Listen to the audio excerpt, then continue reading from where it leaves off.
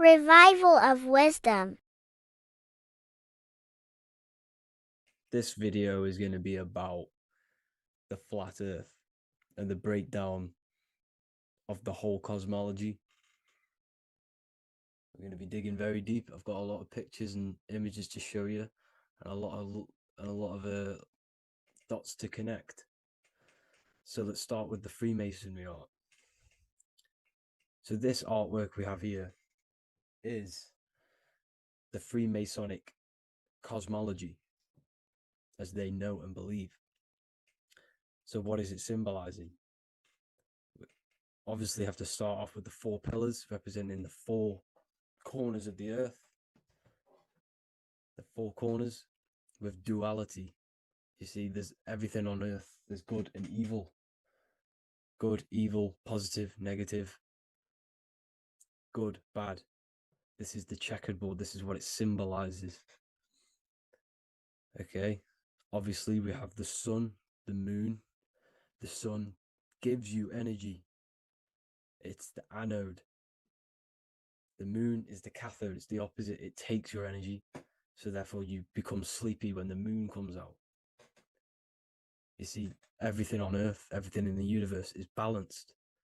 There's complete balance symbolized by duality. There's always two opposites. We have the all-seeing eye, and obviously 7 stars representing the 7 planets, but not planets as in we know planets.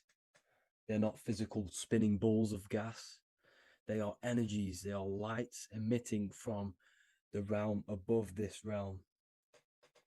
They are lights through the firmament, through the electromagnetic field. So let's go through that again. The 4 corners, duality, positive and negative, cold, dry. Everyone on earth has an opposite. Everyone, there's 2. Okay. And then we have the sun, the moon, the 7 planets with a 5-pointed star.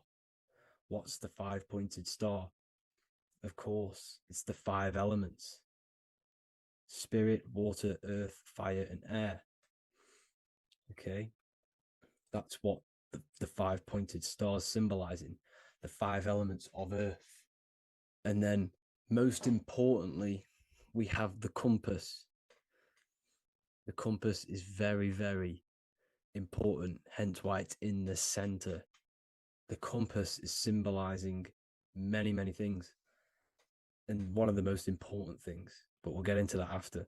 We have a boat with water outside of the earth. So we have a boat on water, symbolizing the waters separated by the firmament, the waters above, separated by the firmament from the waters within the firmament, the earth. So this is what it's symbolizing. So the compass, what's the compass? This is where the compass comes from. The Polaris, the most important star there is, because it's in the center of Earth, the sun, the moon, and the black hole, black sun. Because all creation comes from center, the seed center. Okay, but we'll get into this after. But also, this is a very important Masonic symbol because they use this symbol a lot. This is one of their main symbols, hence why Neil Armstrong has the Masonic ring with the compass on it. The people who supposedly went to the moon, which obviously they faked to push this globe model, because the globe model is based upon fear. Because the globe model, if they can sell you the globe model, they can sell you anything then. You don't know where you actually are. The globe model is to push fear upon the masses, because the globe model means there's not enough resources. There's also risks of asteroids hitting the planet. There's also risks of space extraterrestrial invasions, global warming, asteroids. You see, this is all the fear that they can gain off selling you the globe model. okay, because they don't want you to know that this is an intelligent design. And also, they're hiding God, the creator, the source. This is why they are satanic. They are opposites. They are lefty, Lucifer, right, righteous, godly. Hence why they do the symbolism on their eyes. 666. This is another famous, what's it called? Sorry, famous astrologer, astronaut. This is another famous astronaut doing 666, showing that he's in the alliance of the occult. But even look at their 10th anniversary stamps. They have a Masonic compass on there. Also, the Order Out of Chaos. Order Out of Chaos, double-headed eagle. Okay, the Order Out of Chaos ring, which they wear. So all of these astronauts are in the occult. They are lying to you. They are in with this order, this Masonic New World Order, whatever you want to call it. So let's break this compass down a lot more. Because as I showed you here, the center, okay, this is what the compass is symbolizing. Let's go into the North Pole map. This is from 1595. This is a rough estimate of where this map came from. It's from around the 1500s to the 1600s, maybe 1400s. There's not an actual set date on this map because obviously our history has been tampered with. But let's break down this map and the symbolism that they use towards this map, because this map is the map of the North Pole. Okay, so in the center, we have the black rock symbolizing the tower, the pole, North Pole. And what's on top of the North Pole? Obviously, it's Polaris. North Pole and Polaris. Okay, with the 4 islands around the center. Okay, 4 islands around the center. And this is what blew my mind, right? They say that Santa sounds similar. And if you look at this pole that's pointing to the North Pole, you see this line here. So this is obviously from the 1600s. What color is Santa? He's red and white.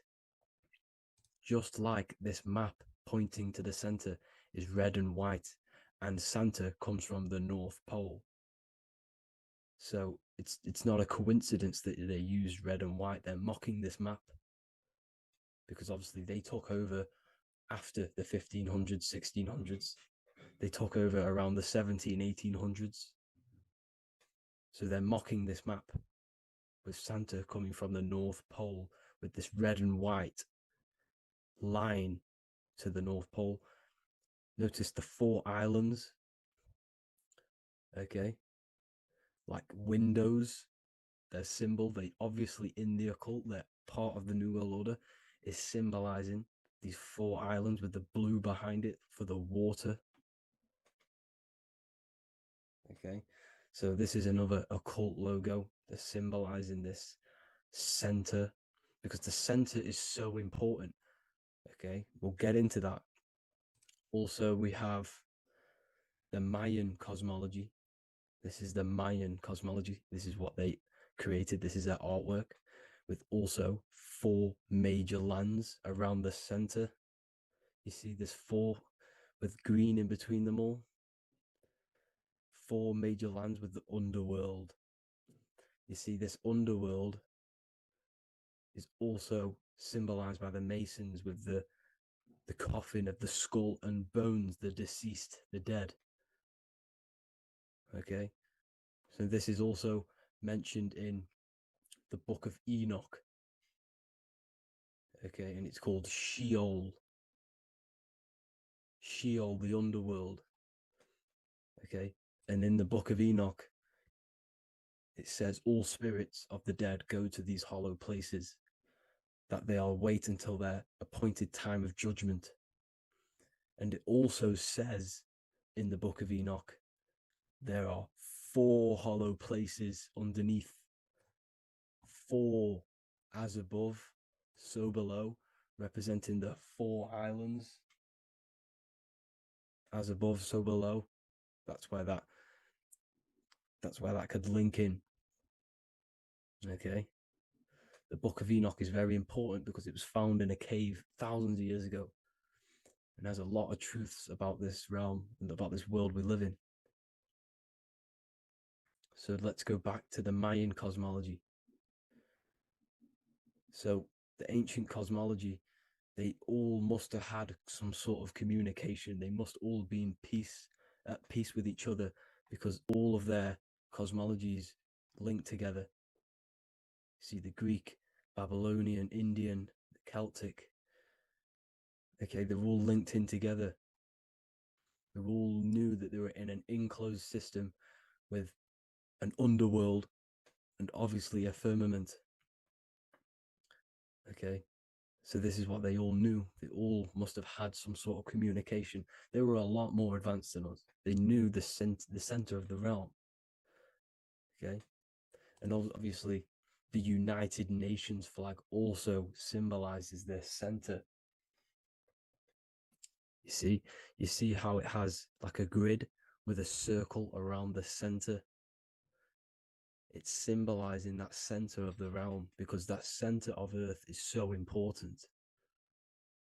The United Nations flag, all have it. See, some different ones all have that circle around the center.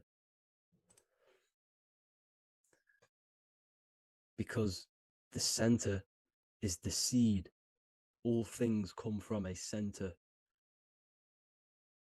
So the torus field is so important because it is the spark of life. It's the building blocks of the universe, this creation. Because all things have a torus field. Just like an apple with what's in the center of an apple, a seed. Because the center is where the energies hold, is where the energies meet, and it creates that spark of life. Just like your heart is the center of your body, and it has an electromagnetic field. Because the center, all things come from the center. So this is why the North Pole is so important, because this is why it's so important, because this is where the creation sparked from, the center. This is where the most electromagnetic energy is stored. So this is why the northern lights come from the center. It's electromagnetic energy. This is what the northern lights are. It's being emitted from this black hole in the center. Okay, and obviously what else is on the center? Polaris. Polaris is the center star. Okay, so the center star is what sits on top of this North Pole, Polaris, because it's a pole of electromagnetic energy, symbolized as a black rock, a black hole, pole. You see, because all creation comes from void. Light is born from darkness. Without light, darkness can't be born from light. You see, but light can be born from darkness. This is why darkness is so important. And this is why there's a black hole in the center of our realm, like the black sun. The black sun, the Polaris star, the North Star. You see, so this is this North Pole, Polaris. This is what they're talking about. And this is why compasses are an 8-pointed star, because Polaris is symbolized as an 8-pointed star. This is where a compass will point you to. It will point you to that center. So notice how a compass has this black hole in the middle. You see, and it will point you to this meeting point, the north, because in the center is the center of the torus field of the earth. This is where the most electromagnetic energy is. You see, everything gets sucked into the black hole. Okay, this whole reality is being projected from that center point, just like your eyes suck in light. It's a black hole. Your eyes suck in the light of this light being emitted from this center place, this electromagnetic energy at the center, which is the seed of everything, of everyone. You see, just like an apple has the seed in the center in darkness, because in the center of the apple, it's dark. It's black. It's pitch black. But that's where the seeds are. That's where the life is. But Polaris is so important because it's that center star which lines up. It is the pole, it's the top of the pole of the torus field. So Polaris would be here at the very, very top. And this is where the compasses point you to. And this is why the star of Ishtar, the 8-pointed star of the Sumerians, also talked about this 8-pointed star, and it's called the star of Ishtar. Okay, and who is Ishtar? Ishtar is the goddess. Okay, so she's not a male, she's a female, because every creation is brought through a female, a womb. Every single human on earth is brought through the womb, the sacred feminine energy. And the womb is pure darkness. There's no light in a womb, just like the center of our realm. It's a black hole. Okay, and guess what? She's the god of fertility and sexuality. She is responsible for all life. Okay, so the star of Ishtar is the star of Polaris, which is symbolizing the responsibility for all life, the center of our realm, the black sun, the black hole. Okay, so this is what that god of Ishtar of the Sumerians is talking about, the goddess, the womb, the seed of creation. So this would be the portal, more than likely the portal in and out of our realm, because it's the top of the torus field. And what's above this realm is the heavens. So this is where you get sucked in from the heavens. Your soul gets sucked in and brought onto this plane of existence called Earth. These are some space NASA symbols. Look how much Polaris symbolism there is. And notice how it's at the center. You see this circle? This is like a half circle. And at the center is an 8-pointed star of Ishtar. It's the same thing. It's Polaris. It's at the center. And notice on some of these, look, this one is a bear holding the key and an arrow pointing to the Polaris star, so that they hold the key to Polaris. Another one with like a demon holding a key to the what? Polaris on top of him. Also an eagle, which is a Masonic symbol. The eagle holding a key on top of the center.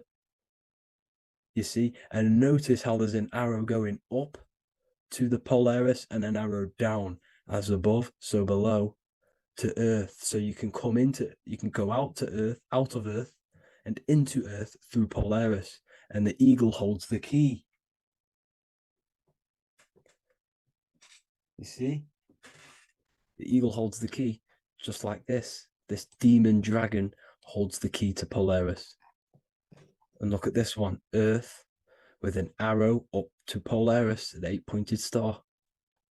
So Polaris is more than likely that portal which the Anunnaki used, the Sumerian gods used, because the Anunnaki symbol is also an 8-pointed star.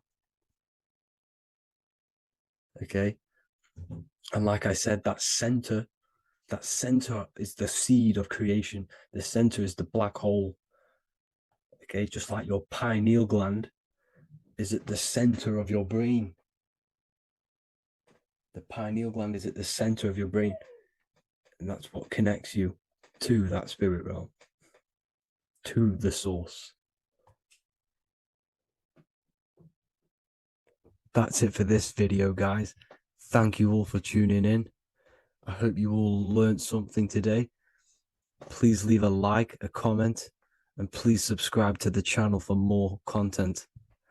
God bless you all.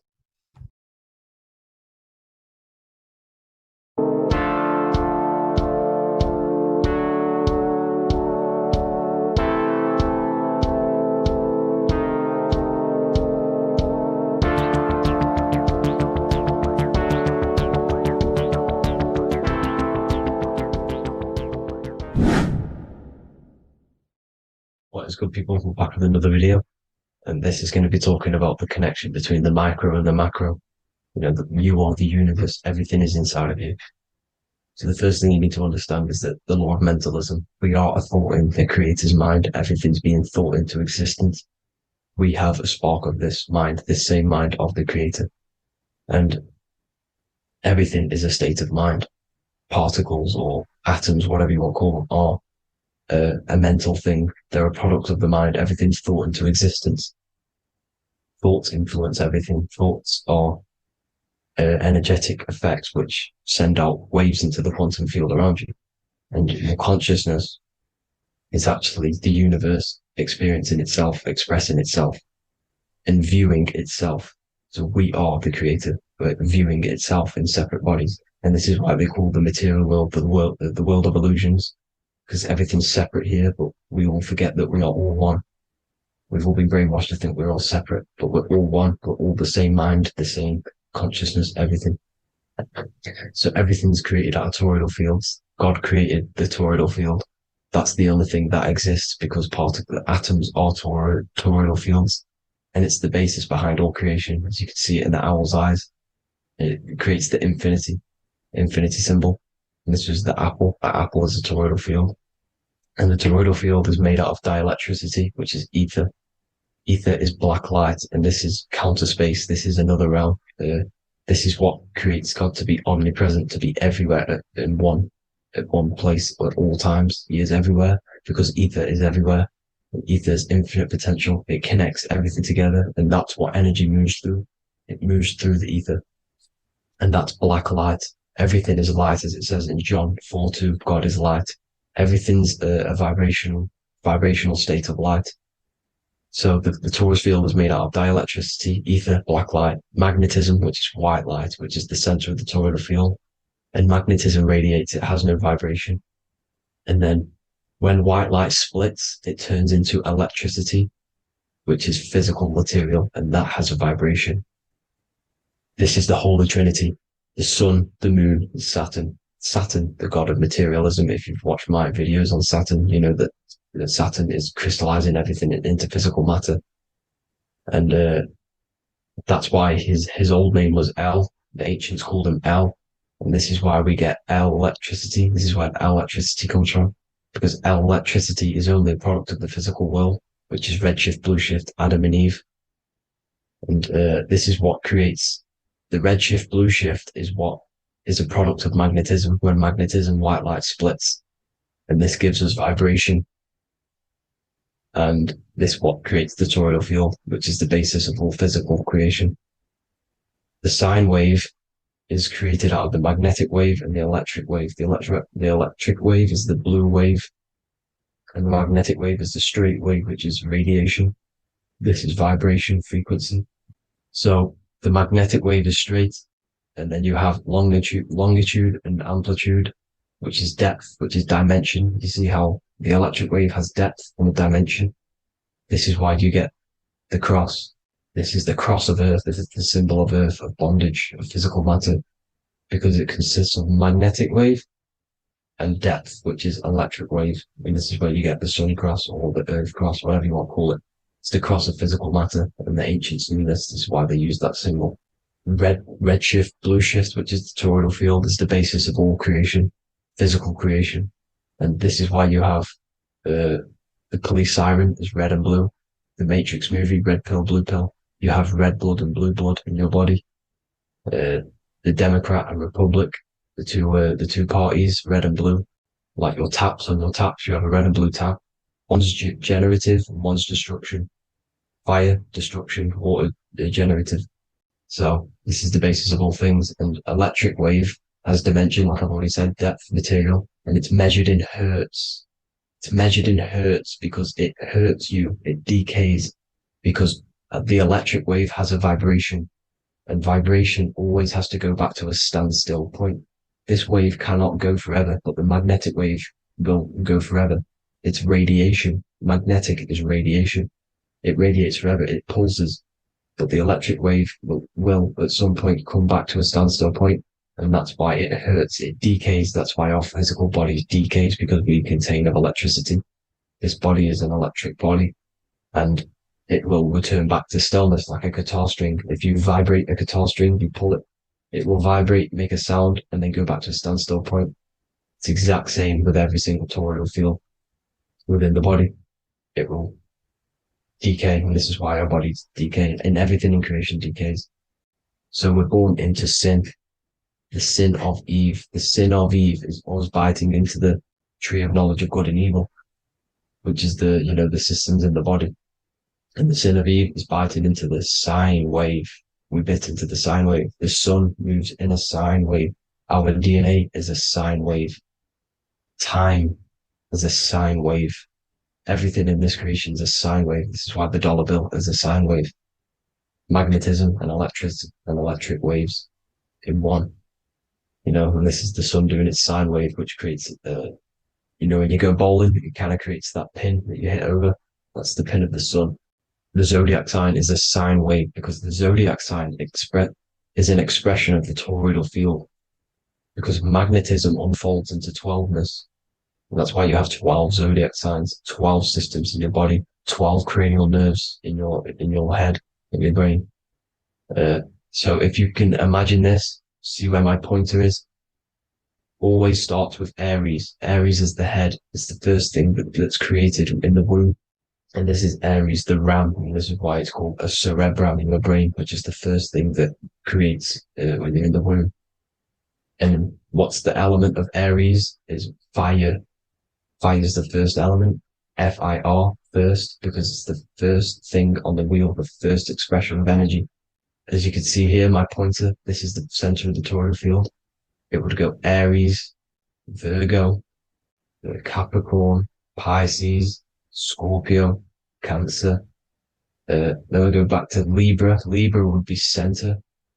But you see how the toroidal field is the expression of the 12 energies. That's what the constellations are, the energy expressions of the toroidal field. So it would go outwards, starting from Aries here, all the way back to Pisces, which is beyond the bottom half. But Libra would be the center. That's why Libra is the equinox. It's the equinox. Libra is when it goes from summer over to autumn. It's the equal. It starts to transition into the winter side. Equinox, equal, which is Libra. And that's why Libra has the two scales. It's symbolized with the two scales. That's because of the sun moving over. It's being judged. It's equal now, but then it's going to tip over into the winter. That's why Libra is here, the center of the sine wave. And like I said before, magnetic energy unfolds into 12ness. Magnesium is number 12 on the periodic table. It's the sacred number. And this is why the scientists are NASA is trying to bring in another constellation to destroy the holy science of astrology. So Aries rules the head, which is Mars. Taurus rules the neck, the lower head. Gemini, the two twins, which is your lungs, your two twins, your arms, two twins. Cancer, the breasts, or the chest area. Leo, the heart, which is the sun, which is fire, the center of the toroidal field. Virgo, the belly, which is the intestines. Libra, the kidneys, the two scales, the kidneys, balancing out everything. Scorpio, the sex organs. Sagittarius, hips and thighs. Capricorn, I've missed that out, which is the kneecaps. Capricorn, kneecap. Aries, which is the ram, which is the cerebrum in your brain. And then Aquarius, the calves and the ankles. And the Pisces, the two fish, the 2 feet. So everything corresponds, as you can see here. This is an ancient way of depicting it, of the folded human. And this is everything. Each constellation rules that part of the body, gives energy to that part of the body, makes you do certain things. So magnetic energy unfolds into 12ness, electricity unfolds into 7s. That's why when you get electric, the light spectrum that we see, it consists of 7 colors. Why we have 7 planets. The 7 planets give us our 7 metals and the 7 solfeggio scale frequencies. So the rotor, this is the rotor, and rotor is an anagram for Torah, the Torah, which is I think it's the Hebrew Bible. Don't quote me on that, but it's one of the holy books, which is the Torah, the Taurus. Everything goes back to the Taurus field because it's the basis of all creation. So the chief cornerstone, it says in the Bible that the builders rejected the chief cornerstone. The chief cornerstone, you are the builder. You decided to incarnate into the physical world, into the electric world, El, the world of El, Saturn. When you are created in the womb, it takes you 9 months for you to be created. So, for example, if your parents, if you went into the womb here, it'd take you 9 months. So let's say you're born in Scorpio. So you'd go back 9 months, 1, 2, 3, 4, 5, 6, 7, 8, 9. You consist of all of these 9 energies because it takes 9 months or however long you took to be born. Some people are born earlier. You'd have to find out how many months you were in the womb for. But you consist of these 9 energies, and each constellation has a cell salt associated with it. And these cell salts are vital for your health and your cells and the optimal health of your body. So the chief cornerstone that you rejected is these 3 cell salts, these 3 constellations. So you're mineral deficient in these 3 constellations. For example, fluoride, magnesium, phosphate, and potassium sulfate. So that's the chief cornerstone. And a cornerstone, people always get it rejected with the cornerstone. The cornerstone is not, it doesn't say the cornerstone in the Bible. It says the chief cornerstone. The cornerstone is a cornerstone of a building, but the chief cornerstone is the top of the pyramid. This is where we get the pyramid of the wheel. So you're mineral deficient in one of the 3 zodiac signs. You're not. You were not in the womb for. This is the chief cornerstone you rejected. So the human body is the micro. It is the universe in a physical form. It consists of everything in the universe. Just like your consciousness is the universe watching itself, experiencing itself. Your body is the whole universe. 12 systems in the body, 12 zodiac signs, 7 chakras are the 7 planets. The Holy Trinity of you is your Temple of Solomon, the soul and the mind, the sun and the moon. You know, everything is in you. You consist of everything, all the energies, everything. Heaven and hell. Heaven and hell is a mind state. It's a state of the mind. Head, H-E-A, which is heaven, and the heel, the bottom of your foot, is hell. And the bottom of your foot is the soul. So they're basically saying, well, it's wordplay. They're saying that your soul is in hell because, you know, with the elites being in control. So they call the bottom of your foot the soul, trying to say that you're in hell. The Christ is in you. And this Christ is Greek for Christos. And Christos is Greek for the oil. And this oil is produced in the cerebrum, the Aries, the ram, the cerebrum. It goes down the pineal. Well, the pineal and the pituitary are underneath the cerebrum. Goes down the pingala and the ida. The pingala being the positive charge connected to the pineal gland, pin, and the ida connected to the pituitary. And this is the 2 serpents going down the spinal column. And this is why Jesus goes from Nazareth to Bethlehem, and then Joseph and Mary are waiting for Jesus in Nazareth. Joseph and Mary are the pineal and the pituitary gland waiting for Jesus to come back up the River Jordan, or spinal column. So this is the oil. This is the story of Santa as well. Santa comes from the North Pole. Why? Because the North Pole of the Earth is the center of the toroidal field, and the North Pole of you is your spinal column, which is the North Pole of the toroidal field. The North Pole, he comes from the North Pole. This is the North Pole. This is the South Pole of the toroidal field. Comes from the North Pole, which is your mind. And he goes down the chimney and then back up the chimney. This is the chimney. And he drops off the present, which is the Christos, the oil. And this is why Jesus is crucified at 33, because he crosses over the vagus nerve at the top of your spine. When this oil comes back up the 33 vertebrae, these are your vertebrae here. When it goes up the 33 vertebrae, it gets crucified at 33 because it crosses the vagus nerve, and he's crucified on a cross at 33. This is the story behind Jesus and Santa. The Ark of the Covenant in the Bible is the two hemispheres which cover the vital parts of your mind, the brain side, which is the cerebrum, the pineal, the pituitary, etc. So the two hemispheres are the two angels, the Ark of the Covenant. This is the Ark of the Covenant, covering the two vital parts of your brain. So these are the optic thalamus is another part, and it protects the Christ oil, which is inside at the center of the brain. See, the Bible is all a massive metaphor about yourself, because you are the universe. You are a microcosm of the universe. Your consciousness is experiencing itself, and the universe experiencing, and your body is the whole universe. Your head's heaven. So Moses crosses the Red Sea. These are the two hemispheres of your brain. This is the corpus callosum, the Red Sea. So he's pretty much saying that he's uniting the two hemispheres of your brain, because most people in this generation are stuck in the left brain, which is just logic, reasoning, science and maths, writing. And this is what school teaches you to do. It keeps you stuck in your left brain.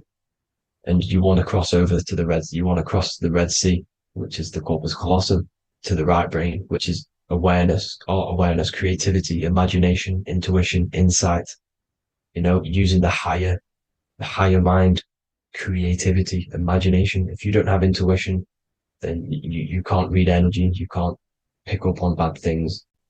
This is what Moses is symbolizing by crossing the Red Sea. And it's also the upper room where Jesus met the 12 disciples. 12 disciples are the 12 cranial nerves in your brain. It doesn't just represent the 12 zodiac signs, the 12 disciples. It symbolizes many different things. It's like I said, the universe consists of 12ness. So you have 12 cranial nerves in your brain, and that's the 12 disciples as well. And they want you stuck in your left brain, which is the five senses, materialism. So they say in the Bible that Satan blinds the mind. Satan is Saturn. If you've watched my videos, Satan is Saturn. And you consist of the Holy Trinity, which is the sun, moon, and earth. The soul, the moon, the soul being your sun, the solar, the moon being your mind, the earth, your physical body. And Satan blinds the mind. Why? Because we enter a soul system. This is a soul system, not a solar system. And Saturn is the Lord of the Rings, which is the outer ring. When your soul enters the soul system, your soul starts to materialize. It hits Saturn. Why? Because Saturn starts to materialize you.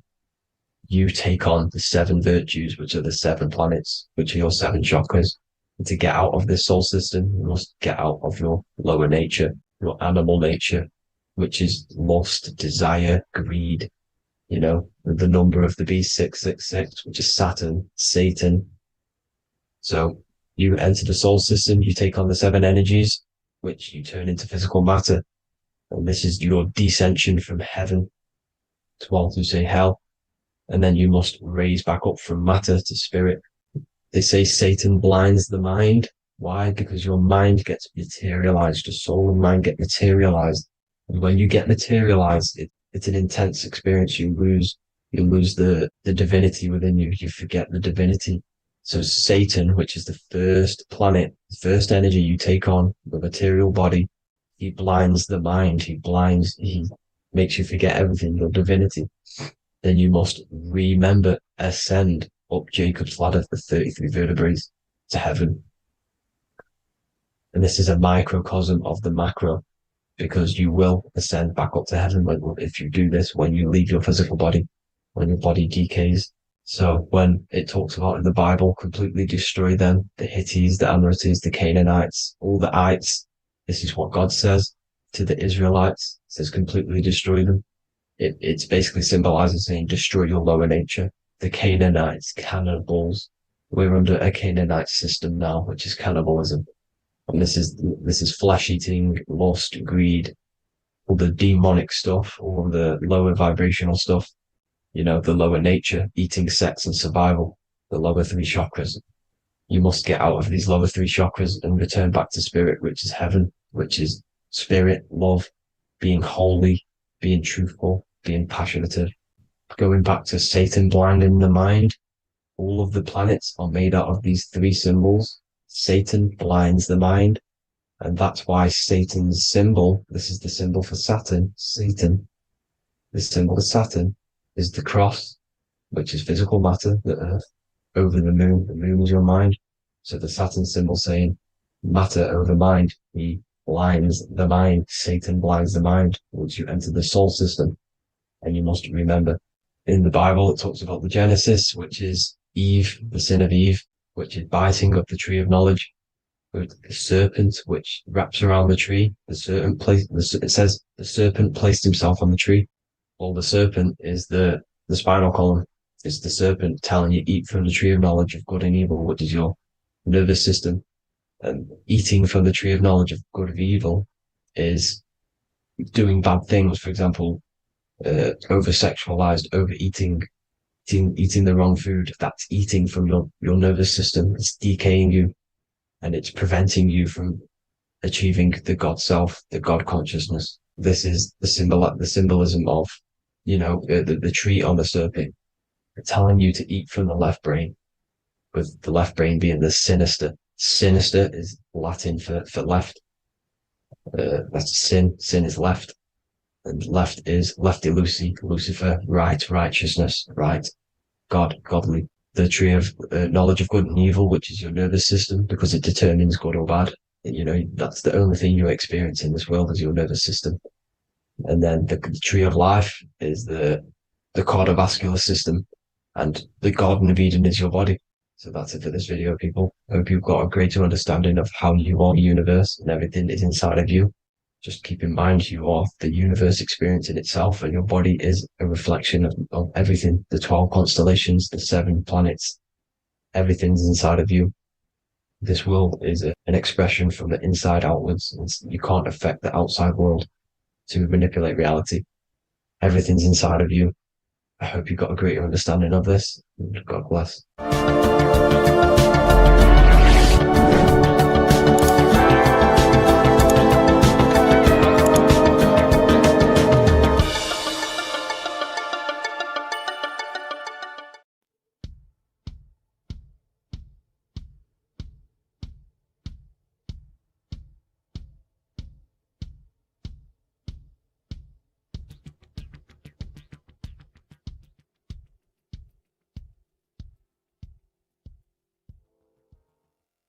Welcome people, we're back with another video. I will now be keeping track of my YouTube and trying to upload every week. In this video, we'll be talking about the chakras. The chakras are the 7 attributes of God, and they are the 7 planets. These are literally vortex portals within us that connect us to these vices and characteristics of God. Each one of these energy centers are a spinning wheel of energy which controls the cells and organs in that particular area of the body. For example, it's literally a mini brain for that area of the body. Each chakra has a vice which you need to turn to a virtue in order to climb up through the system. They work like a stairway system. You have to go through each chakra in order to unlock the one above. This process is turning matter into spirit as you descended from spirit to matter. Saturn is Satan, that's why it's the lowest chakra, and that's why the devil is red, because red is the lowest vibrational color. When you are in these lower states of consciousness, you are in your animal nature. This is your physical side of your nature, and you are mainly being driven by your animal instincts, or your ego. Moving back to your higher self or your spirit self is not an easy process, it takes a while. However, with discipline, consistency, and motivation, You can achieve this, and this is what the ancients called Christ consciousness. Once you have achieved this, it is basically a state of mastery of the mind. You no longer lust for the lower animal nature things. Now, let's start with the root chakra. This is located at the base of your spine, and you can feel this chakra by tensing your anus. This energy center is in control of your survival needs, your vitality, your stability, and security. Now, if this chakra is unbalanced, you will feel insecure, fear, anxiety, unstable, low self-esteem, anemia, over or underweight, and constipation. In order to balance this chakra, you need to feel grounded, embodied, stable, calm, centered, a sense of safety, and trust in yourself and the world around you. The next chakra is the sacral chakra, which is located around the belly button area. You can feel this chakra just by sucking in your belly. This chakra is to do with relationships, self-worth, creativity, empathy, and most importantly, sexuality. This is the most important one in order to start to raise your vibration overall, is giving up the over-sexualized nature. In order to balance this chakra, you need to come into harmony with all the toxic relationships that you have. Get rid of the fear, the anxiety, the isolation, and 100% get rid of the over-sexualized nature. Lust is one of the most lowest vibrations you could possibly feel. It is literally manifesting hell. In order to work on this chakra, you need to feel self-worth. You need to do creative things, empathy, healthy relationships, and 100% being confident. The next chakra is the solar plexus. This is to do with personal power, will, metabolism, eating, happiness, and your self-esteem and self-identification. You can feel this chakra just above your belly, below your ribs, and you can suck in this area.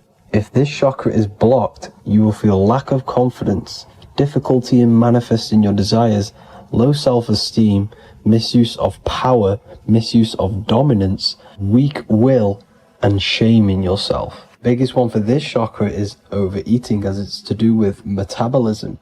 If you are overeating, you are literally unbalancing a lot of your lower chakras, not just the solar plexus.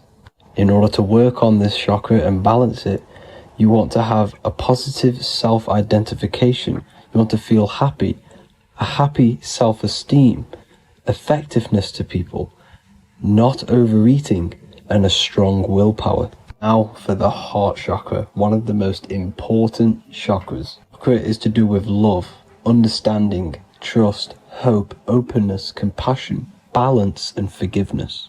The most important because your heart is the tree of life in the body. It is the center of the toroidal field. It is the most powerful chakra. Your heart is 5,000 times stronger magnetically than your brain. Once you have hit the heart chakra and you start surpassing the heart chakra, you are now turning matter into spirit, as the lower three chakras are dense and physical, and the above the heart chakra are turning to spirit. As you can see already, this is a hard and long process of working on yourself physically and internally. The symptoms of a blocked heart chakra would be lack of love or too much love, difficulty to accepting or giving love, lack of compassion, loneliness, and lack of emotional fulfillment. Finally, a lack of connection with a divine or to nature. In order to balance this chakra, the most important thing and the most powerful thing you can do is loving people, accepting and giving lots of love. Second most important thing to balance the heart chakra is balance. You need a balanced life. You need balance in all aspects of your life. Now for the throat chakra. This is a very important chakra as it's to do with communication. A symptom of this being unbalanced is a lack of self-expression and putting on a front all the time, acting with the ego. In order to balance this chakra, you need to constantly self-express yourself. You can't be putting on a front. That voice inside your head, you have to let it come outward. Don't just block it off with a wall. Self-expression will lead to you gaining friends who actually like you for being you and not these fake friends that you have to put on an ego for. In order to balance this chakra, you need to express yourself, express the word that's within you. Don't be lying to people, don't deceive or be deceptive. The next chakra is the third eye chakra. This is starting to get very advanced and you are coming very close to spirit. Just before we head on, I want to announce the PDF is now available, containing all the presentations I've ever made, all into a condensed 38-page PDF. The link will be below this video for you to access. And if you want to learn how to create reality using your mind, how to attract your desires, how to get out of the situation you are in, the link will also be there for the Manifestation Mastery course. Now for the third eye chakra. The third eye chakra controls the pineal gland, which is your first eye. It's to do with your psychic abilities, channeling, telepathy, astral travel, visions, and connection to the higher self. You need all of the chakras aligned to get the full potential out of your third eye or pineal gland chakra. For example, if you're astral traveling and you fear something, you will be instantly shot back to your body. So you need to master all of the chakras before you go on and try and do these higher spiritual activities. Symptoms of the third eye chakra being blocked is lack of imagination, lack of vision, lack of concentration, blocked or clouded intuition, can't see the big picture, and especially overly reliant on logic and intellectual thinking. A good way to work on this chakra is imagining things, vision things, trust your intuition at all times, always follow that inner voice. Cut out the tap water which contains fluoride. Fluoride blocks the pineal gland. And cut out all junk food because all of this is affecting your pineal gland. When in meditation, you want to focus your eyes and your attention to the center of your head between the two eyebrows. This is where the pineal gland is located. This will help and awaken the pineal gland over time when you keep doing these meditations. Finally, for the crown chakra, this is to do with universal consciousness, all-knowing, enlightenment, cosmic connections, the God source.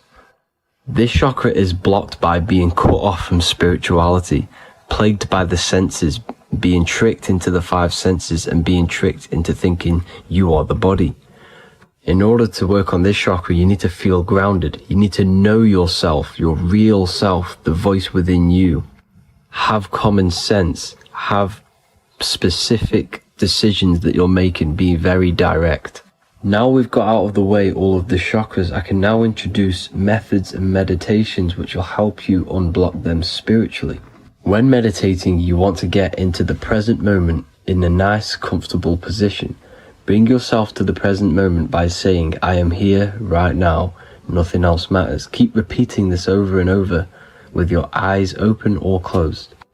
After a couple minutes of bringing your attention to the present moment, you can now start to breathe in through the nose deeply and breathe out through the mouth slower than you breathed in. Place your attention on the chakra that you want to balance.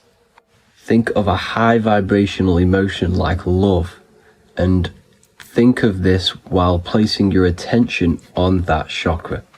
You can do this exercise every day for 10 to 20 to 30 minutes.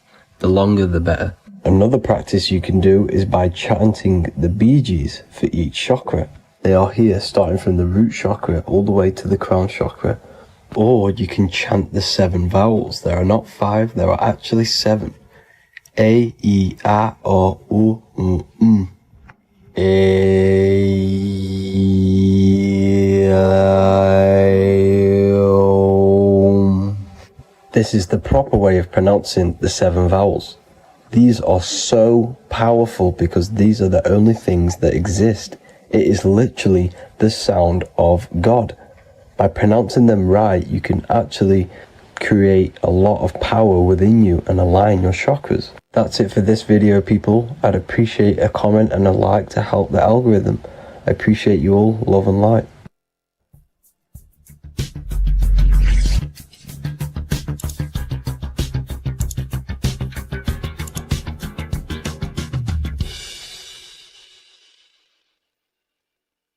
Religions were made to hide the truth about yourself, God, and the universe. You see, religion teaches there is a God separate from you. He created the universe separate from himself. They did this to truly disconnect you from consciousness, from God, and from yourself. Now let me explain. It's going to be very difficult to understand this from a left hemisphere dominated perception. The left hemisphere sees everything individual. The right hemisphere sees the whole. For example, if you're walking through a woods, the left hemisphere sees individual trees, leaves, twigs, and branches. The right hemisphere sees the interconnectedness of the whole woods. We've been trained our whole life to be trapped in the left hemisphere, to think logically, scientifically, with evidence. This way of thinking traps you in illusion, division, and separateness from everything. Plus, in science, they teach you the universe exists outside of you. You exist in a universe, and the universe exists whether you exist or not. This is completely false. You are the universe experiencing itself. There is only one person in the universe. There is only one awareness in the universe, and that is God. That is your consciousness. Not your name, your job, your reputation, your thoughts, your beliefs. That is not God. God is the infinite awareness that you are, the alertness, the essence of life. You are an individual. You have a dual nature, an inner world, consciousness, and an outer world, this physical body. The inner world is the immortal, consciousness, awareness. This physical reality is for the immortal within us to experience and enjoy. And the immortal consciousness, the immortal self, the individualized expression of the only thing that is truly real, which is God, consciousness, is seeking a way to understand itself through infinite vantage points. The same consciousness inside of you, inside of the dog, the squirrel, the plants, the stars, the same awareness is in absolutely everything. Only the right hemisphere can see this connection. The universe is one mind separated into the infinite bodies and life forms. This is why scientists tell you that the universe is forever expanding. It's truth in plain sight, because the universe is the mind, and the mind is always seeking more vantage points to understand itself.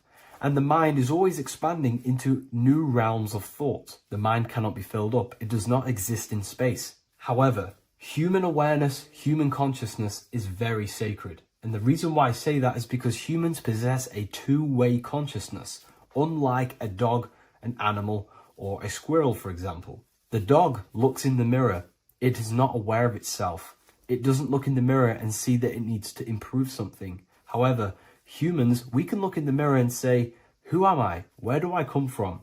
And I need to change this aspect of me. I'm lacking in this area. Dogs do not have this awareness. They function only on their immediate surroundings, on survival and instinct. Human awareness is special because we have the ability to reflect on the self. We can question our consciousness. We can question, who am I? Where do I come from? And where am I going after this? The human mind has no limitation. We can surpass our animal nature and rise to a godly nature. This is the whole purpose of reaching Christ consciousness, which is just an ideal consciousness where we have control over self and we know who we truly are. Humans have been given the tools to awaken. Our five senses are locked only to perceive the physical world. But the mind holds the gateway to understand the unseen aspects of reality. The mind holds the secrets to the universe and consciousness. We just have to study ourselves to understand God. We are all individualized aspects of consciousness. There is only one pure consciousness in the universe, but we're fractaled into infinite life forms, experiencing this consciousness in a different form, molding this consciousness into individual egos and individualized consciousness. Me and you are made of the same fabric. However, I have thought different things, believed different things, experienced different things, which has conditioned my consciousness to be my own individualized aspect of God. And that's what makes me, me, and you. God is the creative power within us to turn thoughts into physical reality, to create things. We are a creator. Each one of us is a miniature earth, creating and building in this physical 3D reality. Our consciousness holds power over the 3D reality. We can mold it and create anything we wish. However, we have been conditioned to live like an animal, living in our animal nature, eating, surviving, lusting, and these low-level desires keep us trapped from figuring out our creative power. This is why the ancients always depicted God inside of the brain. Even in ancient Christian artwork, William Blake, Anton Raphael, all depict God inside of the brain. Why is this? Because God is our creative power. The spinal column acts as a type of ladder of consciousness. If you just think about sex and act on sex, eating, consuming, and living in a survival animalistic state, then your consciousness is functioning on the lower end of the spinal column, where your reproductive organs are and your gut organs are to consume food. In order to activate the God within us and to us to truly know God, we have to be aligned with the God consciousness. We have to unlock the God within us so we can truly actually experience God and understand it. However, God exists beyond our personal consciousness, beyond our human identity. In secret societies, satanic rituals and satanic societies, they are seeking a way to escape the human identity through ritual work, meditation, and trance-like states. A trance-like state is like the state that you enter just before you fall asleep, where there is no thought present in your mind, because you are not the mind, you are the observer, you experience the thoughts. And when we escape the human identity through rituals, meditation, or trance-like states, we can actually experience beyond the veil of this material world. However, satanic rituals do this in a negative way. Satanic rituals include ways to make the human mind tap out by pushing the human minds to the limit through pain, suffering, and even torture, to allow the mind to pass out so you can temporarily pass on the veil of the physical world and escape the limitations of the human identity and the human thinking mind. Now, you do not have to do it this way. You can experience the divine and beyond your human identity through many different ways, such as deep, deep meditation, rising above your thoughts, and setting 3 alarms, one for 6 a.m., one for 6:30, and one for 7:30. And when you wake up at these times, what you need to do each time you wake up is allow your mind to stay awake but your body to fall asleep. And you will enter this trance-like state. And you can gain ideas, experience lucid dreams, and maybe even astral project. All of these rituals in secret societies and satanic societies is all about escaping the human identity and experiencing the divine planes beyond the physical. To wrap all of this up, this is all about consciousness. Consciousness is the infinite awareness of the universe, just fractaled into separate bodies. And this consciousness is seeking a way to understand itself in infinite angles and vantage points. And religion was made to cut off your connection to the divine planes beyond this world and beyond your self-identity. Therefore, if you want to know God, you have to study the attributes and qualities of God, such as geometry, numbers, consciousness, the mind, the subconscious, human anatomy. All of these things are aspects of God. We have to study ourselves and study nature so we can see God.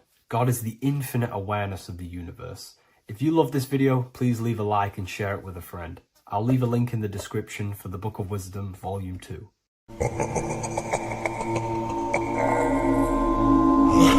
If your ultimate goal is to be famous, then you're gonna do a lot to get there, like sign your name in blood in a contract with the devil. That's how I got introduced to the music industry. I swear I wanted to be like the Amy Grant of music. Yeah. But it didn't work out, and so I sold my soul to the devil. Well, needless to say, sold my soul. Alright, y'all. I'm finna sell my soul. I'ma hit y'all when I'm through. I'm gonna be rich as hell, alright? I sold the bro, man. You trying to sell your soul, man. Look.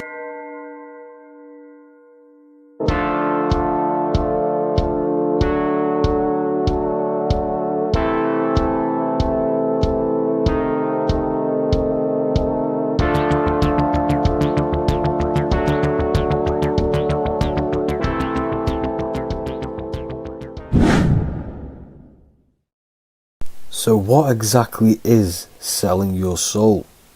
In order to understand this to its full potential, you have to understand the spirit world and the occult world which our eyes cannot visibly see. The physical world we see is nothing but an illusion and a product of the higher planes of existence.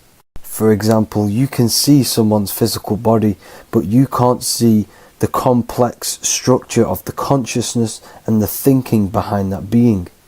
With that being said, there are forces and entities not attached to physical bodies, which they exist on the astral and etheric plane behind the physical plane. Now, there are numerous videos and music with artists talking about this. For example, I sold my soul to the devil and the price was cheap. Why do you still do it? Why are you still out here? Well, it goes back to the destiny thing. I made a bargain with it, a long time ago, and I'm holding up my hand. What was your bargain? To get where I am now. Should I ask who you made the bargain with? with the chief commander. On this earth? And on this earth, and then in a world we can't see. So selling your soul is cutting a deal with an astral plane entity in exchange for wealth and fame on this physical plane. This is classed as black magic because you are bending reality against your intuition. Now, making deals with entities beyond the physical plane, you always have to give something in exchange. When it comes with demonic entities, it always involves some sort of sacrifice, bloodshed, or humiliation. Now, there are countless of rappers who someone close to them have died just before their career takes off to the next level.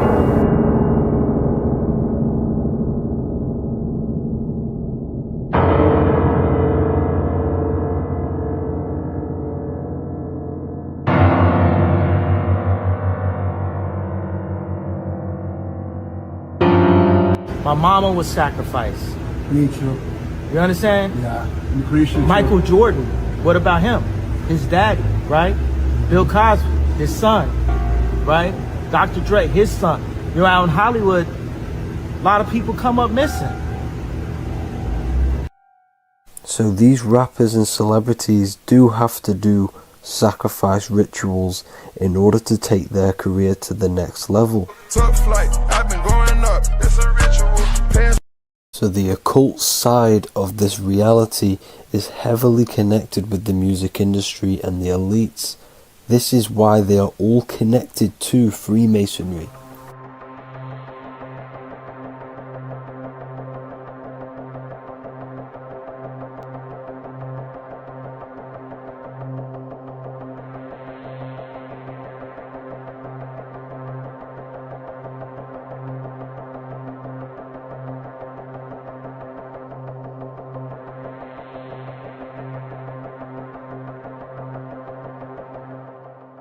Now, this is why the music industry is one of the most important industries for the elites to stay in control and keeping the masses on low states of consciousness. Frequency is one of the most powerful things in reality because it's the only thing which can enter your soul and body without consent. The frequency on Spotify and all major platforms are all tuned to 440 Hz, which was set by the Rockefellers. 440 Hz turns off the whole right side of your brain, and the right side of your brain is to do with critical thinking, imagination, and your intuition. Music has the ability to influence your intent, your emotions, your thoughts, and your actions just by frequency itself. By controlling the music the celebrities put out and the things they talk about, they're actually molding society because of the celebrities' huge amount of influence over the younger generation and cultures within society. This is why the music industry is mainly talking about sex, guns, violence, and hating other people. These are all very low vibrational acts and things to do which destroys humanity and societies, keeping us all conquered and divided in order for them to stay in power. Music can actually reprogram your subconscious mind, and it is a form of MK Ultra, which is mind control. It's in my brain. Do you know that? It's living rent free. I can't get it out. You did that. Yeah, it's hypnosis. Yeah, it's hypnosis. You're so awesome and dope. You do need to be very careful with what you're listening to and what frequency it's playing at, because all of this has an effect on your electromagnetic field and your state of consciousness. Now let's go back to selling your soul. When these rappers and celebrities sell their soul, they now gain eternal life on this physical plane. When you do sell your soul, you are allowed to live forever. And these people that are called youngins, rookies, new booties, like I was, had no idea that these people still live. They will prey, haunt, kidnap, anything to stay on top. This is their world. They have nothing but time, is what they believe.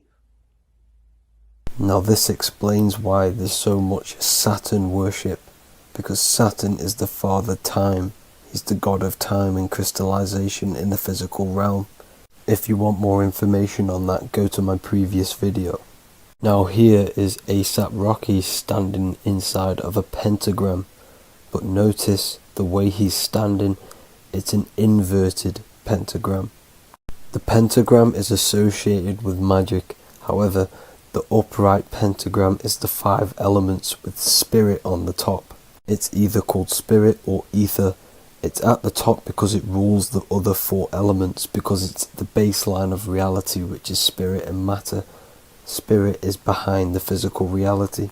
However, when it comes to black magic, they invert the pentagram, so spirit is at the bottom because they worship the physical world.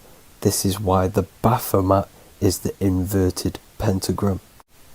These people are operating off their animal instincts. They do not want anything to do with spirit. These are antichrist. All of these celebrities know full well the effect that what they're doing on the rest of the world. They have sold themselves out, and the elites use them as puppets to push this new world order and mold society in the way they want it.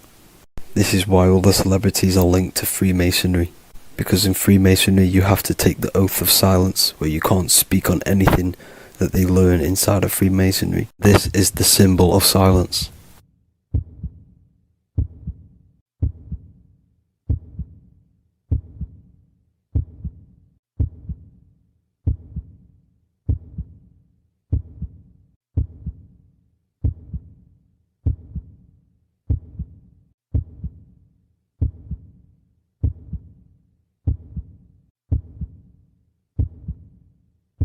The elites need them under this oath, so they do not talk about certain topics and certain things to the public, because of the amount of influence they have on society.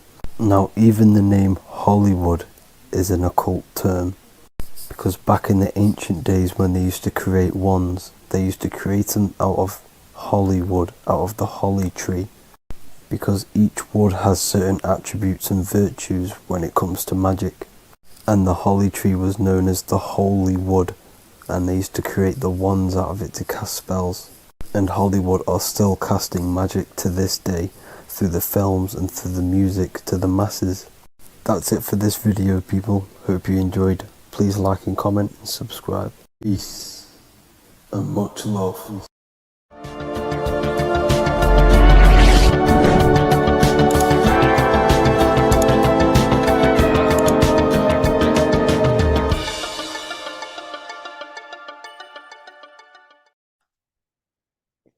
In this video, you're going to learn exactly what Christ consciousness truly is and how to cultivate this into your life so you can live a better life, create the things that benefit yourself and humanity, and ultimately to bring heaven on earth.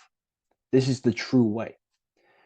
If you're familiar with my work, you know that, I'm pretty much obsessed with symbolism. Symbolism is such a massive topic, and it unlocks profound ancient wisdom that is hidden behind these layers of symbolism of the ancient paintings, symbols, and texts. So I was going through some Christian artwork and I came across this painting. It's a well-known painting called The Sacred Heart of Jesus. And it just blew my mind. What this is revealing about human consciousness and Christ consciousness, which is what Jesus represents. If you're not familiar with Christ consciousness, you should definitely do a bit of research on that. But I'm going to explain it today in detail. So when we look at this painting, we are looking at symbolism. We're looking at consciousness, a state of being, a state of living, a way of thinking, a way of feeling, and a way of acting in the world. As I've said this many times, we're all creators. We all create and generate reality. And you don't just have your personal reality, you have a collective reality. Your reality is affected by the collective consciousness. Depending on the collective consciousness's understanding of reality will also affect your life. We have a collective life and a collective experience. So Jesus in this depiction here is in a way showing us instructions to reach Christ consciousness, whether you see it yet or not. But I'm going to decode this for you. And your mind might be blown after watching this. Okay, so so what is the meaning of Christ consciousness? What's the whole purpose of this? Very simple. Like I mentioned before, we have a collective experience on this world. And Christ consciousness is the natural consciousness that we all need to be functioning on to generate peace, love, and unity on the earth in this experience we call life. That's what Christ consciousness truly is. It's a state of being that we need to cultivate within our own self, within myself, others, and everyone in this life and experience, so that we can all live in peace and heaven on earth, what they like to call it, so that we can generate the best experience possible together on this thing we call earth, on this material world, this material dimension. The material dimension is simply just a physical dimension of thought. It's a physical outcome of thought, but that's a whole other lecture. So please leave a like, leave a comment if you have any topics to talk about that you wish for me to cover, and definitely leave a subscribe if you like my content and channel. So to go deeper into this, right, we've explained what Christ consciousness is and what it actually, will do to the earth and what it will do to reality in our collective experience. And it's also representing a profound understanding of self, a deep understanding of the true nature of self, the true source of self, what the self is, pure consciousness, pure God. We are all Jesus. Jesus is you, a physical manifestation of the divine made manifested physically. A physical manifestation of consciousness, okay, of spirit descended into matter. However, Jesus is a symbol that should not be worshipped, but something that we need to cultivate, maybe look up to, and cultivate within our own mind and hearts and actions. So he is someone that we should embody into our own very own being. We need to reach a level of intellect, the mind, a level of emotional understanding, and ultimately this creates Christ consciousness. Okay, and now I know that was very, very vague what I just said, but I'm going to explain a bit more. I don't want to give it fully away yet because you need some more information, more keys. So let's observe the top end of this painting. Jesus with this circular light emanating around his head is symbolic of the mind, of the our thinking aspects of consciousness, the way we generate thoughts, ideas. The mind is also good at also ruling communication, it also rules what we give attention to. Okay, so this is symbolizing the mind of every human being. The mind is a very powerful center of consciousness located in the head, of course. This is why Jesus is the head at the top with the circle around it, representing the mind. Now, to reach Christ consciousness, we need to purify our minds. Purification of the subconscious mind. The subconscious mind is the hidden aspect of our mind with all of our memories, belief systems, and everything we've ever experienced is stored within there. We have traumas there, we have bad belief systems that hold us back. So it's about reprogramming the subconscious and aligning the subconscious with higher consciousness, with higher understanding of self. Removing any mental blockages from the mind. Because in today's world, most people's minds, including myself before I, purified myself, and I'm still continually purifying myself. That's not to say I'm perfect, because I'm definitely not. But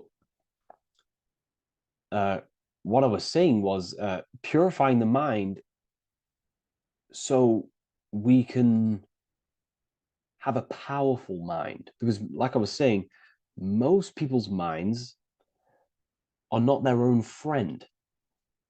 They let their mind control them. They let their thoughts create negative influence on them, negative emotions. They let their mind destroy their confidence, destroy themselves.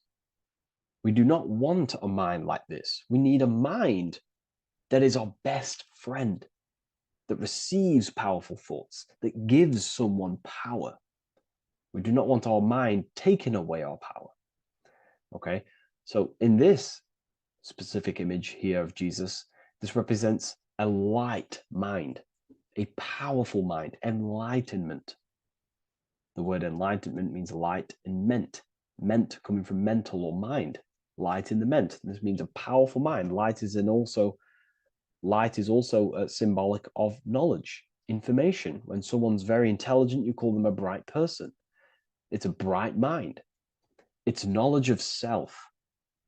So the mind is conscious of self. That's another thing. We need to be conscious. A lot of people are not conscious, including myself before I did this, before I woke up. Most people are not conscious of their actions. They're not conscious when they're actually awake in the day. They do things unknowingly. Are we conscious of our thoughts, emotions, and actions? What we're giving attention to in our mind? Because ultimately this shapes our experience.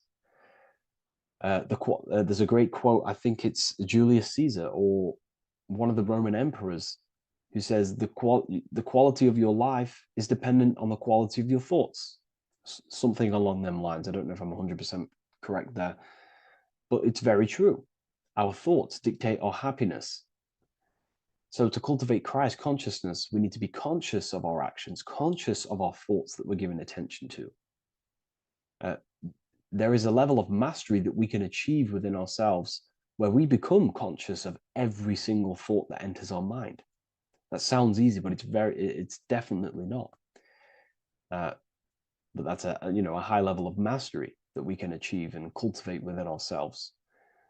So we're looking at a powerful mind here from Jesus, a powerful mind, a purified mind. And we purify the mind through, affirmations, meditations, ritual work. Rituals are things we do every single day with an intent in our mind and an emotion in our heart to impress that state of consciousness into our subconscious, so it can slowly rewrite our consciousness and align our consciousness and sync it with higher thoughts and higher emotions, with love. We can sync our consciousness with love, which is ultimately what Christ consciousness truly is. Well, now we're going to go on to that now. So we've gone over the mind. Now we go over the heart. Now notice, before we go into the heart, Jesus is revealing. He's pulling back the robe, symbolizing opening the heart, revealing the heart, revealing the soul, the light of the heart. Our authentic self lies in the heart. Our pure intentions, our love, our soul needs to be shining through our heart. And our soul is unconditional love. Now, that's not to say that we can get corrupted hearts. We surely can have corrupted hearts, for sure. We can love sick and twisted things, and that's evident in today's world. People love killing people. People love hurting people, manipulating people. People love power. Now, that's obviously an inversion of natural, the natural state of consciousness for humans. When we're born with a natural state of love, of unconditional love for the self, for everyone else, for animals, insects, the earth. We love everything as a child. And not only do we love everything, we actually act upon this. As a child, we do not act on anything we know is not good. And I'm talking early stages of being a child, before we're indoctrinated, before the mind and heart become corrupted. We are pure. This is symbolizing this. Light represents also purification and truth. Because when you shine light on something, it's the truth. You see it. You shine it through the darkness. It reveals. So light, this is symbolizing revealing the light of the soul, of love consciousness, holding love in the heart, true love, not love for sick and twisted things, but true love for the self, the body, and for everyone else and all things. Holding love in the heart. There's a famous saying of keeping the sun in your heart. Keep the sun in your heart. It's a very famous saying. What the sun is a symbol of love. What does the sun do? It gives abundantly. All it does is give light, give energy, power, light to the earth, and everything is feeding off this source. The sun expects nothing back. It just abundantly gives. It's a symbol of love. This is the love principle of creation. Now, the heart is also governing our actions. What we think about, okay, in our mental field of consciousness is directly corresponded and observed in our hearts. What we think about directly corresponds with what's going on and what we feel in our hearts. Okay? Thoughts produce emotions. So if we give attention to negative thoughts, there's no wonder we're having negative emotions in our hearts. So purification of the mind is also having an effect in purification on the heart. Because when we purify our thoughts and only give attention to powerful thoughts and positive thoughts that uplift yourself and humanity, then we're going to also see this change in the heart, see this emotional change in our consciousness. Okay, so this represents the purification of, a purified heart, the light emanating around the heart. Love for the self, love for one another. And you're revealing this, you're shining the heart on others.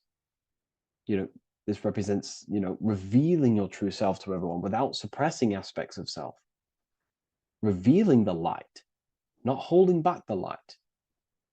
Because people in darkness will look at people who are spiritual and say, oh, he's into the woo-woo stuff.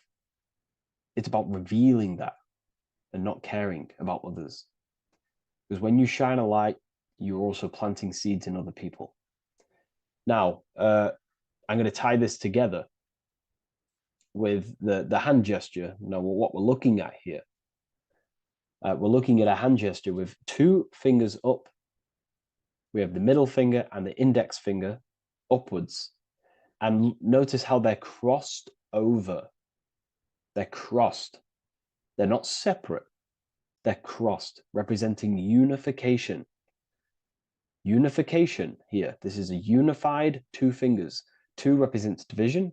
Crossed over represents oneness. It's the unification of the mind and the heart. A lot of people talk about this, but not many people go into detail about it because, for many reasons. But this is the unification of thought with emotion. This is how we truly reach Christ consciousness. And ultimately, when we do gain the love in our hearts and we do slow, it's a gradual process of cultivating love for the self and everyone else in the world, because we're so programmed to be divided. But it's a slow progress. But when we do cultivate love in our hearts for the self and one another, love is a very, very nurturing and growing force. Like I said, the sun earlier, that is pure love energy. It makes everything grow on the earth. While love in your heart grows connections with people. It grows care. You go out your way to do things to people and do give people things. It's a very nurturing and growing energetic force. And me personally, I think the whole universe is built upon love. The whole thing. Without love, without the love, there is nothing. Nothing is, love is the only true emotion that truly exists. Everything else is either an opposition of love or a different degree and branch of love. Love is the only true emotion, and everything is built upon that principle. Okay, love is what guides us to a higher consciousness. When we cultivate love in our hearts, we become a vessel for light, more energy, more vibration. Our electromagnetic field expands, or biofield, when we hold love in our hearts. It's a very powerful force. And when we do cultivate a strong spiritual compass within our heart, because that's what our heart truly is, it's a spiritual compass. It tells us, well, it doesn't tell us, it knows what is right at all times. If you think something, your heart tells you whether that is right or that is wrong, whether you should act upon it or whether you should not. The heart knows what's good and evil. No one told you this as a child. As a child, you already knew this. You came into the world, you knew what was right and wrong. You knew it was wrong to hurt people. So this unification that he's doing with his hand symbolizes thinking with the love of the heart. Represents thinking with love of the heart. Thinking with love of the heart for the self and the collective. Now, ultimately, what this does is give birth to perfect action. Why? Why does this give birth to perfect action? Think about it. Every time you've taken an action, why did you take the action? You would have thought about it, you had a feeling towards it, a care energy, and you took action. Why do we go to work? We care about paying the bills and staying in our house. We go to work to earn money. We think, we care, we act. Everything you see in front of your reality, on the screen that you're seeing right now, you've called your eyes. Everything is in front of you because you care. It's the heart energy that leads the body. Okay?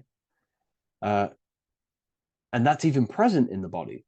Have a look at the body.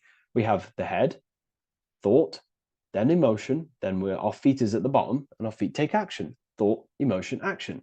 Thought, emotion, action. So even the body is basically a blueprint of how creation is manifested. So we receive thoughts from the divine planes, from the higher planes of consciousness. We receive them. That's another thing that I missed. If we purify our minds, we're basically attuning our mind to a higher part of the mental plane, and we will receive higher thoughts. We will receive thoughts that are more genius, what we like to call today, or better quality thoughts. We receive good ideas when we attune our mind to a higher consciousness. Okay, so we are like a radio. We receive thoughts based on what our mind is set to. That's why we call it a mindset. So, like I was saying, we receive thoughts through the head. We feel the emotion, then our feet take action. Thought, emotion, action. So the body's a blueprint of creation. It's beautiful when you really notice this. So this unification is about thinking with the love of the heart, which gives birth to perfect action in the world. And this is the state that we need to cultivate within myself and everyone in the world so we can give birth to heaven on earth through action. Because ultimately the world is molded through action, physical action. and them actions are molded from thoughts and emotions. Now,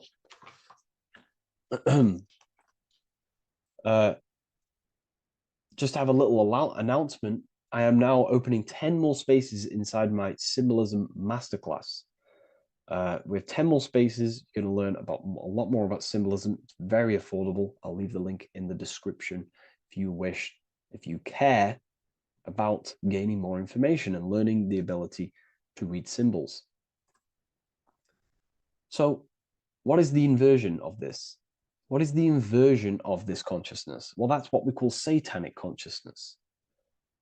Satanism. Satanism on its true level is the opposite, the opposing the natural state of consciousness that we are born into. It's about thinking with no emotion, thinking and acting. This is what the Skull and Bones represents here. So the Skull and Bones Secret Society, this is their main logo.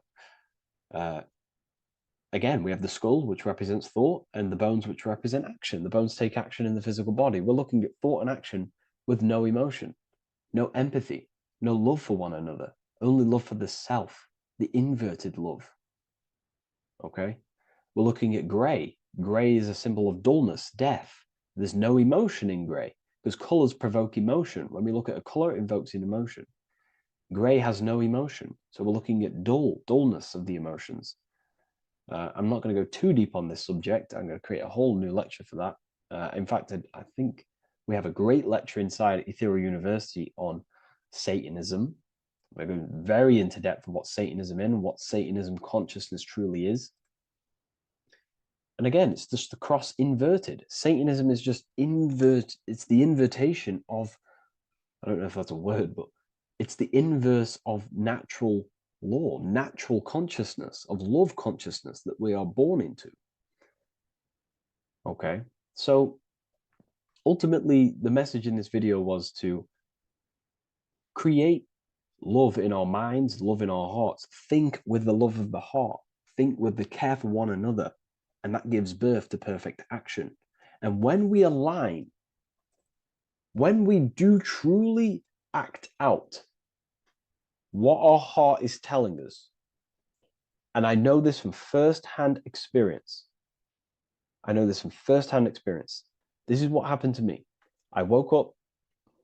I started to follow my inner guidance. I always took action on it. I was saying yes to it every single time. And it led me, this is, I'm getting goosebumps actually saying this.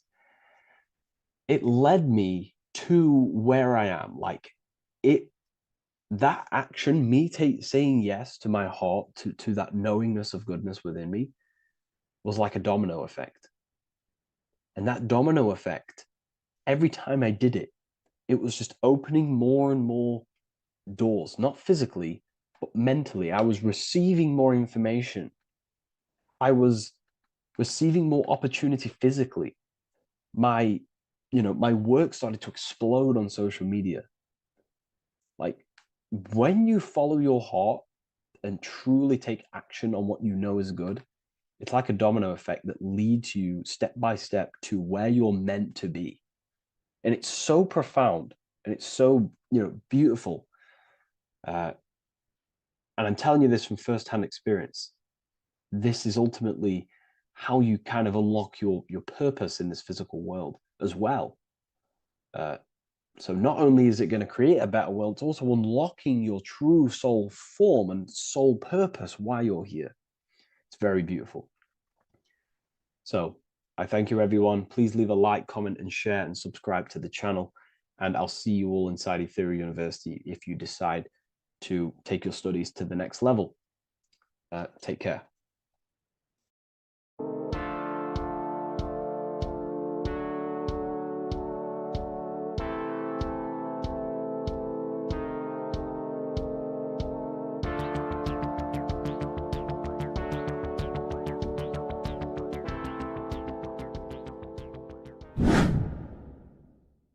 What is good, YouTube? Today we're going to be talking about the astral plane and how the cosmology fits into the astral plane. Okay, so first let's go over the astral plane, and go over the different layers of reality so that you can understand reality more. You are a multi-dimensional being. You are not in these, you are in all of these realities at the same time. They all interweave into one big reality.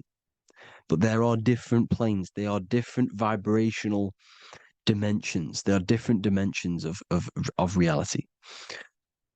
The mind is the root cause of reality. We're living in the mind of God. Everything is being thought into existence from the root cause, from the universal mind. This is why the ancient Egyptians said, all is mind. We're living in the mind of God. And we are a microcosm of this mind. This is why we all have the same mind. This mind is the world of thoughts. Now, this world of thoughts is just the thought alone. For example, it is the thought of a chair. But then when you start to imagine this chair and you start to mentally see the chair, you're now manifesting the thought, the singular thought, into some sort of form. So now you're imagining the chair. You're imagining the form of this chair, which is then manifesting into the astral plane. The astral plane is the world of thought forms manifesting. So when you are imagining something, you are seeing into the astral plane. Okay? Your third eye, it is an eye because it sees the astral plane. It is seeing the other side through imagination, through dreaming. Well, we'll go over dreaming later. So the thought of a chair is a singular thought. The imagination of the chair is the manifestation of the chair. And in the astral plane, it's basically the world of all the chairs that could ever exist. So you're thinking of the chair as a singular thought, which is the mental plane. The astral plane is the imagination of that chair, is the thought, the manifestation of it. Depending on the vibrational state of the thought will depend what level of the astral plane it will go to. For example, if you're thinking about a chair to torture someone on it, it's going to go on the lower astral plane. Or if you're thinking and imagining happy things, it's going to go to the higher astral plane. So wherever your mindset is, that we call it a mindset because your mind is setting frequencies to certain things. Thoughts are frequencies. And a mindset is setting your frequency, setting your mind to a certain frequency. So when you set your mind to a certain frequency and you imagine something in that frequency, you're going to match everything in the astral plane that are on that similar frequency, just like you would in the physical world. Because we're all in these worlds right now as we speak, but we can't see them with the two physical eyes. We can feel it though. When you're around someone and you've just met a new person, for example, you can feel their vibration, and if you're not on a similar vibrational match, you will not get along with that person, or you just won't not get along, but you won't connect with that person because you're on two opposing frequencies, not matching. And this is something that you can't see, you can only feel because it's the astral plane. It exists within the astral plane. Everything in the astral plane is made out of vibrations. So if you do astral project, and if you already know how to astral project, you will see beings and people and things that are on the same frequency as you. This is why before you astral project, you need to sort your vibration out before you astral project, because you are projecting your consciousness into this. It's the mind. The mind is the bridge. It can move between realities. You are a observer. You are a observing soul which observes different realities. And the mind is the bridge between all of these different realities. The mind can choose. If you want to project into the astral, you set your mind to it, you can. Okay? So let's not get off track. The lower astral plane is where demons are. The higher astral plane is where heavenly beings are. Heaven and hell are kind of a real thing. The etheric plane is a powerful substance, the ether, the fifth element that they don't tell us about. If you type in on Google the 5 elements, they will try to remove it with wood or metal because they don't want you knowing about the ether. Ether is the energy double behind all physical objects. So the ether is very important.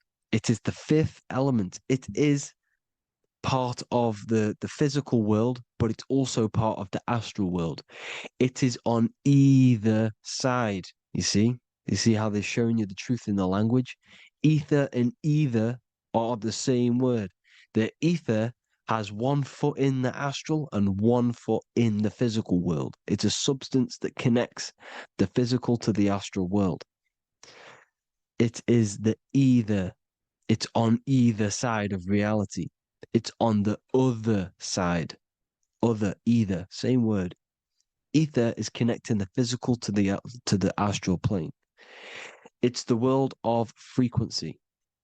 Frequencies, EMFs, torus fields are in the etheric plane. It is the energy plane. It's where energy moves through the ether. Okay. So then you have the physical world, the world of effect. Everything you see in the physical world is the effect of the higher planes. Each plane is a product of the plane above. So, and it melts into each plane.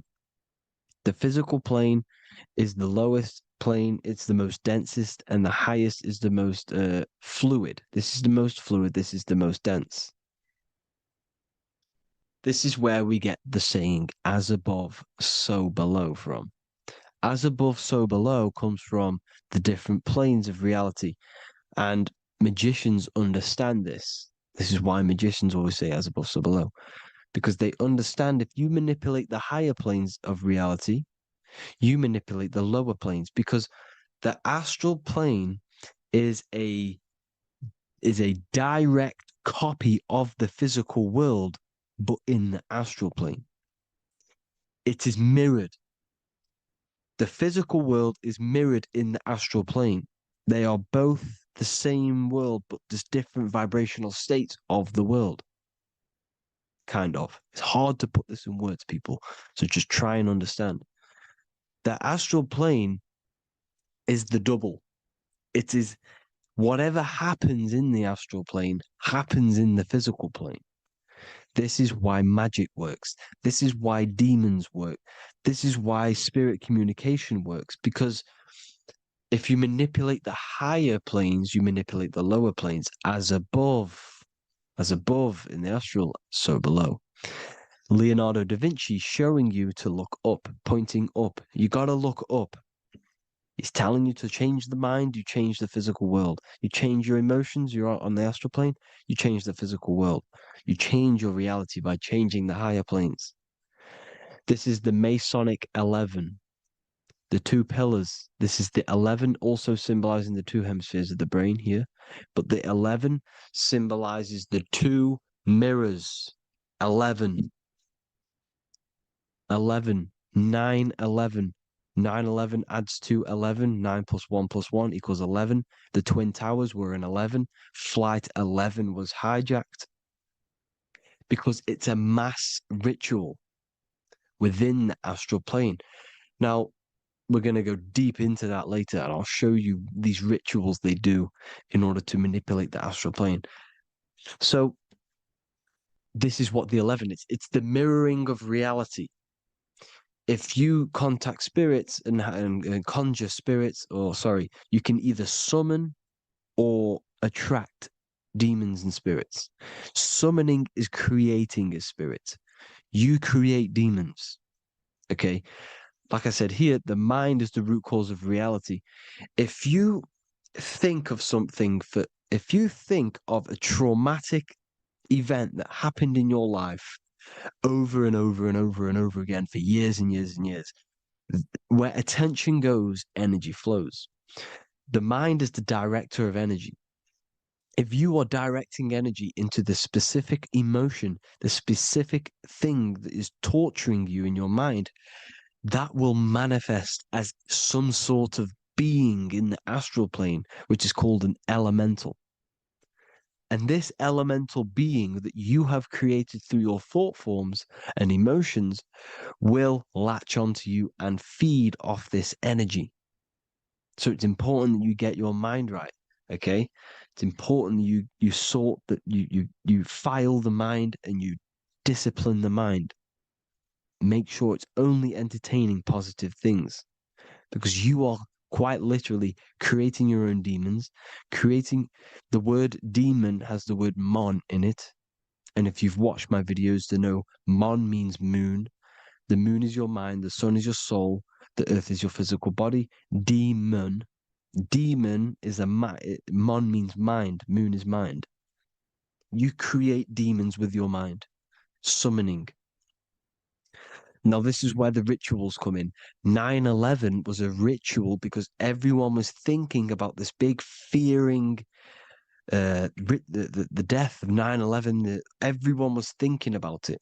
And all of their minds thinking about this horrific thing will manifest and summon a negative energy spirit elemental within the astral plane. That's how all of this works. This is why it was a mass ritual. Okay. Chris Brown, new album name 11/11. Release date on the 11/11.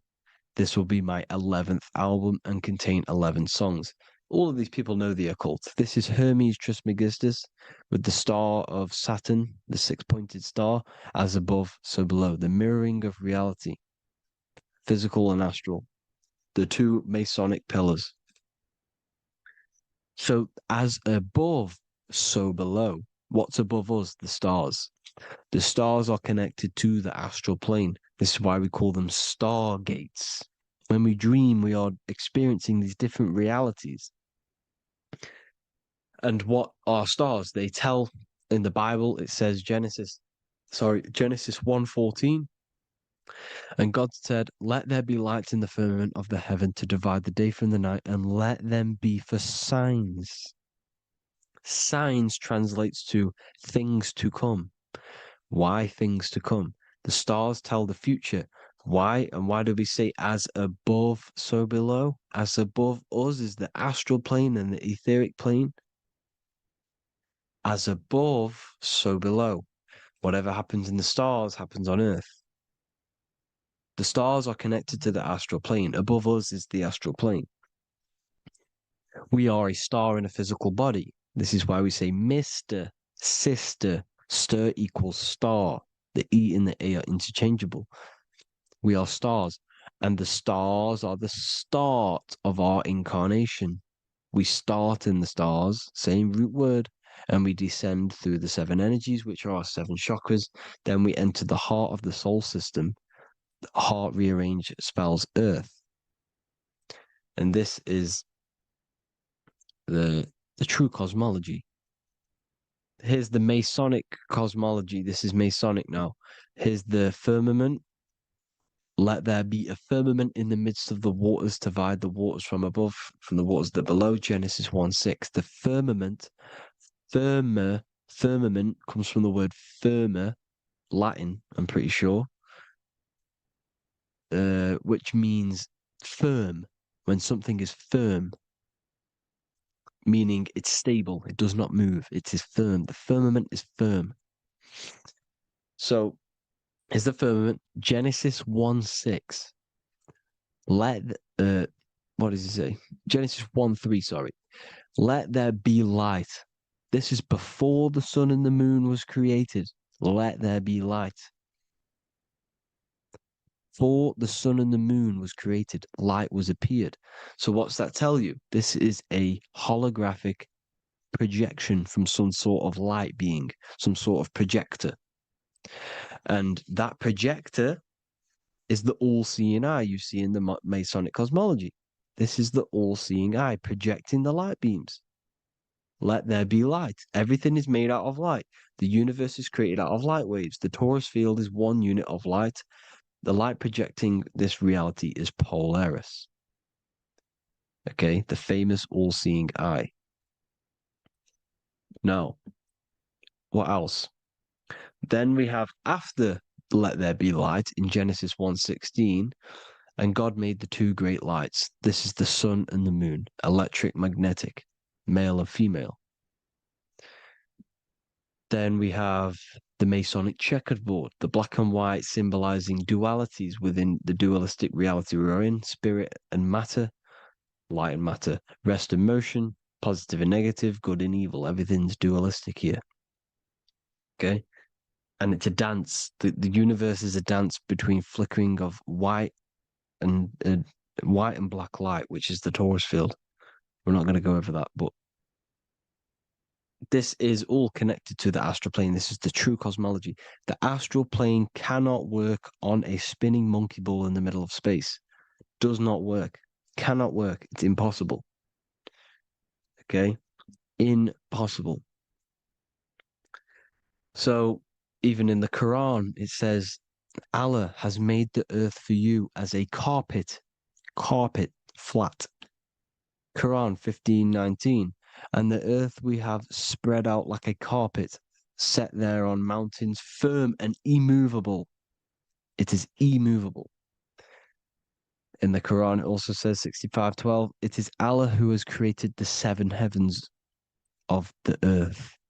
The seven heavens meaning the seven layers of heaven, the seven planets.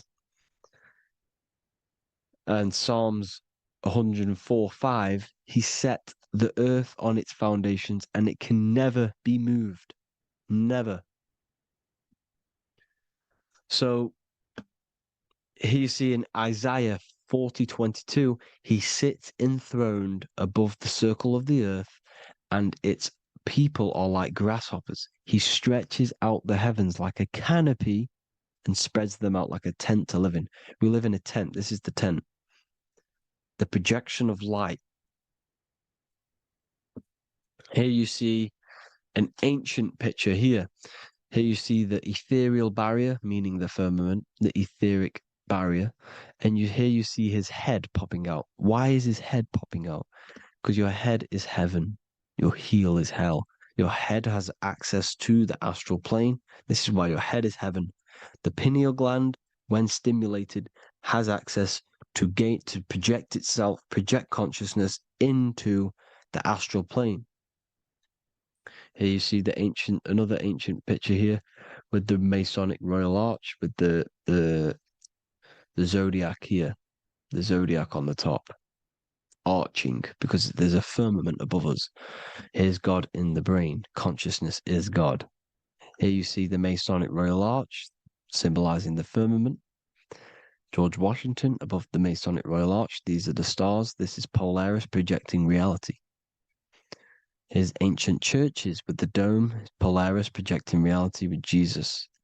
Disney World is under the dome.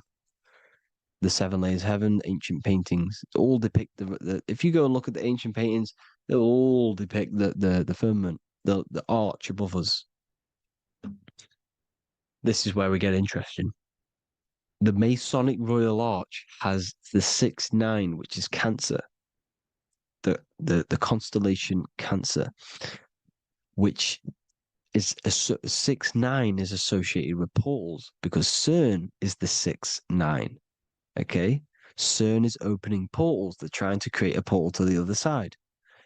Cancer has the word CERN within it, so there is a link between Cancer and the opening, the firmament opening above us to ascension. Here you see the Masonic Arch with the Royal Arch and the light and the opening. Here you see the light and the opening. This is the opening of the firmament. Here's the Hebrew cosmology with Sheol, the underworld, and the opening. So Cancer is definitely some sort of portal in and out of this reality. I'm just connecting dots here. Now, we're going to go change a bit now. These celebrities that you are seeing are they have not sold their soul to Satan. Okay, they have not sold their soul to Satan. Satan is a demonic, low vibrational energy that has been summoned over the thousands and thousands and thousands of years of evil occult arts. So since Babylon was summoning this demonic energy, and this demonic energy in the astral plane will grow and grow and grow. It has no form. It has no physical form. Okay? But you can see it in the rappers. You can, if your third eye is open, you can see clearly that these people are demonic. You can sense the energy that they're manifesting. Selling your soul is not what you've been told. It is gaining, because your soul is pure love, okay? Your soul does not want to do anything bad. So when you sell your soul, you're gaining physical gain, you're gaining physical wealth, for example, like for these rappers, they will be given millions of pounds because the people in control of the music industry, which is the dark occultists trying to brainwash the masses, the people in charge, they're dark occultists. They understand Satan and the energy. They are satanic energy, which has been summoned in the astral plane. They see that they have influence over the masses, so they will go to them and say, "I will give you this amount of money forever if you manifest this satanic, demonic energy through the music and through social media to blind the masses, to brainwash the masses into this demonic energy." Because when you listen to music, music is frequency. Whatever you listen to, you become that frequency. So if you're listening to these people, they're throwing energy, this demonic, satanic energy that they sold out to. Sold, soul, same word. When you sold something, you've got your soul involved. They have exchanged money, physical gain, so that they manifest this satanic energy within the astral plane and through the music, through the videos, through social media to keep us in this vibrational frequency, in this low state of consciousness. This is what it actually is. It's not, you're not selling your soul to some sort of devil. This satanic energy has no physical form it is formless in the astral plane. It's a summoned energy.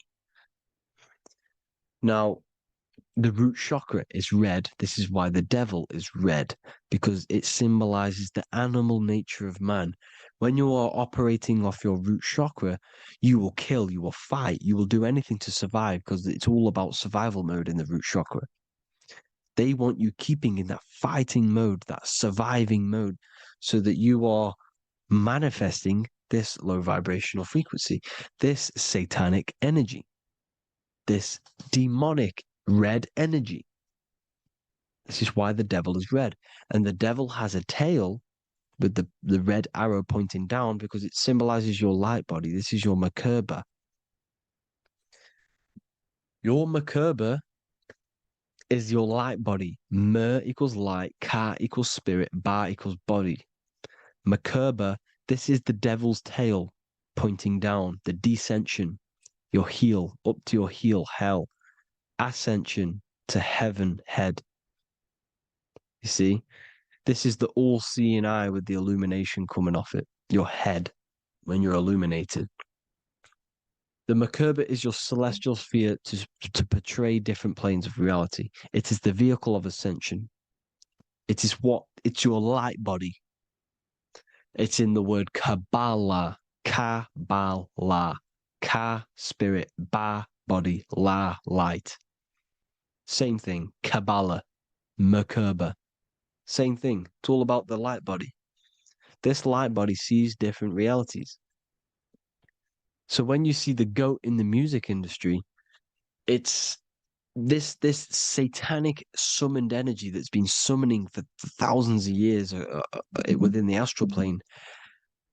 when it becomes to the physical plane, it will manifest through different things. A goat, an owl, Satan, Moloch, Baal, same deity, same demonic energy that's been summoning in the astral plane.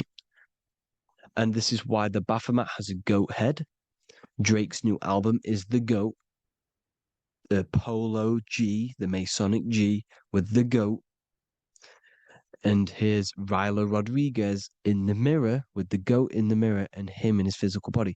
It symbolizes, the mirror symbolizes the astral plane because he's manifesting the goat, the demonic energy. He's sold out to the demonic energy, and in the physical plane, he's his physical body. The mirroring, the Masonic 11, the mirroring of reality, the astral and the physical. And what do you call them when they're an amazing rapper, the best rapper? You call them the GOAT. Because the GOAT, you're the GOAT because you're manifesting the GOAT energy, the satanic, demonic energy within the astral plane. So Baal, Moloch, all the same thing. Because in the astral plane, if you want to gain spirits to come to you and communicate you in the physical world, if you want to communicate with spirits, you have to gain their attention. You can either gain their attention or come together and agree to create some sort of being, which is Satan. Okay. You can, like I said earlier, you can create these beings, you can summon them or attract them. One way to attract them is sacrificing. In order for you to become God, man, to turn to God, you have to sacrifice your life. You have to sacrifice, not drinking, not doing things, not doing anything demonic, not doing anything bad, not eating meat. You have to sacrifice yourself to become the light. However, if you want quick, instant gains in the physical world, you can sacrifice something else to communicate with these spirits, because these demonic energies feed off demonic energy, your demonic energy. So these dark occultists will give away babies, they'll sacrifice, torture babies so that they gain, so that they can communicate with these spirits for physical exchange. Yes, you can do this. These powerful spirits, these powerful demons can give you powers. They can give you certain things. And this is what they are doing. They're summoning and attracting these demonic energy. This is why, trafficking is one of the most, Balenciaga. Baal is the demonic energy in the astral plane, which requires child sacrifice for his presence. Balenciaga, and they were trafficking children. They were trafficking, killing them, and offering them to the spirits. This is what they are doing. Balenciaga. It's in the name. Here you see, you can see here a stick man with two horns. The goat, obviously, it's all the same deity. Baal, the goat. Moloch, is Moloch the owl, the Egyptian owl, because it comes from the owl of Moloch, which is Baal, which is Satan, all the same demonic energy. And it's on the dollar bill, a tiny dollar bill, tiny, on the $1 bill. All the same thing. Bohemian Grove, they worship the big owl, Moloch. It's all the same thing. It's all one big demonic energy which has been summoning in the astral plane. And it's trying to take over Earth, the physical plane. That's what it's doing. So I hope you all gained a deeper understanding of the astral plane and what's actually going on in the world. Please leave a comment if you can to help the algorithm. Drop a like if you like this content. And hope you all learned something today. And God bless you all. Thank you all.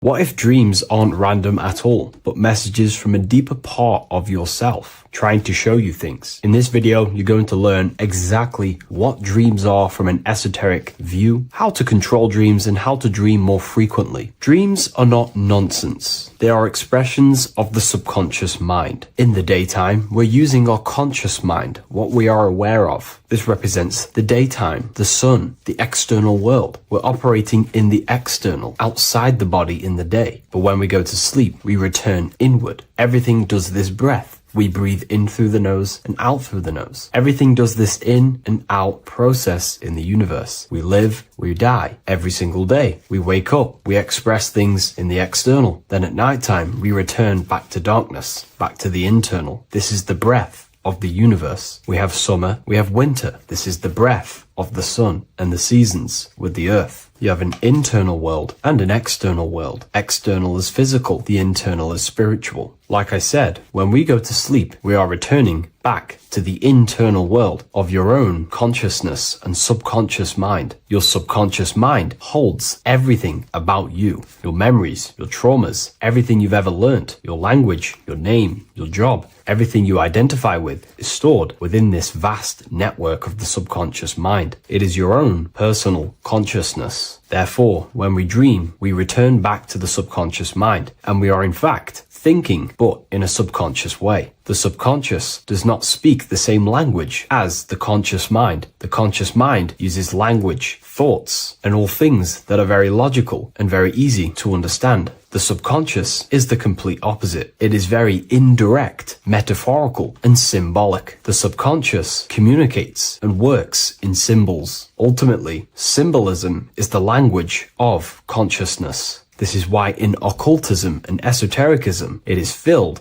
with occult symbols, because symbols are used to communicate directly with the consciousness within the subconscious mind, and the subconscious mind is ultimately connected to the collective consciousness. We are all connected and tapping into the mental plane, where we receive thoughts, ideas, depending on what we attune our mind to. That's why we call it a mindset. But getting back on topic, the subconscious mind is your own personal network. It is like a net, an interconnected web of your thoughts, memories, traumas, emotional blockages, and all the things you identify with and have experienced in your life is stored within this network. It can be seen as a web. One example of the subconscious mind using symbolism is this next story I can tell you. Let's say I was in a very traumatic car crash as a young child. I experienced a lot of emotional trauma in that car, and that deeply impressed my subconscious mind with that trauma of emotion that I felt. Therefore, every time I see a car in my external world, that car is now a symbol that represents the state of consciousness I was feeling in that particular time of the traumatic car crash. The car is a symbol for a state of consciousness within my subconscious mind. Just like when you see a word, that word triggers what you believe that word to be in your subconscious mind. Symbols are the language of the subconsciousness. Therefore, when we dream, we are basically seeing symbols of our own personal subconscious mind. Our higher mind, which is basically our subconscious, the higher version of you that exists beyond your human thinking mind, communicates using symbolism. The higher mind does not speak human thoughts, human language. It speaks the language of symbolism. Therefore, when we dream, every event, every person, everything that happens, and everything you see is your own personal subconscious mind materializing within the plane of the astral plane. This is a dimension that sits just above the physical world that everything is pulled out of. For example, look around you. Everything you see around you was thought, then imagined. Imagination is the astral plane, and this astral plane sits above the physical world. As above, so below.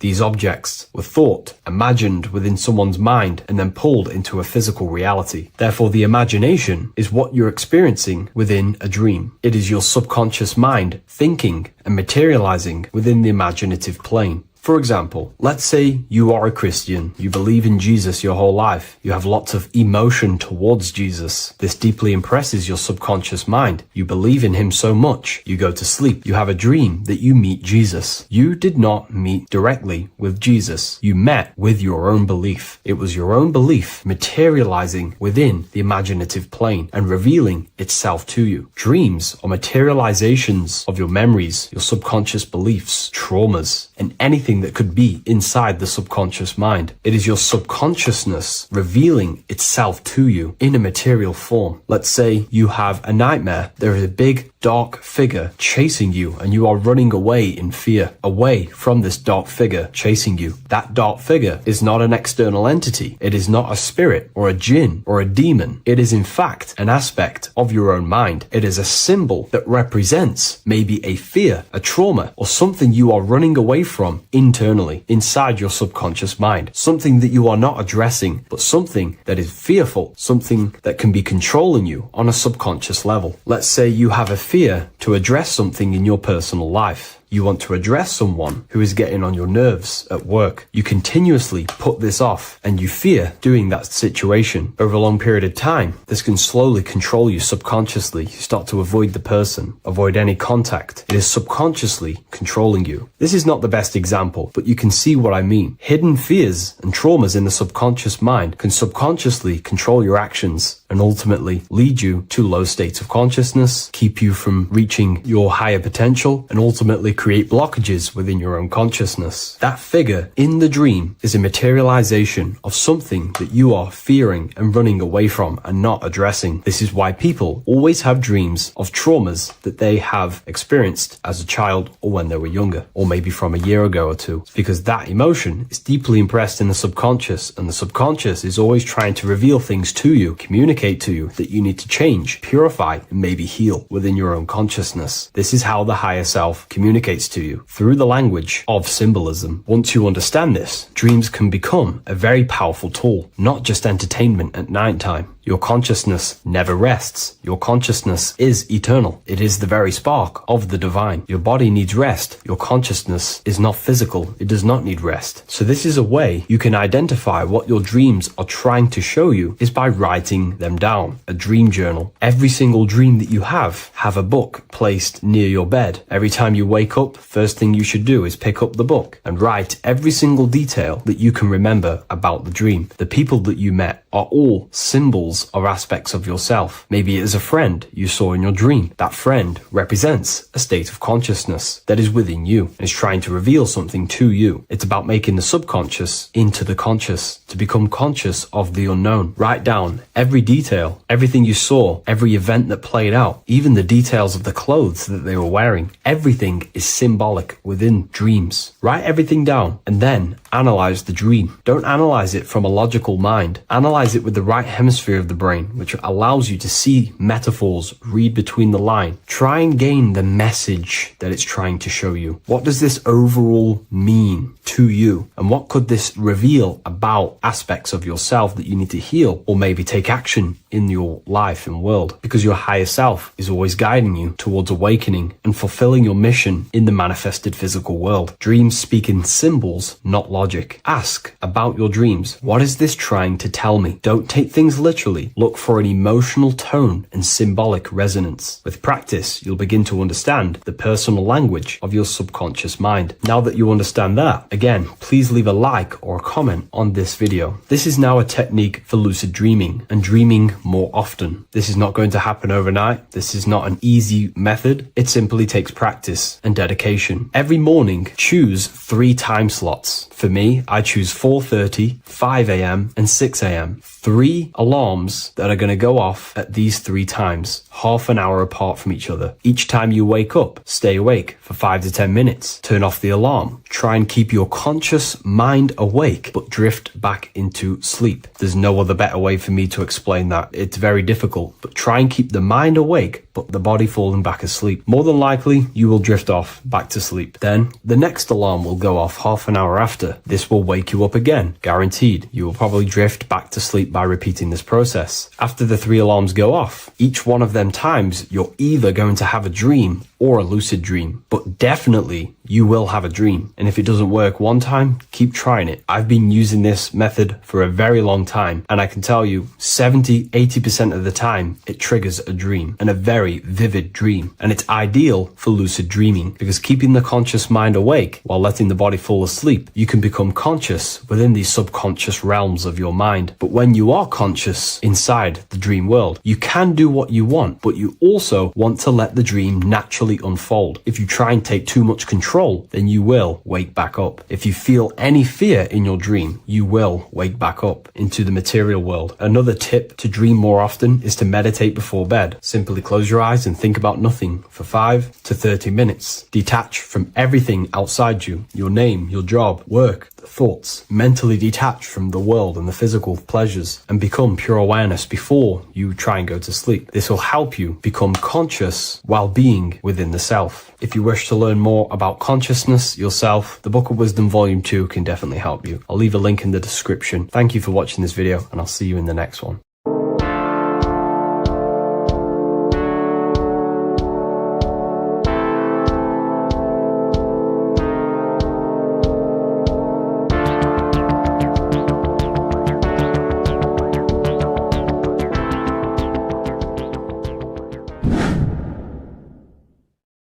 What is good, people? We're back with another video, and today we're talking about the chakras.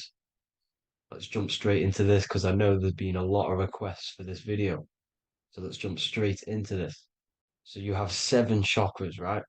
7 chakras, and these chakras are feeding off your electromagnetic field, known as your aura.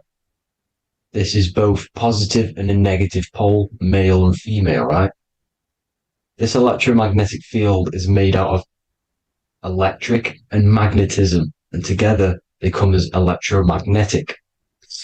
Now, your chakras, the word chakra just means wheel, spinning wheel, because that's what they are. They are spinning wheels of energy. They do not exist on this physical plane. They exist on the etheric plane. Okay. Now, these energy centers are known to regulate your emotions, and each energy center controls the organs and cells in that particular area of the body. So, for example, your sacral chakra will control the cells and organs of your sexual reproduction area. Okay, the navel chakra or solar plexus will control the digestion in your body. Same with the heart, same with the throat, right? So they are like mini brains for each center of your body. They run along up the spine, but notice the crown chakra exists outside the body. It's just above the head. Now, this process of the chakras is obviously the 7 colors of the rainbow, starting from red, which is the lowest vibrational color, all the way to violet, which is the highest vibrational color.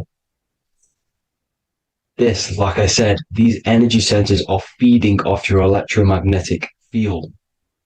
So if these chakras are unbalanced, they are taking too much energy from your electromagnetic field, making it weaker. Now, this is the North Pole. As you all know, the Earth is flat, and we live inside of a giant torus field, and the North Pole is the Earth's heart chakra. And this is why the aurora borealis, or the northern lights, whatever you want to call them, that's why they are green, and they are being emitted from this center point of the Earth, because it's symbolizing the heart chakra, which is green, right? Now, you do work your way up to these. However, this is a torus field. You are a torus field. You have different layers of this torus field, right? And you need to balance all of these chakras, but you can't move up these chakras until you open the one below it. So it's like a stairway. You can't go to your solar plexus without going through your sacral. You see? So you have to work up these. However, you have to work up these and then live from the heart, because the heart is the center of the torus field. It's the balance between male and female poles, positive and negative poles. So you have to balance all of these chakras and then bring them all into one, which is the heart chakra. Now, they exist on the etheric plane. They exist on the etheric plane, and the etheric plane is a layer of the material plane. It's the one higher than the material plane. And then after the etheric plane, it melts into the astral plane. So they exist just between the physical and the astral aspect. Now, this is the yin and yang matter, which is the lowest root chakra, physical matter, and then to spirit, because high vibrational matter turns into spirit, low vibrational spirit turns into matter. So they're interchangeable. This is the yin and yang. Now, when you see ancient paintings with the halos, you see this is like a toroidal field coming out the top of his head, you see, with a halo. This was symbolizing in the old days, in the ancient days, that they've aligned their chakra, they've reached Christ consciousness, which is God consciousness, right? Now, this electromagnetic field is the apple that we bit out of in the Bible, because you see that apple is a torus field. So they were metaphorically or personifying the torus field. That's what the Bible is. It's a massive personification. It's all metaphors. You have to read it properly. It's got a greater meaning behind it. Now, when we bit from the apple, we ate from the tree of knowledge, which is good and evil. Our lower mind took over, so we materialized to feed our physical bodies. We materialized through Saturn. That's what Saturn does. Now, if you don't understand that, go and watch the video previous to this one called Occult Secrets of Saturn. And that will show you how Saturn is the materializer. Now, this is one of the secrets behind the Masonic compass, electric and magnetic, male and female, duality, positive and negative. Now, like I said, they teach you about the torus field, about a magnet in school, but they don't teach you about your electromagnetic field. Everything alive has a torus field. It is the building block of this creation. Absolutely everything has a torus field. There's not one thing without it. And as you can see here at the center of the apple, that's where the seed is. That's where the life is. The reproduction of that organism. As you see, this is where the most electromagnetic energy is stored, in the center, because this is where the two duality, this is where the field meets at the very center. This is why the seed is at the very center. Now, your spine is a elongation of the brain. The brain is heaven, and the bottom of the spine is hell. So this is Saturn, which is the root chakra. The 7 planets are associated with each chakra. Moon equals mind. Okay. Now Saturn is physical matter, as I've just explained. This is the lowest vibrational color. And they want you trapped down here, which is your hell state, your animal nature, your physical nature. They want you to identify as the physical body. They don't want you to reach these higher states of consciousness. Okay? Now, in the brain, you have 12 convolutions. Now, this is what they were symbolizing in the Bible with the 12 disciples. And obviously in the Bible, it says the upper room where Jesus met with his disciples. This is heaven, the brain, the higher states of consciousness. Now, this is your North Pole. This is Jacob's ladder. Okay. This is why you have 33 levels of Freemasonry, because it's symbolizing the 33 vertebrae, which are these little things here on the back of your spine. Because once the Kundalini energy from the bottom of your spine rises to the top, this is when you get enlightenment and opens your third eye. Spiritual enlightenment. As you can see here, this is Jacob's ladder. This is the Kundalini symbol, right? And they're even showing you this in the medical symbol. They're putting it in your face. But the serpents are wrapped around the spine. Now, the serpents symbolize how the energy moves around the spine, because it's a torus field, you see? At the center of the torus field, it wraps around the center pole. It wraps around it, and this is how the energy moves up. So they're symbolizing it with the serpents. Okay? Now, every religion has a sacred river. For the Egyptians, it's the River Nile. For Christianity, it's the Jordan River, right? This river is the canal, the energy canal at the center of your spine, all the way leading to heaven, to the Holy Land. This is the chamber which the energy rises up, right? Now, they used to say the gods descended from heaven to man. This is just heaven. This is the mind state. And they said the gods were connected by a rainbow bridge. That's the chakra system, the rainbow bridge. Okay. Now, the ancients called this place Midgard, Earth, where both evil and good live, right? Midgard. But you can go to heaven, which is a pure mind state, because once you're in heaven, nothing negative can ever bother you. That's completeness, pure Christ consciousness. Now, this is why Jesus dies at 33. He didn't actually die, but it's symbolizing the death of the physical body. Not the death of the physical body, but his consciousness rising above the physical body to, as I said here, matter to spirit. Matter died off and he came spirit consciousness. This is symbolized by the 33 vertebrae, which is obviously the 33 levels of Freemasonry. And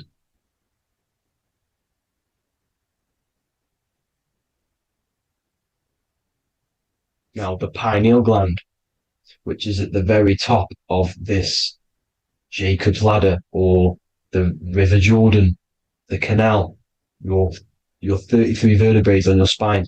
This is where the pineal gland sits, right? At the very top, at the center of your brain. Now, there's multiple ways this was symbolized. The Eye of Ra, which is used by the Egyptians. Now, this pineal gland is the seat of consciousness. This is where your consciousness is stored, right? And the ancient Sumerians used the pine cone, hence why it's got the word pineal gland, the seat of the soul consciousness. It produces DMT, dimethyltryptamine, which is known as the spirit molecule.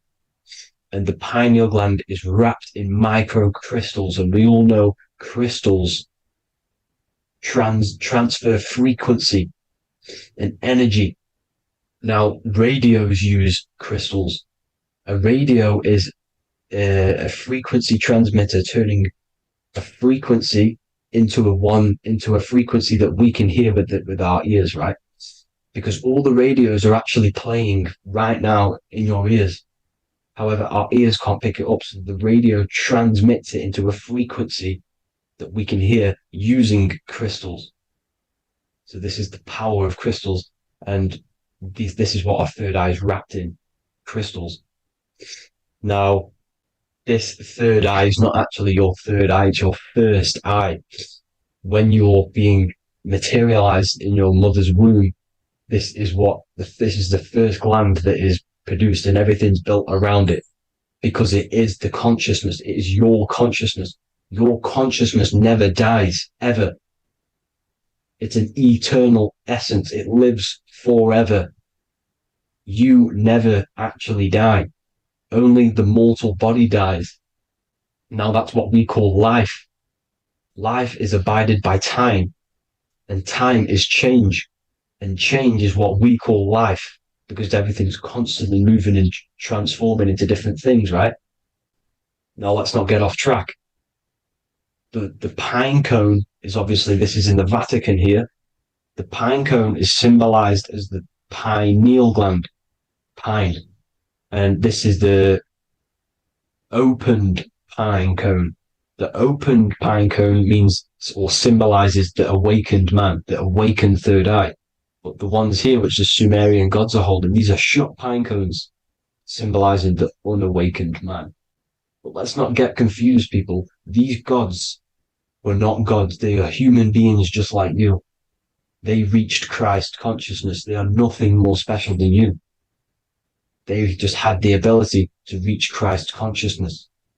And obviously their knowledge was far more intelligent than ours, far more advanced than ours. They knew the truth about this reality to the depths.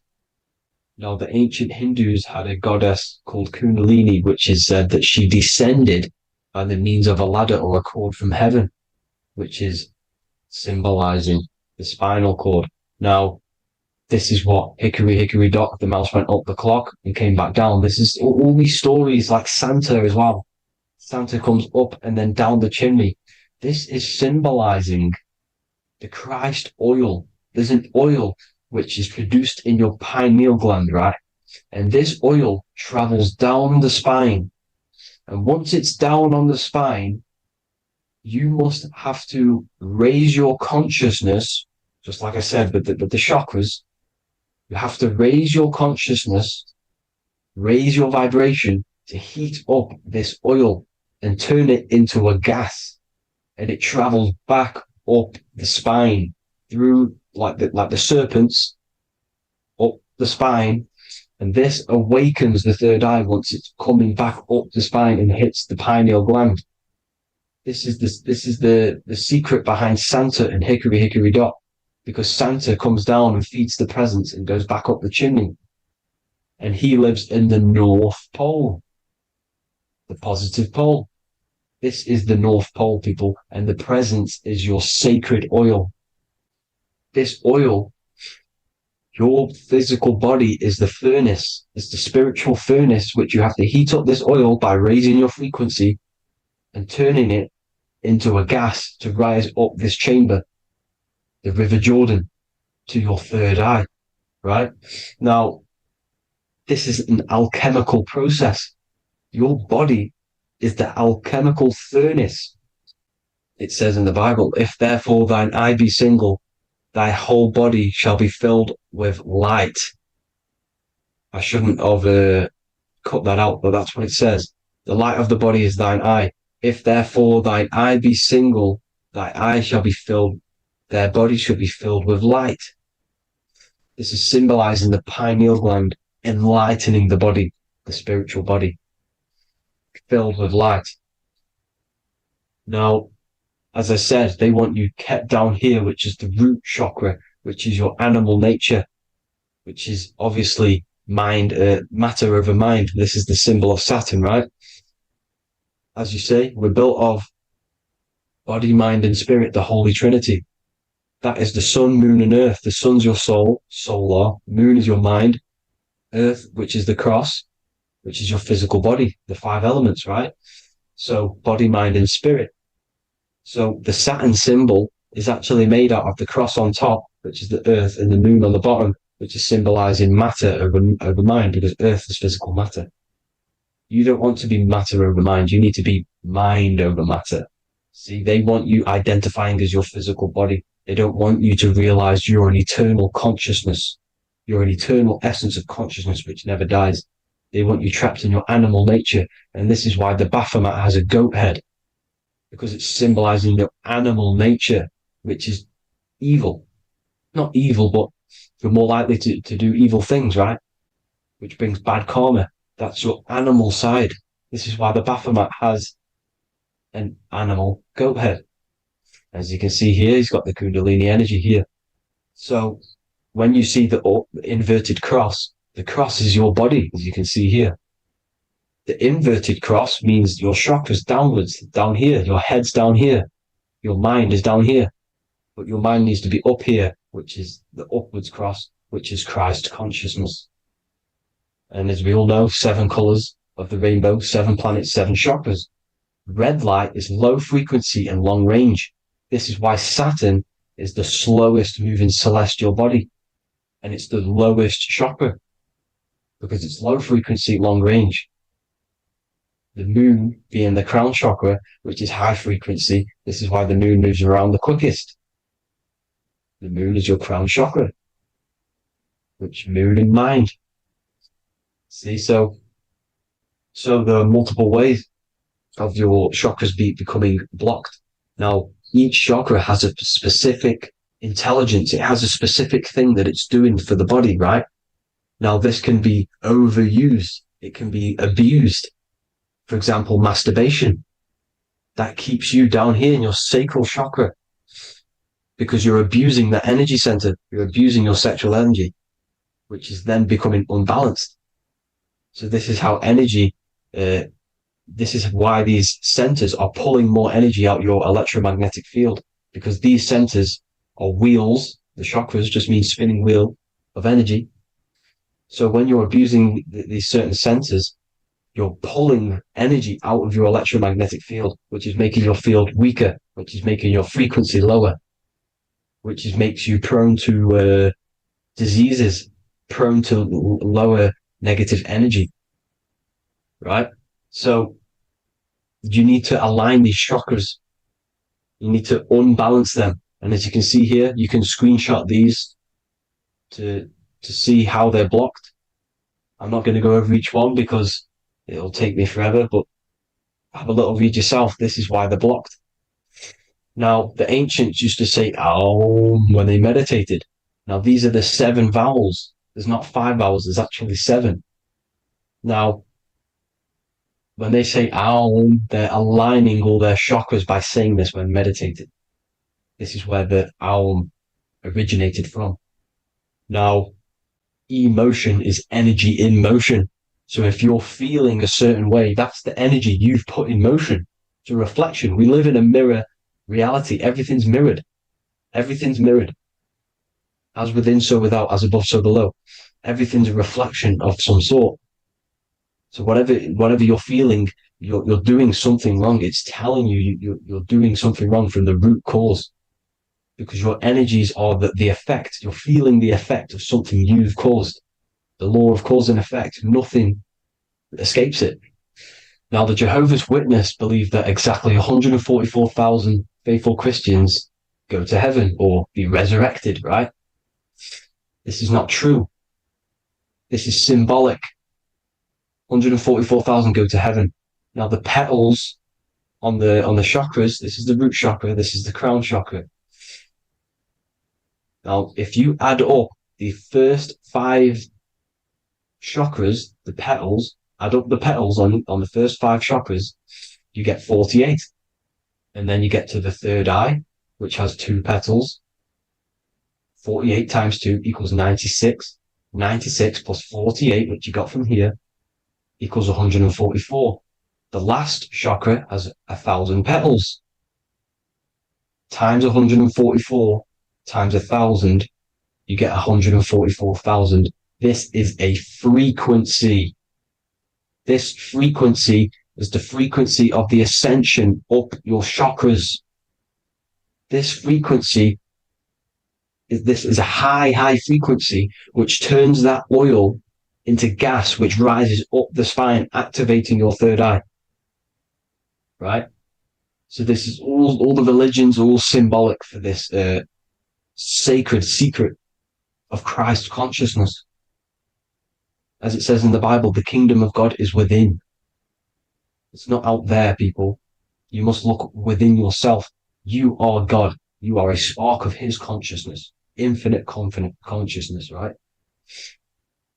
So 144,000 is a frequency, and you must achieve this. Like I said, these people in the past, they're not gods, people. These were just humans. Nothing special.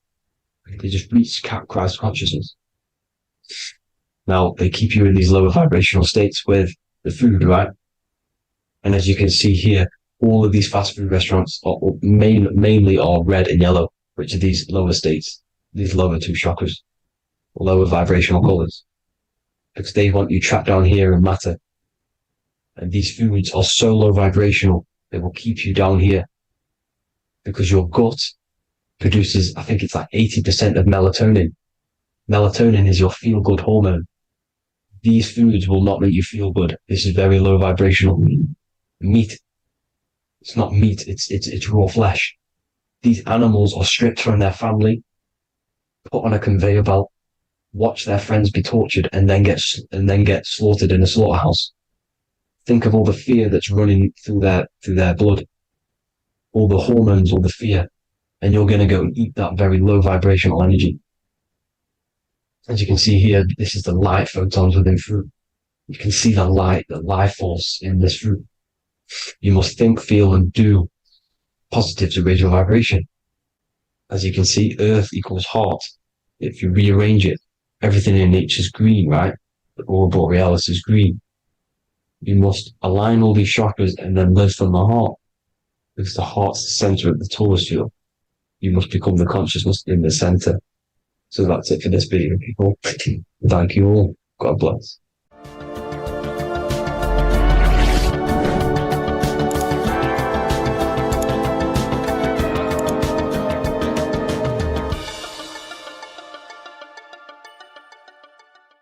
Welcome to Revival of Wisdom. Today, we're going to be talking about portals, portal symbolism, what portals are, okay, and how they show them to us, because they have to tell you the truth, guys. This is the thing with the universal law. They have to tell you the truth. And they tell you through symbols, they tell you through movies, and different things like that. But let's jump straight into this. So first, I want to talk about the Freemasonry symbols. Okay, so first we got, obviously this is some Freemasonry art, but notice how you've got the ladder with a key. Okay, so this is ladder symbolism with a key. So maybe this is talking about ascending. Okay, because look, because this is ascending into the heavens, because it's a ladder with humans going up it with a key. In order to ascend, you must have the key. Okay, so what else do we have with a key? Well, the Netflix show Lock and Key, which is all about portals and keys. Because what the keys do, they open doors, gateways. Okay, so what's interesting about this is that they've got this key here, which represents the Kundalini energy rising up the spine. Okay, but we'll come back to this. But it's that same portal key symbolism. We've also got the Vatican. The Vatican is in the shape of a key. Okay, so you can see the start of it here and the end. So this is key symbolisms. Keys open doors. And notice how it's got the 8-pointed star. Okay, what is the 8-pointed star? Okay, we'll come back to this. This all ties in, guys. I'll break it all down for you. But then you've also got the god Janus. Janus, okay, is known as the god of the doorways. He's an ancient god of Rome, and they worshipped him. However, he's not a god, he's more like a high-level ranked demon. Because he is the god of the doorways. And notice how he's got two faces. Because doorways always have two sides. You're going into somewhere, there's always two sides of a door. And he's always depicted with two sides of a face and a key, because he holds the key to the doorways, to the portals, to other worlds and realms. Okay, as you can see, he's always got two faces and a key. Okay, so now we have the Sumerians, the Anunnaki, and they are always depicted with the two faces. Why do they have the two faces? Because they're symbolizing doorways, and the Anunnaki come to Earth through doorways and portals. So these are what these gods are symbolizing in their artwork. But they always have the 8-pointed star. Okay, what is the 8-pointed star? You see how they always have, look, let me try and find another one. It's the 8-pointed star. This 8-pointed star is Polaris. Okay. Polaris, just like the Vatican, has the 8-pointed star with the key. Polaris is the center star. Polaris is a fixed star. It doesn't move. Okay. So the Anunnaki's symbol is also the 8-pointed star. So this is symbolizing the portals and doorways that they come through in order to get to the earth. But Polaris is that center star which does not move. It's always symbolized with the 8-pointed star, just like a compass. Why is a compass the 8-pointed star? Because at the center of our realm is where the most electromagnetic energy is stored. As you can see, we have an aura field, an electromagnetic aura field. So does the earth. And in the center, so like our heart, for example, is where the most energy is stored. And like the center of the earth, this is why all compasses point to the center, because this is where the most electromagnetic energy is stored. It's at the center of our realm. Okay. So like I was saying with the lock and key series, see this here? The Kundalini energy rising up the spine, just like your Kundalini energy rising up the spine. Let me try. I can't zoom in. But you know what I'm trying to say here. Let's go back to Polaris. Because at the center is where pole. Can you see the pole of electromagnetic energy? Polaris, the North Pole. It's symbolized. The truth is in the words. It's like a pole of electromagnetic energy. And this is where the aurora borealis comes from. Notice how it's got the word aura in it, because it's the Earth's aura, electromagnetic field, just like you have an aura, also known as the northern lights, because it's coming out of this center hole in the center of our realm, where the black sun is. And this is where the electromagnetic energy is coming up from. And this is what the aurora borealis is, or the northern lights. It's just electromagnetic energy. And it's symbolized through our symbols, the original O. Okay, because it's like a pole through the middle. Polaris. So this Polaris is the sky vault. It's the portal into this realm. Because this is what the Anunnaki are always talking about. Always symbolize it with the 8-pointed star. And just like a compass, it's the 8-pointed star pointed to the center, to Polaris. Okay. See here on the Sumerian tablets with the 8-pointed star again. And how we know it's talking about portals with this 8-pointed star is because CERN 666 are opening up portals to the underworld, letting in demonic entities into this realm. How do we know it's a portal? Because their Hydra Collider has 8 points, just like the 8-pointed star.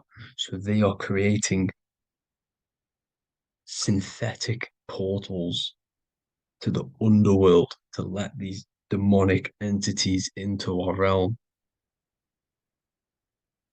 But what is the key?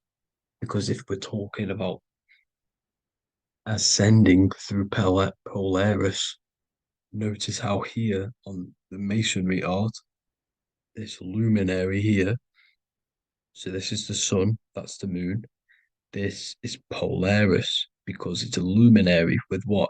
1, 2, 3, 4, 5, 6, 7, 8 beams coming off the luminary, just like the 8-pointed star. So you see the ladder with the key going up to Polaris.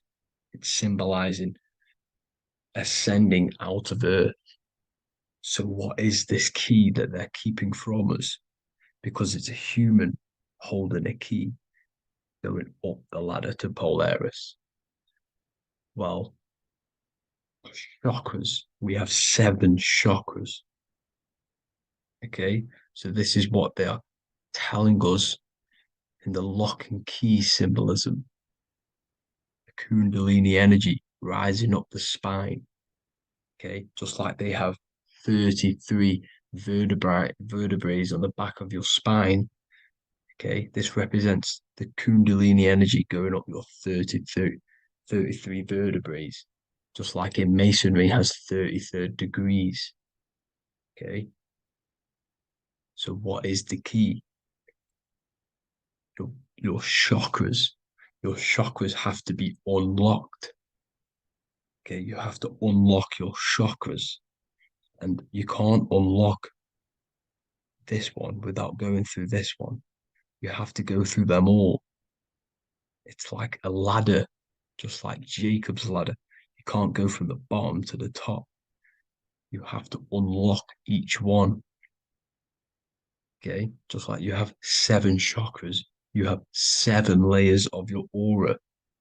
Okay, you have to unlock your chakras to the highest point in order to reach Christ consciousness. And this is the key that they're talking about. They're symbolizing the organic portal within each and every one of us to ascend out of this realm.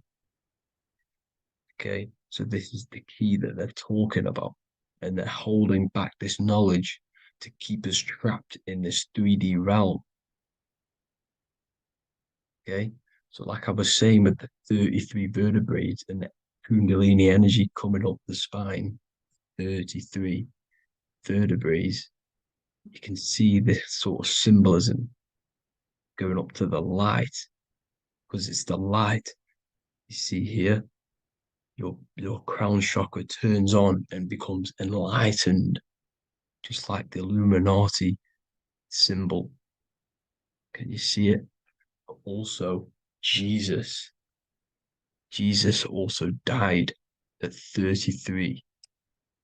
So this is symbolizing, okay, they're symbolizing the death of the ego, the body. So once you open up your chakras and reach Christ consciousness, which is your 33rd vertebrae, once your Kundalini energy goes up your 33rd vertebrae, your body technically, not physically, but spiritually dies, because you then become formless. You reach Christ consciousness.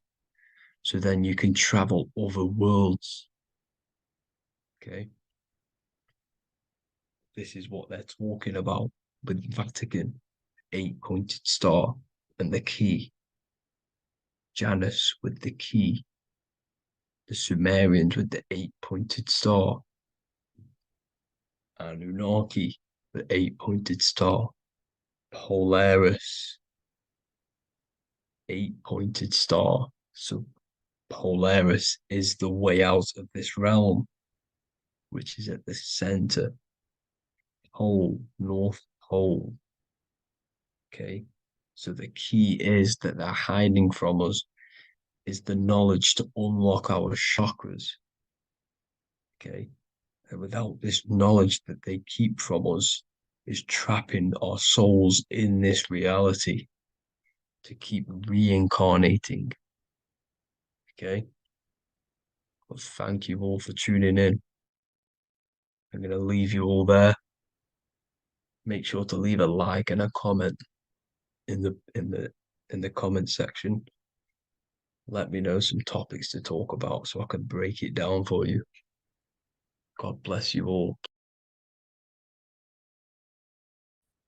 You are not breathing correctly. 98% of people only use a third of their lungs capacity, which is shallow breathing, which ages you, lowers your brain capacity, and also lowers your state of consciousness. So it's essential that you breathe consciously on a day-to-day basis, because this is what truly elevates your consciousness.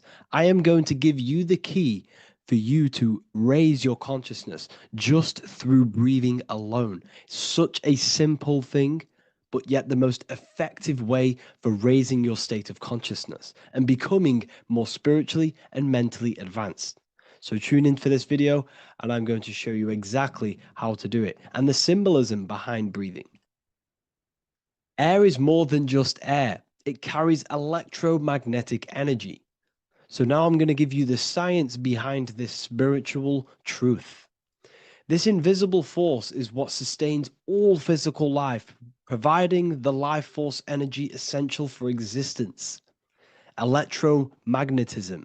Everything is fed off electromagnetism. Your body is an electromagnetic battery. Now, we can prove that air carries electromagnetism just by doing a simple test, a simple scientific experiment, by getting liquid oxygen and pouring it between a north and south magnetic pole, two polar opposite magnets. We see that the liquid does not fall straight through it. It is sucked, it is magnetically attracted to these two opposing forces, opposing magnets. This is proof that air, liquid oxygen carries electromagnetism.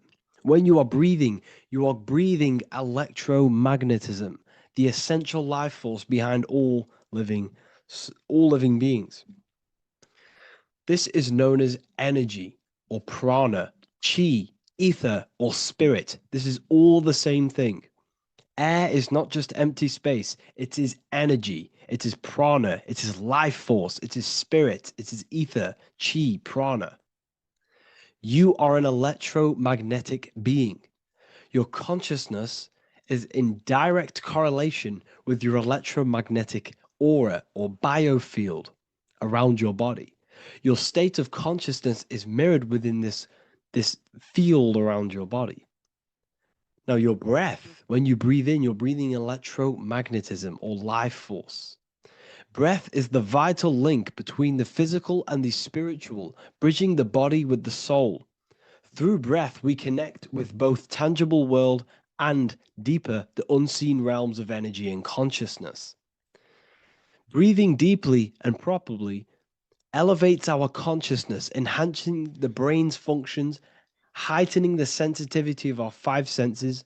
It also brings a profound calmness to the mind, creating a state of clarity and inner peace. Like I said earlier, breathing properly is the fastest way to elevate your consciousness. It is the fastest way because breathing, when you stop breathing, what happens? You lose physical consciousness. Your body will shut down if you do not breathe in this vital electromagnetic energy in the oxygen. If your body does not get this for 5 minutes or however you can last without breathing, this makes you lose physical consciousness. Your body will not survive without this essential life force energy. Therefore, air is one of the most overlooked things. This is why we see the symbolism of Buddha having a big belly. Why does he have a big belly? Because it's symbolizing breath work, proper spiritual breath work, the certain teachings of breath work, of when you breathe in through the nose, you have to breathe in through the nose. You don't want to breathe in through the mouth because the nose acts as a filter which catches dust particles and filters out the air before it enters the lungs. The mouth does not do that. The nose is for breathing inward. We breathe in through the nose, and when we breathe in, we breathe into our belly, not our lungs. When we breathe into our belly and our belly expands outwards, we are then moving this energy down from the nose down the spinal column. And when we breathe back out, the belly goes in, which is raising the energy up the spinal column, back out through the mouth. This is the true way of breathing, because when we breathe, we are moving energy. We are moving electromagnetic energy. When we breathe in through the nose, the energy travels down the spinal column. And when we breathe out, we are raising this energy back up the spine, some of it going out the mouth, and some of it reaching the brain, activating dormant brain cells in the brain. But when we breathe, we need to make sure we are using 100% of our lungs' capacity, because the lungs is what transforms this special energy into consciousness, physical consciousness. So this is why Buddha has a big belly. It's not because he was fat. It's not because he was overweight. It's symbolism.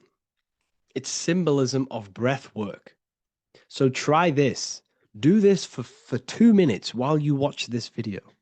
Breathe in through the mouth as hard as you can until you no longer can fill any more air into your lungs and belly. Breathe it into your belly, not your lungs. And breathe out through the mouth. Do this for 5 minutes or 2 minutes, however long. I promise you, breath affects your consciousness. You will notice the difference. If you do it quicker, the quicker it'll affect your consciousness, and you might go lightheaded. But that lightheaded is you activating your spirit, your energy body. So try this just by watching this video. When you breathe consciously, you are renewing both your energy body and astral body, aligning your consciousness with a higher state. This practice feeds new life force energy into the body, revitalizing and enhancing your overall well-being. Like I said, your brain requires the most amount of oxygen. When we have shallow breathing, this is reducing the brain's capacity. Because when we are not breathing properly, which 98% of people are only using a third of their lungs capacity, we are essentially only using a third of our consciousness, because your breath is directly correlated to your consciousness, your state of consciousness. When you breathe in through the mouth, out through the mouth, out in through the nose, out through the mouth, consciously and deeply for 5 minutes, you will notice that your senses are more powerful and sensitive. Your brain is quicker.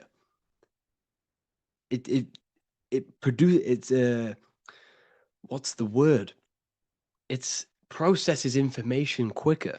You become quicker. You become a superhuman, and you feel more spiritual because it activates your spirit, your astral and energy body. So when we meditate, it's definitely important to breathe in through the nose and out through the mouth as deeply as possible to align with a higher state of consciousness. And this is the easiest way to separate your consciousness from the body. When you breathe in deeply for long periods of time, while meditating, while taking no thought, when no thought is present and you gain a rhythm of deep breathing, this is the gateway. This is the gateway to opening your consciousness. Because when you stop thinking, other aspects of your consciousness can open up. All of our lives we've been thinking, which is blocked off the higher states of consciousness. So breathing is very, very important. It affects our overall well-being. And this is Yahweh, the in and the out of breathing. When we breathe in, this is Yah. You can hear it. It sounds like Yah. And when we breathe out, that is Way. This is the name of God, apparently. But God is within you. You can connect with God. You can connect with source consciousness within you by breathing, by raising your state of consciousness through breathing and meditation. This is why the Bible tells you the Spirit of God has made me, and the breath of the Almighty gives me life.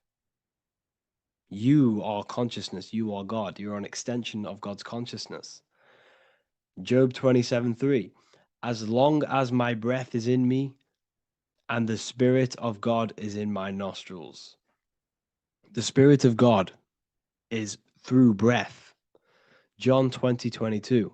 And when he said this, he breathed on them and said to them, receive the Holy Spirit. The word spirit means breath. In Greek, Hebrew, Latin, it all means breath or wind or air. The Holy Spirit is a certain way of breathing, a breathing technique that elevates your consciousness, that syncs you up to a holy consciousness, an elevated state. That is the Holy Spirit.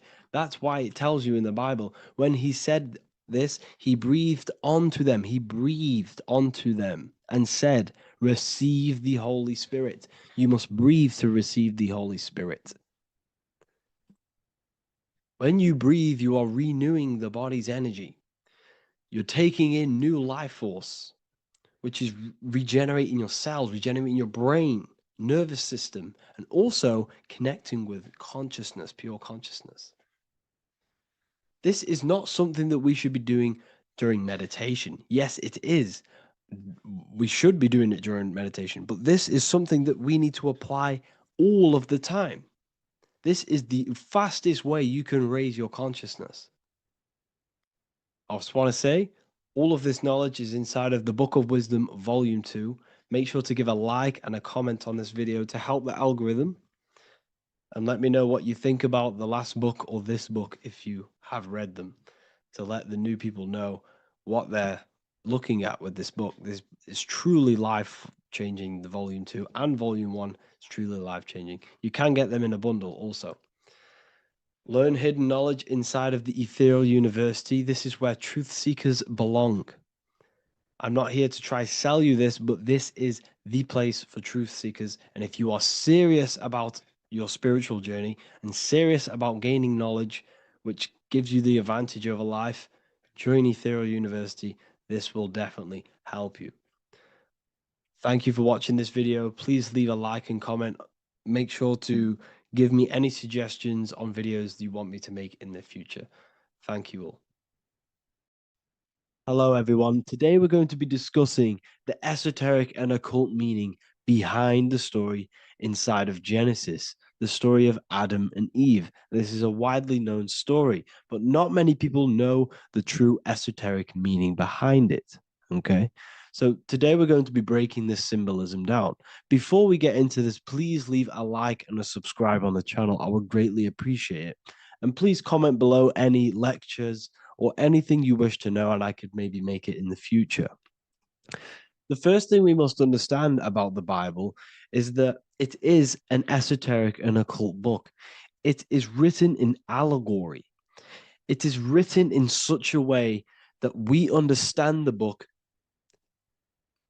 compared to our level of perception. Now, what do I mean? If a child read the Bible, they would gain a standard meaning and story behind it. They would gain a normal interpretation of the book, of being good, praise God, and be a good person. However, me, who have studied the occult and esoteric and symbolism for a very long time, when I read the Bible, I see a deeper meaning. I can read between the lines of the allegories, which means the Bible is written in such a genius way that it speaks to your level of intelligence. Depending on how advanced you are mentally and with knowledge, will depend on how you decipher this book and how the parables inside the book can speak to you in your personal life. Okay, so the Bible is the greatest psychological book ever written in history. This is why it's known as the greatest story ever told. It's a story. What we must understand with the Bible is that the Bible creates on the surface a logical way of thinking, which is what we call religion. We read the Bible and if we think logically and we take that book literally, then we gain a religion. But if we look beyond the surface, this is what we call esoteric, metaphorical, symbolic. You can read between the lines using our right hemisphere of the brain in deciphering this book and what it truly means to us and the evolution of our mind, body, and soul. What this book actually reveals between the lines is instructions and stories which teach you how to level up your consciousness, how you can sync the mind, body, and spirit and the soul all together so you can live like a god. This is what the esoteric is. It's the purification of consciousness. Now, when it comes to Adam and Eve, okay, what we must understand is that this is the beginning of creation. This represents the beginning of your life in an esoteric way. This is symbolic for the beginning of your incarnation into this physical world, okay? And we have Adam, masculine, Eve representing feminine. These are the two masculine and feminine energies which create the whole material universe. Okay. And as we are born with a pure consciousness. We are born with pure consciousness. Well, now, what do I mean? As a baby, we have no knowledge. We are pure essence of the soul. You know, we don't gain the knowledge of good and evil. We are pure. Yes, we're not happy all the time as a baby, and we're not sad all the time, but we have no ego. This is what I mean. Our consciousness is not split. As a baby, you are whole. You have a whole consciousness. You are yourself. You have no false identifications, no limiting belief systems, nothing. You are pure awareness and the pure soul and the pure mind. Now, this is what Genesis is representing. As we grow older, the more experiences we gain, the more thoughts we start to think, the more knowledge we gain of this world, the more impure our mind, our heart, our soul, our spirit becomes, the more impure our body becomes. As we grow older, we're infected with negative beliefs, negative thoughts, and society norms. This is a big one. As we grow older, we are molded by society. We shut off areas of ourself and we push them away so that we fit in with society. We all know this. We all did this in school. We pushed away parts of ourselves to act cool or to fit in, whatever it may be. Whatever type of person you were in school, we all went through this because society and culture is programmed. So as we grow older, our consciousness splits. We gain a persona, an ego, and we gain a shadow self, the subconscious, and we gain an ego. Now, the ego is what you show to people. It's that character that you show, that you put on to your culture, to your family, to your friends. This is a false identification. And we also gain a shadow self. The shadow self is gained through experience. This is the subconscious. Our ego is created through experience. And so is the subconscious and the shadow self. Okay. So as we gain age in this material body, we fall from the Garden of Eden. We gain the knowledge of good and evil. This is what the symbolism represents of us leaving the garden, us eating from the fruit. Now, the fruit represents the knowledge, it represents the insight, the experience, which splits our pure consciousness. Our soul splits. Okay? We lose connection with the divine. We lose connection with our pure self through material experiences. We may lose ourselves in material experiences. We may lose ourselves in lust and material gain, wealth, and all of these lovely things that the material world offers. We lose ourselves in this. Okay? And not only that, there's another symbolic thing that we're missing with being a child.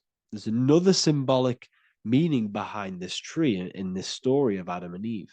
And this is sexual energy. Okay? As we are a baby, we have no ability to create another human life. We have no sexual urges. We have no desire for the material things as a baby. Nothing. As we grow older, our sexual energy cultivates around the age of, it's like 10, maybe earlier for some people or later for some people. This is what we call puberty, when our sexual energy activates. This is when the masculine and feminine energies are present within the body. And we are now given the ability to create human life.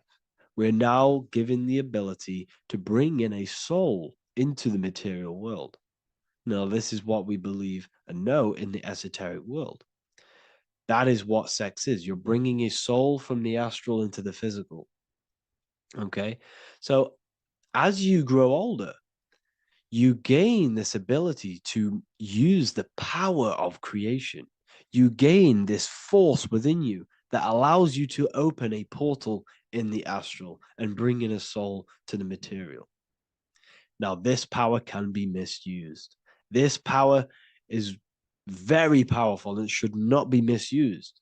In occult and esoteric teachings, we teach and learn sexual transmutation, how we transmute sexual energy into different areas of our life so we can grow and create. Because sexual energy is creative energy. It creates a whole new human being. So if we retain it, we can transmute it into creativity. So this energy is kind of corrupting us as well. And now I'm not saying growing up is evil, all this thing is evil. This is a natural cycle that we must go through. The soul of us must go through this cycle so that we learn, so that we overcome it, so that we gain mastery over ourselves, so that we expand ourselves. I recommend you watch the Evolution of Consciousness lecture that I did on my YouTube. An amazing lecture. Talks about the evolution of consciousness and how we're on a never-ending cycle of life and death and expansion. So leaving the Garden of Eden is symbolic. You see, Eve represents emotion. She's feminine. Adam represents action. That's why he bit the apple.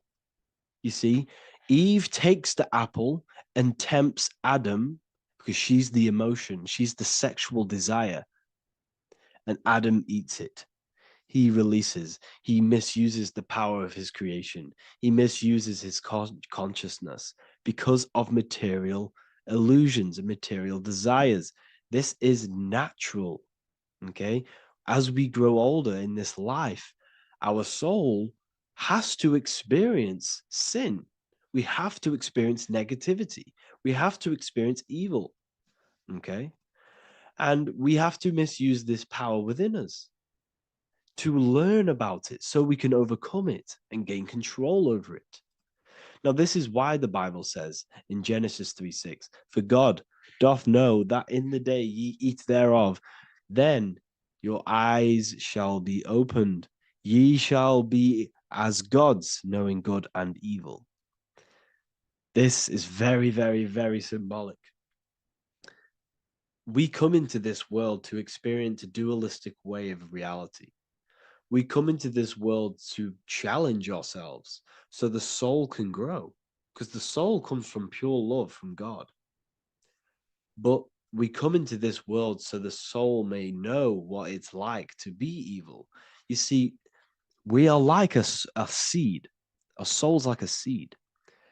And when that seed grows, okay, and it's planted, them roots must grow to hell in order for the top of the tree and the roots to grow to heaven. In order for the soul to reach the highest states, it must descend down into the lowest states. Good and evil. This is the story of good and evil, okay? And this is the story, a psychological story of how the human mind has functioned in this life. This is what this story is representing, of how our soul and mind is functioning, how our consciousness is splitting and growing up and evoluting. Okay.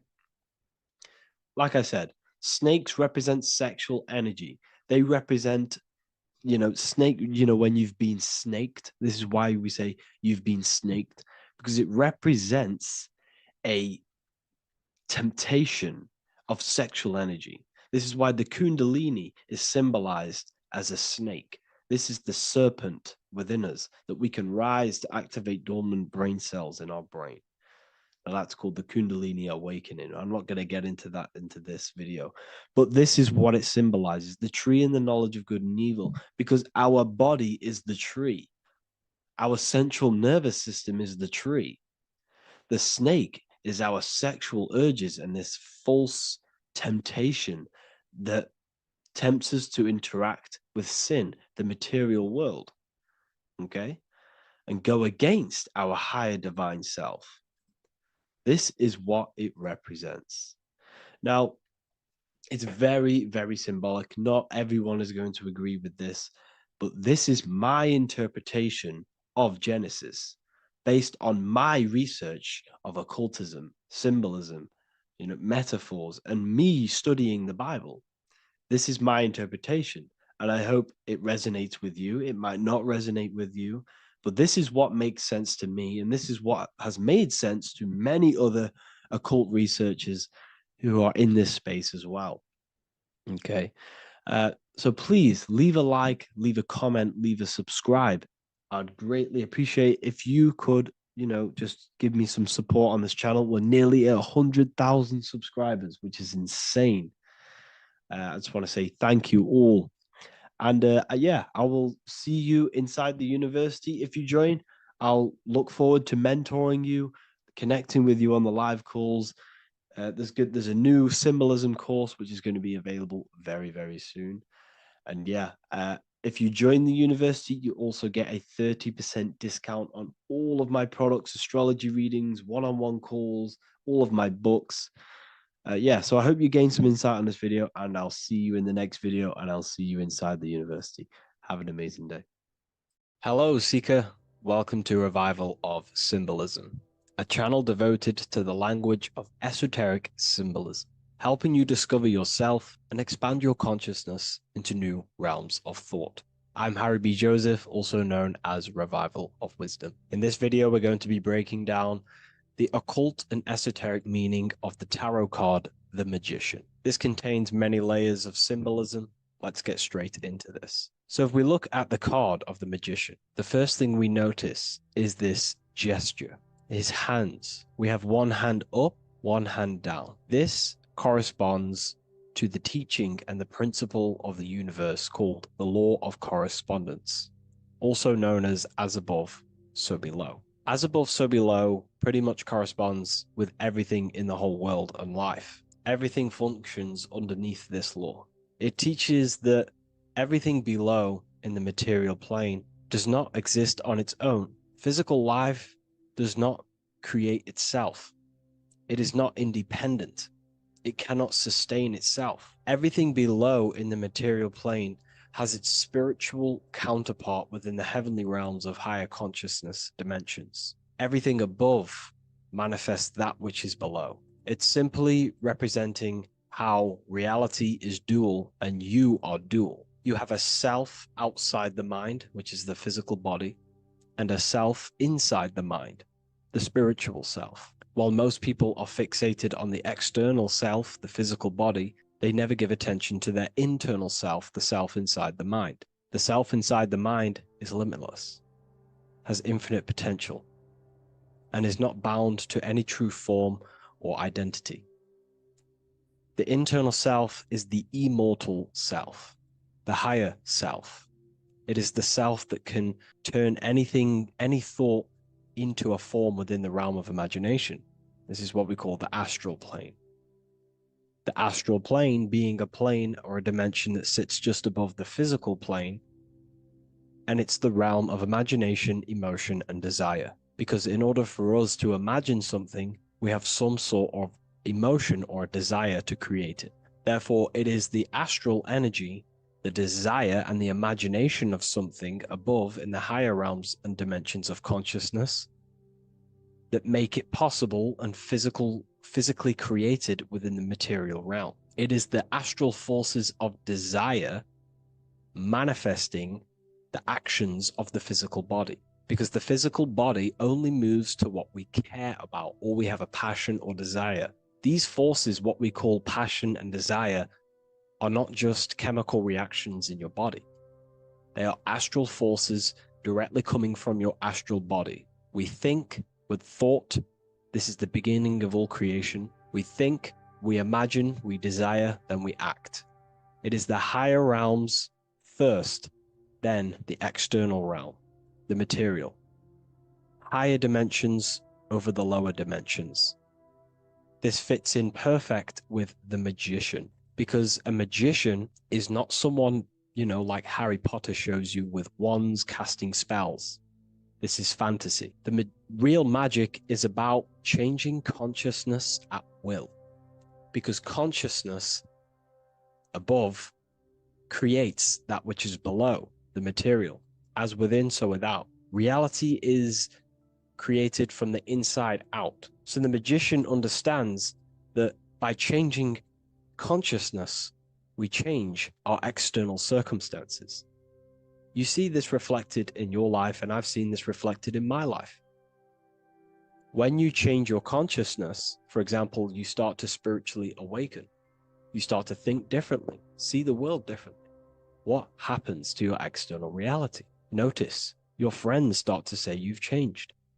You may not fit in with your current friendship circle.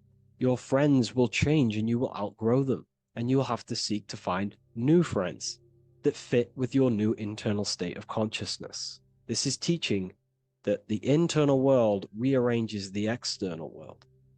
While most people stay in a cycle of trying to change the external world, not realizing that they must first change the internal. This is what magic is about. Magic is about changing consciousness at will. Because when a magician holds the ability to direct all forces of their consciousness to a specific reality within them, to create that form and reality within the internal self, they can actually start to produce change in the external reality. We have masculine forces of consciousness, feminine forces of consciousness. The feminine forces of consciousness are imagination, intuition, emotion. The active masculine forces of consciousness are willpower, actions, and intellect, thinking. When we combine the imagination, seeing the reality within our mind, forming the reality within our spiritual vision, the internal vision of the soul, because imagination is the expression of the soul. It is creating with astral light, astral vision. Freemasons, occultists call imagination spirit vision. When we see that reality with our spiritual vision, this is why we have to increase our ability to vividly see within our imagination or the astral plane. If we do not develop these faculties of consciousness, we will struggle. This is what the esoteric is about. We have to increase and develop every part of our consciousness to develop spiritually, to try and reconnect with the internal world, while our whole past life we've been focusing on the external. When we combine the soul's vision of imagination with a feeling and a desire of creating that reality, that's then the internal world pretty much sorted. Then we have to combine that with willpower and actions. The masculine and feminine come together to give birth to a child. The masculine and feminine come together in your consciousness to give birth to a reality. It's about changing what's inside the self to produce change below. This is what true magic is. Look at the word magic, magi, and the word imagination, imagination. Imagination is about working with the forces of the soul and the forces of consciousness, producing change in consciousness at will to produce change in the external. This is what this represents. Changing above so we can change below. No point trying to change the external world, because the external world is already formed. It is a form, it is an effect. So to produce true change in the external world that lasts long term, we must first gain control over ourselves and produce change internally. This is why the magician is called to gain mastery in every element of their being. They have to gain control over every aspect of consciousness and develop every faculty of the soul. This includes developing strong imagination, developing a very strong willpower. We can do this through exercises such as imagination exercises, holding one specific vision for a long period of time, meditation, thinking on one specific thing for a very long period of time. This will increase the willpower. It's also about gaining control over the subconscious impulses the subconscious thinking patterns that seek to control us. It's about gaining control over every aspect of our consciousness. This is what a true magician is. And this is what the true spiritual path is. Developing every faculty of consciousness. It's a never-ending journey of self-mastery. If we look at the magician, we see this infinity symbol rising just above his head, symbolizing the mind being filled with higher knowledge. The mind aware of higher dimensions. You see, the mind is the cause, physical reality is the effect. We need to raise our consciousness from effect consciousness to causal consciousness to truly become a magician and a master of our reality. What do I mean by effect consciousness? Most people live in the realm of effect and reaction. Their consciousness, their mind, emotions, and imaginations are constantly thinking, feeling, and imagining the things that have happened to them. Instead of doing this, we need to change this state. Instead of reacting, we need to become the cause. Instead of thinking and imagining and feeling the realities that's already gone past and things that have happened to us, we need to change this so we use the powers of the soul, the powers of consciousness as imagination, emotion, the intellect, as causes and not reactions. This is how we truly become a magician and apply this principle of as above, so below. We need to think, feel, act, imagine, and use all the faculties of consciousness and the creative powers of the soul to cause things, to create a better future, to imagine a better outcome, instead of dwelling in reactivity, because reactivity will create a constant cycle of negative manifestations. If we sit around and moan, complain, think, imagine, feel the things that have happened to us in the past, the mind is the cause. And if the mind is in that state of reactivity, it's just going to constantly create more negativity in your external reality. This is what it's all about, as above, so below. You can see the sword here. The sword cuts through the air. The air is one of the 4 physical elements. Fire represents the spiritual body of consciousness. Water represents the emotional body of consciousness. Earth represents the physical body of consciousness. Air corresponds to the mental body of consciousness. So this sword is a symbol of a sharp mind. The mind needs to become very sharp and very disciplined and very controlled, both consciously and subconsciously. What does this mean? We have to gain control over the mind. We have to become more conscious of the thoughts that are happening inside our mental field, because the mental field of consciousness is pretty much the birth of all creation. We think, imagine, feel, then act. So we must gain a sharp intellect, a sharp mind, a sharp, powerful mind. The sword is also a symbol of power. So this is a symbol of a powerful mind, a mastered mind. This is your sword. This is your tool to create, because you are a co-creator. As above, so below literally tells you that you are God itself. The same powers God used to think everything into existence, such as nature, the stars, the human body, the macrocosm, the world. God thought the world into existence. We live in a mental universe. All creation is first thought, then manifested physically. The same powers of thought God used to create the world is the same power that you use to create your world. You are cut of the same fabric of God. You are a microcosm, as above, so below. God is the macro, you are the micro. What is the wand? The wand is not real. This is not a real wand you cast spells with, but a symbol.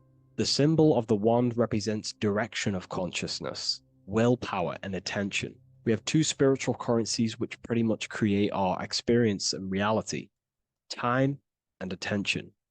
That's why we say we spend time and I pay attention. These are your currencies. These are how you create and generate reality. Moving on to Jesus and Satan, we see there's an exact same symbolism within the ancient paintings. Jesus pointing up, Satan pointing down. Satan is the egoic force within one's consciousness. He is a symbol. Satan is not a real identity or being or entity. He is a symbol of a personality and a force within one's consciousness. Satan represents the negative forces of the ego that tells you to do things that is wrong. In your heart, you know what is morally right and wrong. Let's say you're thinking, you get a random thought of stealing an old lady's purse. You, in your heart, know that is wrong. But Satan is the force inside of you that says, do it anyway. Don't listen to the heart. Get the personal gain. I want the money. That's Satan. Jesus is the higher mind, the aspect of our consciousness that dwells above the ego. It's the part of our heart that desires the spiritual. Our heart is the generator of our reality. And whatever we desire is what we generate. You only take action and generate your life on what you care about or what you feel. If someone's talking about something you don't care about, you say, oh, I don't care about that. But if you care, you will listen. If you care about something, you take action towards it. If your heart desires the material, you have been taken over by the egoic force of Satan. Not a real entity, a part of your consciousness, a part of your nature, the dark side of yourself. Jesus represents a heart that desires the spiritual wisdom, the things that cannot be seen. The heart must desire the things that can't be seen, because this is what gives true satisfaction to ourselves. We feel void when we chase material things because nothing material can satisfy our hearts. So this is as above, so below. Jesus is the higher mind. Satan is the lower mind. We must place our hearts on the higher things and give our hearts and desires to knowledge, the things that we cannot see, because this is what gives us true fulfillment. We also see this symbolism in the Baphomet. As above, so below. The material realm below and the fire up here. The fire symbolizes spirit. The spiritual made manifest in the physical. This is all the same symbolism. It corresponds to everything. You can use as above, so below to determine truth. If someone tells you something, tries to make you believe it, and it does not correspond with the law of correspondence, then you know it's a lie. You can use as above, so below to manifest things.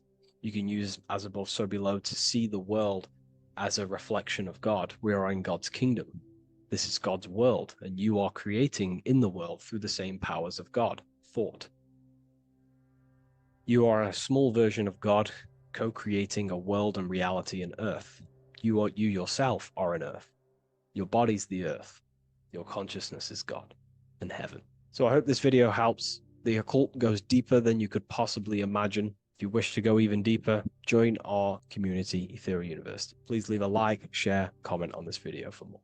Neo is plugged into the matrix on the back of his neck. And if we look at the human brain, the back of the neck is the reptilian brain stem. And when one operates their life out of the reptilian brain stem, they are unaware, unconscious. They are consciously dead, because the reptilian brain does not really critically think. It acts on instinct, fight or flight mode. This is considered in the occult spiritually dead. When one is taking actions without intention, simply very reactive to life. They're not living, they're simply experiencing. When you're walking down the street and you see someone, and in your mind you think me versus them versus me, that is an animalistic way of thinking. I used to be trapped in this way of thinking, always thinking of fight or flight, always judging people, always reacting to the world, never consciously creating and commanding with intention in the world. This could be considered the matrix, when one lives unconsciously, simply surviving in the world. Another symptom of living in the reptilian brain could be obsession, a constant need to assert your power over others to feel safe or superior. Views relationships as power hierarchies, not as mutual connections. It could be a conquest for sex, lust, seeking validation through sexual activity. Sex becomes a tool for dominance, escape, and self-worth. Intimacy is avoided. Pleasure is pursued without emotional depth. Seeking pleasure all the time. This is all to do with the reptilian brain. Seeking safety. It could be compulsive eating or food hoarding, driven by craving and not actual hunger. Eats to soothe fear or emotional discomfort, often unconsciously. This is the unconscious. Fear-based decision making. Every choice is shaped by perceived threat or insecurity or fear within the subconscious mind. Long-term vision is sacrificed for immediate safety and gratification. All called the reptilian brain. Territorial behavior overacts when personal space, possessions, or status is threatened, acts as though survival depends on ownership or status. Addiction repeats patterns to feel safe, even if they are harmful, avoids anything unfamiliar or unpredictable. Low empathy, no empathy or emotional care for one another and for fellow beings in the world. Sees people as threats, tools, or competitors. This is all to do with the reptilian brain. Intense jealousy or possessiveness. Sees others as rivals or objects to control. Cannot tolerate perceived threats to loyalty or status. Quick to be angry. Slow to reflect. Reacts with rage, withdrawal when challenged. Lacks emotional regulation or deep self-awareness. So this is considered, this brain could be considered the matrix, hence why Neo is plugged into this brain. He's operating the life out of this brain, unconscious, simply navigating life like an animal. I was in this state, and you can only really realize this when you come out of this brain and you start to function from the higher regions of the brain, which we will discuss very soon. And my life was chaos because there was chaos operating internally. I was never thinking about the future. I was always operating life out of fear, out of lack, never had care for another person. When you operate life out of this brain, the matrix, things outside you, can easily control you. This is why they keep us in a constant state of fear. So we operate life out of this. So we never gain full control over our reality, over our actions, over our thoughts. So Neo is called Neo, and he works at a place called meta cortex, very symbolic of the neocortex, the higher region of the brain. Now, this brain makes you human. It ultimately allows you to hold control over the animal urges, okay? The neocortex is the brain that allows you to have self-mastery, that allows you to control your urges, your instinctual survival urges. So humans can overcome their reptilian animalistic state and start to operate their life in a conscious mastery state. And Neo is plugged out of the reptilian brain, and he starts to use his neocortex, the human brain. This allows one to learn to have self-control, allows one to create, allows one to think about others. It allows one to critically think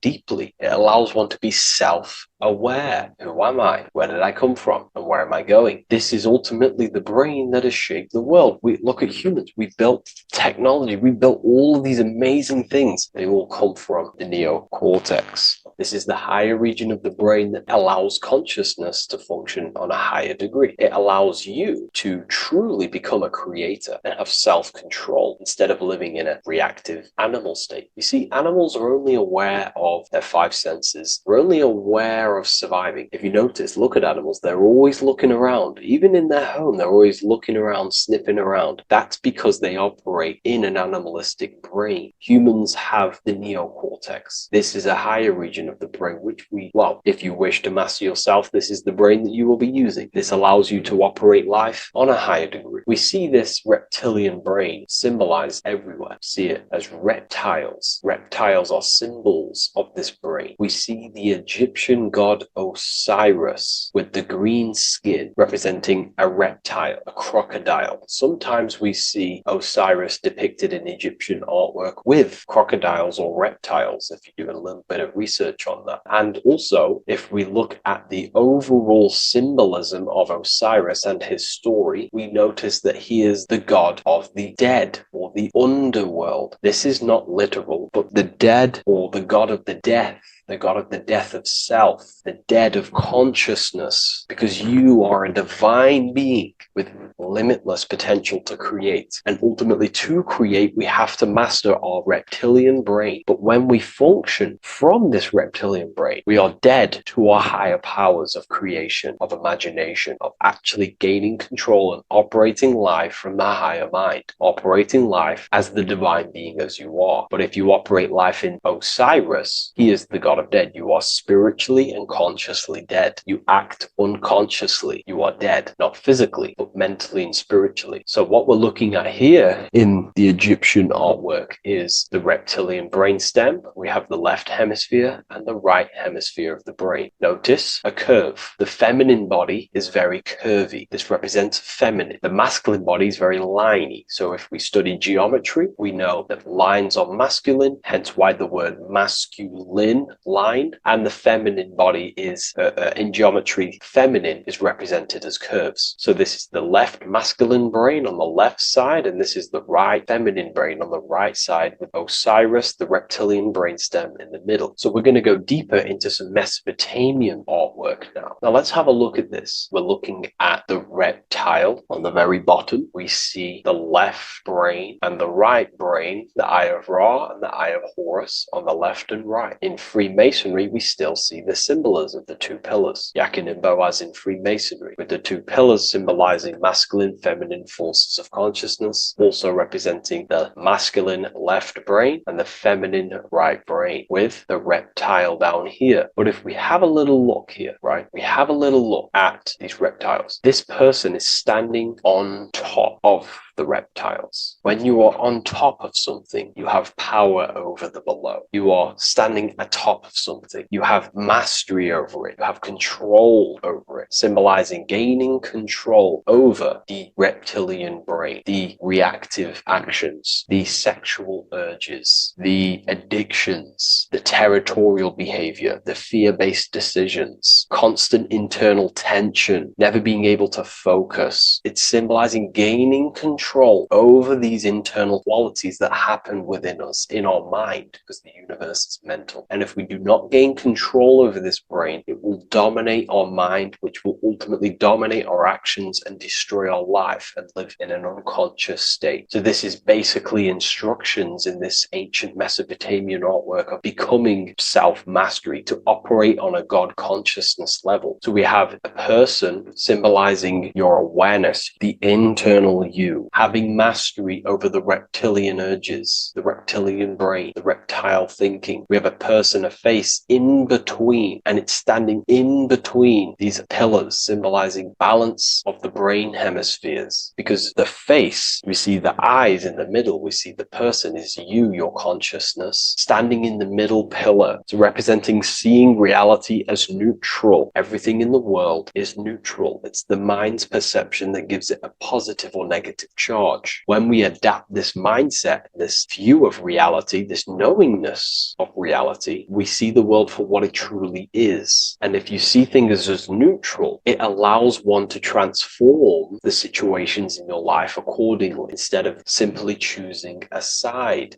This is a major problem in society, and this was a problem within myself also. We like to choose sides, and choosing sides can keep your consciousness locked in a certain mindset, in a certain belief. And belief is what is ultimately destroying humanity. It's about knowingness, and knowingness is in the middle. We want to seek to know things. Knowing things allows you to go out there, directly experience it, and know it for yourself. For example, I know I'm not on a spinning global ball flying through space. Why? Because my senses tell me I'm not doing that. My senses tell me I'm not going 1,000 miles per hour and 360,000 miles per hour through space while spinning around the sun. I know that because I know myself. I know I'm not my body because I've had direct mystical experiences beyond the physical body. So we should seek to know things, and that's what we call gnosis, direct knowledge obtained through direct experience, knowingness. And that is a middle pillar quality. So in Freemasonry, we see the middle pillar. The matrix is designed to give you two wings all the time. Democrats, Republicans, feminism, and then there's another side. There's always two sides that they're giving you because they want you locked in either way, which is seek the middle pillar, seeing things as neutral, seeing things as the middle pillar, seeking direct experience, gnosis. And this aligns with the brain because the brain gives us these two perceptions also. The right brain sees the woods, the whole woods, but the left brain sees the individual trees and branches and leaves. If we're too left hemisphered, we're going to see everything as divided. If you're too left hemisphered, you're only going to see yourself. You're only going to think about me, myself, my ego, my consciousness, my life. And I'm only going to operate in the world, take actions only towards me without considering the collective, which is the right hemisphere quality. The right hemisphere allows you to see the bigger picture, how we're all connected. We're all one family of consciousness. We're all one being separated in different bodies, one consciousness operating in different bodies. So it's about aligning these perceptions of the brain and standing in the middle, and also conquering the reptilian brain. This allows us to operate in the world and see the world for what it truly is and operate from a place of balance. We also see some more symbolism in Egypt of the Ram Sphinx in Egypt. Ram Sphinx. Please leave a comment and please leave a like and a subscribe onto the YouTube if you like my content. Smash that like button and we'll get straight to this. So this is the Ram Sphinx in Egypt, also symbolizing the brain. This is my research.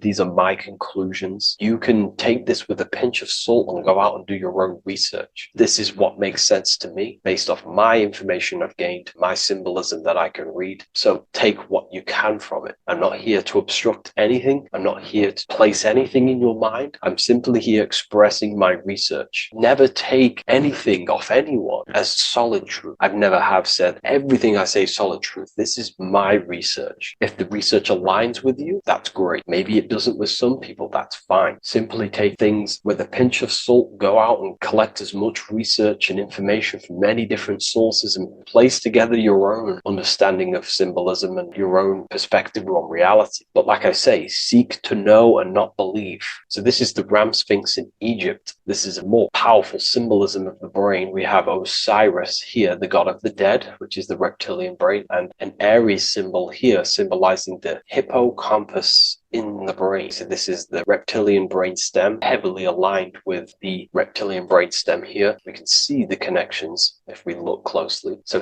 this represents the dead of consciousness. This is the dead of self, living in impulsive animalistic state, the symptoms that I listed earlier. I'm not going to go over the symptoms again. And Aries symbolizes the hippocampus in the middle of the brain. It's the hippocampus. And Aries is a symbol of a state of being. Why? You see, ancients and the ancient Egyptians, according to my research, Freemasons still use this symbolism today. So what they do is they use the path of the sun to symbolize a state of consciousness or a journey in consciousness. So what do I mean? So Aries here is the transition from the winter arc. So this is the winter arc from Libra, Scorpio, Sagittarius, Capricorn, Aquarius, Pisces. This is when the sun is dead. This is when the electromagnetic waves of the sun are not very present. This is the winter. This is when there's more darkness in the world. However, from Aries, Taurus, Gemini, Cancer, Leo, Virgo, and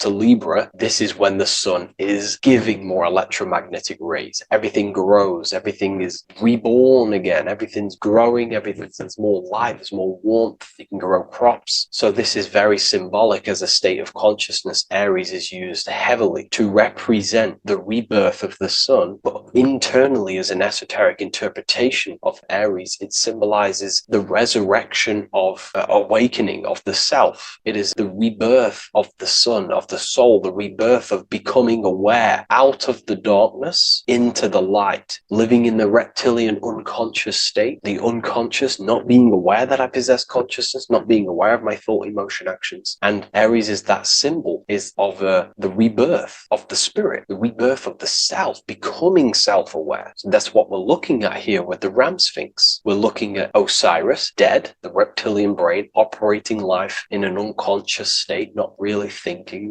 not self-aware of thought, emotion, actions, not aware of the soul, not aware of good and evil, not aware of the laws that are in the heart of love, not aware that there's always an intelligence in the heart telling us what's the right thing to do at all times, not aware of anything, just simply reacting to the world. But then we have a symbol of Aries above, which is the resurrection of self. So again, this is symbolizing by the Egyptians to me and my research, going from darkness to light. This is the resurrection of consciousness when we start to deepen our self-awareness, which is ultimately what I'm doing to you in these videos. Hopefully I can awaken some people's minds and make people think deeper. And that process of internally what's happening within you that's what Aries represents when you're starting to say, wow, my mind's going deeper and deeper into the self and I'm realizing more. That is what Aries symbolizes. When the sun returns, it's also a symbol of a sacrifice, because obviously when the sun returns back to Aries, we're sacrificing the winter, when we're transitioning, and all transitions require sacrifice. So in Aries, the Jews celebrate the Passover. It's the Passover of the sun, and what do? They eat lambs in the Passover Aries, because it's all symbolic of this internal process. In Aries, Christians celebrate with the Easter, which is the resurrection of Jesus, the resurrection of the sun. Remember, it goes deeper. There's deeper layers to this. It's the resurrection of the self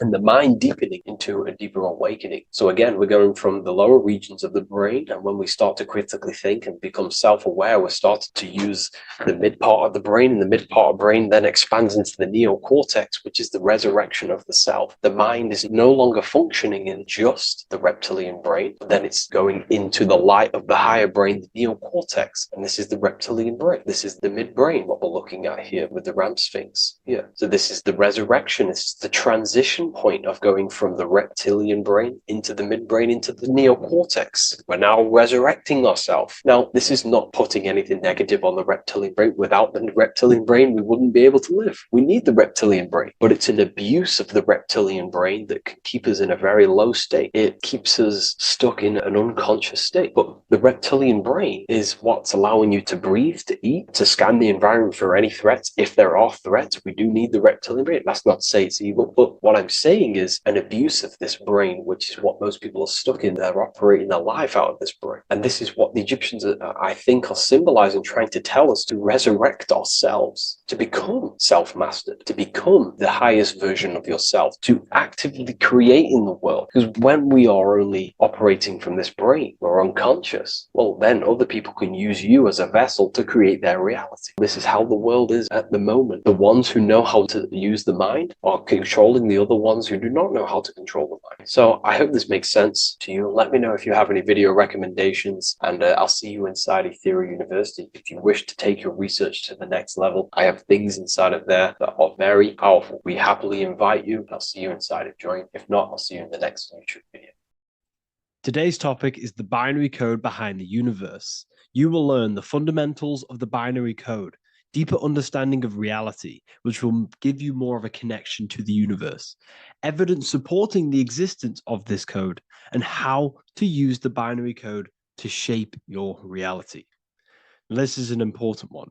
We have 0 and 1. This is the binary code of the universe. It underlies everything. It is the source of all creation. The universe is binary in nature, meaning it exists as both something and nothing, on and off, male and female, light and dark. Everything has its polar opposite. At its core, all that exists is 0, representing nothingness, infinite potential, and 1, representing something, order. 0 represents the feminine, vast, formless, and infinite potential. It is the space from which all things emerge, the womb of creation, the receptive and expansive force. 1 represents the masculine, structure, form, and order. It is the active principle, the initiator, the force that defines and shapes reality. Together, they create the fundamental duality that underlines existence, the balance between chaos and order, the void and creation, yin and yang. We see this in the masculine and feminine bodies. This is deeply encoded into the fabric of reality. And once you see this, you will never unsee this. So please leave a like on this video if you love my content and you love the wisdom that I share with the world. So we see this with the masculine genital areas. Remember, this is the genital area. This is all to do with creation. These are the generative principles, the generative organs in the body that allow creation to continually outfold into new life. The genital areas are all to do with the code. The male is the 1, the action. He's the initiator. The feminine is the 0, which is the infinite potential, the womb of creation. 0 and 1. This is why we have 10 numbers. 0 and 1. Masculine and feminine. We even see this in the bodies. The feminine body is made out of curves, which is 0, curves. And the masculine body is made out of lines, So please leave a like and comment if you love this. And if you have any lecture ideas, feel free, and I can make a lecture on any suggestions that you have. So look at the word masculine. Masculine, line. Line is just one line, which represents order. 1. Feminine. 9. 1 and 9 equals 10, 0 and 1, the binary code of all creation. Why is feminine? Why the number 9 for feminine? Because the moon has to go around 9 times to create a human in the feminine's womb. And look at this image of nature. All nature is zeros and ones. Now you can tell the stick is a one, it's a line, and here we have curves. It's curves and lines. Curves and lines create reality, creates matter. Everything is 0 and 1. We even see this with the sky. The sky represents zeros. They represent curves. The heavens, the heavenly bodies, the sun, these are circles. The moon, circles. The planets, circles. Down here is matter, representing the square. We have the Freemasonic square and compass, representing lines and circles, masculine and feminine. We see this with Leonardo da Vinci, with the circle representing the spirit, the void, the womb of creation, and matter, which is the body. This is the soul in matter, infinite potential in matter. This represents spirit over matter. This represents the architect of reality, zeros and ones, spirit and matter. This is all the same thing. Understanding this binary nature of the universe, where 0 feminine represents the infinite potential and 1 masculine symbolizes order and structure, can benefit you in several ways. Manifestation and creation is the first way it can benefit you. Now that you understand this, you understand that everything comes out of infinite potential. 0, infinite potential. 1, action equals manifestation equals creation. So you must pull things out of infinite potential. If you have ideas but don't take action, too much 0, nothing materializes. You'll never materialize if you sit there imagining all day, visualizing all day. You have to take action. They both come hand in hand. If you only take action without tapping into intuition and creativity, too much 1, your actions may feel hollow and misdirected. Using both effectively leads to greater success in life, work, and relationships. This is the 33rd degree motto, or this is on the 33rd degree of Freemasonry Scottish Rite logo, and it's called Order ab Chaos, order out of chaos. Chaos is the 0, infinite potential. Chaos is the dimension of the imagination. This is where this all ties in now. Imagination is the dimension of infinite potential, pure potential, formless creativity, and the realm of infinite possibilities. It is the void, the unmanifested energy that contains all that could ever be. That is the imagination. The imagination is the dimension that you are connected to, and you can pull any idea out of and materialize it into a reality. Matter, on the other hand, is order brought out of the imagination, chaos. It is when raw potential is structured, defined, and crystallized into form. This is the fundamental principle of order out of chaos, the process of turning the unseen into the seen, the abstract into the concrete, the dream into reality. That's why we say dreams into reality. Dreams are in the imagination, infinite potential, and the human mind is connected to high dimensions of consciousness, which we can pull ideas, things out of, and materialize it into our lives. Whether that's good or bad, that's completely up to you. But we have access to higher dimensions beyond the physical plane. And this is the secret, that the human mind is connected to, and that you are not just a physical body. Okay? The universe itself was born from chaos. Before form, there was only energy and potential. Our minds function the same way. The mind is a microcosm of the universe. Our thoughts exist in an infinite field of possibility, but they only become real when we take action and give them form. If your inner world is filled with chaotic thoughts and impulsive emotions and negativity, then creating order within it within is essential for balance, clarity, and growth. What do I mean? Order out of chaos, 0 and 1. All creation comes out of infinite potential. The mind, the imagination, is the infinite potential. The material world is the order. It's the effect. Therefore, if your material world has chaos, if your room is messy, if your body is out of shape, if you do not look after yourself, everything in the physical world is just a reflection of what's going on inside of you, what's going on inside of you. So if you have a messy room in a messy house, this reflects as a messy mind, a chaotic mind, and we must create order in our mind. So this applies to all realms of your life. This applies with your mind, it applies with your emotions, it applies with your manifestation, it applies with the physical world, with the masculine and feminine.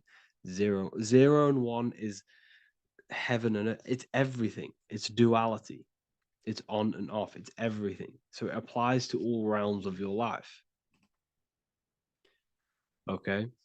So in order for this to benefit our lives, we must, 1, have awareness and observe the chaos. Step back and observe your thoughts and emotions without reacting to them. Recognize that you are not your thoughts. You are the observer of them. You are the soul. You are in between them. You are the midpoint between the left and the right, the 0 and the 1. You are the soul. Journaling or meditation can help you identify patterns and negativity and impulsivity. So it's important that we recognize these patterns. We recognize the chaos within us and we transmute it. 2, implement structure, mental discipline, mindful practices, meditation, breath work, and slowing down your reactions.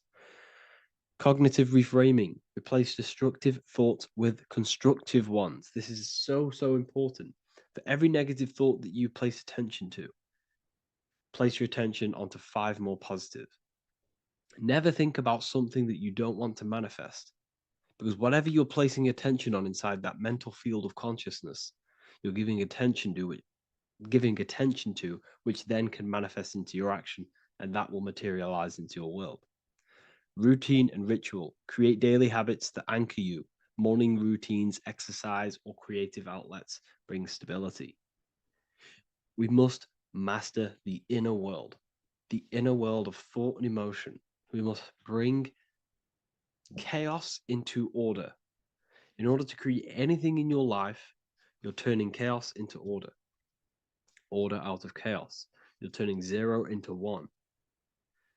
This is the binary code. All things underlie it. 0 and 1. So it's so important that we master our minds, we master our emotions, we master our inner world so we can produce effect in the outer world. We cannot create consciously and effectively if we have chaotic thoughts and impulsive emotions. So I hope this has made more clarity to you so you can implement this into your life. I know I haven't given you much strategic things to implement into your life, but now that you have a better understanding of how this world is pulled out of infinite potential, you can use that. Everything in your life is pulled out of your imagination. Every text you send, everything you think of, oh, I'm going to do this later, that is your imagination thinking about the future. So you just have to do this on a mass scale to create something big in your reality. So I hope this gives you a better understanding of how the universe works and has benefited your life. If you have any comments or any suggestions or how this video made you feel, let me know in the comment section. I would really appreciate it. And I'll see you all inside of the Symbolism Masterclass on March the 8th. Welcome to Revival of Wisdom. What is good, people? Is Revival of Wisdom. We're back with another video. Today we're going to be talking about the importance of Saturn and the occult. Let's jump straight into this. So Saturn is the god of the earth, right? It's the time of God, change, destruction, physical matter. He creates and destroys, because the energy of Saturn is the key to crystallization. It wraps things in physical matter, right? He creates everything, all life forms, and he takes things back, because the day that you're born, that's the day that your expiry date is coming. The time is ticking until Saturn takes your life. This is why he's known as the Reaper. Okay? As he's personified as eating his child here in this ancient Roman painting. As you can see, he's eating the child. We are all children of Saturn, right?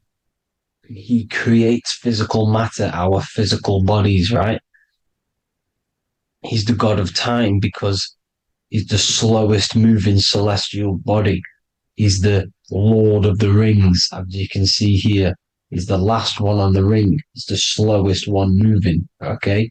So he is the Lord of time, destruction and creation, okay? This is why his name is Saturn, Satan. He's the devil, okay? But I'm not saying Saturn's evil, guys. It's a part of life. Everything lives and dies, right? He's the key to crystallization. Now, as we have the clock here, our god Saturn, or Chronos in Greek, just means time. He's also the god of time, as I've already said. 60 seconds in a minute, 60 minutes in an hour, 24 hours in a day. Add 2 plus 4 equals 6. 60 seconds, 60 minutes, 2 plus 4 equals 6. That's 666. Okay? And as you see on the clock, 6 take away 12 equals 6. 7 take away 1 equals 6. 9 take away 3 equals 6. 6 is the number of Saturn. It's associated with Saturn, right? He's the god of time, of justice. Everything goes back to the Reaper in the end. Everything lives and dies. Now, the artwork of him, he's always got the Reaper staff. You see, it's personifying death. Now, when you see this, the Romans were not saying Saturn was a real person, a real god in human form. No, this is personification. This is what the ancients always did. They personified, just like the Bible. It's all personification. So the personifying Saturn eating its children because it eats, it's the Reaper. No one can escape the Reaper. No one can escape death.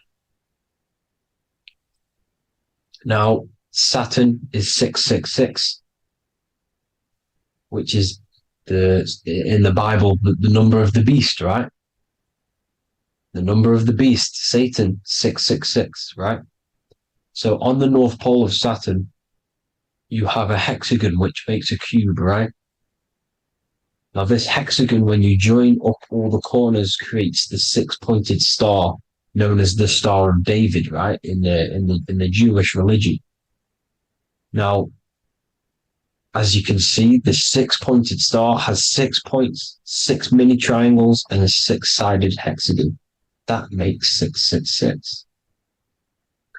And also, your Saturday is named after Saturn, the 6th planet, the 6th day of the week, and has a 6-sided polygon in its north pole. That's also 666. Now, this Star of David, this symbol goes back thousands of years, and it originates from Saturn. It's not the Star of David, right? It originates from Saturn. It symbolizes the physical and spiritual aspect combined into one, which makes us humans, right? Also symbolizes the male and female combined into one. These two sacred energies create the human. We consist of both male and female energy, also known as the Seal of Solomon. And we all know if Solomon was a real person, he talks about communicating with 72 demons. He could apparently, in the text, he could communicate with 72 demons, and this is sorcery. This is black magic. Now, this symbol is associated with hexing people. When you place a hex on someone, that is a form of witchcraft, which a hex is just a curse. When you're cursing someone, this is black magic. Now, the black magician would stand in the middle of the symbol and cast his spells onto other people. Now, this symbol is obviously on the $1 bill, twice on the $1 bill. And it's very, very ancient symbol. And it originates from Saturn. And let's keep going. So the cube. So I've just said how you see the cube on the North Pole of Saturn, right?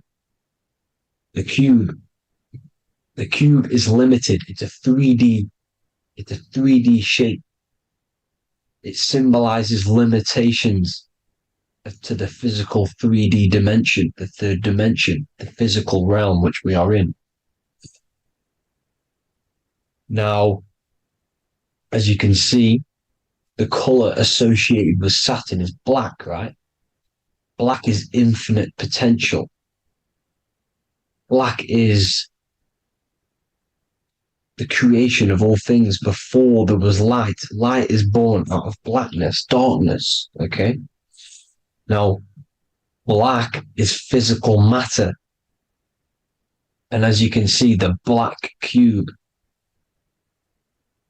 black symbolizing physical matter, the cube being limited, as the physical realm that we are in is limited.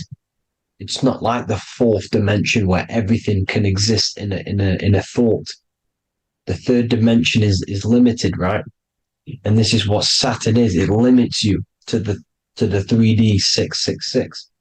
Your body limits you to your physical body. Now these black cubes are placed everywhere, as you can see: Australia, Denmark, Manhattan. There's one in New York. As you can see, the Apple have a cube. The Nintendo GameCube. Trump Tower is a black cube. This is worshipping the energy of Saturn, the god Saturn. Okay, it's not a god, it's a celestial energy. However, it rules over Earth because it pretty much created the physical realm. Now, as you see, when you go to a funeral, you wear black, a black suit symbolizing Saturn, which is the color associated, black. And as you see in Mecca, they walk around the black cube in rings. As you can see here, they're stood around in rings, like the Saturn, the rings of Saturn. The Mercedes symbol. You probably wouldn't notice that, but yes, it's Saturn. And when you graduate from university, you wear a black cube on your head. This is all symbolizing Saturn. Okay. Now, as you can see, the Jews here have a black cube on their third eye whilst they pray. Notice how he's shutting his eyes into blackness, darkness, and he's wrapped around a black strap around his arm. This is symbolizing the wrapping of physical matter, of how physical matter wraps things into existence.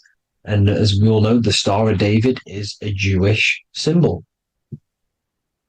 So he has the black cube and the Star of David, right? So all of these religions are secretly worshipping Saturn.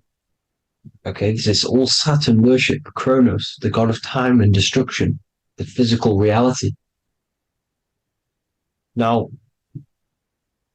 as you can see, it's symbolized everywhere in all major corporations. Pepsi, internet, that's obvious. NASA, of course, NASA. NASA means to deceive in Hebrew. Universal, Walkers, that one's so obvious. Nike, Toyota. So many different ways they symbolize it. You either see the rings of Saturn or the black cube, as I just showed you here, the Nintendo and the Mercedes, right? It's absolutely everywhere. Now, they also use 666 to symbolize it, as I've just broken it down to you. 666, the World Economic Forum.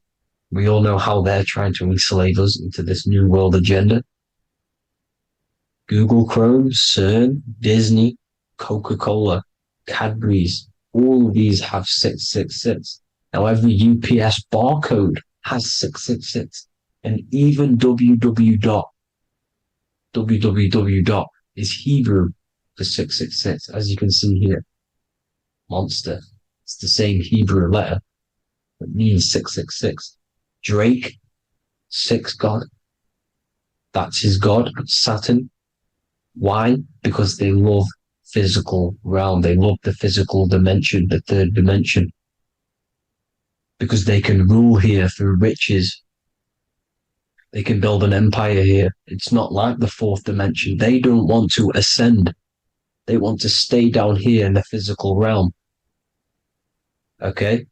Now, this is why they're cloning. They can move their consciousness into other clones to live forever. This technology exists. This is why they love the third dimension. As you can see, all of these sellouts here, Drake, Leonardo DiCaprio, you know, all of these people doing 666 because this is their God. This is their God. They love the physical realm. They sold their souls for wealth and fame in this physical realm. So why would they leave? You see? Now, this isn't all just evil, okay? So you have 7 chakras, right? You have 7 days of the week, 7 solfeggio scale notes. These are frequencies, the solfeggio scale. Now, it's called the Saturn moon matrix because the moon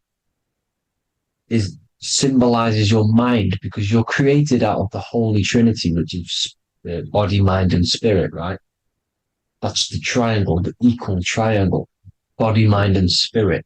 Now, the 3 main celestial bodies are Earth, Moon, and Sun. The Earth being your physical body, the Moon being your mind, and the Sun is your soul, hence why it's called solar. It's a solar soul. Now, these symbols are alchemical symbols. So when you're doing alchemy, you use these symbols to obviously symbolize what we're talking about. Now, as you can see, these are all the symbols of the planets. Now, Saturn is created out of the moon on top, the moon on the bottom and the earth on top, as you can see here. You see? And this creates the number 5. Now, with the moon being your mind and the earth being your physical body, this is mind over matter, because the earth is your body's matter. This is matter over mind. You don't want to be matter over mind. This is low states of consciousness. You won't be mind over matter. You see, to manipulate matter, to create your own reality. Now, obviously, we all know Saturn is associated with the lowest chakra, which is the root chakra. This is to deal with your animal instincts. When you're down here, you identify as the physical body. You don't know anything spiritual. You're you have a pure physical mind. You don't believe in anything spiritual. This is survival mode, consumption. They want you trapped down here, which is matter over mind. They don't want you to create your own reality, which is mind over matter. You see? Now, that's what Jupiter is. Saturn is the moon on the bottom and the earth on top. But Jupiter is the moon on top with the earth on the bottom. That's mind over matter, you see? So, these chakras are an ascension process from matter, physical matter to spiritual. This is the ascension. This is the stairway to heaven. This is Jacob's ladder. You see? Now, the number 5, which is obviously associated with Saturn as well, which creates the symbol for Saturn created the number 5. You have 5 senses, 5 elements, 5 physical elements.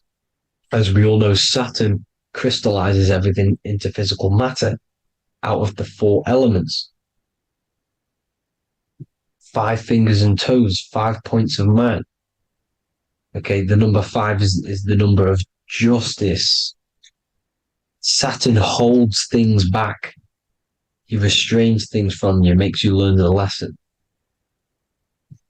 Now, 666 is not all evil. 666 is the atomic structure of the carbon atom.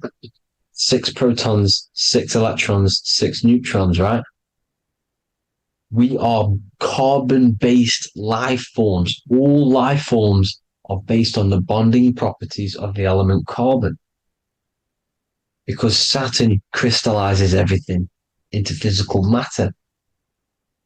Now, the Masons symbolize this with the checkered boards. They have the black square, which is obviously matter, as I just said, the black cube, and spirit is the white square, because white is eternal light. White and light, you see. Black is physical matter. Now, this is what we are. The point of our soul is to transmute from matter to spirit, but these are interchangeable. This is the constant cycle between spirit and matter, spirit and matter. High vibrational matter turns into spirit. Low vibrational spirit turns into physical matter. You see? Now, we are carbon-based life forms. This is what 666 is, the number of the beast. When I say we, the physical body is the beast. It's the animal.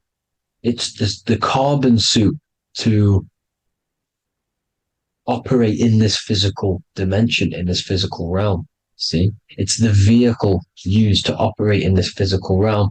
But your mind isn't from this physical realm, you see? The brain is the physical manifestation of the soul. Okay? So, as you can see here, the spine is an extension of the brain. Everything goes back to the brain. This is literally what your physical body is. You see, this is the nervous system, and everything reports back to the brain, and everything's controlled from this control center. And this spinal column, at the top of the spinal column, is your third eye, which is known as the pineal gland. And this is the seat of consciousness. It's the center of consciousness. That is your true self, pure consciousness. This body is just a physical body. This body is mortal. This body runs out, but your consciousness lives forever. They don't want you knowing this. This is why they keep you down here in your lower chakra. They want you to believe everything is just physical. They don't want you to believe in the spiritual side of reality. Because this way they can manipulate you, right? They want you matter over mind because they know your mind creates reality. They know your mind is the root cause of reality. You manifest your own reality from the inside out. So this is why they control your perception of reality. They control your information in order to manifest their new world order. You, who are ignorant to knowledge and wisdom, you who are ignorant are manifesting their agenda because you accept their information and their perception of this reality. Now, this is why they tell you the globe model, the heliocentric model, to trap you into physical matter. Now, if you understood about this true form of this realm, you'd understand that there's a spiritual side behind everything. The spiritual side, something has to exist. The root cause of reality is higher planes of existence. It happens in the mind before it happens on the physical plane. You see? They don't want you knowing this. They want you matter over mind, which is the symbol for Saturn. Moon over Earth, the Holy Trinity.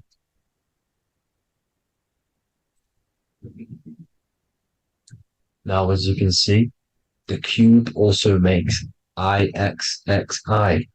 This is Roman numerals.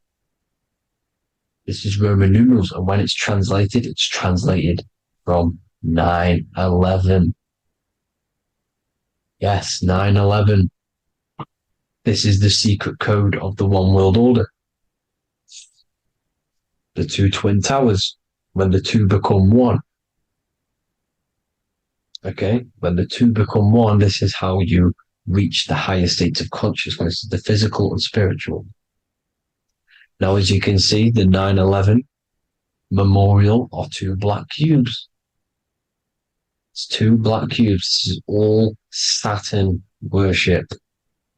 Now, I'm not saying that Saturn is an evil celestial body, right?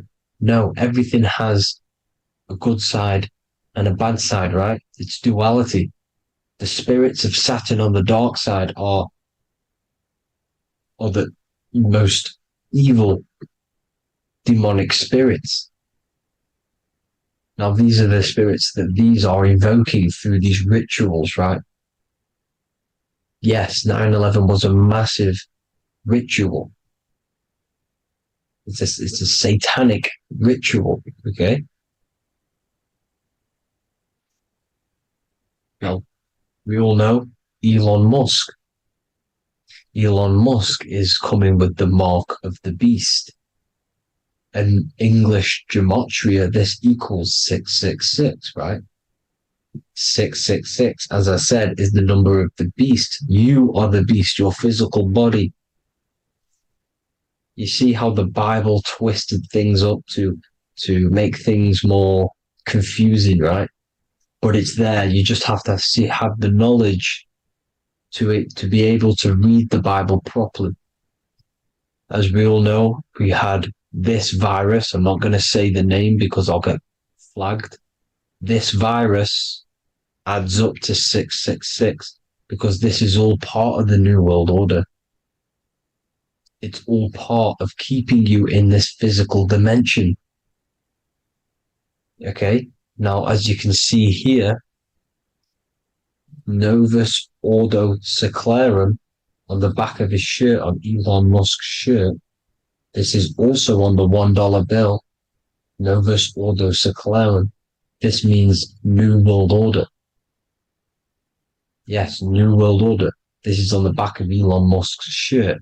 And as you can see here, he owns Neuralink, which is the brain chip, which they're going to be putting into implanting this onto your brain.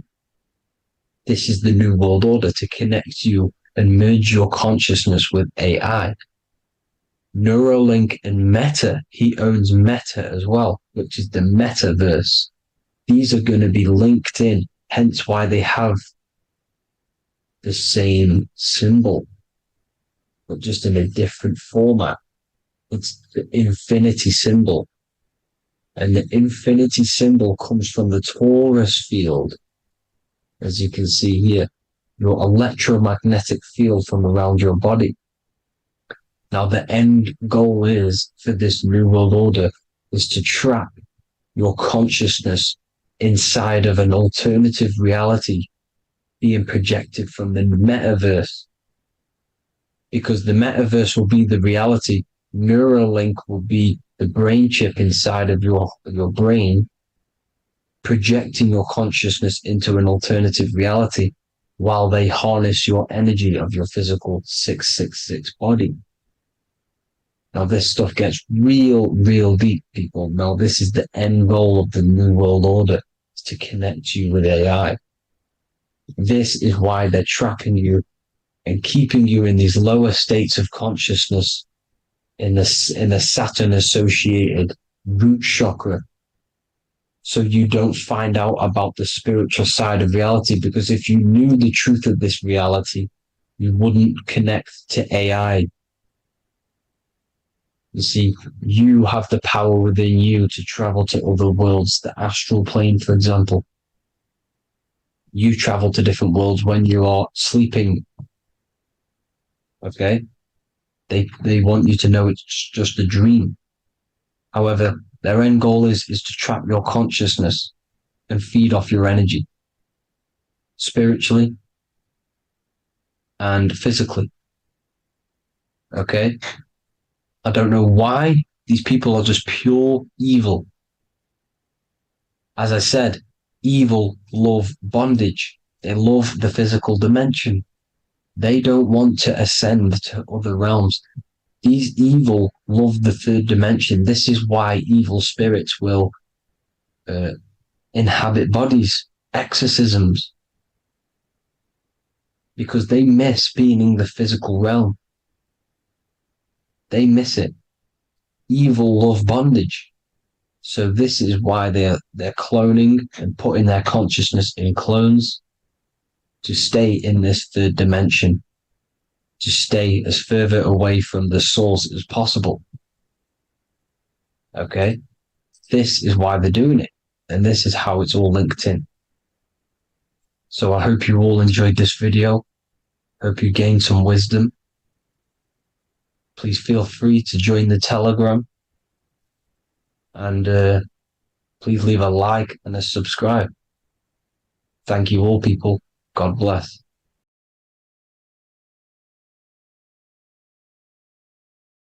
Before you call the Baphomet evil, make sure that you watch this video until the end so you gain a full understanding on what the Baphomet truly is. No, I am not a Satanist. I am simply an esoteric and occult researcher. I've been looking into symbolism for a very long time, and I can reassure you that this symbol does not represent the devil, does not represent any negative figure. It's a very deep, occult, esoteric symbol. What we first need to understand about the Baphomet, it is indeed a symbol. Every symbol we see around us is neutral. The pentagram, the Baphomet is neutral. It depends how you use it, whether it is used in a good or bad way.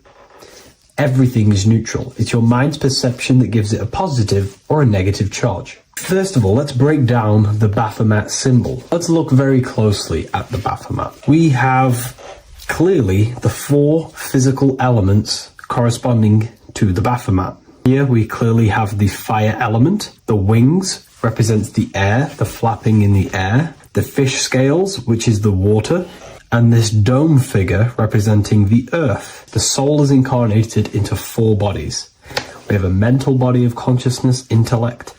We have an emotional body of consciousness, which is all to do with intuition and energy. We have a spiritual body of consciousness, our astral body, and a physical body of consciousness for the physical earth. Earth corresponds with your body, air corresponds with your mind, fire corresponds with your spirit, water corresponds with your emotions. So the Baphomet is showing you the 4 elements of the soul, the 4 bodies of the soul that we are incarnated in. Now, let's look at this moon figure. We have the moon. The moon represents the internal world. It represents what we cannot see. The sun represents our conscious mind, what we can see, what we're aware of, the physical world. The moon represents what we are not aware of. It represents our internal world. Remember, we have 2 worlds. You're an individual. You have a dual nature. Individual. You have an internal world. When you close your eyes, you have an internal voice, an internal world of thought and emotion, and an external world of this material body. The moon represents the internal. The moon on top represents the moon controlling the mind, represents the inner world controlling you. Now, this is very symbolic in the occult world. If the inner world is controlling you, then you have no control over reality. This is the devil horns. You know the devil horns? The moon crescent? This represents you are the devil. You're being controlled by your thoughts, by your emotions, by your psyche. Then we have the moon below, which represents control over the inner world. We have control over our thoughts, our emotions, our impulses. So you're either being controlled by thought and emotions, or you're controlling them. and having self-mastery. In alchemy, we always see this symbol of the man or woman on top of the moon, representing emotional control and self-mastery of the internal world. The journey of the occultist is to gain full mastery over their consciousness. They want to be conscious of every single thought that enters their mental field of consciousness. We get over 7,000 thoughts a day. It is possible to achieve a certain level of mastery where you are conscious of every single thought that enters your mind. This is one of the end goals of self-mastery and occultism, as this gains your personal power. When one achieves this, they are then able to direct the mind in one place and one place only, becoming more effective in manifestation and creation, because we are microcosms of the divine. We are creators. This is the gesture of as above, so below. The inner world and the outer world are mirrors of each other. The inner produces the outer. Your physical life circumstances are a result of every thought you thought in the past. The inner projects the outer. If you want to produce a change in the outside world, you got to produce change in the inner world of consciousness first. As above, so below. As within, so without. This corresponds with absolutely everything in the universe. Now we have the goat head, which represents the animal self, which represents the lower carnal mind. Lower carnal mind, which is earthbound, because a goat is on the ground. It's not a bird, it's on the ground. It represents the lower self, the beastie nature, the one that tells us to hate, to steal, to eat all the time, to consume. It's the beast within us, the beastie side of our consciousness. It has a human body resembling this, the human in the beastie nature, or we have the spiritual nature, the higher self. In essence, this symbol of the Baphomet represents the higher and the lower self of human consciousness. It represents the higher and the lower. To conclude all of this, the Baphomet is a symbol that represents the two paths that one can take. We can take the beastie path and become an instinctual animal, our body, or we can take the divine path of reaching our higher self. It is a symbol that represents the higher and lower self and the four different bodies of consciousness. In essence, this does not represent Satan or the devil. The devil represents the lower aspect of our human psyche. The war between Jesus and Satan is symbolic and allegorical for the war that happens within our mental field of consciousness. The internal war between good thoughts and bad thoughts, positive emotions and negative emotions. It is the constant war inside the battlefield of your own mind. Jesus, Satan are symbols, characters that are symbolic of aspects of your own consciousness, because the universe is mental. The only thing that truly exists is your mind. Therefore, all of these ancient spiritual texts like the Bible, the Bhagavad Gita, the Quran are all symbolic of what's happening inside of our mental body.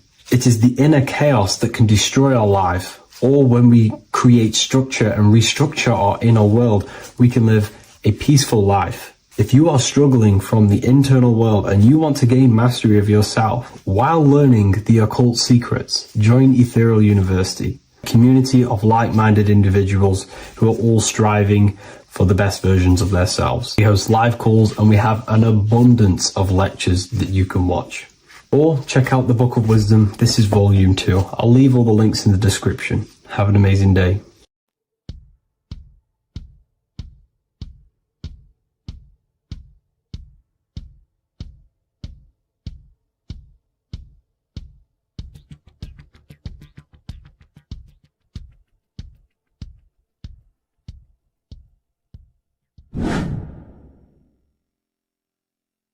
What is good, people? How are we all doing? Today we're going to be talking about the different planes of existence, the occult side of the world, the things they don't teach you in school. And of course, you can only find that on this channel, so welcome. So you need to understand is that your consciousness moves through these different planes of existence, these different states of consciousness, which make up all of you. Okay? They are all interlocked planes. They are all interpenetrated into each other. They are all one. They melt into the plane above and below. You see, each plane is a product of each plane. As above, so below. Now, the higher you go, the more fluid, the more dreamy, the less dense it becomes. The lower you go, the more denser it becomes, the more solid it becomes. The lowest plane is the physical plane, which you are obviously aware of. You are inside of the physical plane now. But while you are in this inside of this physical plane, you are indeed inside of all these other bodies which you have not awakened yet. You have to awaken these different bodies. You have these bodies. Okay? It's like a ripple effect. And the center is the most dense, the most solid. This is Earth, heart, the heart of the ripple. And the lower you, the further you go out from the center, the more dreamy, the less fluid, the more fluid, the more less dense it gets until you're one with the all. You see? And this is what it's like. This is what this system is. It's like a ripple effect. Now, let's jump straight into the planes. First, you have the physical plane, made out of 4 elements. 5 elements. The ether is the mother of the elements. It's the womb of the elements. It's the 5th element. And it gives birth to the 4 other elements. 4 is stability. Tables have 4 legs, and this is why the ether gives birth to 4, because it's the foundation of the physical world. Fire, earth, water, air. They are not pure. Each one of the elements melts into the other one. For example, earth and water both share cold. Water and air both share wet. You see, they compose of each other. They melt, they mold into each other based off the vibrational state of the ether. That's what it is. The 4 elements are the vibrational states of the ether. Okay? So you have the 4 physical elements making this, physical world. It's the lowest world. It's the world of effect. This world, whatever you see, whatever you experience, it's the effect. You can't change anything by manipulating this world. You got to manipulate the higher worlds to affect this world, you see? As above, so below. This is the lowest plane. It has 3-dimensional. It's the 3rd dimension. Space, height, and thickness. That's all it is. Front, backwards, upwards. You see, it's 3-dimensional. We cannot perceive the hidden side, which is the interior of this existence. We cannot perceive the interior from our exterior view. We are looking into this world. Okay? This is the exterior view. We can't see what's inside of that. That's the 4th dimension, which is the next one. It's the most gross and dense plane. 4 states of matter, the most slowest vibrational molecules exist in this plane. Above this plane, you have the ether. Okay? The word ether and either are the same thing, because either connects 2 scenarios in languages. I either support Manchester United or Liverpool. Either is connecting them 2 scenarios. The ether is doing the exact same, as you can see here on the planes of existence. It connects the astral world, which is very important, to the physical world. It's connecting these 2 worlds. So it's the ether. It's the ether. The ether is pure potential. Energy flows through the ether. It is pure energy, pure potential. Okay? The physical body is an exact copy of the etheric counterpart body. So every physical object has an etheric energy double. It's like a blueprint of that object. Every single object has an energy double, and that's the etheric double. Okay? The etheric body determines the shape of our physical body through its lines of force. All through life, it rebuilds and restores the physical body. Physical problems show up first in the etheric body, because as above, so below. You manipulate the higher planes, it will manipulate this plane. And this is why sorcery works. Contact with astral plane entities. We'll get into that a bit later.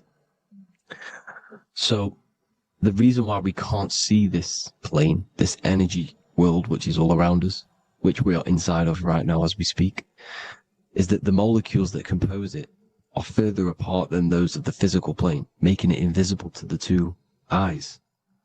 That we can't perceive it. Our eyes cannot physically suck in that sort of information, and our brain cannot decode it. This is why, they brainwash us with all these programs to keep us asleep, to keep these other bodies we have asleep, so we don't find out about these other bodies, and is to make you believe that everything's just a material. Only the material world exists. They don't want you to know is that everything that you see is a result of something you cannot see. As above, so below. There are realities within this reality. This is what I'm breaking down now, these different planes, on how this reality works. So your etheric double is your energy body. You can see here the physical, etheric, astral. Astral is your spirit. The ether is a part of the physical plane. It's like just above the physical plane, but it's still part. But then the astral plane is completely separate. It's another plane, but they're all interlocked. Don't think they're apart. They're all interlocked. They're all one. They all melt into each other. The chakras that we have are inside of our etheric body. They are our sense of organs which tune us to the fourth dimension. These 7 chakras connect us to the astral world, the fourth dimension. Okay? They are points for the flow of energy from the universe / 7 planets, because the 7 chakras are your 7 planets, and the 7 planets are connected to the astral world. They are feeding these 7 senses in our body. They connect us to the universe, to our etheric counterpart, and then to us, supplying the physical body. Because the energy comes from above. As above, so below. These 7 senses, these 7 etheric chakras, are being supplied with energy from the universe, the 7 planets, the solar system. Then it supplies the physical body. You see? So, the ether is very important. And this is, that the ancients understood the science of the ether, and they could, harness free electricity from it, because it's all around us. The ether is all around us. And this is what they were doing. They were harnessing free energy using the ether. The astral plane, the 4th dimension, very important plane. Very, very important. We've all been there. Every single one of you has been there. Okay? The 4th dimension is unseen of what we see. It's the interior of the exterior that we see. We see the 3rd dimension, but we cannot see beyond what's making this 3rd dimension. This is the 4th dimension. Okay, it's the dream world. This is where you go when you dream. Okay, this is where you go when you dream. It's the place of disembodied spirits or ghosts, entities, whatever you want to call them. When you hear ringing in your ears, that is not tinnitus. That is an entity around you. Okay? That is an entity around you. The 4th dimension is where thought forms exist. Mental images. Thought forms as in what you see in your mind when you think of an image, because the mind is the highest plane of existence. Mind is the highest plane of existence. And it manipulates all of the planes below. So it goes the mental plane, then the astral plane. So the thought is in the mind, the mental plane. That just the thought alone, no image, but then the form depiction, the thought form exists. It manifests in the astral plane as a sort of image, an entity, a living conscious being. So this is why thoughts are things.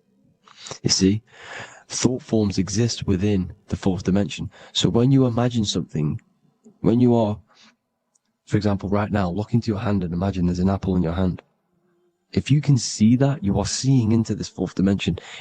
You can only see into this 4th dimension using the mind's eye, not the 2 eyes, the mind's eye. When you shut off the 2 eyes into darkness, the 3rd eye opens. The mind's eye is open. And you can see, this is astral travel. You got to work on astral travel. And you will see this astral plane, this 4th dimension. And there are 3 different sections to this astral plane. Higher, middle, or lower. So yes, there is a kind of a heaven and hell. And a mid-God. Heaven being the higher vibrational entities manifesting higher vibrational thought forms existing there. The lower vibrational thought forms existing in the astral plane. But these thought forms are beings. You can create these beings. They're called elementals. Okay? If you entertain specific thoughts for long enough, this will plant a seed and it will grow. If you keep, so for example, you have a bad feeling or whatever, what's a good example? unforgiving someone, you keep that energy inside of you for long enough, it will manifest in the fourth dimension. You entertain that thought long enough, it will manifest. And it will create an etheric body, and it will be an entity which will harm you, that will feed off you, this low vibrational energy. Your mind is so powerful. It creates thought forms, and these thought forms can take consciousness, can take bodies, etheric bodies. Now, that's why it's very important that you master your mind, master your thought patterns.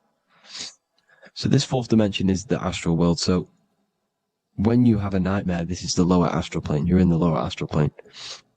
Whilst this physical body rests at night, your consciousness, you awaken this other body, your consciousness goes inside of this other body, whilst the physical body lays asleep.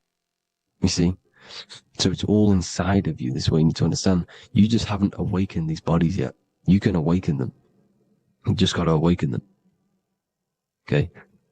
The next is the mental plane. This is the mind, the source, pure cause, pure motion, the most less dense, the most fluid. No form. There's no form to the mind. Astral plane is the first plane where a form takes existence, pretty much. The mental world has no form. It's pure mind, pure intelligence. Thoughts alone exist here without any images or manifestation. The most fluid, the most dreamy, the most causal plane. All of the rest take the effects of this plane. That's why it's mind over matter. Your thoughts they create vibrations. Each vibration is vibrating on a specific frequency, which creates mental images, creates effects down here on this physical plane. This is why it's so important to master your mind. Master what you think. Master your mind. It's the hardest thing to master. You could conquer the world, but it's probably harder to conquer your own mind than to conquer the whole world. I can promise you that, because the mind can play tricks on you. You got to listen to that inner guide within you that will constantly manifest the good things. So anyways, people, hope you learned a lot from this. Please work on trying to activate these other bodies. I will maybe do another video on trying to activate these bodies if you wish. Please comment down below if you would like to see that. And have an amazing day. Please like, subscribe, comment down below any video ideas you want me to do, any information you want me to spit. Thank you all. Have an amazing day.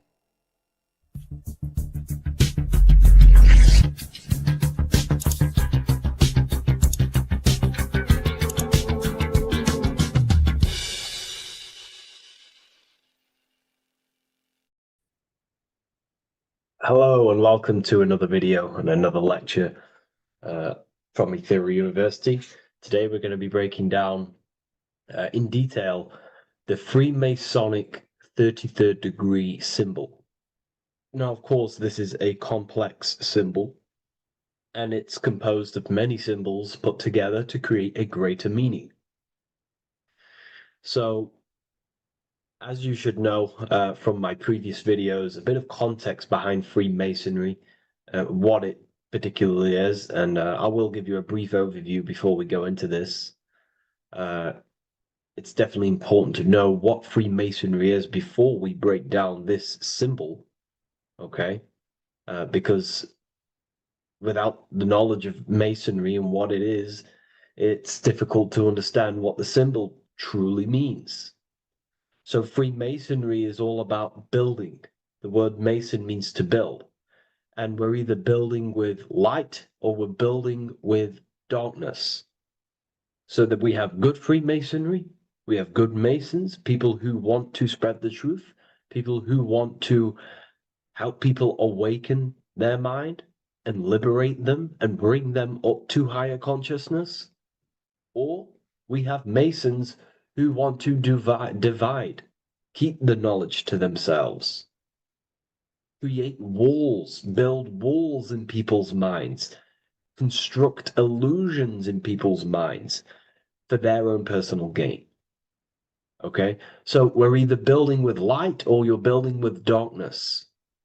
You're either building with light or bricks, spirit or matter. God and the devil, same thing. You're either uplifting people or dividing people. Each and every single one of you is a Freemason. Well, a Mason. Not a Freemason, but a Mason. You are a builder.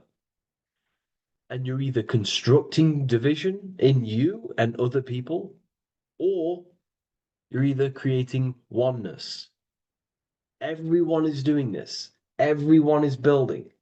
Everyone is contributing towards the world and building our reality.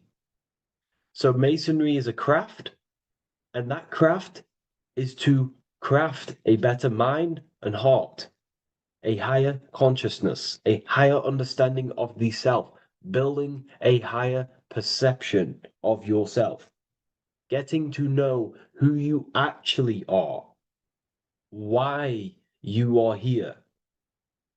Every action, behind every single action, behind every single cause is choice. You chose to be here.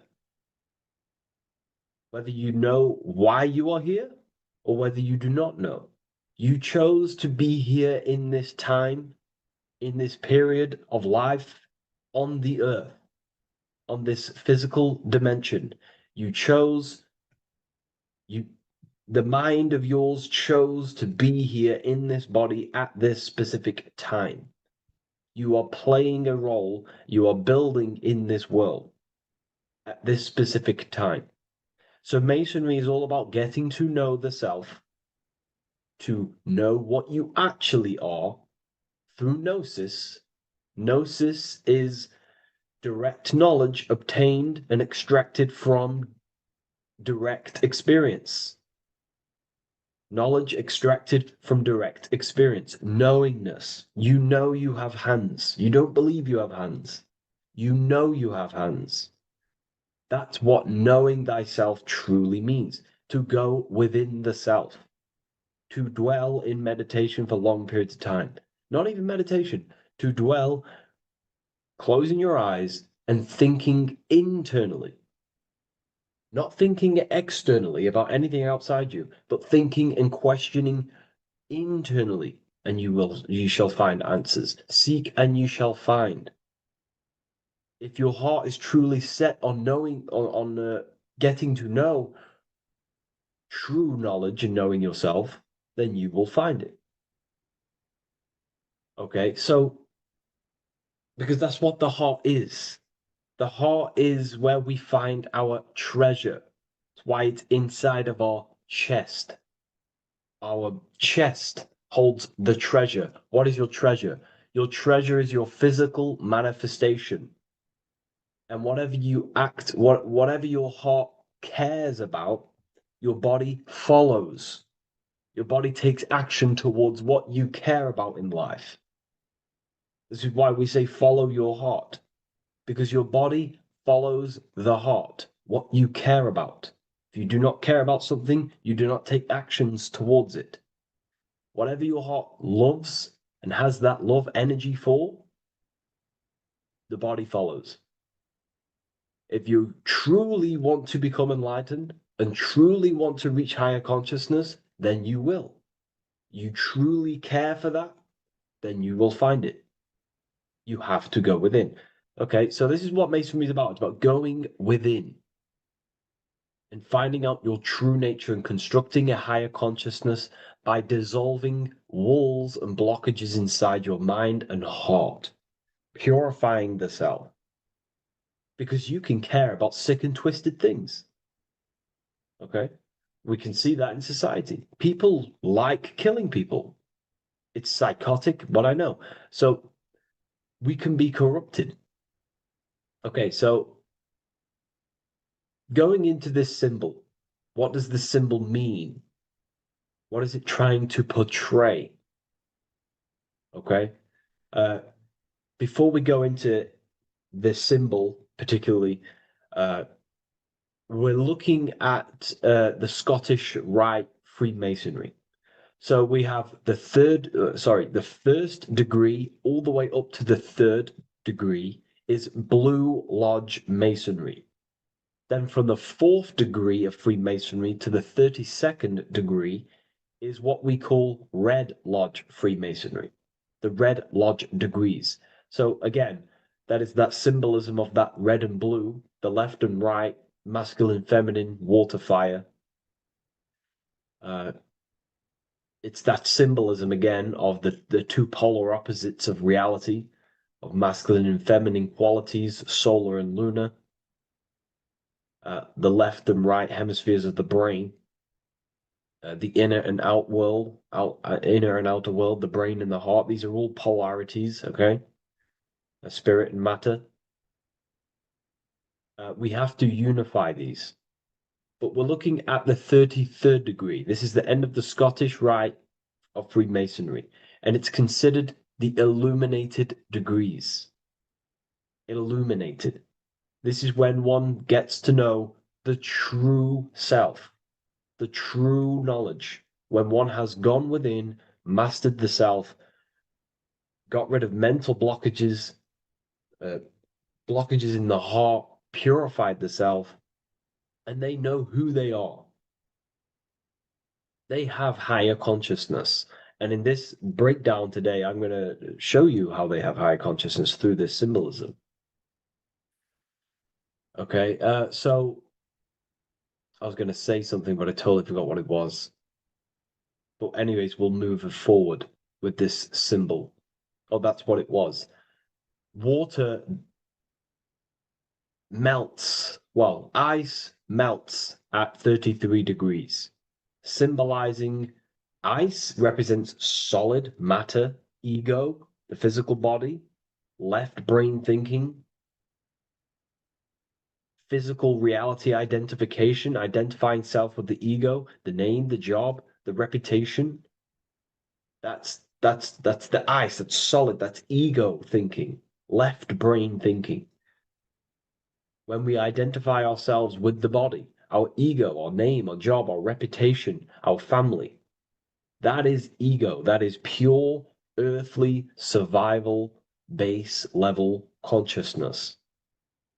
This is the degree, this is the level of state of mind that we need to rise out from and figure out what we are, what you actually are inside you. When you turn off your thoughts, what are you then? If you do not think, you are not your name, your job, your reputation, your family, your beliefs. Because when the mind is turned off, there is still something left. That is you. And that is the substance that we have to get to know through gnosis, through going within and thinking internally and dwelling within.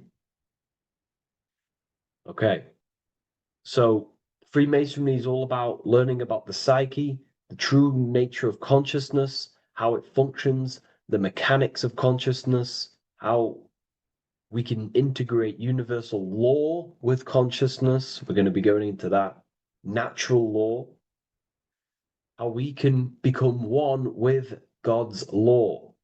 We can become one with the universe and integrate universal consciousness into yourself.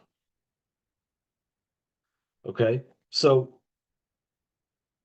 the first thing I'm going to say about this symbol, straight away, the first thing you probably notice about the symbol is the eagle. The eagle is a bird. Okay, what do birds do? They are high in the air. They are above the earth, which represents rising consciousness, rising the mind out of the lower mind, earth-based survival, impulsive, reactive, egotistical mind. And we're pulling us up, we're rising from that. The earth represents that lower base survival consciousness, ego-driven thoughts. And we're rising up. The bird is free. It's free from the earth. Okay? It's free. It's elevated. It looks down upon the earth. So the eagle is a bird which represents higher view of self, a higher understanding of the self. It's elevated. We have a higher view of myself when I reach the 33rd degree. That is what it's showing you. That is what it's symbolizing. Okay? It's above the earth. It is free. It looks down. When you have higher consciousness, you become enlightened. It's impossible not to look down. You do look down on people, but not in a bad way. Not in a bad way. That sounds bad. I understand if that sounds bad, but that's not a bad way. I don't mean that in a bad way or a bad-hearted way. I mean that as when you have higher consciousness, you can see people who are living and dwelling in zombie mode, low-level earth-based consciousness. They think they're the body, they think they're their name, their job, their reputation, their family. So it represents looking down because I have higher awareness of myself. I know what I truly am. The water is flowing at the 33rd degree.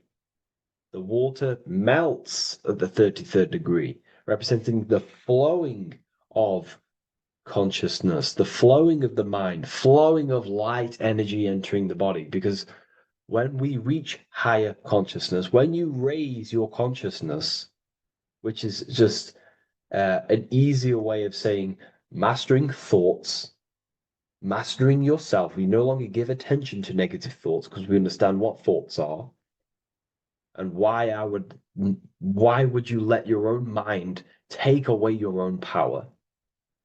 So again, Freemasonry is about gaining personal power, not in a bad way. Well, it can be used for bad. Gaining mental power, a strong mind. Most people have very, very, very weak minds in this world. Very weak minds. This world is a mental world. We have to gain strength in the mind. It's a mental universe. The stronger the mind, the better your reality. The less affected you are by external things. Nothing external should ever bother you. Okay?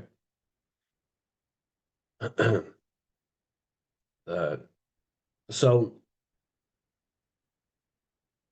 it's about gaining mental strength, mental clarity.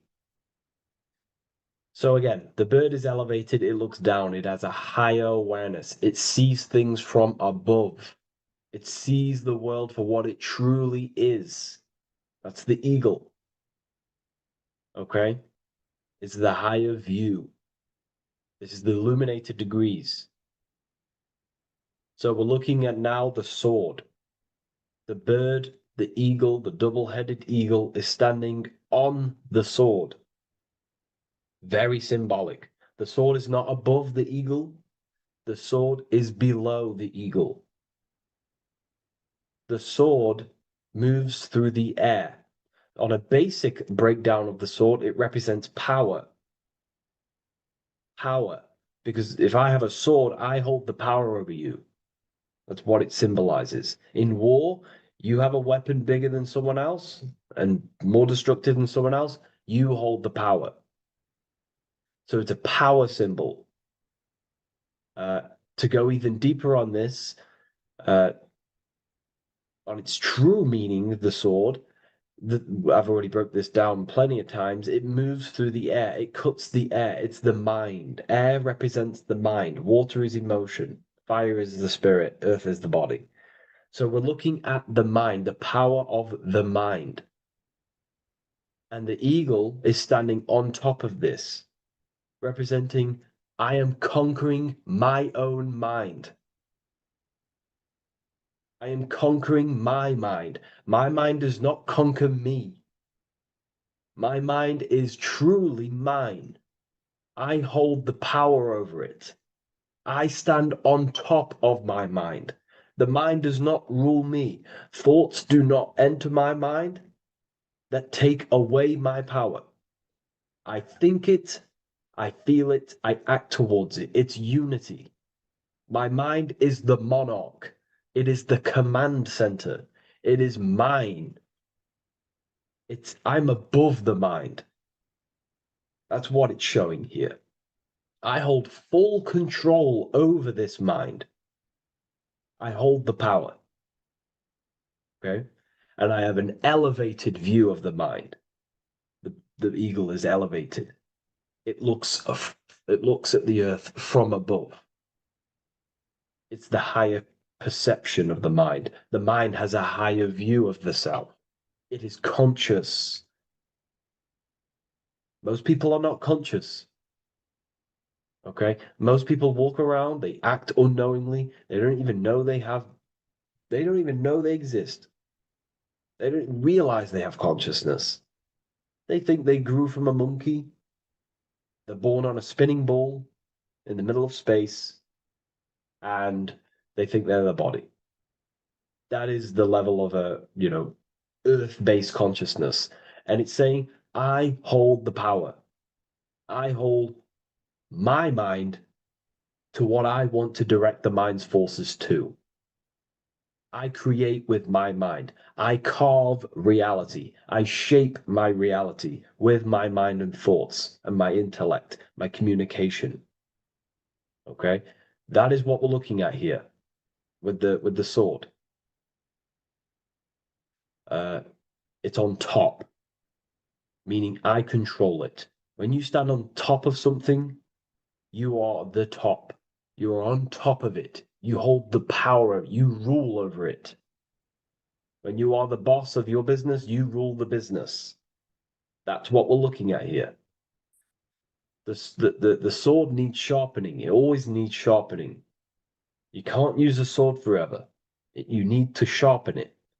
The mind will not stay powerful and strong and and aligned with what you actually want unless you continuously refine the sword. The mind needs to be refined or reminded.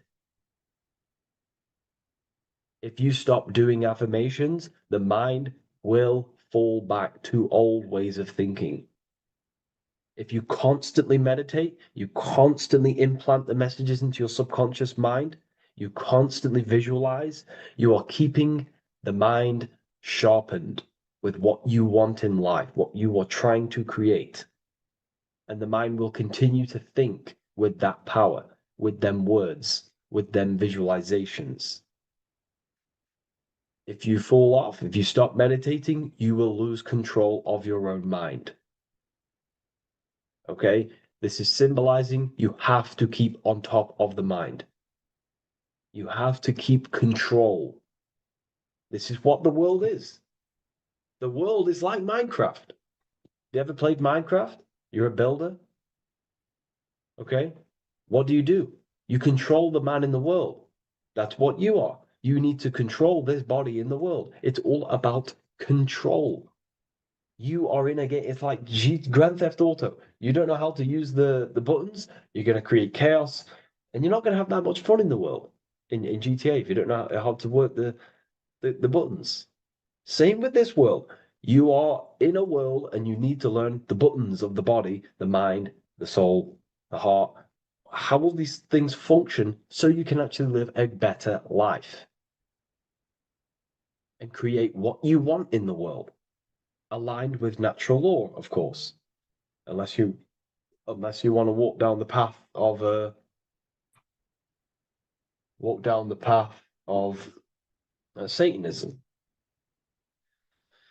So this is what we're looking at with the sword. Now, moving on, we're looking at this little banner here. This says "God and my right" in Latin. God and my right. What is your right? Natural law is your right. What is natural law? You already know the natural laws. We all intuitively know the natural law. What is natural law? Do good. We all subconsciously, on a soul level, we know to do good. We know to do right. It is wrong to hurt people. It is wrong to control people. What is your natural law? What are the forces that you hold power over, that you have full control over? You have full control over what you think, what you feel, what you act. Thought, emotion, action. If you start to try and control things outside of them three forces, that is now you breaking natural law. If I try to control and manipulate someone else, that is now breaking natural law.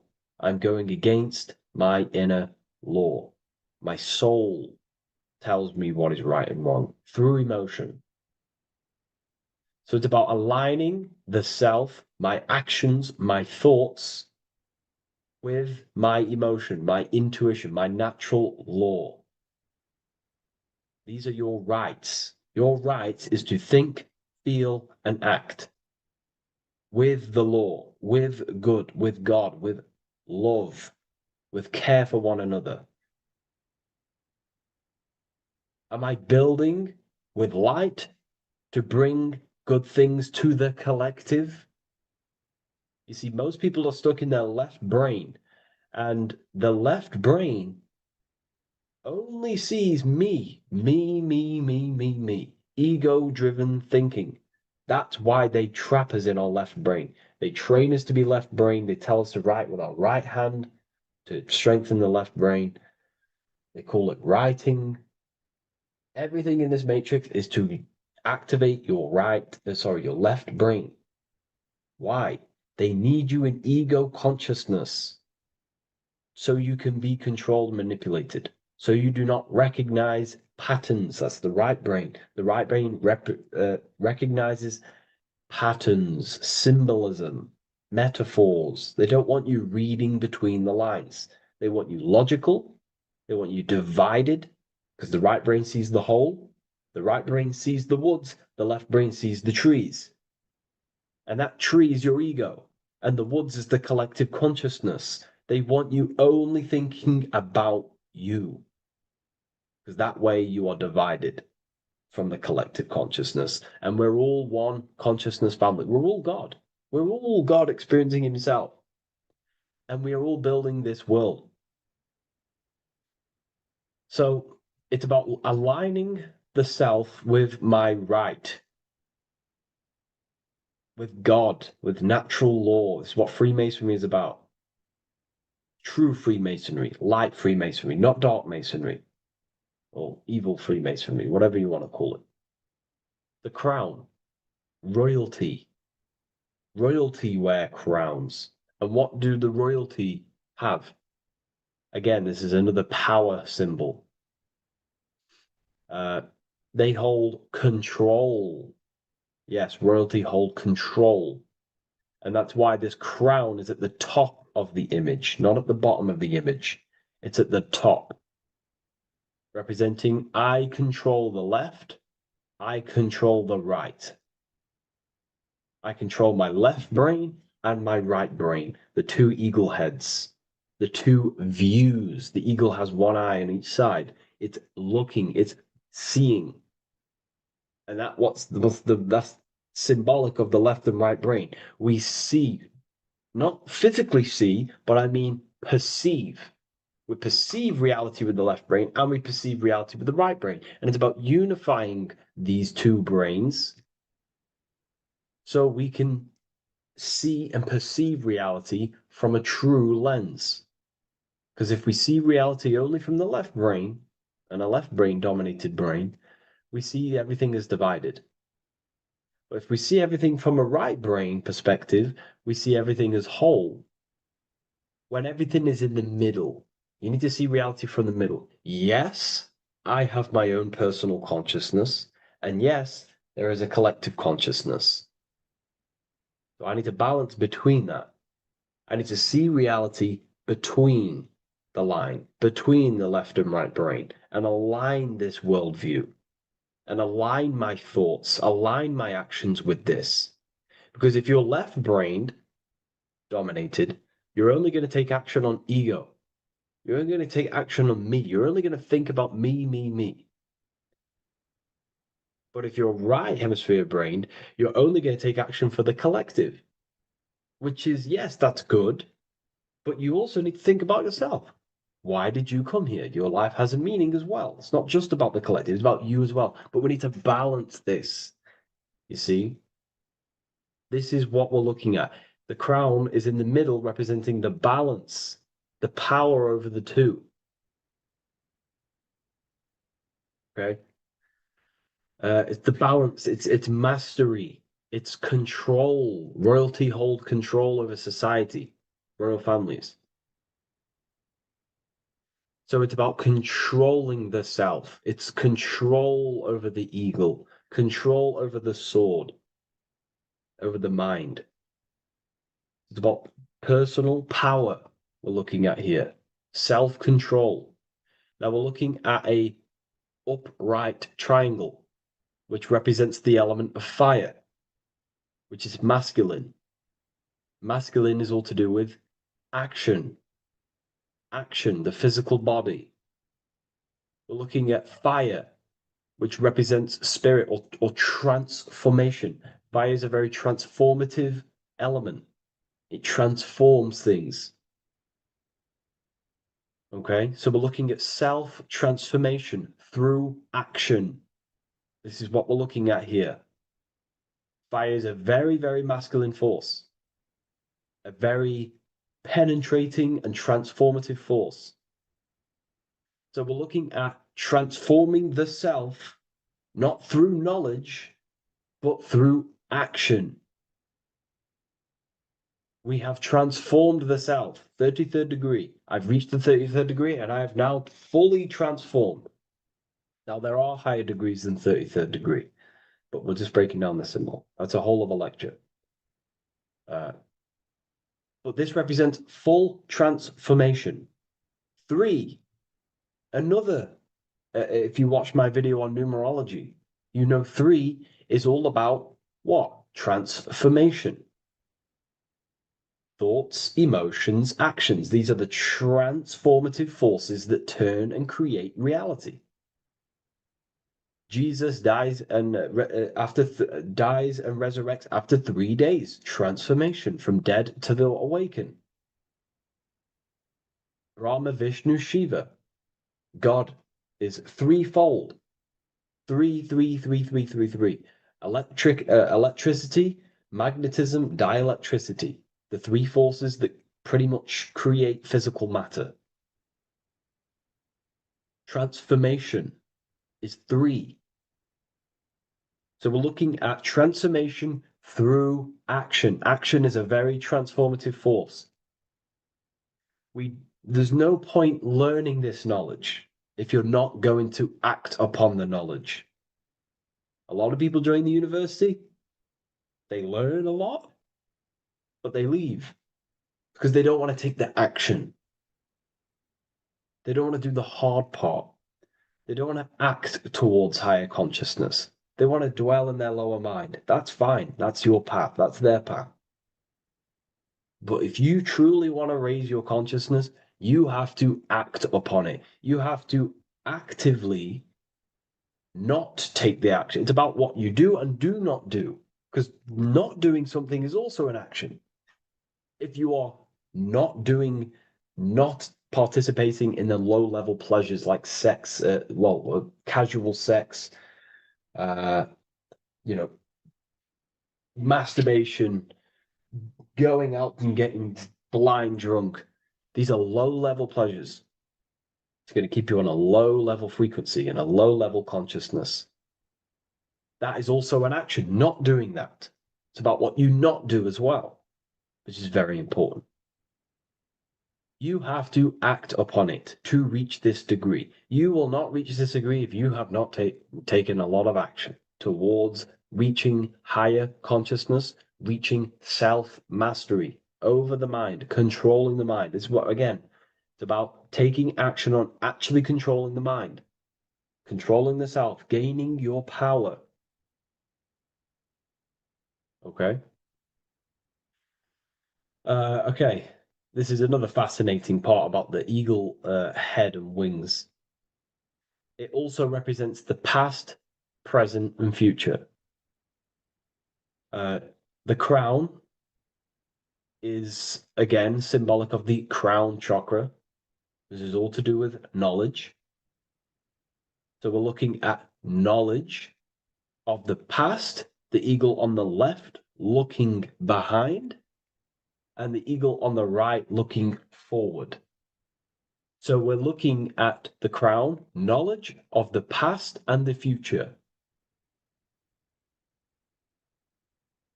Looking at your past is very powerful. What has got you, what has led you to this very point in your life? What actions have taken you to this point? And not only you, remember, there is a collective. Remember, you always have to keep that in mind. Every action you take, you have to always align it with the collective consciousness. It's not just you in the world. We have a collective. So how did you and how did the collective get to this point in life, in this present? How did we get here? How did we get into this mess? Humanity is in a mess. A straight up chaotic mess. And if you think everything is perfect and everything's divine and everything's just, there's some people out there in the spiritual community saying, everything's divine, everything's meant for this purpose. No, there are people actively manipulating and using mind control methods to control this reality. How have we got into this mess? So we have to look into the past to analyze patterns so we can take action now in the present to change the future of the collective and your personal life.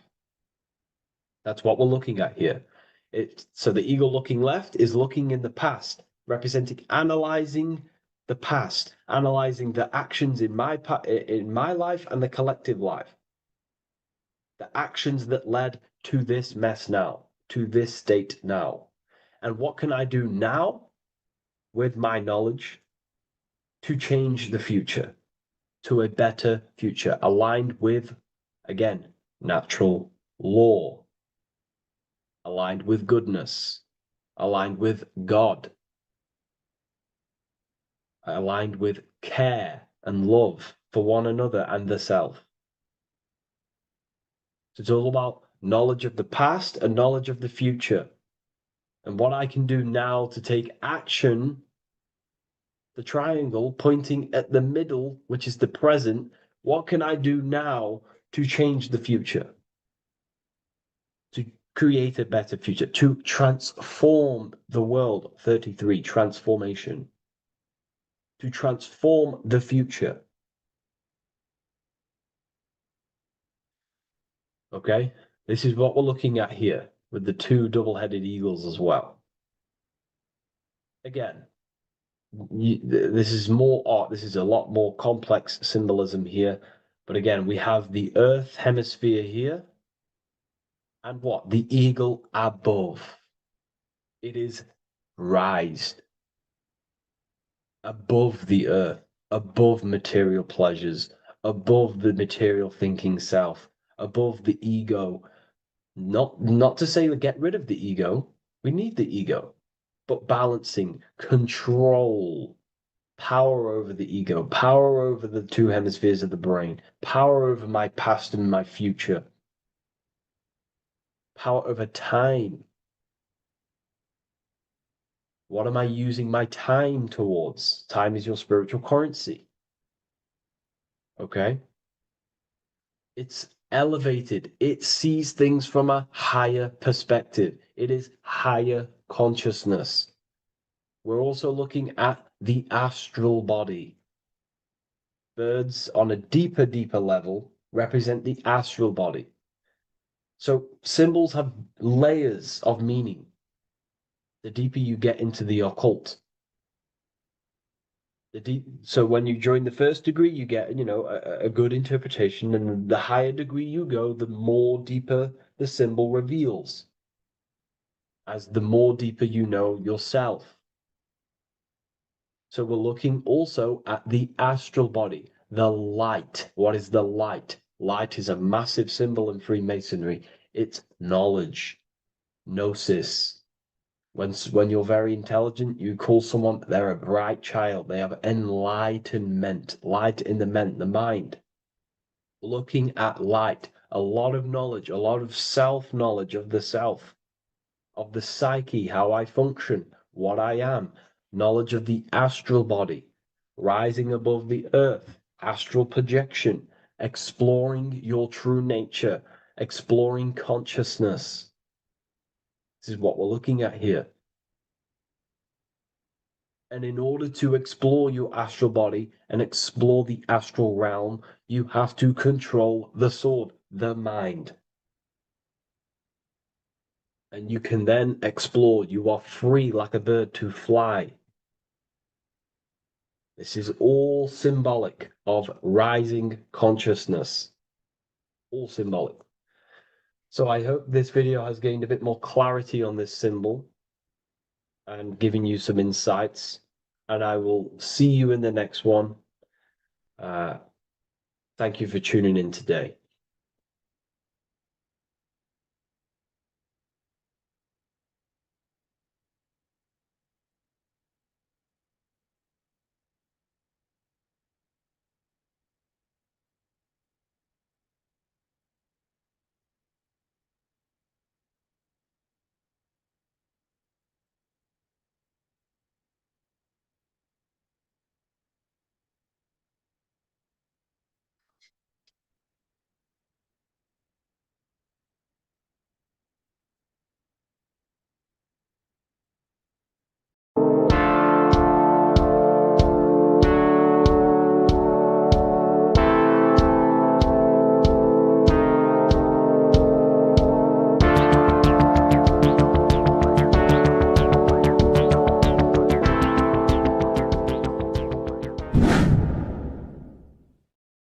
What is good, people? It's Revival of Wisdom. I hope you're all doing well. Now, this video is how to raise your holy oil or your kundalini. Let's get straight into this. So this is a monthly cycle. Every month, when the moon is in your zodiac sign, this oil is released. Now, the moon is in control of monthly cycles. For women, it's the menstrual cycle, and as well, this holy oil cycle. The moon changes sign every 2.5 days and passes through the zodiac signs in 27 days. So the moon tells the day, the sun tells the time, the stars tell the month. This reality is a massive clock, if you like to say. It's a cycle. Okay. The moon controls the night, emotions, water, fluids, and the mind. Okay. So this oil is produced in the claustrum. It's produced in the claustrum, which is here, right? This is where you get Santa Claus from. Now, the claustrum is at the center of the brain, and it is next to the pineal gland and the pituitary gland. Once it starts in the claustrum, this is the holy present. This is the present that Santa gives to us, Santa Claus. And it goes to the pituitary gland and the pineal gland. And what's connected to the pituitary gland and the pineal gland is the Ida and the Pingala. The Pingala is the pineal gland's nerve, which is the honey, which is the positive charge, electric. And the pituitary is the Ida nerve, which is the magnetic charge. This is the milk, the land flowing with milk and honey. This is the brain, the heaven, okay?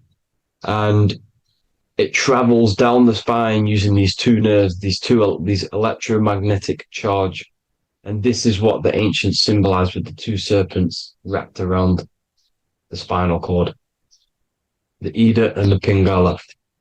And this travels down to the sacrum or the solar plexus Okay. Okay, so once it's here, okay, the spine is an elongation of the brain. So the spine is pretty much the brain. It's an extension of it.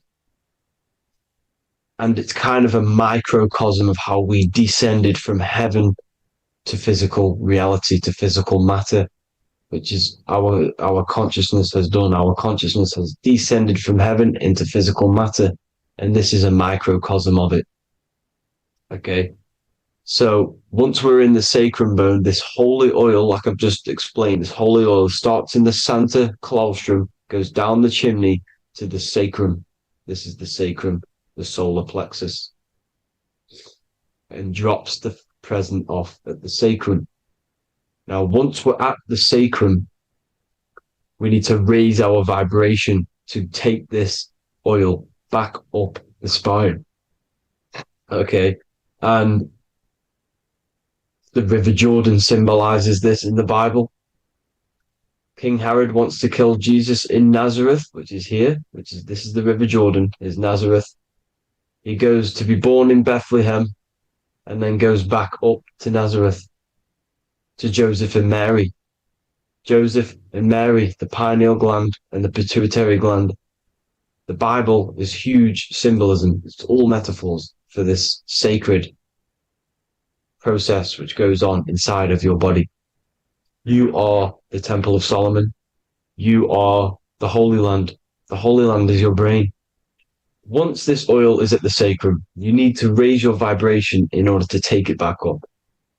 Once this oil has gone back up to the pineal gland, it activates the crystals which are wrapped around your pineal gland. Your pineal gland is this tiny little beam here. This is the claustrum.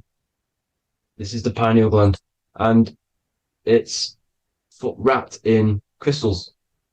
And when this oil travels back up the spine by raising your vibration, back to the upper room where Jesus met the 12 disciples, or the 12 cranial nerves in the brain, and it activates and it turns on this pineal gland. And once it's turned on, it illuminates all the cells and the nerves in your brain and turns them all on and activates the higher God man, the God consciousness, Christ consciousness. And it regenerates the whole body. This is the secret to regeneration. It regenerates all the cells in the body. And this is how the ancients lived for thousands and thousands of years, as talked about in ancient texts. They lived for hundreds and thousands of years because they knew this secret. And this fluid, this brain fluid, the secretion, or the Christos in Greek, which means gold, because this is the alchemical process from turning lead to gold. Your body is the alchemical furnace. Now, the ancients knew about this center of the brain because they symboled it. This is the Eye of Ra, and it's the brain. And this is what's wrapped around our consciousness. Our consciousness isn't wrapped around the brain. The brain is built around the consciousness. We are the consciousness. You don't have a soul, you are the soul. Okay? Now,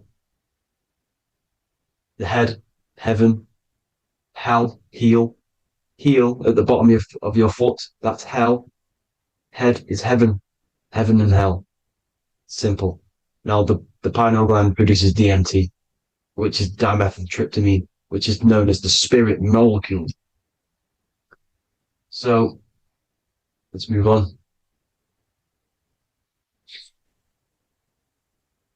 Now, when this oil travels up, back, the spine, the chimney, it crucifies at the top, which is called the vagus nerve. So when it reaches here, the optic thalamus, it crosses and crucifies once it's raised back up. And this is why Jesus dies at 33. He was crucified at 33. Because you have 33 vertebrae on the back of your spine. And then it's crucified by the cross of the vagus nerve. When this oil crosses the vagus nerve, this is the crucifixion at 33. And it symbolizes the death of the physical consciousness. You then become spirit. You then become God consciousness. activating the Kundalini, regenerating the body and the mind. Okay. The Garden of Eden. You are the Garden of Eden. The land of milk and honey is upstairs. The pituitary, which is the milk, the pineal gland, which is the honey, which is DMT. He even says this in the Bible. As he brought us into the place, and he has given us this land, a land flowing with milk and honey, which is also symbolized as the sun and the moon. The Bible also says, the light of the body is the eye, not the eyes, the eye. If therefore thine eye be single, thy whole body shall be full of light. This is the activation of the pineal gland by raising this oil back up to the pineal gland, to the center of the brain. Neither shall they say, see that here, or see there, for behold, the kingdom of God is within you. So he's saying, don't look out there. Nothing is out there. It's all inside of you. Everything's inside of you. You're the universe. Now, how to raise this oil back up to the pineal gland? Every month, like I said, the moon controls the cycle. The moon controls monthly cycles. When the moon is going into your zodiac sign every month, this oil goes down the spine, and you must raise your frequency to get it back up. You must retain your seed. This is the most important. Your fluid, your secret, your holy fluid, your life force. You can't let that go. That life force is the reason you're alive. This holy oil is the reason you're alive, because it feeds all of the systems in your body. It feeds all the systems in your body.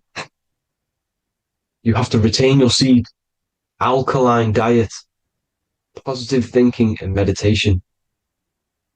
Okay? When you retain your seed, you will live longer. The moment you release it, you're killing yourself. You're killing a piece of yourself every time you release your seed. Every single time. You're killing a part of yourself. Okay? Now, this could be why this could be the illumination, the single eye on the Illuminati's symbol, the Freemasonic symbol, the illuminated eye, the triangle, which could symbolize the body, mind, and spirit, but the eye illuminated. Now, in the Bible, it talks about the two trees, the tree of knowledge and the tree of life.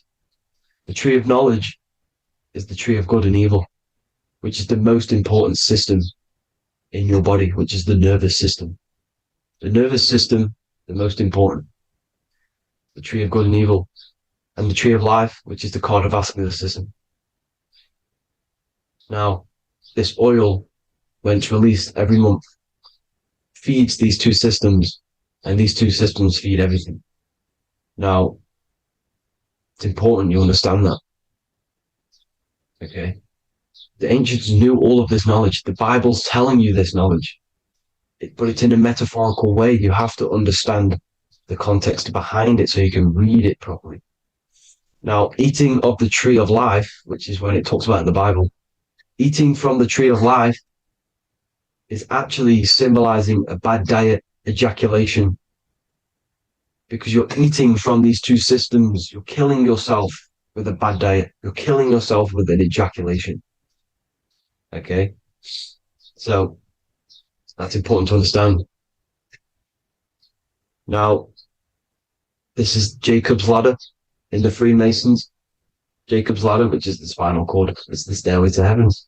And this is Jack and the Beanstalk when he goes up the beanstalk and finds the golden egg in the grey clouds. The grey clouds symbolize the grey matter in your brain. Now, the Garden of Eden talks about the 4 different rivers in Garden of Eden. As we see here, the North Pole map, the ancient North Pole map, because the center of the earth is the center of the torus field. Everything's the torus field. Atoms are torus fields. Everything's torus fields.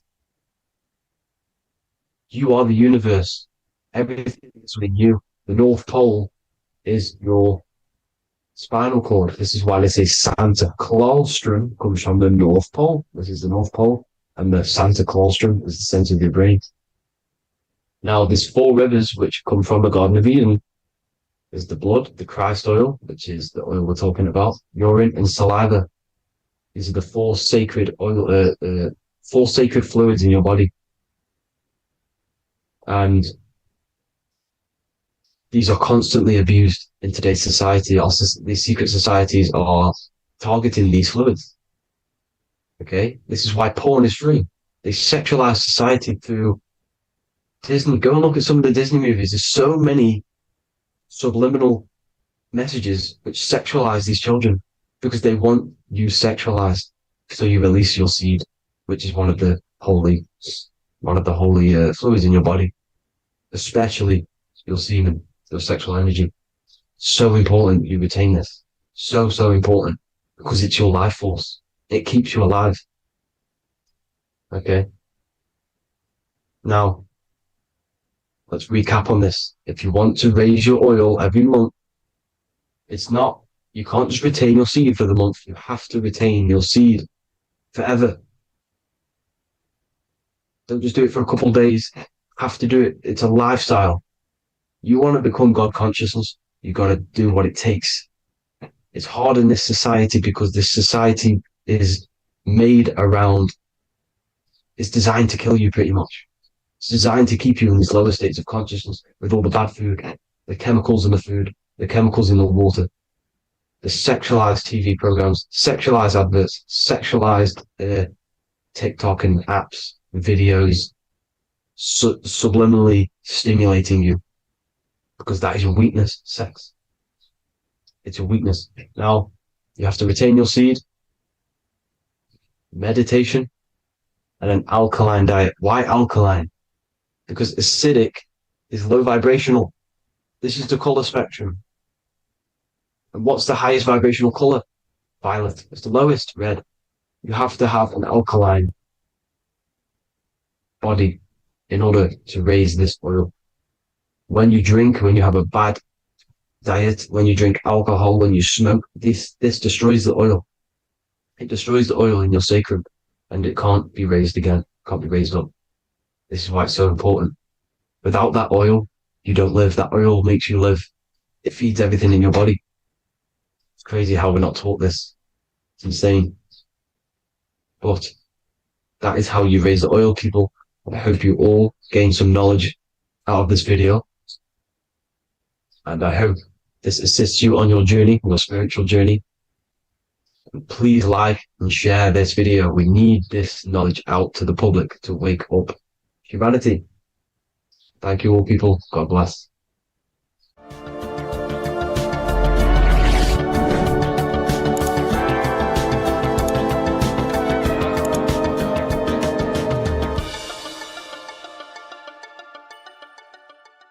By the end of this video, you will understand the 3 expressions of consciousness, how to use them to create the life you truly want. You'll discover the hidden meaning of the word God, the secret power of the number 3, and how consciousness itself is the key to your reality. We have 3 main expressions of consciousness. We think, we feel, and we act. God is 3-fold. It stands for generator, operator, destroyer. The generator is the mind. This is what thinks, generates ideas. This is the beginning of all creation. This is the first expression of consciousness. It is the first form of consciousness, not a physical form, but a spiritual form. Then we have the operator, which is emotion. When we think something, if we have care or any emotion towards it, then we take physical action. The body, the destroyer.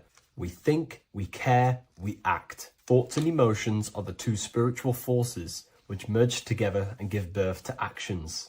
Think about it. Why are you watching this video? Because you had a care to watch the video. Therefore, the reality in front of you is because you had a thought, you had a care, you took action to express that reality. Everything goes through this 3-fold process. This is why we say, follow your heart, because the body does follow the heart. We think something in the mind, we feel something in the heart, and the body takes action towards it. Everything operates on the care energy of the heart. The body follows the heart. If you do not care about something, then you do not act towards it. It is the care energy that guides our actions in this world. Going back to the generator, the mind is a part of the mental plane. the infinite dimension of infinite information. There is no limitations in the mind. Everything already exists as a piece of information or a thought. This is the beginning of all creation, the spark of creation itself, thought, the mental plane. And our mind exists like a radio, our conscious mind. This is why we call it a mindset. What we set our mind onto through attention, mental attention, whatever we set it on, we receive thoughts that are very similar to what we set it on. The mind is like a radio, and whatever we tune that radio to, we receive that frequency and play that song. So if we purify our minds through ritual work, meditation, and affirmations, the mind can become a temple to receive higher thoughts, higher ideas, and better genius ideas. Going back to operator, this is the Holy Spirit. This is what we care about, our emotion. This is the feminine side of consciousness. Thoughts is masculine, the Father. Emotion is the Holy Spirit, which is feminine. And these two create a child, which is Jesus, the Son, which is actions. When thoughts and emotions merge together, you have a physical action, which is a masculine force, which is why it's a son. The Holy Spirit represents a purified heart, love consciousness, holding love in the heart. And when we purify our minds, we have an effect and purify our hearts. And the reason why I say that is because whatever we think in the mind directly corresponds to what we feel in the heart. As above, so below. Thoughts create emotions. If we think something and our heart tells us that is bad, we have a feeling that that is wrong, then we should not take physical action towards it. And if we do take physical action against the feeling of knowing it's bad, then you are going against the spirit. That's what the word Satan means, or Satan. The Hebrew word for Satan is Satan. It means adversary or opposer.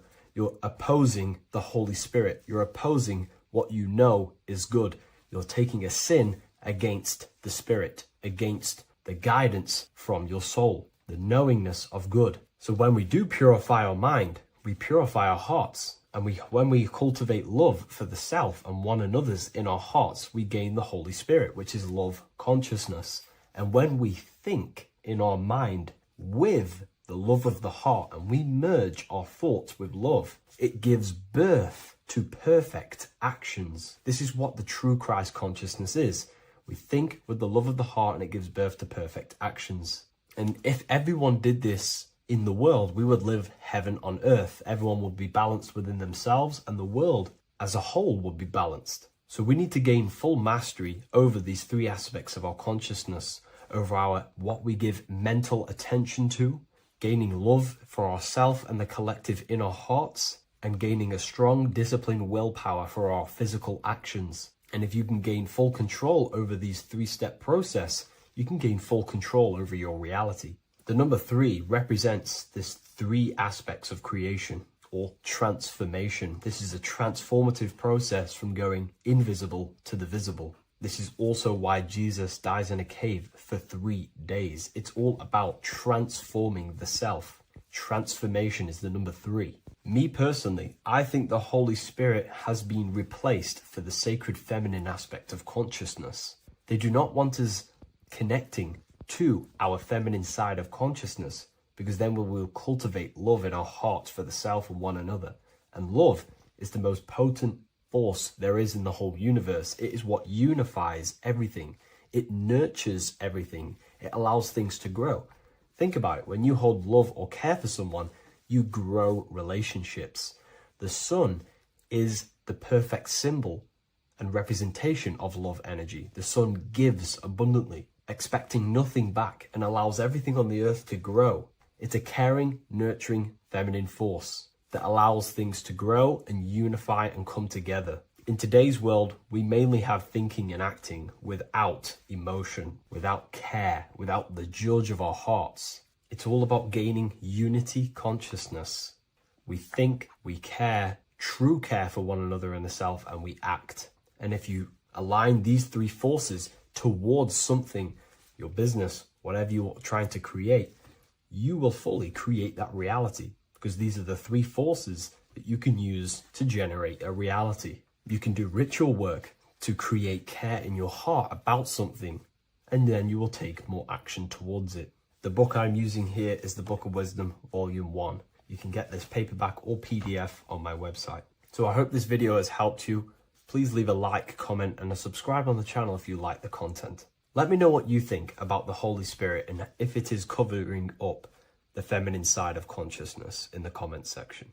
Welcome to Revival of Wisdom. Welcome people, we're back with another video, and this video is about Freemasonry and their connection to the Illuminati. Please, as always, to make sure to hit that like and the subscribe button and turn on the notifications to never miss a video. On May the 1st, 1776, the founder of the Illuminati, Adam Weishaupt, founded this secret organization, and this date can be found in Roman numerals underneath the all-seeing eye pyramid on the $1 bill. This $1 bill also says Anno Coptus Novus Ordo Secularum. This is Latin for announcing the birth of the New World Order. This New World Order will be headed by Lucifer, the all-seeing eye, and followed by the 13 layers of bricks for the 13 elite bloodlines. So your Orsini's, Rockefellers, Rothschilds, Soroses, and the other 9 elite families. So when Adam Weishaupt created the Illuminati, he made it consisting of high-level degree Masons, French and Latin philosophers, and many more powerful people to all become one society. So this is why you see Masons using this same symbol of the all-seeing eye inside the pyramid. But not all Freemasons are part of this Illuminati secret society. As the 33rd degree Freemason Manly P. Hall said in his book The Secret Teachings of All Ages, Freemasonry is a fraternity within a fraternity, an outer organization concealing an inner brotherhood of the elect. So what he's saying here is that Freemasons have to go up the degrees of Freemasonry, and once they hit the top, they either get elected or not into these secret societies like the Illuminati, Skull and Bones, and Knights Templar. So when you see celebrities doing this one-eye symbolism, either covering one eye, doing the triangle, or doing 666 over one eye, this is showing and reflecting the symbolism of Freemasonry. They have taken the oath to never speak on anything they learn about Freemasonry. Duncan's Ritual of Freemasonry book states the oath they have to take. Quote, I ... of my own free will and accord, that I will hail, ever conceal, and never reveal any of the secrets, arts, points of Master Mason's degree to any person whomsoever. All this most solemnly, sincerely promise and swear. Now, this is what happens when they break the oath, stated in this book, quote, myself severed in two, my bowels taken from thence, and burnt to ashes. So this states that Freemasonry comes first, before any law of the land. It has the right to kill you if you break your oath. This is the hand gesture they have to do every time they enter the ritual room inside the Masonic lodge. This is the cutthroat symbol, showing you and reminding you of the oath and what will happen if you break it. Now in this book, Richardson's Monitor of Freemasonry, it states, if you break your oath, binding myself under no less penalty than to have my throat cut across, my tongue torn out by the roots, and my body buried in the rough sands of the sea. If they do not decide to kill you, This book states this by pointing him out to the world as an unworthy vagabond, by opposing his interest, by dearranging his business. In other words, they have the power to frame you and destroy your reputation to the world and destroy your business if you break this oath. So yes, they do kill to keep this truth hidden, because this truth of this reality is what keeps them in power. They have the ability to manipulate people because people do not know what manipulates them. This is why they call themselves the government. They govern the ment, which is the mentality, because the mind is the root cause of reality. They control what you perceive to control what you manifest. By knowing the truth, you are set free, and you no longer need no controller above you. So this is why they are willing to kill and do whatever it takes to keep the truth concealed within these high-level degrees of masonry and these secret societies. However, going back to Manly P. Hall's book, it states, part of the symbols are displayed here to the initiate, but he is intentionally misled by false interpretations. So this is saying even Freemasons are intentionally misled and told lies to conceal the truth, to make sure the truth is hidden in the high degrees of Masonry. So that's it for this video, guys. Thank you all for tapping in. Please leave a like and a subscribe. God bless.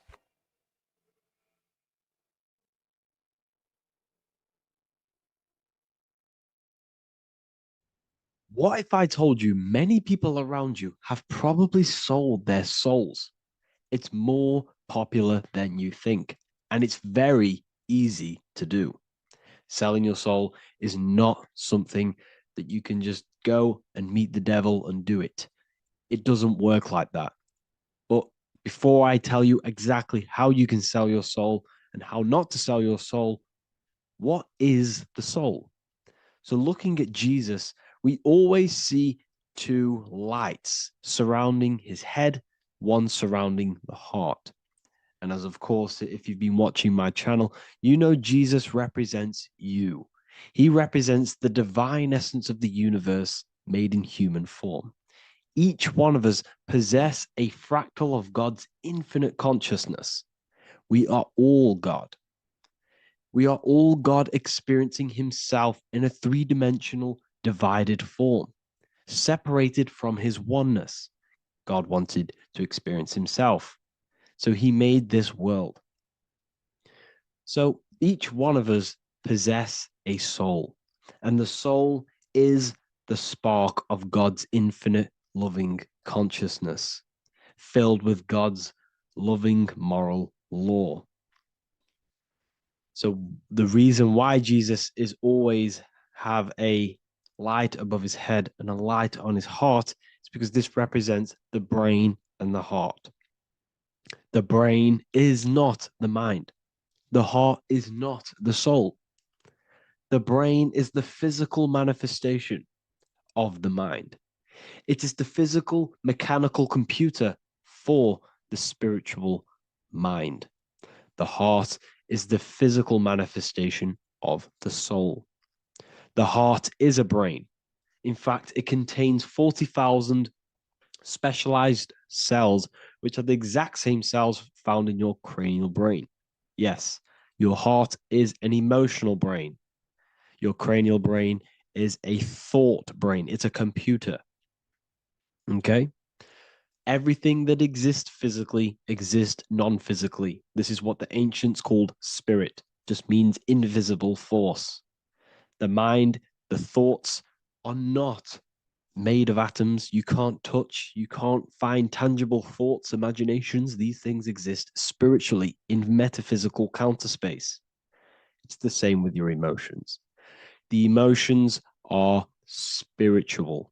They are not physical. You can't touch them. So thoughts are the language of the mind. Emotions are the language of the soul.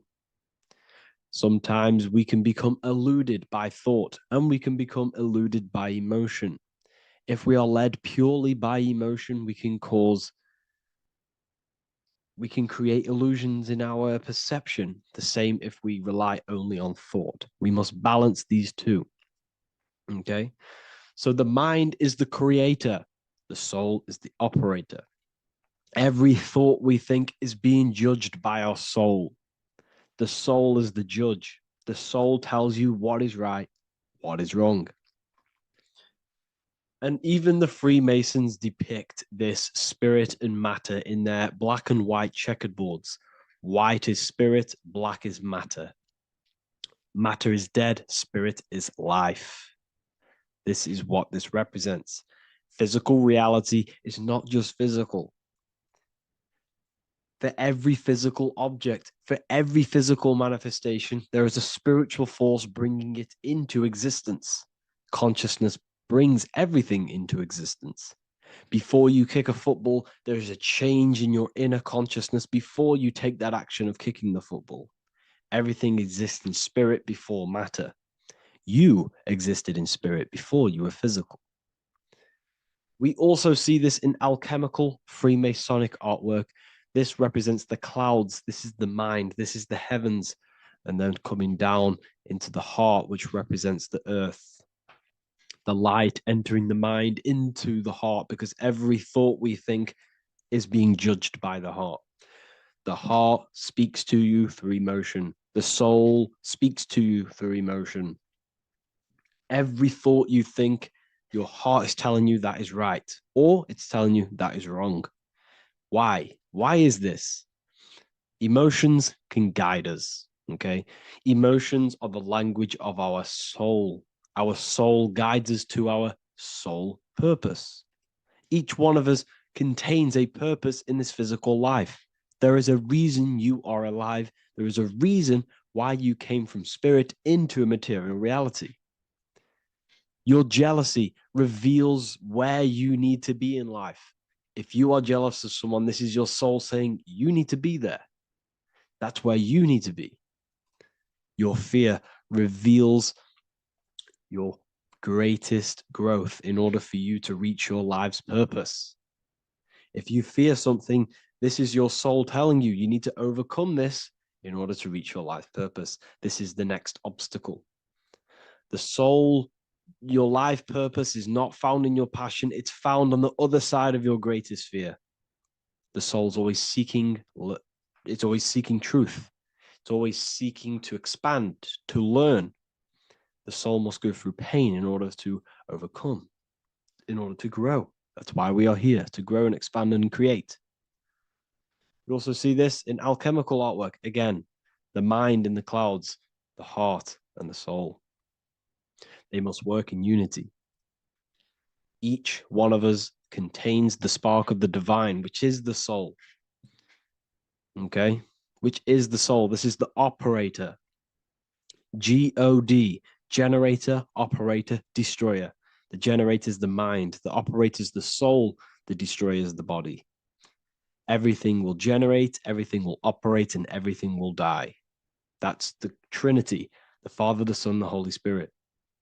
There's always a Trinity, Brahma, Vishnu, Shiva. Okay, so each one of us contains God's law, and it's encoded within our consciousness, within our soul, within our heart. That is what's judging everything you do. Every time you hurt someone, you can feel it. If you've ever punched someone, you can feel it. You know it's wrong. If you've ever stole something from someone, it doesn't matter what you've learned in the past. If you steal something, you know deep down within your soul it's wrong. This is because each one of us are encoded with God's law of love and integrity. I don't care how tough you think you are and how hard you think you are and what you've done in your life. I don't care. You know what is right, what is wrong, because you are encoded with love. Does not matter how far your mind can take you away, how corrupt your mind can become. There is always a spark of love and empathy in your heart, in your soul. You know this when a child. When you're a child, you're not racist. You don't want to hurt anyone. You don't want to steal. As a child, you're pure love, you're pure awareness, you're pure. You would never think about being racist. It's the corruption of the mind that leads us to corruption. Our soul always wants to do good. So the soul is encoded with God's law. And when we go against this law, this destroys our body. Yes, because your body is electromagnetic, and that's being casted from your heart. So every time you go against the heart's guidance in moral law, we weaken our electromagnetic field, which weakens our body. If you've ever looked at someone who's very negative, you can see them. You can see that they are aging quicker. You look at Scrooge, for example. If you ever watched Scrooge, look at how corrupt he looks. That's his heart. You can see the people's hearts on their face. People who do negative things and have negative thoughts, negative emotions, you can see it in their eyes, in their face.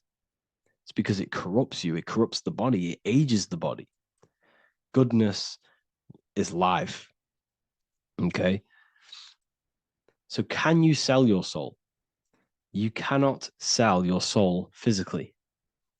But what you can sell is your conscience. What you can go against is that moral law. And you can exchange physical material things such as money, fame, cars, houses, business, in order for you can exchange that to go against your inner dialogue. For example, these rappers, celebrities, what are they doing? They're not selling their soul. You can't sell your soul to some entity on the astral plane. But what you can do, you can take money to say, I'm going to go against my heart. I'm going to go against my inner moral law. I'm going to take that money and I'm going to do something wrong. It's basically going against your soul. It's selling your soul's guidance of moral law. That's what selling your soul is. And that's what these rappers are doing. That's why they're so sad. You know, this is why all these rappers are on drugs, doing all sorts of things to escape, to short-term escape what they've done. They're going against their inner guidance for money. And yes, short-term pleasure may be happy for now, but in the long run, it will leave you feeling voidless because nothing material can ever satisfy your soul. Nothing. You could gain £1 million tomorrow, guaranteed within 2 weeks, you'll be back to the exact same position mentally, emotionally as before, because nothing physical can ever satisfy you. Guaranteed, if you received $1 million if you received $1 million now, in a week's time, you'd be hunting for the next million because it does not satisfy you. There's a reason why these billionaires don't stop working, because they're so addicted to earning and earning and earning. It doesn't satisfy you.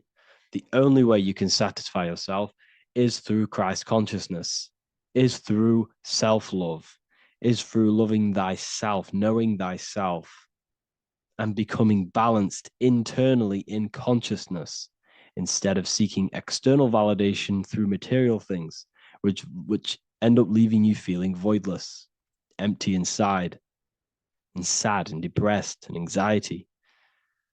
Everyone's looking outside of themselves for validation, when true validation comes from within. True satisfaction, true happiness comes from within, reaching Christ. Christ is a state of being, a state of consciousness that we must cultivate within ourselves so we can live a happy, balanced life.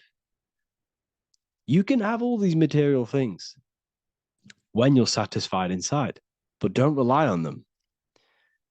Me, I enjoy material things, but I don't desire them. I don't chase them. I don't rely on them for happiness, for validation. You can have big cars. You could have your favorite watches. You could have Lamborghinis. Yes, it's fun, but don't let it give you your happiness. As long as you're happy on the inside, it's okay to have these things. You should seek balance with your inner world and outer world. Okay, so this is what they are doing. Rappers, celebrities, actors, Hollywood. This is what they've done. They've exchanged their inner integrity, their inner law, their inner moral compass for exchange for material wealth, fame, money, and cars. That's what they've done. And power. It corrupts you. They slowly corrupt you. So yes, you cannot sell your soul. And if you wish to learn more, I'll see you inside Ethereal University with my community, where we are learning every day to master ourselves, to expand our consciousness. If you want to lucid dream, astral project, master yourself, create the desired reality you want, learn about human consciousness and your full potential, then Ethereal University is for you, and I'll see you inside. The link will be in the description. Thank you for watching. Geometry. This is the study of nature, of the codes, the mathematical codes behind physical reality. So today we're going to be going deep into geometry and the true esoteric internal geometry, the geometry that no one really talks about, and how geometry relates to human consciousness. So essentially, what we must understand when it comes to geometry, the basics of geometry is everything is vibration. And this vibration is vibrating on a certain frequency. And this certain frequency creates a geometric shape, which is why in nature we see all of these different geometric shapes. All matter takes form in shapes. So if we put sand on a plate and we vibrate the plate on a specific frequency, we see that the sand goes into specific geometric shapes and patterns. So essentially, matter is energy condensed. It's energy vibrating on a low frequency, vibrating at a certain frequency. So matter is condensed energy. And each geometric shape is manifesting and showing a specific energy. Some shapes carry more energies than others. For example, the cube is what traps energy. A square is what traps energy. So geometry and the flowers are basically how energy manifests itself into physical matter. We are in a world made out of energy or light. Light is energy. So everything is vibration, everything is frequency, and everything is energy. Even the words, each atom in our body, everything. So everything in nature has these mathematical, energetic codes. So geometry is basically the study of nature and the shapes that are in nature and their energetic principles. Because like I said, matter is energy. So this is what we call cymatics, when we place water in a petri dish and we shine light on top and we vibrate the water. And we can capture, this creates certain patterns. Each frequency, like you see here, has its own pattern. So what we are seeing here in the physical plane is essentially energy condensed into physical reality. We see it in the turtle. We see it in every single form in nature. Now, external geometry and normal geometry, we normally get taught that this is God's way of creating physical reality, which is essentially true. However, it's far more deeper than that. Far, far, far more deeper. Okay, so what geometry truly is, it's not God's codes to reality. What we must understand is what the brain truly is. And what we must understand is that we are not in the world. We are not in the universe. The universe is us ourselves. And the world is produced by our brain itself. Okay? So the way you must understand how the brain works, so what you visually see, so geometry is to do with what we visually see. And what we visually see is heavily connected with our eyes, which are an extension of the brain. The eyes are the brain. And essentially how we see is energy enters the eyes, and each eye goes to the optic nerve. And this energy is transferred into electricity, which travels to the back of the brain, to the visual cortex of our brain. And this is where the image is produced, what we see. Therefore, the world outside of us is truly inside of us. It's a projection from within the brain. The brain is an energy condenser, a decelerator, an energy decelerator. Everything outside of us is basically formless energy. It is formless energy vibrating at a certain frequency. So what the brain is, it's sucking in this energy, this light, and turning that frequency, that code, that light code, into a physical reality. It's condensing the energy and turning it into a visual image inside of the brain. Therefore, everything outside of you is not what it looks like. Everything outside of you is basically energy, infinite energy. And our brain is condensing this into a physical reality and projecting it outwardly, which you experience your visual field. Okay? And the ancients knew this. So this is basically called the sigil of Lucifer.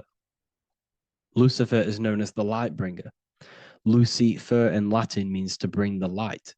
This is the sigil of Lucifer, which shows the visual field and the brain. We also see this in the Google Play symbol. It's a powerful symbol showing you the visual field, which is basically a symbol that tells you that reality is inside of the brain. The brain is what produces reality, but consciousness is not produced in the brain. The brain is essentially a consciousness downloader. It's a computer, and it's a reality simulator. The body is a simulation of physical reality. You are inside of the body experiencing the body simulation. The body produces this reality. It's a piece of technology. So Lucifer is to bring the light. Lucifer is the light being produced in our brains. Okay? So this is why they say Lucifer can tempt you. Lucifer can be the devil because it represents physicality. It represents the false light. Lucifer can trick you because it represents the physical world can trick who you truly are. So now that you understand how the brain is basically an energy decelerator and it creates and simulates a reality to your consciousness, you are no longer a person in a universe. You are the universe itself experiencing itself. Therefore, geometry is heavily linked in with the brain. Geometry is essentially how your brain and how your eyes decode energy. So what you are seeing is the mathematical codes of your brain creating reality. So what they teach you is the external is that geometry is God's way of creating this world, and these are the mathematical codes God's created. But now I'm telling you the internal. This is the truth. Geometry is how your brain mathematically condenses energy and light into a physical reality. So therefore, your brain is a computer program. So now geometry is nothing outside of you. Geometry is not something created by something else. It's created by your brain. Your brain produces these patterns through mathematical codes by breaking down energy into physical reality. And this is why you see geometry in everything around you. This completely changes your view on geometry. It's in your ear, it's in your face, it's in everything. Geometry is everything. Okay? So now that you understand this, now, as we were talking about the visual field earlier, the ancients knew about this. The ancient Egyptians knew about this. We can see this symbolism inside of the casket, the Egyptian casket. See, this crossover represents the visual field. This represents the back of the brain. This is the left hemisphere, the right hemisphere. And now some of the most simplest teachings in geometry is that straight lines are masculine and curved lines are feminine. And we even see this in the human body. The feminine human body is curvy and the masculine human body is liney. And even with the genital reproductive area, we have a line and a curve, 0 and 1, the binary code of all creation, 0 and 1, because that's basically all that exists. Nothingness and one, nothingness and God, nothingness and consciousness. That's all that exists. Now that I've told you that, the basics of geometry and the line and the curve and the feminine and the masculine, what do we have here? You see this stick here? This is a curve. And what's the right hemisphere? The right hemisphere is the feminine, the feminine energy, the feminine aspect of our brain. Then we have a straight line. This is straight lines. Now this represents the left brain. So the Egyptians are showing you the left masculine brain and the right feminine brain because of the curve and the straight line. And this is the visual field, the crossover. So there's a crossover in the brain. The left eye is connected to the right brain. The right eye is connected to the left brain. Okay, so the left eye is connected to the right brain. The right eye is connected to the left brain. The solar and the lunar. So, like I said, everything outside of you is basically energy. Your body is basically a holographic avatar, condensed energy produced by your brain. There's nothing actually outside of you. Your 5 senses are electrical threads of light. And when you touch something, this is basically electrical signals in your nervous system, which are reporting back to the brain. Therefore, what you touch is actually, you're not touching. The feeling that you feel when you touch something is not the true feeling. That's your nervous system you're feeling. You're feeling your nervous system in the brain. It's electrical signals to your brain. So the 5 senses do not decode, well, what you're experiencing as the 5 senses is not outside of you. This is your brain interpreting electrical signals. You don't experience the world, you experience your nervous system and your brain. The nervous system is an extension of the brain. So this is the truth. This is not woo-woo spirituality. This is true consciousness science. But I'm teaching you here. Okay? So nothing is truly outside of you. It is a universe. You yourself are the universe, the fabric of the universe itself. The only thing that exists outside of you is essentially energy. That is it. And your body and your brain condenses this energy into reality. So when we look into architecture, why is architecture, the ancient architecture, so important? Because what did I tell you at the beginning? Shapes and physical matter is condensed energy. Each shape holds specific energy. Some shapes hold more energy, emit more energy. Some shapes condense energy. Some shapes transfer energy. Each shape, each geometric shape has an energetic principle because matter is essentially energy. So when we look into cathedrals and the ancient buildings, they were filled with geometric patterns, geometric shapes, because they understood the energy principle. Architecture is basically solid energy. It's physical energy. If we create this pattern here is an energy code. And if you stand next to it, you're going to gain that energy. It's going to be imprinted on your body. So essentially, they filled their buildings with high energy geometric shapes. Points, triangles, pyramids are very, very energetic. This is why you have crystal pyramids made. Organite pyramids, they're always in pyramid shapes. That's why the Egyptians built in pyramids, because pyramids hold high energy, they emit high energy. So this is why you see all these different geometric patterns. Okay, so in the real reality, in the energetic plane, this building would basically look like this: lines and grids of energy.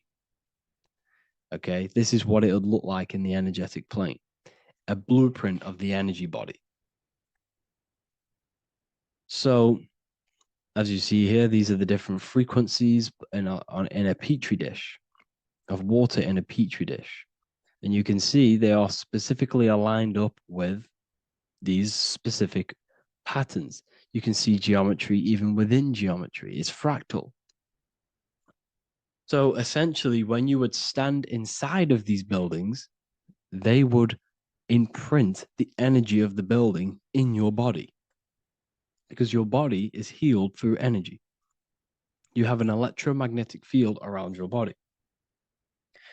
So by creating buildings with geometric patterns, we are essentially increasing the energy of the building, because the building itself is energy. Okay? So when we fill it with geometric patterns, we're increasing the energy. We're giving it a certain energetic imprint.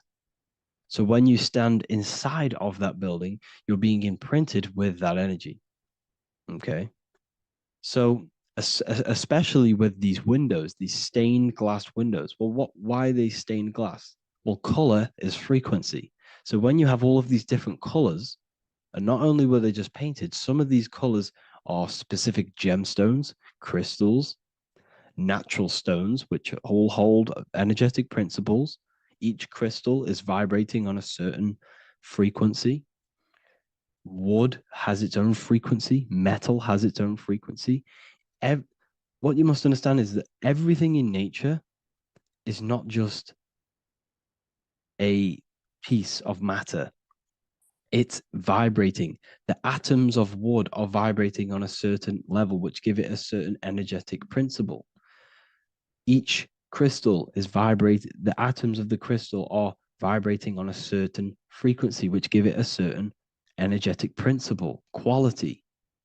So each thing, this is why the ancients were obsessed with natural stones, natural things, crystals, natural metals, and they wore different metals, different things like copper on their bodies, because they understood the atoms of these natural things are vibrating, which give certain qualities to you if you wear them. So you're not wearing it, you're basically putting that frequency onto your body, because they understood this is energy. If I put copper on my body, I'm not putting copper on the body. I'm putting the frequency and the energy of the atoms onto my skin. And that frequency of them atoms are going to vibrate my skin, that frequency, and heal my body. So this is why this is so important. So each building is an energetic code. Okay, so when you stand in these buildings, it can heal your body. This is why when people walk into these ancient churches, they feel like they've met God. They feel a certain way. They feel so amazing when they enter these churches. They feel holy, for example.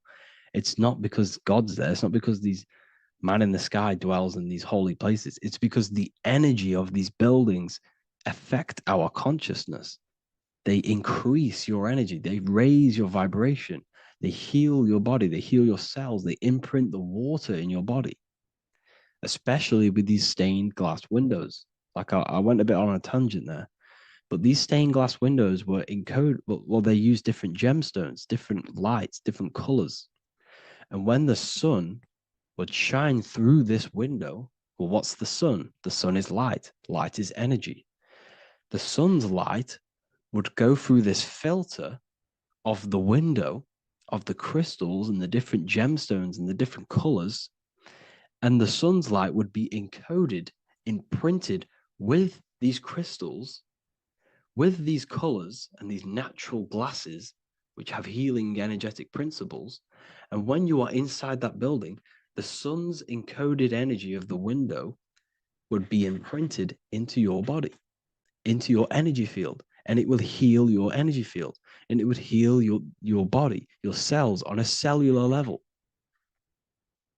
Because your body is what? 60 to 70 to 80, some people say 80% water.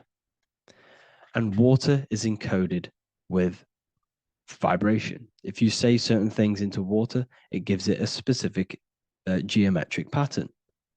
like I broke down in the beginning. If you say love to a water and then freeze it, it will go to this. If you say hate, it will go to a distorted pattern. So when you are in these buildings, you're being imprinted by the energetic codes of these buildings, the energetic principles of the windows, of the structure itself.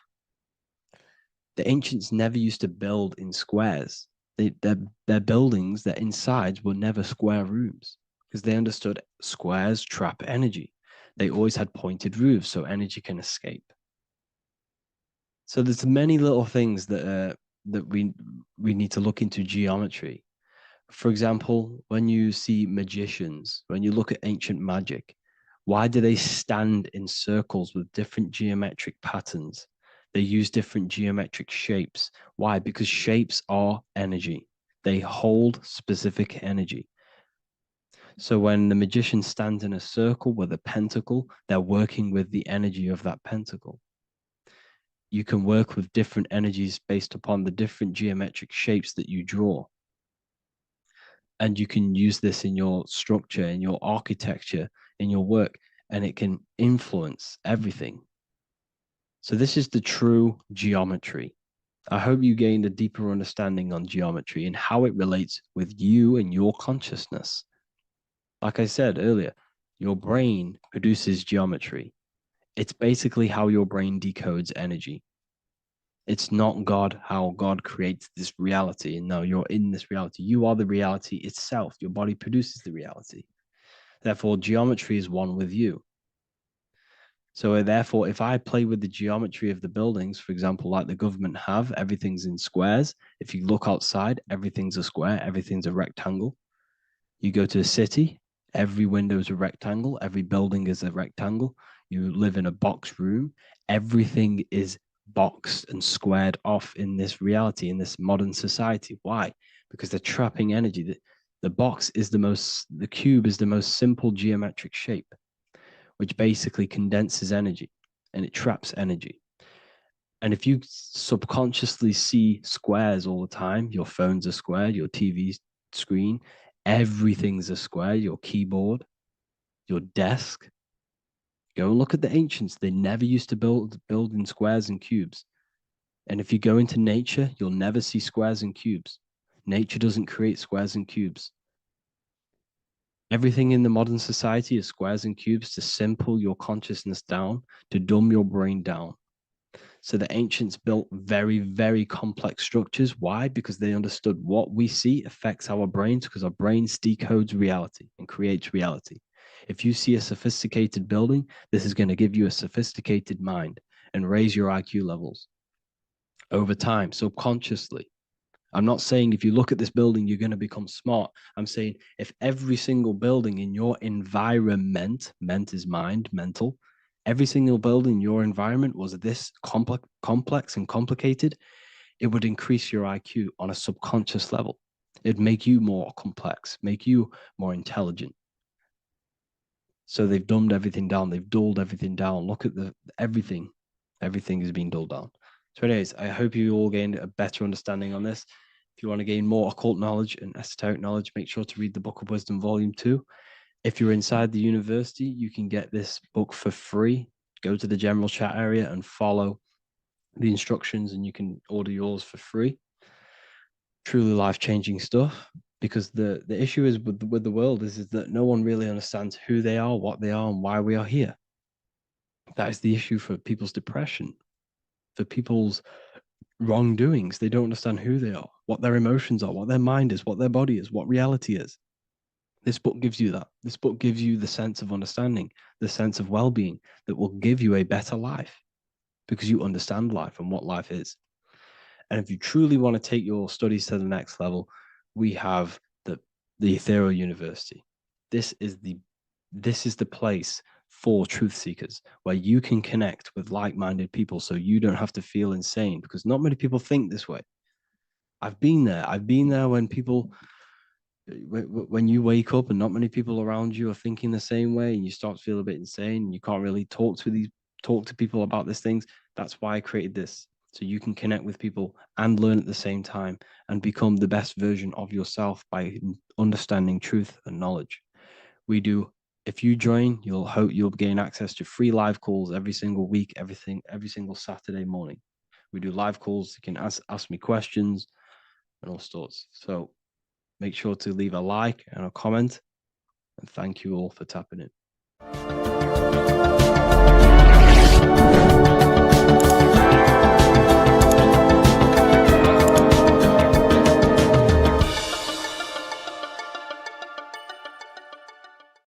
So depression doesn't actually exist, and in this video I'm going to show you how depression is actually a choice. And I'm going to give you some solutions on how to deal with it. And this is probably going to change your life forever just by doing this alone. Okay, so the first thing you need to understand about depression is that it exists in your conscious mind. It exists in your thinking mind. So what is inside your thinking mind?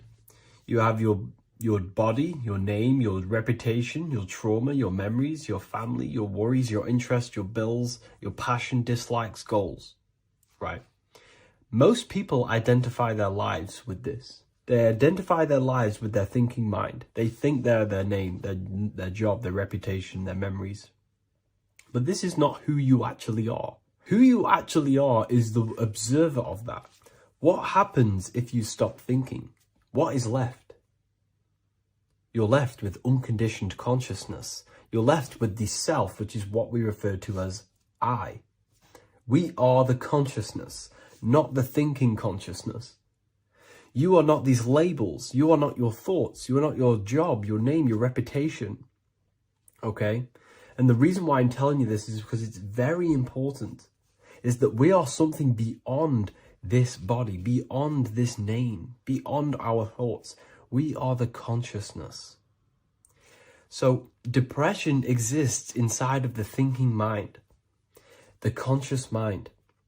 Okay? So if you want to get rid of depression, you must learn how to escape the thinking mind. And not only just escape, but that's step one. In meditation, you do meditations, right? We sit still and we have to learn how to control the mind and turn off the thoughts. And when we turn off the thoughts, depression goes out the window because there's no thought present in your mental field of consciousness to be depressed. Okay? You must understand, who is the one suffering from the negative thoughts? Who is the one suffering? Your mind is not suffering because the mind is producing the thoughts. Your body's not suffering from the negative thoughts. You are suffering. And who is you? You are a soul. You are that feeling. You are that person beyond the thoughts, beyond the feelings, beyond that. You are the one experiencing. You are that. Meditation gives us the ability to turn off the thinking mind. This allows us to escape our thoughts. Okay? And it gives us, over a long period of time after meditation, you'll be able to turn this switch. And this switch will be able to turn off your thoughts. And by doing this, we will be able to control our conscious mind directly by the hand. So when you notice yourself gaining them negative thoughts, we can then turn off the switch of turning off the conscious mind and rising to our authentic self and knowing the thoughts are just illusions. Now, let me tell you something that's very powerful. Most of your thoughts are coming from beliefs. Most of your feelings are coming from beliefs. So if you have a feeling of lack, this is coming from a belief that you don't have much. If you are feeling alone, this is coming from a belief that you are alone. So what we must do is restructure ourselves. We must restructure the subconscious mind. And we do this in many different ways. We can do this with meditation. We can do this with visualization, visualizing our desired reality as if we are living it. We can do this with affirmation. Now, a lot of people think, oh, I'm trying to speak something into existence with affirmation. No, you're not using vibration to try and change reality with what a lot of these new age people will teach you. Vibration, your words will not have much an impact on reality. That's the truth. But what they do have an impact on is reprogramming and recrafting and refining your mind. If you repeat, I am wealthy all day long, your subconscious mind that word will be lingering inside your subconscious, and you will start to mold that into your conscious. You'll start to be consciously thinking about this. Most of your thoughts are coming from your subconscious. So if you want to get rid of depression, you got to figure out the trigger. What are you depressed about? What are you feeling? What are the beliefs that are making you feeling and thinking this way? And that's what you must restructure. You must restructure your subconscious mind through visualization, meditation, and affirmation. You do these all the time. You do these every single day, and you will slowly, if not surely, restructure your subconscious mind. While by doing the practice of meditation, you'll gain the off switch as well.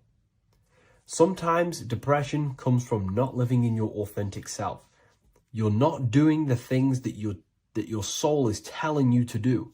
We all know what we should be doing at all times.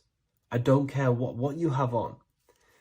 We all know we should be doing something. We all know that we have there's a higher aspect of our mind that tells us, oh, we need to be doing this, but I'm actually sat here on my phone. Oh, I shouldn't be eating this, but I'm doing it anyway. There's always that higher voice. And that is the voice that has to be connected to. And when your body's not acting out the voice of the soul, then the soul becomes sadder, sadder, and suffers more and more and more. There has to be a connection between the soul, the mind, and the body. They have to work in unity. Okay? So I hope this video helps with depression, with whatever you're going through mentally.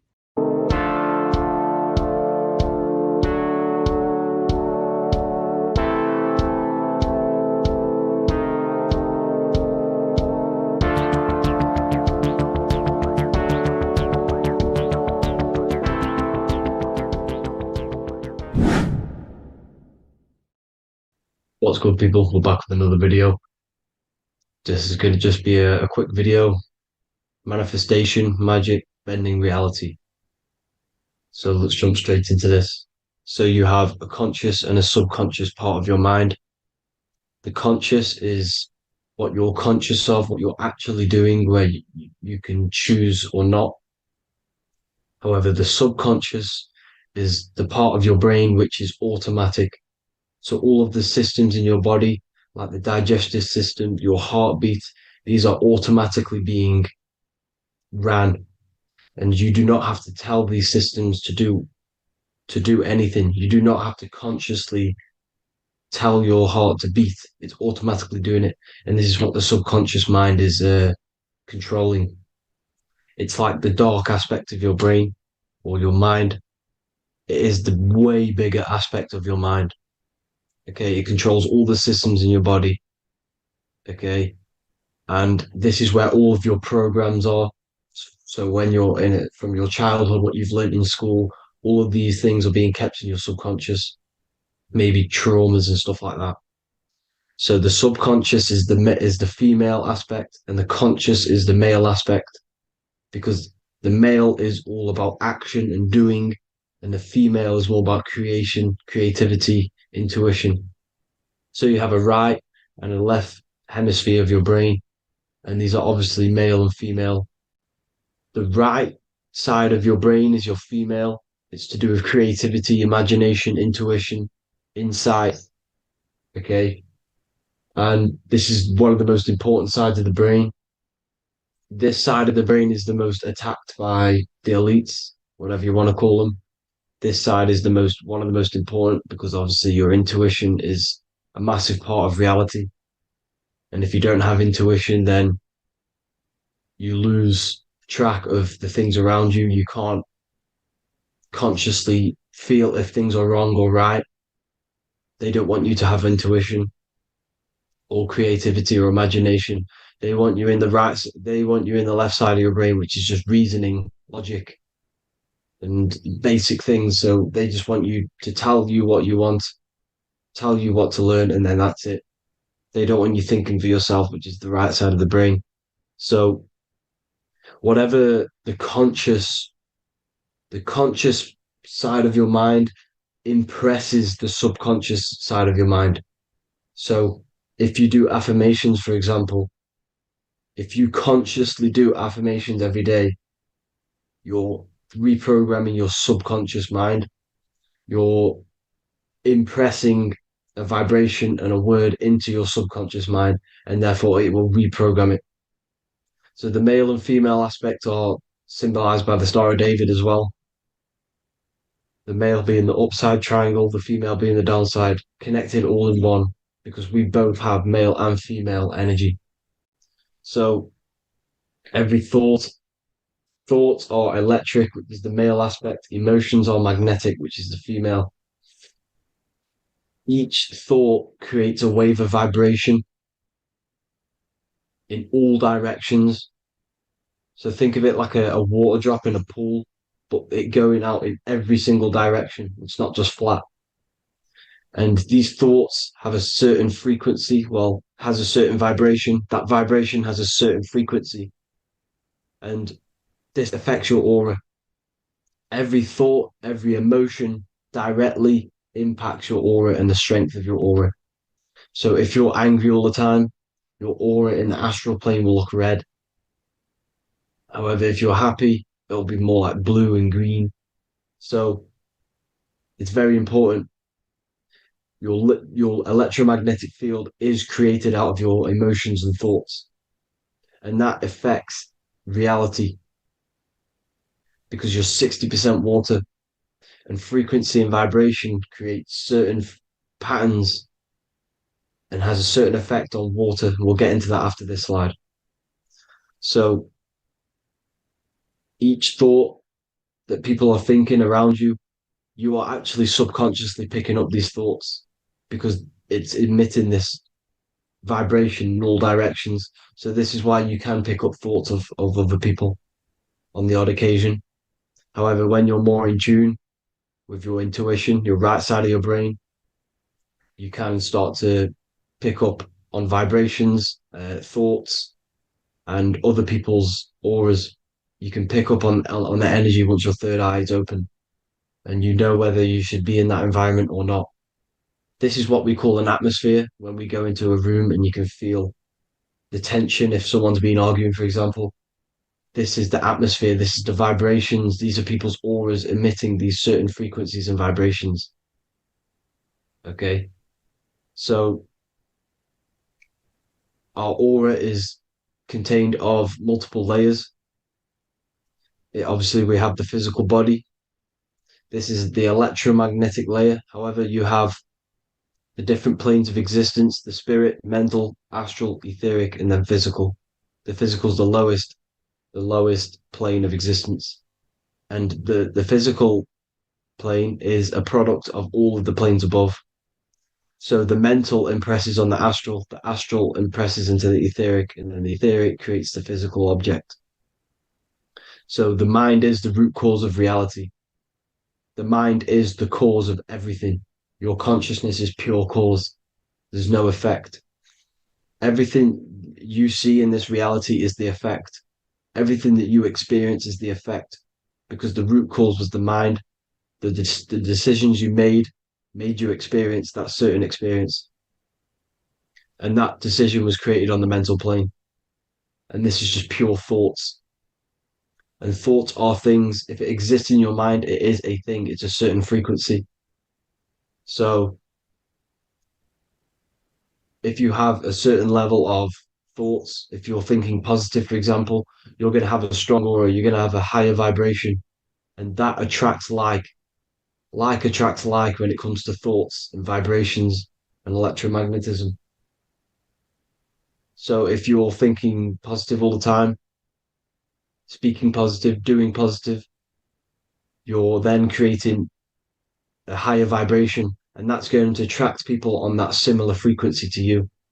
Everything is electromagnetism, frequency, and vibration. Everything. You see, so this is why, for example, if I put my hand to a TV screen, if my finger was the same vibration as the TV screen, it would go straight through it. However, the particles in my hand and the particles on the TV screen are two separate vibrations, and this is what causes the friction to stop and not my finger to go straight through it. So like I said, when you don't feel the vibe of someone, when you don't feel right, you don't really get along with someone. This is a vibration. Your vibrations are not matching, they're not similar, they're two complete different vibrations, and they're not aligning properly. So music has a massive part on this. Music is a massive, massive tool for the elites because music is frequency. And in 1975, the musical instrument are all tuned to 440 hertz. So Spotify, Apple Music, most of the music on YouTube is all set to 440 hertz. And 440 hertz is not divisible by 3, 6, or 9. And when you can't divide a frequency by 3, 6, or 9, it's not a natural frequency. As you can see here, this is 432 hertz. This makes a nice geometric pattern. However, 440 hertz is a distorted pattern. So when you listen to this, this actually shuts off the whole right side of your brain. Like I said at the start, this is the most attacked side of your brain. It's to do with creativity, imagination, intuition. When you listen to 440 hertz, it shuts off the whole right side of your brain. And obviously shutting off all of these forms of your brain. Music is a very, very powerful tool for the elites because it's the only thing which can enter your soul or your ears without consent, your body without consent. Everything else has to be through consent. You choose whether to eat something, you choose whether to drink something, but frequency, you're going to hear it no matter what. This is why it's so powerful. And music influences the body in many different ways. It's the most powerful imitator of everything. It directly affects all listeners. It directly affects intentions, gestures, movements, and actions. It stimulates your mind, and certain songs, certain catchy songs, can reprogram your subconscious mind, invoking certain emotions. This is why when you listen to slow beat songs, it makes you feel more sad. When you listen to upbeat songs, you feel more energetic. This is because these frequencies have a profound influence on reality and on how you feel. Because like I said, you are 60% water. And as you can see here, each frequency creates a different geometric pattern. And inside of you is 60% water. So like I said, 440 hertz is going to make a distorted pattern in your water. And this is going to have a profound effect on your emotions and your reality. So like I said, health is not just the body. You are made of body, mind, and spirit. You need to look after what you put in your body. You need to look after your spirit and look after your mind. It's very important to keep all these in balance because once one of these are unbalanced, it affects the other two. So if you're eating wrong, it's going to affect your spirit and mind. If you're thinking wrong, it's going to affect your body and spirit. These are all interlocked. You have to look after them all. So it's very important you understand music. Stop listening to low vibrational music. To be honest, you want to listen to music without any sort of speaking inside of it. You just want pure frequencies, which are the solfeggio scale, like one of these, for example, 432, 528 hertz. These are all good frequencies. It's called the solfeggio scale. And these frequencies make you more in tune with nature. 528 hertz is what the earth vibrates at. So it's very important. And the Rockefellers are the one who changed this to 440 hertz. The Rockefellers, one of the elite families. So if you want to manipulate reality, it's very important to have your chakras aligned and having a high vibration, because the higher your vibration, the more powerful your words and your intentions are on reality. So the lower your vibration, the harder it is to affect reality because you're on a lower state of consciousness. Like I said, you have the mental, astral, etheric, and physical. Everything is a product of the one above. As above, so below. This is what Hermes Trismegistus was saying in the Egyptian days. This is where it comes from. As above, so below. If you affect above, it directly affects below. So like I said, meditation helps on this, helps align your chakras.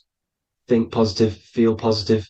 Like I said, your feelings are magnetic, your thoughts are electric.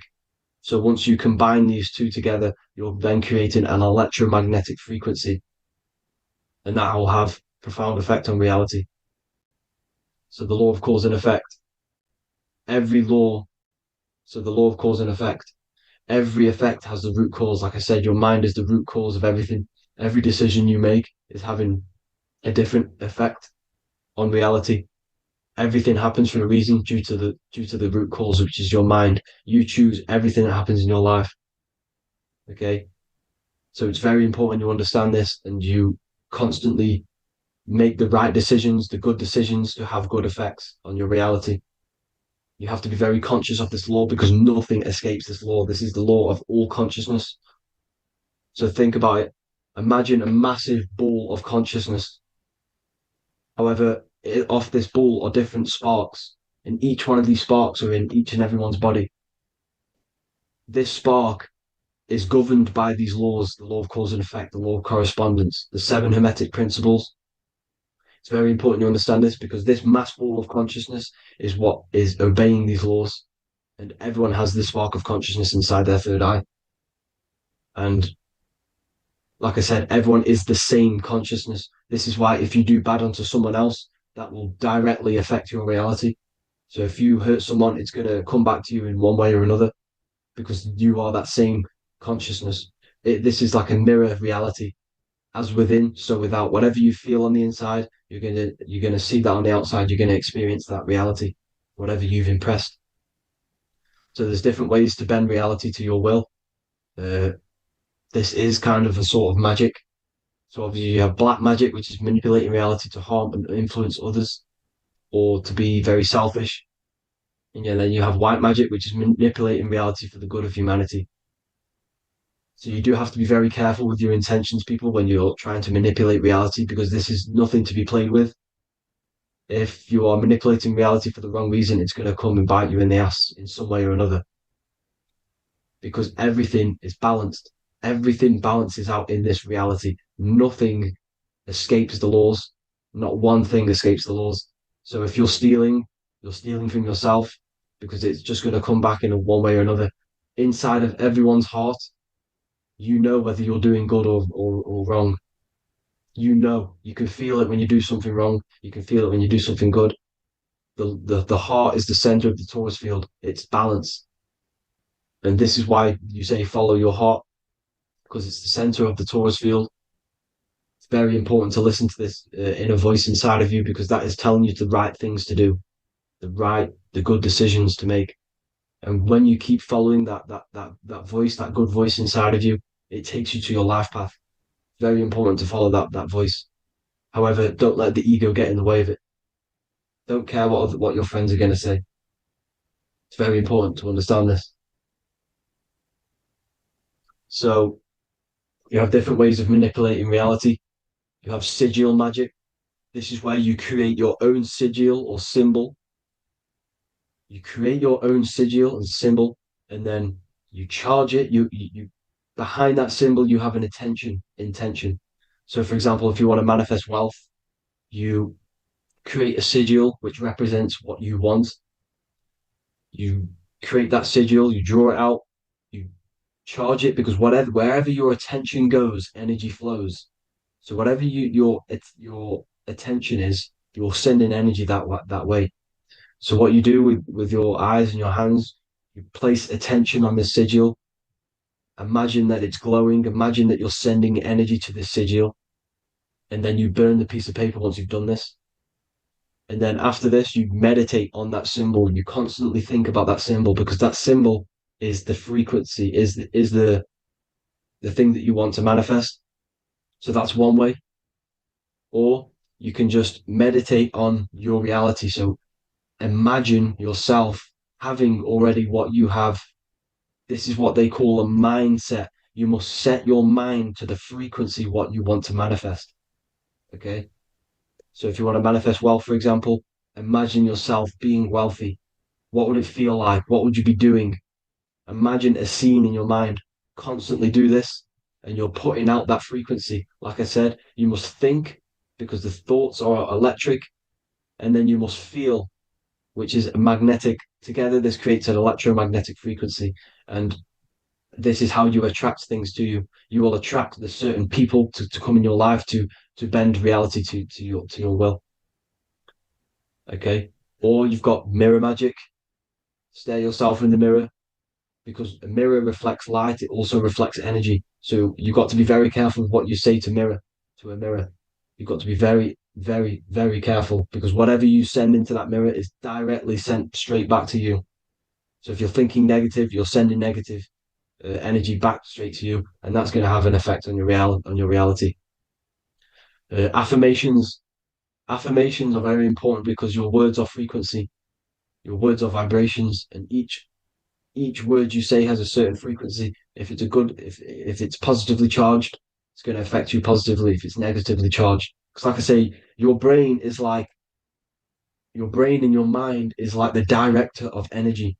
That's what your brain is, and it directs energy into certain things. You can either positively charge it or negatively charge it, and this brain is creating your reality constantly. It's manifesting your reality constantly in the present moment.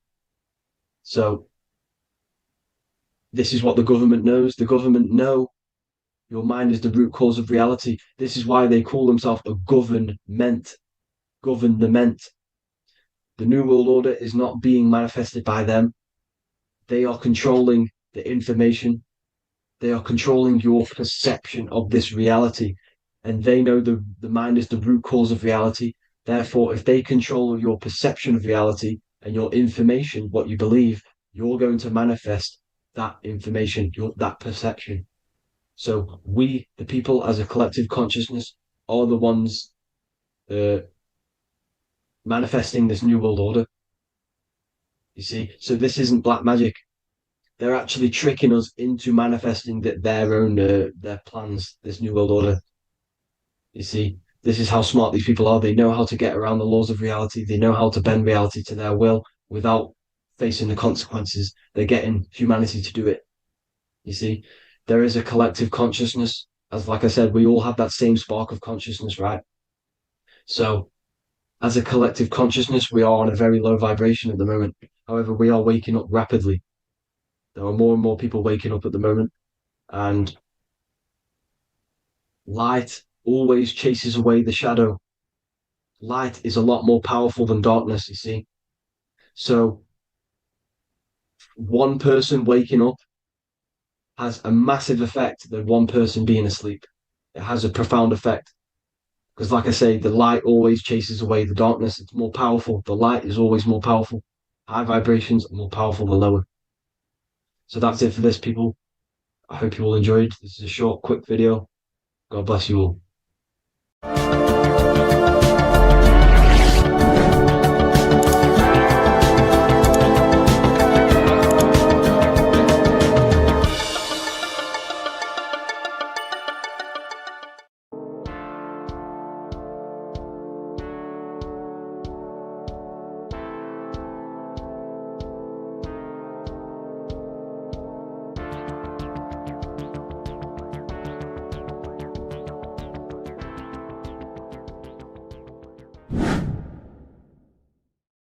People, how are you all doing? It's Revival of Wisdom, and today we're going to be talking about your birth certificates and how we are slaves to a system and how they have trapped us into this system. Okay, so the first thing you need to understand about this system is there are two types of laws. You have the law of water, which is admiralty law, and the law of the land. So the admiralty law is the law of water, and this is what money is. Money is water. This is why we say liquidity, currency, the current. A current is water, something moving through something. Cash flow. And this is why banks are called banks, because a river bank is on either side of the water and it directs the currency. You see? So money is water. And as you can see here, Ripple, the cryptocurrency, Ripple, water Ripple, and they're building a bridge over water, overseas, international banking with cryptocurrency. So money is water, and this has specific laws about water, but water is the same everywhere, you see. What the difference is with the law of the land is that You can have different laws in different lands. I can't do certain things in the UK that people can do in America, for example. You see, that's the law of the land. But the law of water is the same because water is everywhere. Now, this is very important to understand when it comes to, these birth certificates. So, Pope Gregory, this is where we're going to start off. Pope Gregory in 1582 took the Orthodox Eastern sunrise calendar and changed it to his own Gregorian timeline, not a calendar, a timeline. This timeline was copyrighted by Pope Gregory under the name of the Vatican. So the Vatican owns the timeline that we are using today, 2023. They own it. They own the title of this Gregorian calendar. Okay. Therefore, anyone who is born under this copyrighted timeline, not calendar, they are subjected to Rome because Rome owns the timeline. They have a patent, a copyright for that timeline. What is on our birth certificates? That timeline. We are born underneath, we are subjected to the Vatican. This is why all birth certificates go to the Vatican. They own every single birth certificate. Okay? So when we use this timeline, we are subjecting ourselves to this timeline. Okay? Which the Vatican has a claim over. This calendar or timeline is set to sunset, not the sunrise, which is associated with death, darkness, and the moon, lunatics. You see, so this is a sunset calendar timeline. Okay, this is now, they've changed a couple things, right? They say that the new year is January the 1st. Okay, when we know this is in winter. January is winter, which is associated with darkness, death, the death of nature. So this is a death cult, people. These people are evil. They're so evil. The Vatican. And this is why we use April Fool's Day, because April is in Aries, and Aries is always the start of the zodiac. This is why Aries rules the head region. 12 zodiacs, 12 systems of the body. Each zodiac is associated with each part of the body, and this is why Aries is the head, cerebrum. But we're not going to talk about it in this video. But yes, that is what April Fool's Day is. They're putting it in your face. April Fool's Day is the real start of the year, when the sun starts to rise again, when the risen Savior is resurrected, when it's born again. This is when the Jews celebrate the Passover. This is when the Christians celebrate the resurrection of Jesus, and they eat lamb. The Jews eat lamb because we're in Aries, the new year. The sun is now born again, our risen Savior, the light of the world. So yes, this is what April Fool's Day is. It's the first day of the year, which they changed. Pope Gregory changed. So you need to understand is that you are in the womb. You are inside of a ship, because every ship, literally a ship, every ship is female. This is why they say she delivers the product, because she does deliver the product. You, the baby. Same thing with a ship. They deliver products. They are a she. And when they pull up to the bay, like you can see on this picture, they're pulling up to the bay. This is now called the birth canal. The ship is now in birth on paper. Okay, this is law. And when they pull up, they tie up to the bay, and now they get a certificate of manifest certifying all of the products which are on the ship and what they are bringing into that nation. Okay, so you're bringing in this many of that, everything's on the certificate of manifest. And this certificate of manifest is also your birth certificate, because you are traveling through water when you are in the birth canal of your mother, because you are in water when you are in the womb. And you travel through the birth canal, and when you arrive, you get a certificate of manifest with the name, how many, the quantity, that's your birth certificate. Okay. And this is what it is. We are a well, we're not a corporation, but we represent a corporation, which is your name in full capital letters. That is your corporation. You cannot physically tax a body, but you can tax a corporation. This is why we get charged. This is why we get taxed, because it all goes down to the corporation which our name represents, which we are subjecting ourselves to. We are my name. I am subjecting myself to this name, and that name has a corporation which I represent, which I subject myself to. You see, this is how we are attached to this straw man, this character that they have built on paper. So it's a character which is on paper. This is what we represent.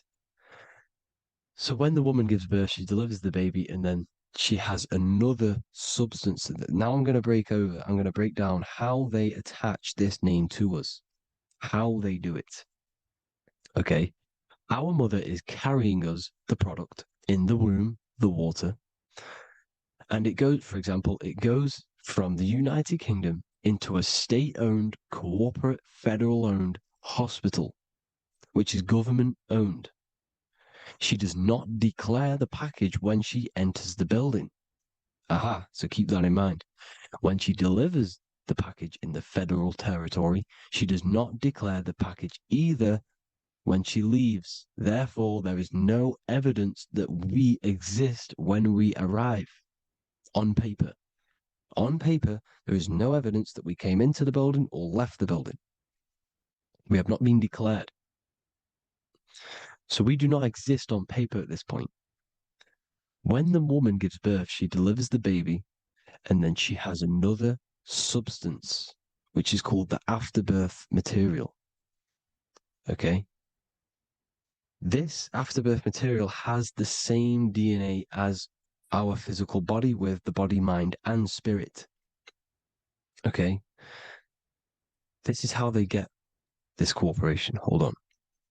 The afterbirth material does not get claimed by the mother nor anyone. Therefore, they salvage that substance because we are under the Vatican. Every state is all Catholic. Your birth certificate is Catholic. No matter what religion you think you are, every single birth certificate is Catholic because we are subjected to Rome. All roads lead to Rome. Rome runs all of this. Okay? We're still under the Roman Empire. Okay, so Rome are Catholic and they believe in salvation. This is how religion comes into this. This is how they use religion to get this. So they salvage the afterbirth material and they claim it and they salvage it and give it and charge it to Rome. And they give it a name. Here's the legal term, born alive. Here's what it says. Each product of such birth is considered live, born, and fully recognized as a human person. So each product of such birth, so that could be anything, the afterbirth, the person who actually comes out, the baby. So your afterbirth, which we do not take with us, we take the baby with us, they keep that in the hospital, they collect the afterbirth, and they salvage it, and they give it the name, which, it is us. We are a representative to that afterbirth material, which they put the name on, they claimed, which is subject to Rome. So we are walking around our whole lives as a representative to that claimed salvaged afterbirth material, which the federal state have. Okay. We are under the Catholic Church, Vatican. Therefore, the afterbirth material is a child of God. See, on paper, therefore, they believe in salvation and salvage the afterbirth material. This material has no mother or father. The state pick it up. It becomes a war to the courts and gets charged to the state. So we are a representative to that character they salvaged because it is the exact same DNA as you. Subject is the name or the title, and the matter is the physical aspect left behind in the hospital, which represents us. You see? So now we're moving on to Unum Sanctum. Unum Sanctum was in 1302, a very, very important year. Very important year. Unum Sanctum says this is basically how they claim everyone in the world. So the Vatican had all this power, all this gold, all these people under them. They need to get a claim for them so then they can rule over them and make them slaves. So what they did, they created Unum Sanctum. Pope Boniface VIII did this. And it says, the spiritual man judges of all things, and he himself is judged by no man. The spiritual man, keep that in mind, unless he invent like Manichaeus, two beginnings, which is false and judged by heretical, since according to the testimony of Moses, it is not in the beginnings, but in the beginning that God created heaven and earth. Furthermore, we declare, we proclaim, we define that it is absolutely necessary for salvation that every human creature to be subjected to the Roman pontiff. So they are claiming us in Unum Sanctum, and it's in the vaults in the Vatican. They will put a spell on it because they are sorcerers, they are magicians. They put a spell on it, they lock it up, and whatever goes on that piece of paper goes. And this Unum Sanctum is claiming all of us. So what does it say in the beginning? The spiritual man judges of all things, and he himself is judged by no man. The spiritual man, the man with the body, mind, and soul, the first baby that comes out the birth canal. That's you, your body, body, mind, and soul. You have the Christ, which is I am, which is grace. Grace means here, now, in the present. You have the Christ, which means I am. Therefore, you have a soul. If you can say I am, you have the Christ. You have a soul. But a creature can be anything with no soul. You see? So no man can judge the man with the soul. However, as it says in the second part, we proclaim, we define that it's absolutely necessary for salvation that every human creature to be subject to the Roman pontiff. So they are subjecting the afterbirth, not the man with the body, mind, and soul, but the afterbirth to the Roman pontiff, to the Roman Catholic Church.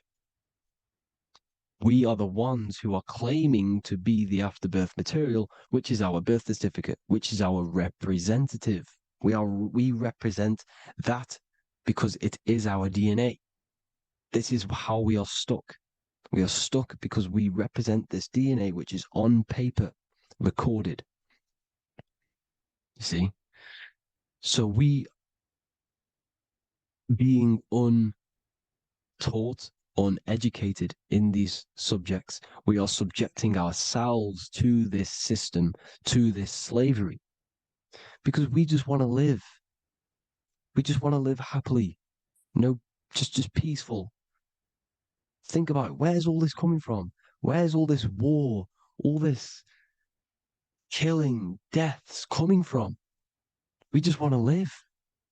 It's coming from the Catholic Church, these evil death cult, which has subjected us, which has used us as slaves, and we are still slaves, and it's just going to get worse and worse and worse. So this is how we have subjected ourselves to be the slaves to this system. It's a lot to take in, and there's a lot more deeper stuff which goes into this. I'm just going over the surface. I'm going quite deep, but there is little details that I still need to learn myself. But this is the general how that we've been stuck to this slave system. So we are batteries, okay? This is why we get charged. When you go in a court, you get charged, okay? Because you're a biological battery. This is why cities look like motherboards, because we are feeding energy to this matrix. Okay, when we look outside of ourselves, when we give power to so-called Jesus Christ, worshipping idols outside of ourselves, where attention goes, energy flows. We are feeding the matrix with energy. By looking within, placing your attention within yourself, you are taking back your power. Because the I am is Christ. The you, the soul, is Christ. It's God. The awareness is God. Okay? However, we are subjecting ourselves to this system. We're subjecting ourselves to this system and the feeding of our energy. So what we need to look for the future is that, think about it, with the end goal is to change our DNA, is to literally make us robots, transhumanism slaves. This is why we have smart cars, smartphones, smart watches, smart meters, smart cities. And all of this is going to be connected by the smart grid, which is 5G. This is why 5G is rolling out. 5G is going to connect all of these technologies to one. It's like a big net system. And you know why they're doing this? It's because all of this is going to be connected through AI, through this 5G, and that 5G is going to be controlled by the elites. So you say anything wrong, you do something wrong, you say the wrong thing online, they'll turn off your car, they'll turn off your phone, they'll turn off your smartwatch, they'll turn off your TV, because it's all going to be connected and controlled by the smart grid. And this is what the Great Reset is, people. But they're going to trap us inside of these 15-minute smart cities so we can't leave the area, because they're going to use climate change as a tool to enslave us to not travel because of so-called climate change and the fumes that we are putting into the air, which is all BS. They're doing this to push these new cities, to push all of it. But listen, they're trying to get inside of your body. The only way they can do that is to get you addicted and using this technology. First, they got on the body with the smartphone. Well, first of all, we use the technology. We get used to it with it in our hand. The next step for them was to get on the body, which is the Apple Watch, as you see down here. They have now successfully got onto the body. The next thing is to get inside of the body. This is the brain chip. You see how they've slowly lured their way in, slowly got you addicted to this technology, got you dependent on this technology. And what they're going to do is that they're going to mold society to be dependent on the brain chip. So in order, for example, if you want to go and pay for food, you're going to have to get a chip to pay for the food, because it's all going to be digital money. And that digital money will be connected to the chip, and you'll need the chip to pay for things. You see? So this is how they're slowly transhumanizing us. These phones, these apps, these things which are all we are all using was created by Freemasons. Mason means traveler, because they travel the depths of the mind. They understand human consciousness. They understand the brain. They understand the mind. By the deepest root cause, they understand it. This is what Masonry is. It's the occult. So these technologies is designed by these people. This is why they're so addictive, because they understand how it works. They understand how to get people addicted, because they understand human consciousness, the brain, the body, and the mind. So this is the advantage Freemasons have over us. And these secret societies, which have gone through the orders of Freemasonry and progressed onto these secret societies, which are the evil side, because I'm not saying Freemasonry is evil, okay? But the societies which they go beyond Freemasonry, because you can go beyond the 33rd degree into these secret societies, and they use this knowledge for the bad, to enslave people. And this is what's going to happen. Transhumanism. So I hope you all learned some insight for today. Please do a bit more research on, the birth certificate and stuff like that, the straw man. And have an amazing day, people. Please like, comment, and subscribe. Peace.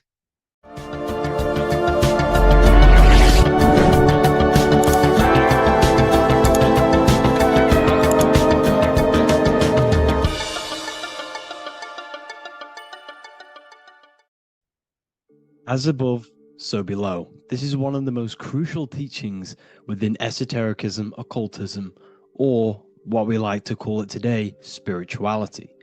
I don't like calling it spirituality because it's not spirituality. I teach human consciousness. I teach the science of you and your consciousness alone and your being.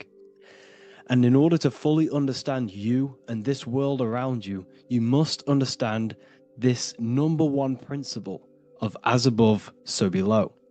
There is many misconceptions of this, and there is many simple teachings of this. But I'm going to break it down today from the most simplest to the most complex, and you will see the connections between all things. This is the most important lesson you could ever learn, and I'm going to teach it you today. So what you must understand is with the term as above, so below, it applies with everything you see in this world and about yourself. We have something called the macro, which means the bigger scale.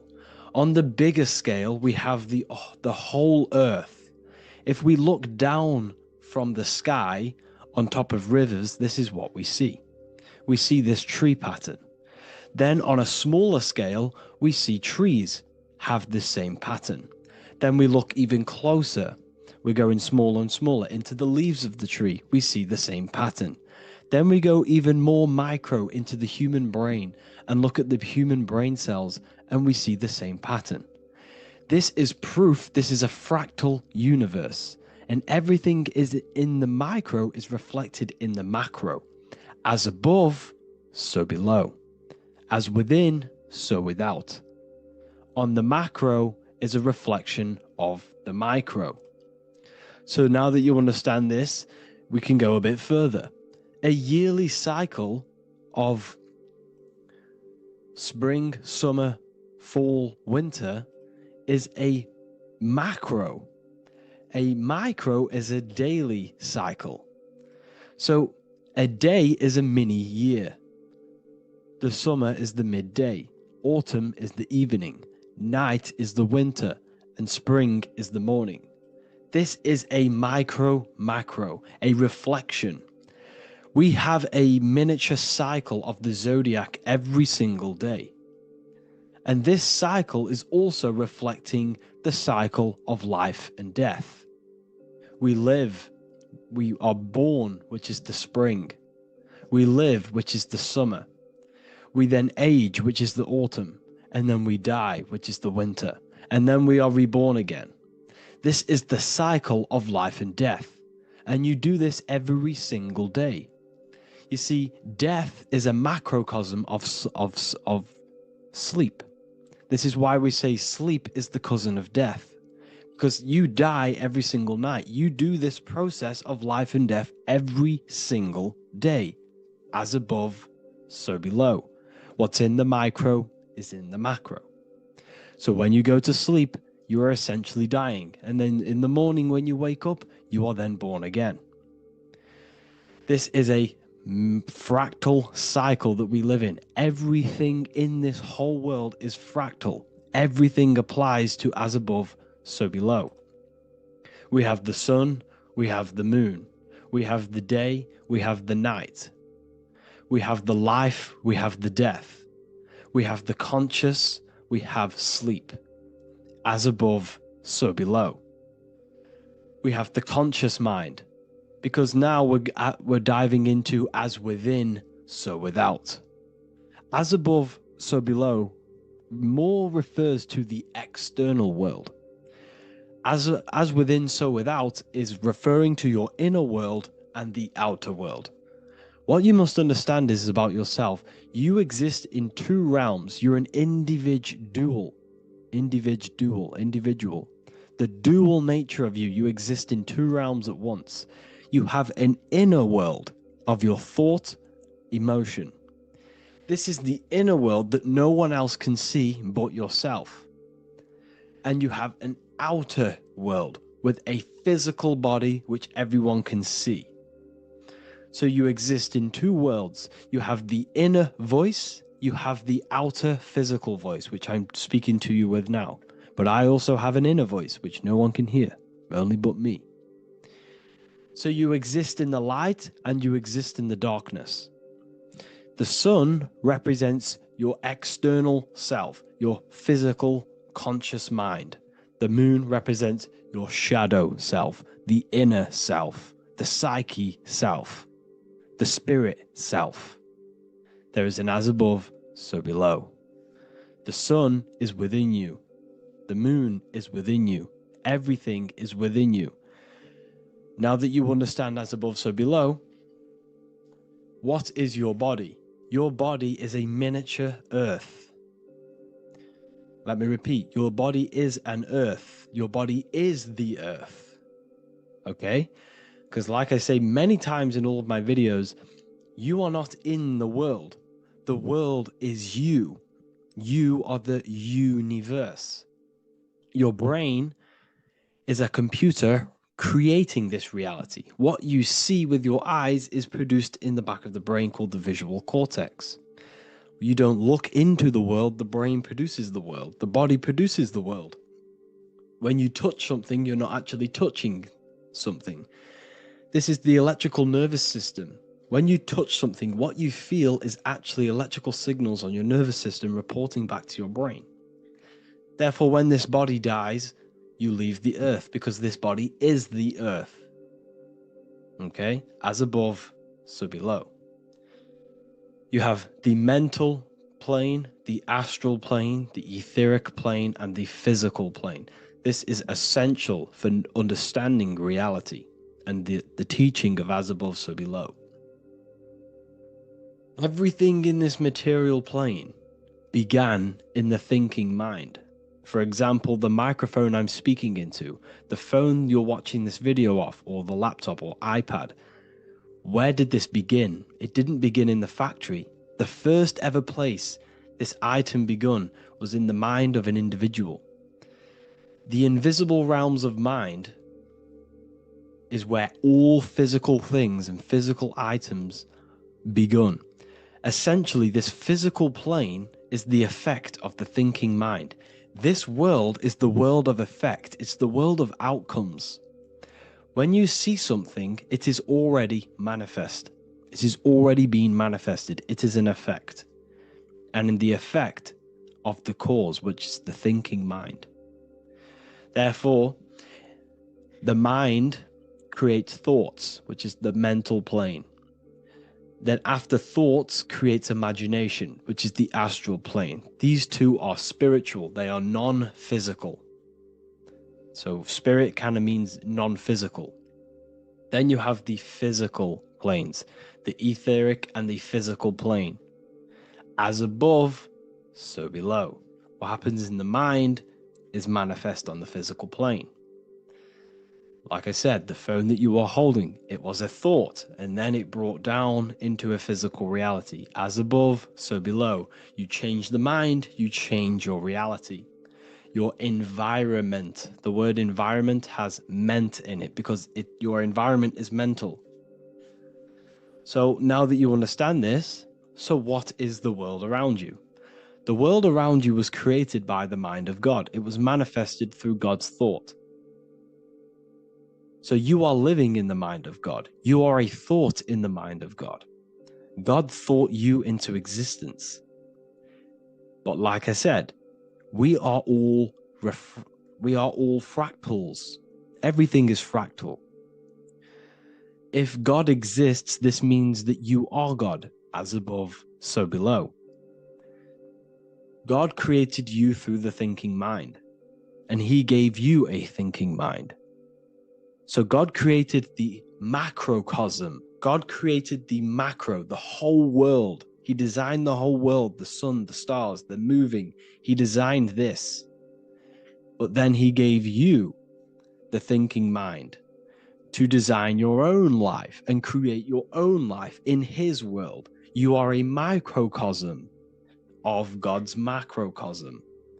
Just like God thought you into existence and the whole world into existence, you are a microcosm thinking your world, your reality into existence.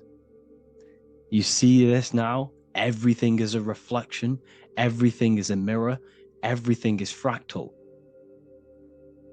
So in order for you to change your reality, you must change these higher planes. Your thought and imagination are the two key aspects of creating physical reality. Every object you see around you was begun in these higher planes of the non-physical, and they were brought out of spirit into physical matter through the thinking mind and physical action. So now we're going to get a bit deeper. The brain is not the mind. Now that you understand, we have spirit and matter. As above, so below. You have a non-physical side of reality and a physical side of reality. The mind is the spiritual brain. The brain is a physical manifestation, a physical effect of the mind. The mind uses the brain to operate in the physical world. And it's the same with the heart. The soul manifests itself physically through the heart. The heart is a physical manifestation of the soul, of the emotion, thought and emotion, the mind and the soul, the brain and the heart, heaven and earth. So you have the inner world and the outer world, the spiritual, non-physical, and the physical. So we are all on this process of awakening, an expansion of our minds into new fields of thought, into new fields of awakening ourselves. Because essentially we are born into this world. But you are born many, many times. You can be born physically and you can be born spiritually. Like I said, everything is fractal. So just like when the baby finds out that there is a world outside of its mother, what does the baby do? The baby seeks a way out of its mother, and then the baby is now born into a new world, a world outside of its mother's womb. It's the same with you and your spiritual process. As your mind becomes aware that there are other realities beyond your physical body, it then seeks a way out. And this is why you are probably watching my YouTube, because you are now on the path. Something within you has guided you to this path of knowledge, truth, enlightenment, and expanding your consciousness. And it is your soul who brought you here. Your soul speaks through emotion, like guidance. Emotion is the language of the soul. When you feel very bad, this is your soul telling you you're not in the right place. You're doing the wrong things. Because the soul is always unfolding its purpose, which is expansion and learning. That is it. The mastery of the self and the learning of the mind is the only thing that counts in the end after this life. So you are on a journey of expansion, of learning, creating, and spiritual rebirth. As above, so below. What does this body tell you? When I see someone overweight, I don't see the overweight. I don't see the body. I see the mind. I see an undisciplined mind. I see a mind that lacks self-control. I see a mind that seeks external validation. That's what I see when I see an overweight person. I don't see his body. I see the result of his mind. Because what does the Bible tell you? You shall know them by their fruits. It's the same saying as above, so below. You shall know them by their fruit. The fruit is their manifestation.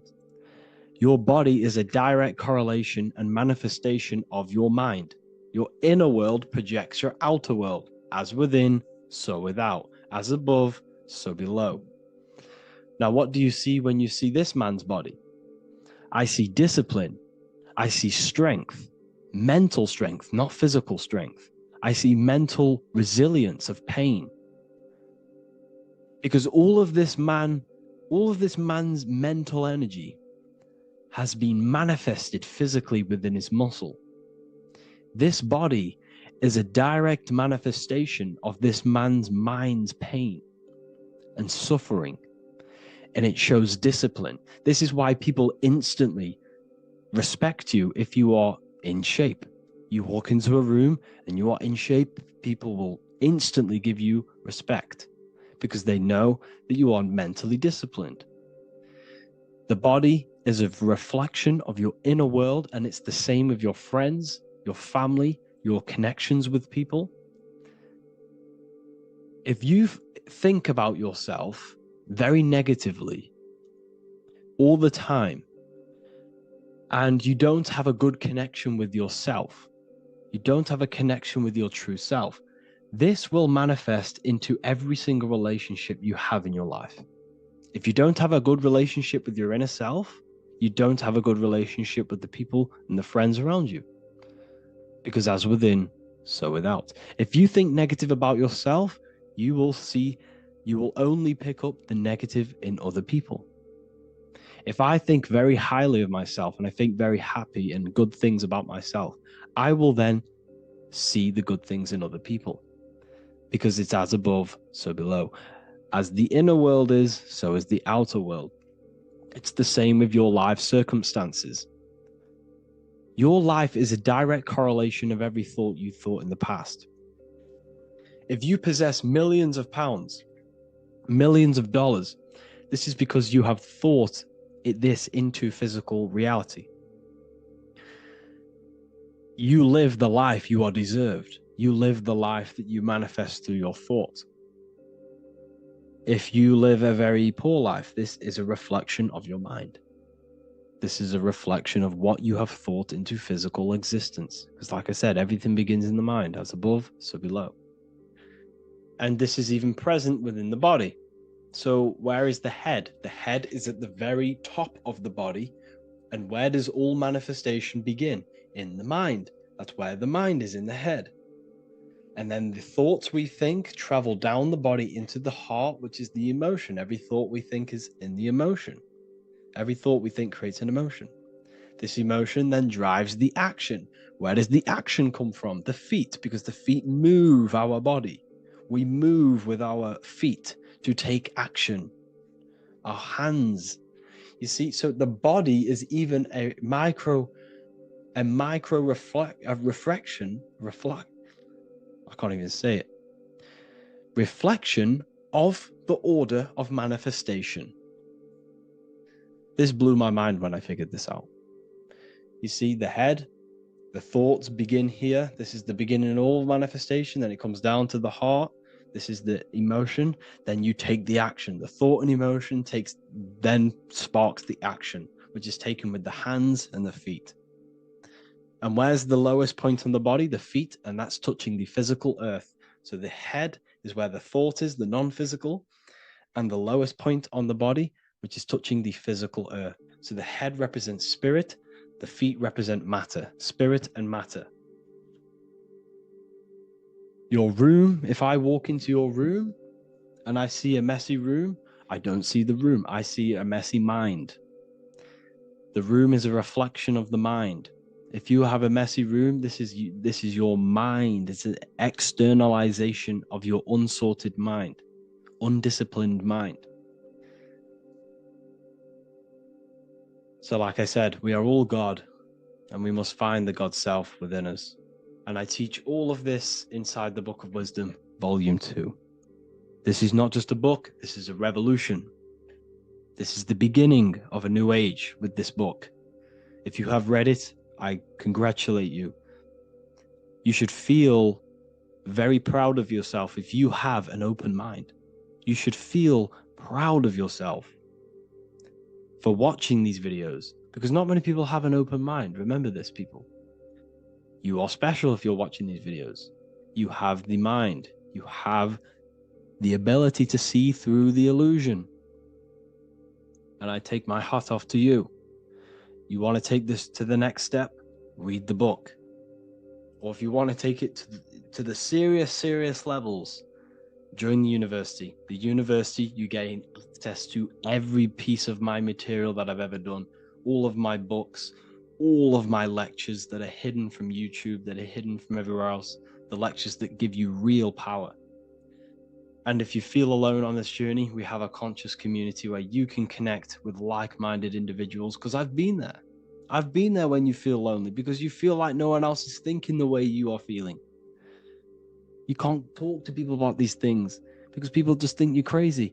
That's why I put together this, so we can connect, so we can unite, so you can connect with people, so you don't feel crazy about thinking about this stuff, learning about this stuff. And if you truly want to level up your life, people, and take your studies serious, this is for you. We do live calls, we do lectures. There's a whole library filled with books you can read. It's the perfect place for the truth seeker. I thank you all for joining. Please leave a like, a comment, a subscribe. Let me know any future videos you want me to make in the comments. Thank you all. Have an amazing day.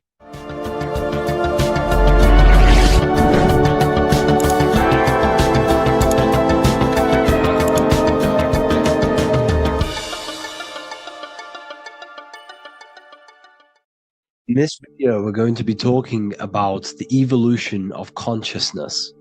You are born human, however, you possess consciousness, which is the awareness behind your being, the awareness behind your thoughts, the experiencer behind your five senses, the experiencer, the observer behind your thought, emotions, and senses. You are an eye, an invisible consciousness looking through a lens, which is your body. Your body produces this physical world that you experience. Your brain produces this world. Your brain and body is a technological computer. However, you are an infinite, ever-expanding consciousness behind this physical body. And there is an evolution of consciousness, a cosmic journey of expansion. And this is why we see so much pyramid symbolism in the occult and esoteric world, and especially within Freemasonry. Because the pyramid represents climbing, an evolution, a raising state of consciousness, a journey. Steps symbolize a journey upwards. This is the raising and the evolution of consciousness, our inner world. The transmutation of our inner selves, of our souls and consciousness and our minds. So when we see this pyramid, we're seeing a evolution, a way up to source consciousness. And the eye in the pyramid represents your source consciousness. It represents illumination. It represents divine guidance through this evolution of consciousness. This is why we see the ladder. Consciousness is ever expanding on an infinite journey of evolution.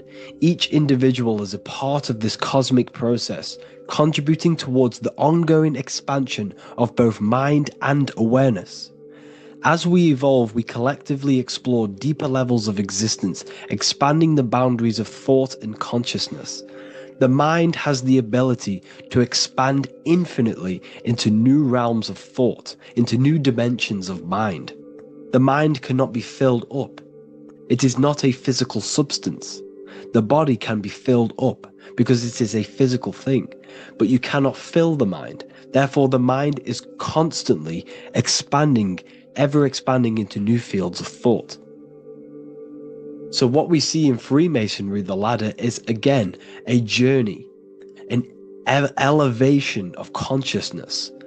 When we are born with an infant consciousness, and as we gain older, we gain an adult consciousness. Our inner world, our inner mind, and our emotional intellect changes and evolves.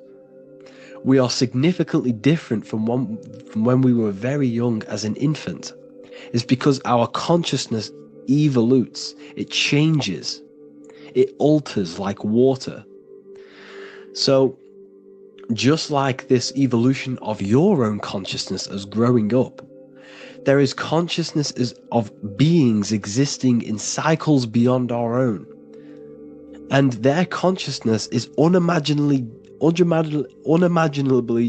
different from ours. They operate on a higher level of understanding and knowing, experiencing reality in ways that transcend our current comprehension. Our minds right now cannot comprehend the highest states of consciousness. There are entities, there are beings beyond our own, existing in higher dimensions of consciousness that we cannot comprehend because they have expanded. They are on a further way up the ladder of consciousness. However, we are all on the same journey. None of us can take the same journey. There is one ultimate goal, reaching source consciousness. However, this is always ever expanding. However, we are all on a different journey. There is one truth, one source, one goal. However, there are billions in different ways of reaching it, and we are all on these different paths to source consciousness, to this ladder, this evolution of universal evolution. Okay? Their awareness is attuned to new dimensions of existence, reflecting a more advanced stage in the cosmic journey of consciousness evolution. So when you take DMT, you are shot into these higher realms of consciousness where you meet these beings who look similar to these images. They are not speaking to you physically. They don't speak to you three-dimensionally through vibration and words. They speak to you mentally. If you have done DMT, then you know this. And if you have met these beings, then you know this. You might have even met some of these types of beings on mushrooms or any psychedelic drugs. Because ultimately, when you take these mind-altering substances, it's altering your consciousness. It's merging your consciousness with the spirit of that substance. And you are essentially attuning your mind to higher dimensions of consciousness. That's why we say we're getting high when we take these substances. Therefore, when you meet these beings on DMT, you are essentially meeting beings who are attuned to higher dimensions of consciousness, and they speak to you mentally. They speak to you telepathically through thought, because the universe is mental. Everything exists within the mind. The way you are now, your physical existence, is a state of mind. Mind, thought creates matter. Spirit and matter are two opposing ways of thinking. If we have a very spiritual mind, we have an expanded mind, we are a spiritual person through the mind. However, if we have a very low state of consciousness where we think about food, sex, lust, and all physical things, then we have a physical consciousness. Matter and spirit are two opposing forces, two ways of thinking. The mind attunes itself to different levels of understanding in different dimensions. So, essentially, this is what we're looking at. The body is a vessel for the fluidic, formless consciousness, a temple that houses the essence of our awareness. While the five senses are limited to perceiving only the physical plane, the mind transcends these limitations, capable of perceiving the full scope of reality. It is through the mind that we access deeper truths beyond the material, tapping into boundless nature of existence. Physical existence is a thin band, a thin layer of reality. It's like 0.001% of reality. And your five senses are only tuned into this layer of reality. But the five senses are, by design, only allowed to perceive physicality. But the mind has the power to expand beyond this physical five sense state. The mind has the power to expand and evolute. It is a conscious decision whether you want to take this path or not. You can stay in a three-dimensional way of thinking, or you can expand your consciousness from within.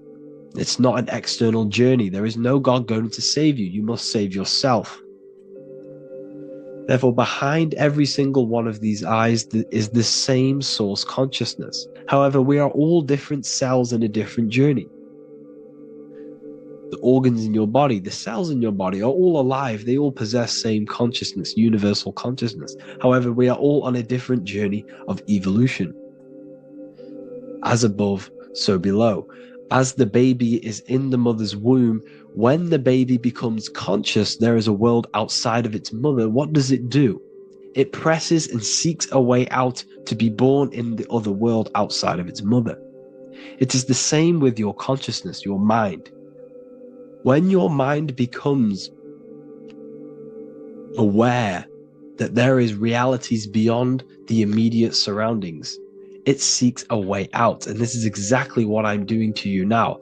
I am now expanding your mind and telling you there is other ways of reality. There is other dimensions of consciousness which you can access through inner transmutation, through different ways of thinking, spiritualism, and meditating and connecting with yourself and detaching from external things. We can upgrade our consciousness. Your body is a womb. Why Jesus says you must be born again to see the kingdom of God, because you are born physically and then you must be born again spiritually, awakening your inner consciousness. So like I said, as the baby is in the womb, it's the same principle. As above, so below. You were a baby, you were in your mother's womb, and you figured out there is a world outside of your mother, so you seek to weigh out your mother to be born in another world. It's the same now. You must do this now. This is your spiritual evolution. This is the evolution of consciousness. It's ever expanding. When you die, this is a transition. You must learn to not fear death. This is another part of your spiritual journey. You must master death. Therefore, like I said before, the mind has limitless capacity to expand into new realms of thought, continuously exploring uncharted ideas and concepts without boundaries. The mind can ever expand. It can never be filled. It can never ever know everything. There is infinite fields of knowledge, infinite fields of thought.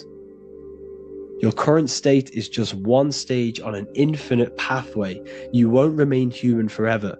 The human experience is a crucial phase where we learn to balance polarities, master the fundamental laws of the cosmos. It is a period of growth and transformation, preparing us for the next stages in our cosmic evolution. The goal is to strive for perfection, yet the true perfection is unattainable. It's like a tunnel, and there is a light at the end of the tunnel. And as you walk through this tunnel, the light is ever moving backwards. You should forever seek to meet that light, but you will never meet that light because consciousness is ever expanding. You should strive for perfection, yet knowing that perfection is forever unattainable. The journey is endless, with each step revealing deeper layers of understanding and experience. The pursuit of growth and expansion is itself the essence of our evolution. You can find all of this knowledge in the amazing book that I have read for years. I have read this book, The Emerald Tablets of Thoth, the Atlantean, by M. Dorial, translated by M. Dorial. I'm telling you now, this book, now that I've told you this, you have some context on the book. The whole book is about evolution of consciousness. He's talking about higher dimensions beings. He's talking about how you can transcend this physical plane. It is truly the most amazing book you will probably read. One of the best spiritual texts you'll see. It's hard to understand, so you must read it over and over again. And the more your mind progresses, like for me, I read this every couple months. And the more I learn about consciousness, the more I expand my own consciousness. And every time I read this book, I pick out something new that just completely blows my mind. Because you can only understand this book to your level of consciousness, to your level of understanding. So now that I've told you all this information, go and read this book and it will absolutely blow your mind. And so will the Book of Wisdom Volume 2, which is now available. I released it the other day. I'm just going to read a page out now. This page is called Spirit and Matter. The Earth is not merely a dense, lifeless rock drifting through space. It possesses spirit, a living, cosmic a living essence that animates its form. But what do we mean by spirit? Spirit in esoteric terms refers to the energy, the life force, animating the principles infused in matter. So essentially, what this page is talking about is how everything has spirit, consciousness within it. You are the middle, you are spirit and matter. You have the ability to expand your mind to the God self and raise above our animal instinct, our material self, and know the divine and expand. Animals cannot do this. Animals are not self-aware. Humans possess self-awareness. We can observe our consciousness. We can say, why do I exist? We can look in the mirror and know that we need growth. And this is what Anunnaki means. Anu means above. Anu was the supreme god of the sky, which is a metaphor. He represents spirit above, heaven. Anu came down to earth and married Ki, the goddess of the earth, which represents matter. It's a myth, it's an allegory. Anu married Ki and gave birth to the Anunnaki. Spirit came down and infused with matter and gave birth to the human, which is you. You are spirit infused in matter, Anu and Ki, Anunnaki. You are the Anunnaki. And this is what just one of the teachings in my book. Honestly, this book is absolutely amazing. If you truly, truly want to expand your consciousness, give this book a read. And obviously, if you're inside the university, I give you this book for free. A paperback version. If you join the university, follow the steps inside of the general chat, you'll be able to download this book. Or, sorry, not download it. Order a paperback for free. All you have to do is pay for the shipping. You'll also gain amazing knowledge inside of my library, where your mind will just be overblown with the amount of esoteric books. There's over 45 rare occult books, plus you get a PDF of the Volume 1 and Human Health Guide. You get reoccurring updates where I expand on symbolism, occultism, where you will just feel absolutely amazing once you understand esotericism in yourself. You'll also learn how to create the dream reality that you want with the Manifestation Mastery course, where I teach you how your consciousness creates reality. You'll have a real lectures where I post lectures on symbolism, occultism, esotericism. There's a conscious community and live calls and Q&A where you can ask me questions and I'll answer your questions. I just want to say thank you to everyone who has joined the university. Thank you for even liking and watching this video. Any support I just appreciate every single one of you. Please, if you can, leave a comment and a like on this video and let me know any videos you want me to make in the future. And I will start uploading a lot more to the YouTube. So yeah, thank you all for tuning in today. Have an amazing day. In this video, we're going to be talking about the evolution of consciousness. You are born human. However, you possess consciousness, which is the awareness behind your being, the awareness behind your thoughts, the experiencer behind your five senses, the experiencer, the observer behind your thought, emotions, and senses. You are an eye, an invisible consciousness looking through a lens, which is your body. Your body produces this physical world that you experience. Your brain produces this world. Your brain and body is a technological computer. However, you are an infinite, ever-expanding consciousness behind this physical body. And there is an evolution of consciousness, a cosmic journey of expansion. And this is why we see so much pyramid symbolism in the occult and esoteric world, and especially within Freemasonry. Because the pyramid represents climbing, an evolution, a raising state of consciousness, a journey. Steps symbolize a journey upwards. This is the raising and the evolution of consciousness, our inner world, the transmutation of our inner selves, of our souls and consciousness and our minds.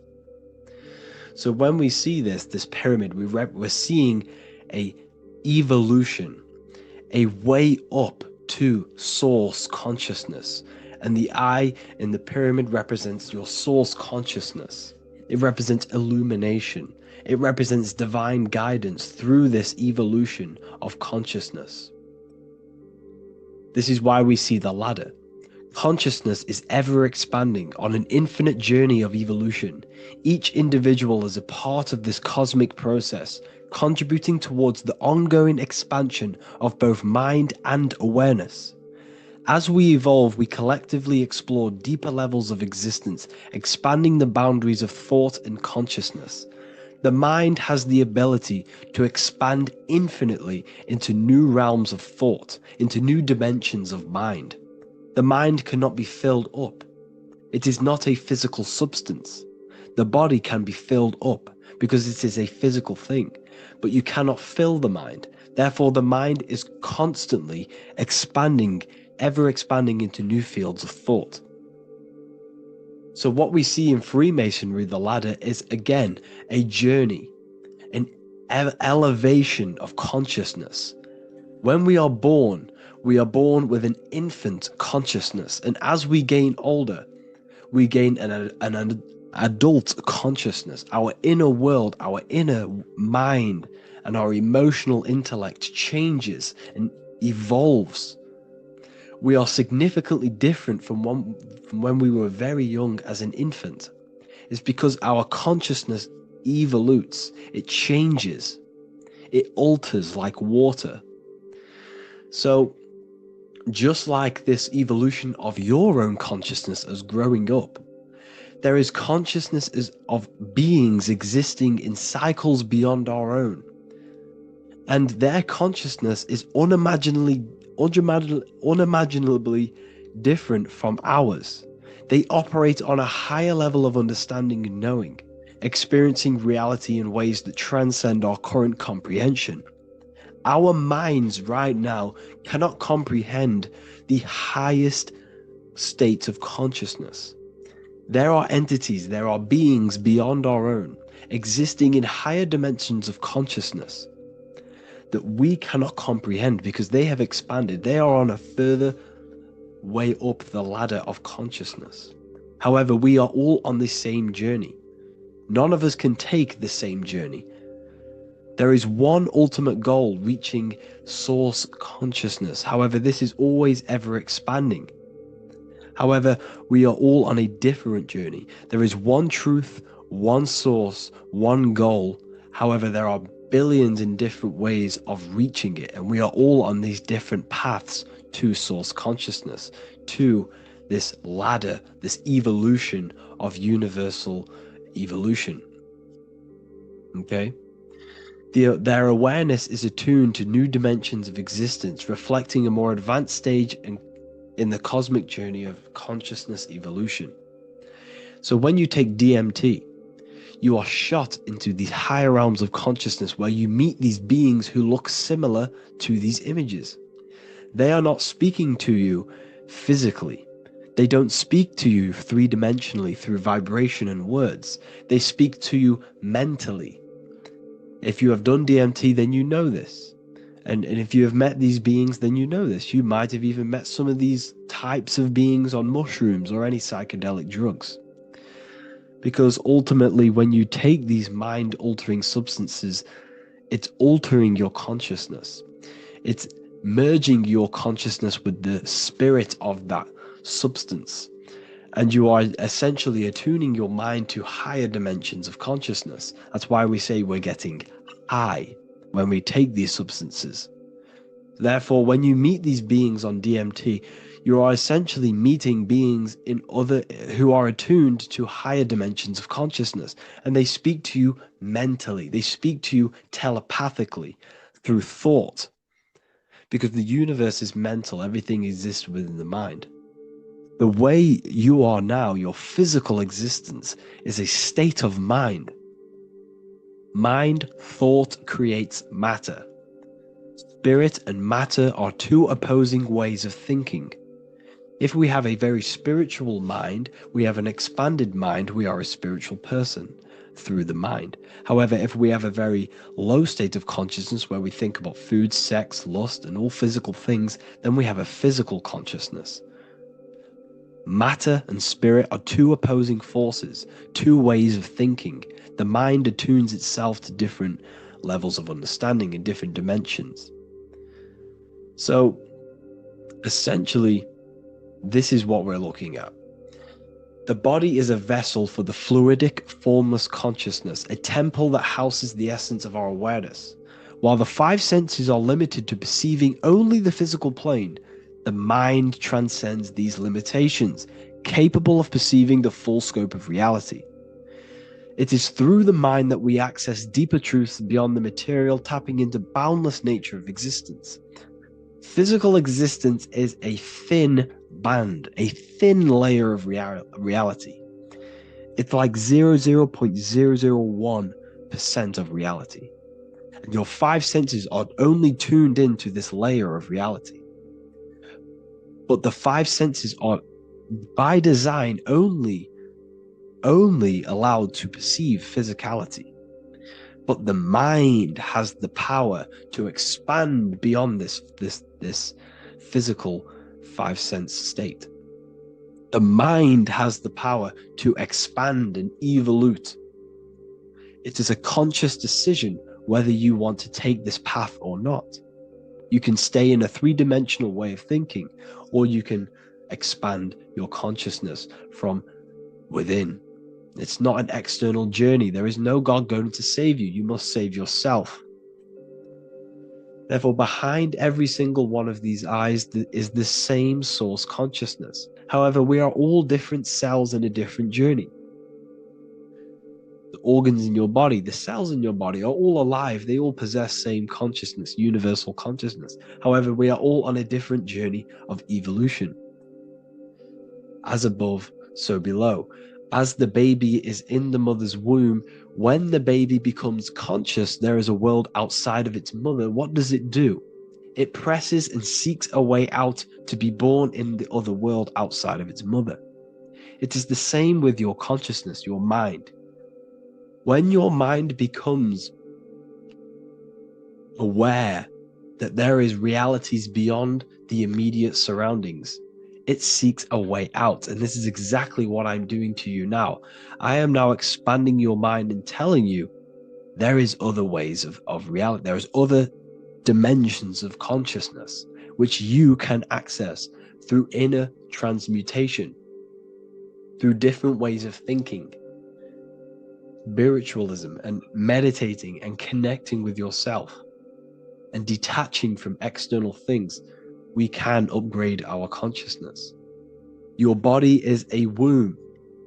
Why Jesus says you must be born again to see the kingdom of God, because you are born physically and then you must be born again spiritually, awakening your inner consciousness. So like I said, as the baby is in the womb, it's the same principle. As above, so below. You were a baby, you were in your mother's womb, and you figured out there is a world outside of your mother, so you seek to way out your mother to be born in another world. It's the same now. You must do this now. This is your spiritual evolution. This is the evolution of consciousness. It's ever expanding. When you die, this is a transition. You must learn to not fear death. This is another part of your spiritual journey.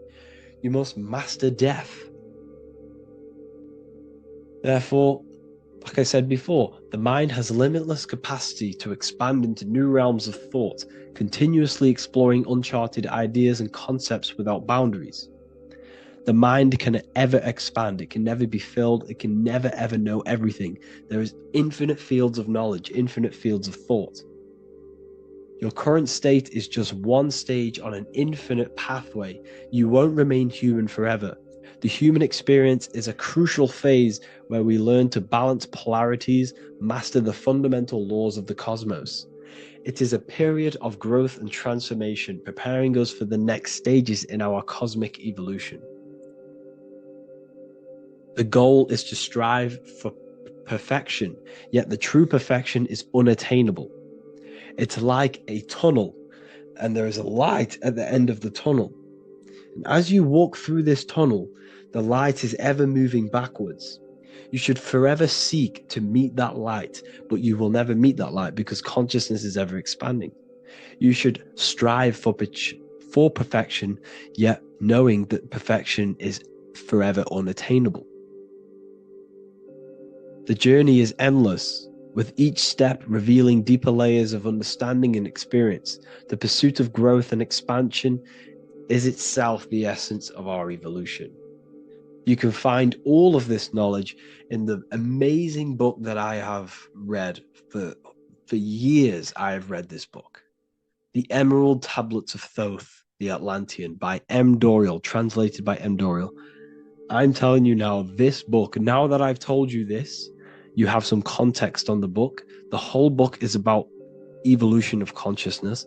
He's talking about higher dimensions beings. He's talking about how you can transcend this physical plane. It is truly the most amazing book you will probably read. One of the best spiritual texts you'll see. It's hard to understand, so you must read it over and over again. And the more your mind progresses, like for me, I read this every couple months. And the more I learn about consciousness, the more I expand my own consciousness. And every time I read this book, I pick out something new that just completely blows my mind. Because you can only understand this book to your level of consciousness, to your level of understanding. So now that I've told you all this information, go and read this book and it will absolutely blow your mind. And so will the Book of Wisdom Volume 2, which is now available. I released it the other day. I'm just going to read a page out now. This page is called Spirit and Matter. The Earth is not merely a dense, lifeless rock drifting through space. It possesses spirit, a living essence that animates its form. But what do we mean by spirit? Spirit in esoteric terms refers to the energy, the life force, animating the principles infused in matter. So essentially, what this page is talking about is how everything has spirit, consciousness within it. You are the middle, you are spirit and matter. You have the ability to expand your mind to the God self and raise above our animal instinct, our material self, and know the divine and expand. Animals cannot do this. Animals are not self-aware. Humans possess self-awareness. We can observe our consciousness. We can say, why do I exist? We can look in the mirror and know that we need growth. And this is what Anunnaki means. Anu means above. Anu was the supreme god of the sky, which is a metaphor. He represents spirit above, heaven. Anu came down to earth and married Ki, the goddess of the earth, which represents matter. It's a myth, it's an allegory. Anu married Ki and gave birth to the Anunnaki. Spirit came down and infused with matter and gave birth to the human, which is you. You are spirit infused in matter, Anu and Ki, Anunnaki. You are the Anunnaki. And this is just one of the teachings in my book. Honestly, this book is absolutely amazing. If you truly, truly want to expand your consciousness, give this book a read. And obviously, if you're inside the university, I give you this book for free. A paperback version. If you join the university, follow the steps inside of the general chat. You'll be able to download this book. Sorry, not download it. Order a paperback for free. All you have to do is pay for the shipping. You'll also gain amazing knowledge inside of my library, where your mind will just be overblown with the amount of esoteric books. There's over 45 rare occult books, plus you get a PDF of the Volume 1 and Human Health Guide. You get reoccurring updates where I expand on symbolism, occultism, where you will just feel absolutely amazing once you understand esotericism in yourself. You'll also learn how to create the dream reality that you want with the Manifestation Mastery course, where I teach you how your consciousness creates reality. You'll have a real lectures where I post lectures on symbolism, occultism, esotericism. There's a conscious community and live calls and Q&A where you can ask me questions and I'll answer your questions. I just want to say thank you to everyone who has joined the university. Thank you for even liking and watching this video. Any support I just appreciate every single one of you. Please, if you can, leave a comment and a like on this video and let me know any videos you want me to make in the future. And I will start uploading a lot more to the YouTube. So yeah, thank you all for tuning in today. Have an amazing day. There's an ancient symbol hidden in plain sight, one that holds the key to transformation, power, and unlocking your true potential. It's been used for centuries by mystics, rulers, and even modern science, but almost no one understands its true meaning. Once you do, it will change the way you see yourself and the world forever. Stay with me, because this could be the key to your own awakening. The symbol of the snake, or the serpent, is a very powerful symbol that refers to something within you, that we all are on this journey. So first of all, we see this symbol in ancient Egypt on the top of the pharaoh's head. We also see this with Buddha, with the snake on top of the Buddha's head and below. We also see this in Rome, with the Roman god Mercury holding the staff with the snake. We see this in Adam and Eve's story, with the snake tempting Eve. We even see this today on the medical facility. What does this mean? Why is this symbol being used for thousands and thousands and thousands of years? It has a very deep esoteric meaning. We see this in the Caduceus staff, and we even see the snake representing the Kundalini. What does the snake actually mean? A lot of people think it represents the Kundalini, which it does. However, there's a deeper interpretation of this symbol, and it goes very far beneath the surface of what the snake actually represents.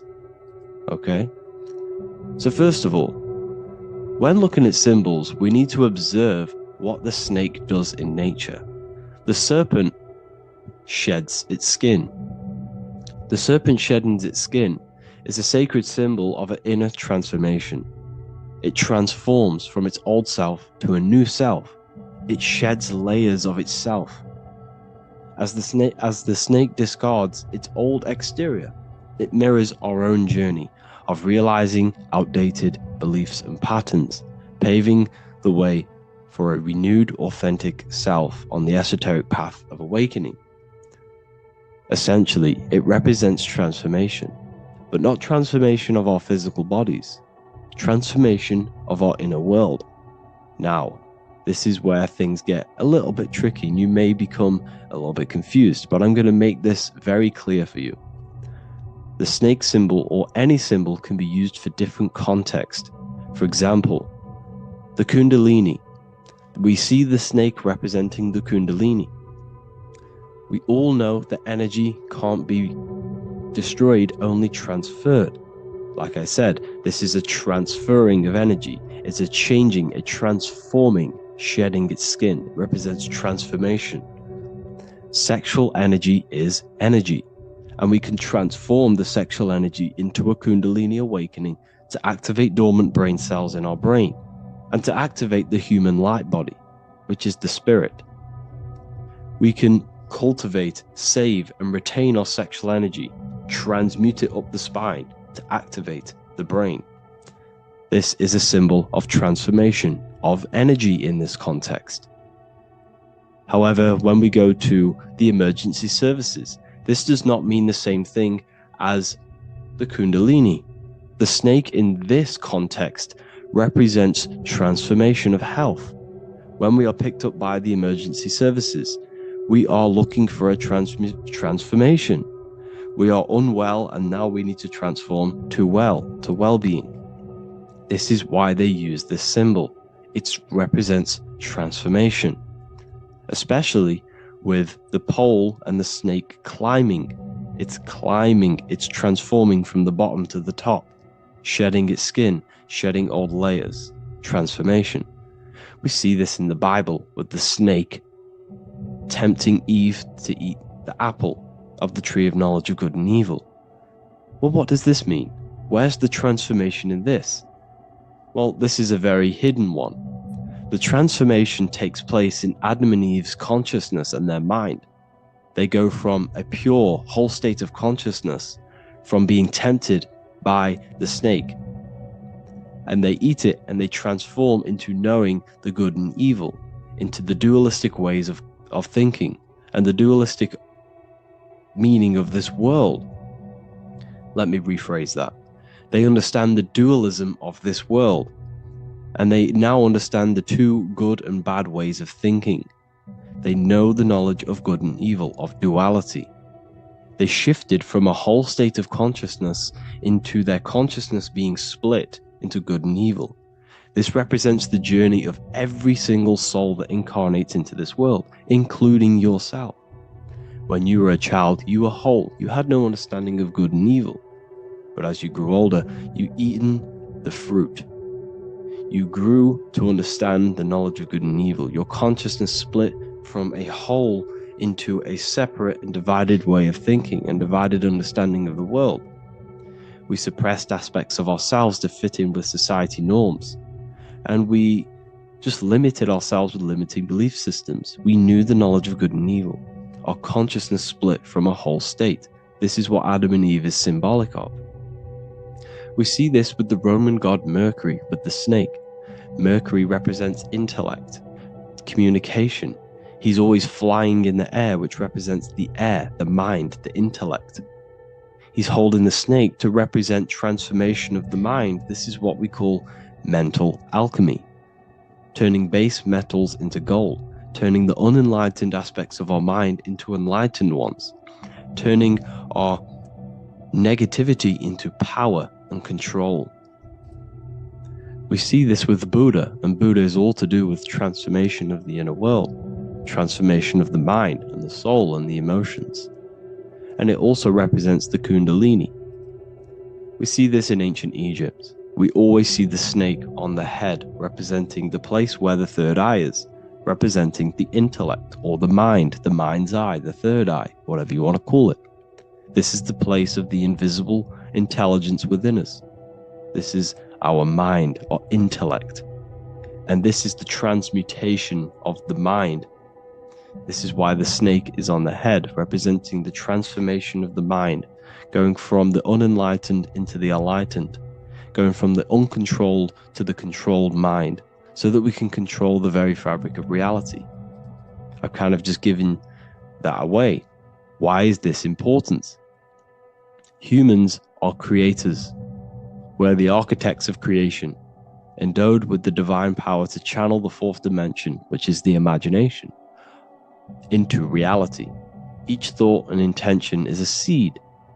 When nurtured with focus and clarity, transforms the unseen into the tangible experience. This creative process bridges the gap between the ethereal and the material. Humans are creators. It's impossible for you not to create. Whether you're doing this consciously or subconsciously, you've been creating your whole life, turning non-physical thought into physical reality. We are creators. However, the mind cannot create in a state of chaos. The mind cannot create with limiting beliefs. The mind cannot create with thoughts that come and destruct our minds. The mind cannot create consciously and effectively if there are impulses within our mind and we have no control over the mind. So this is where self-transformation comes from within. This is where the snake comes in.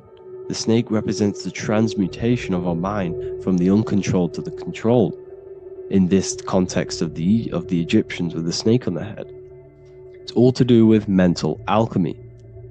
In the occult tradition, the mind is seen as a delicate instrument that demands constant vigilance. Left unchecked, it reverts to archaic and destructive thinking patterns. Like a finely honed blade, it must be continually sharpened through discipline and self-refinement.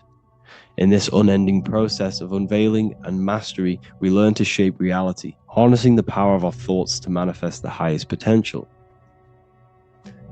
It's all to do with mental alchemy, and this is how the snake is connected to you. And what the snake represents to you, it represents the transmutation, the changing of ourselves, of our consciousness, so we can gain control in this 3D world.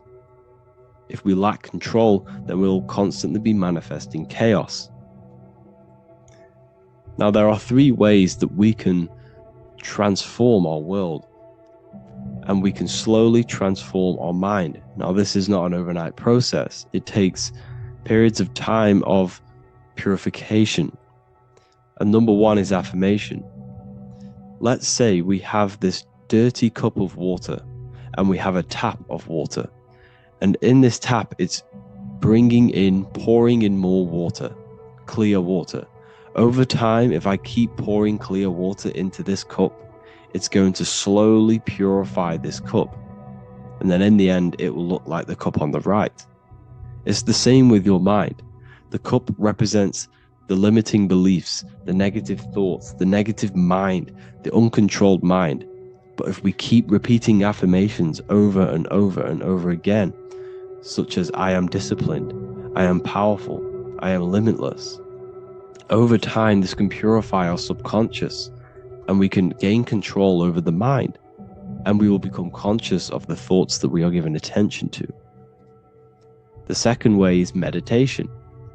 Meditation allows one to develop an off switch for the mind, providing a sense of control over it. Over time, we gain the ability to filter our thoughts and become more conscious of the ones we choose to engage with.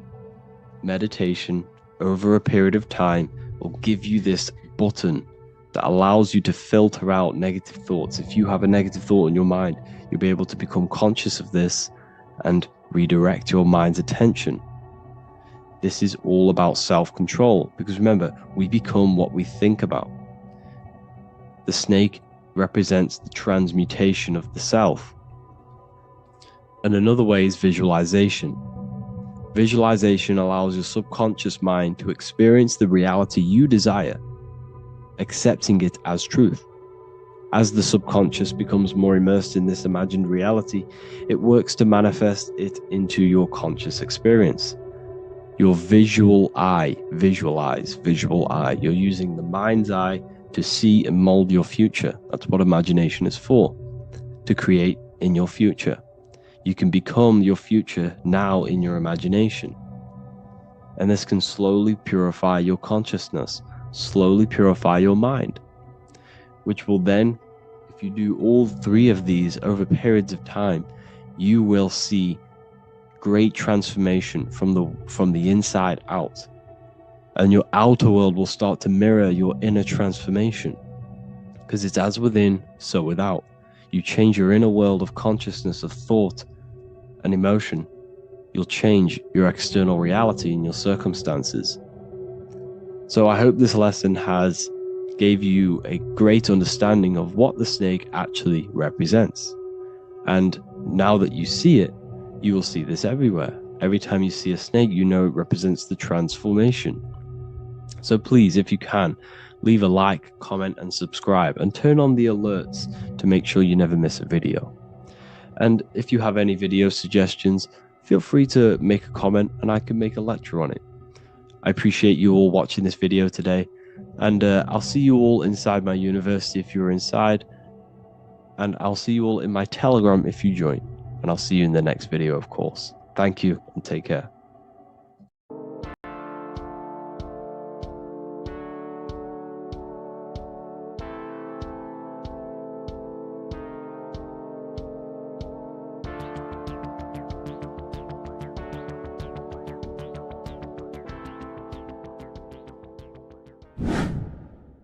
Hello and welcome to another video, people.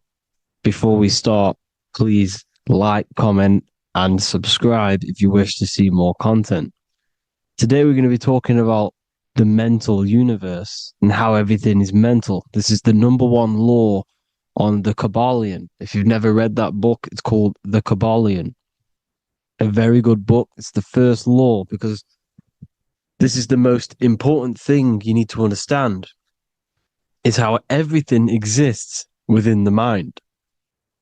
Behind every single one of these eyes is the same consciousness expressed in different bodies. The mind is what gives perception to what you're experiencing.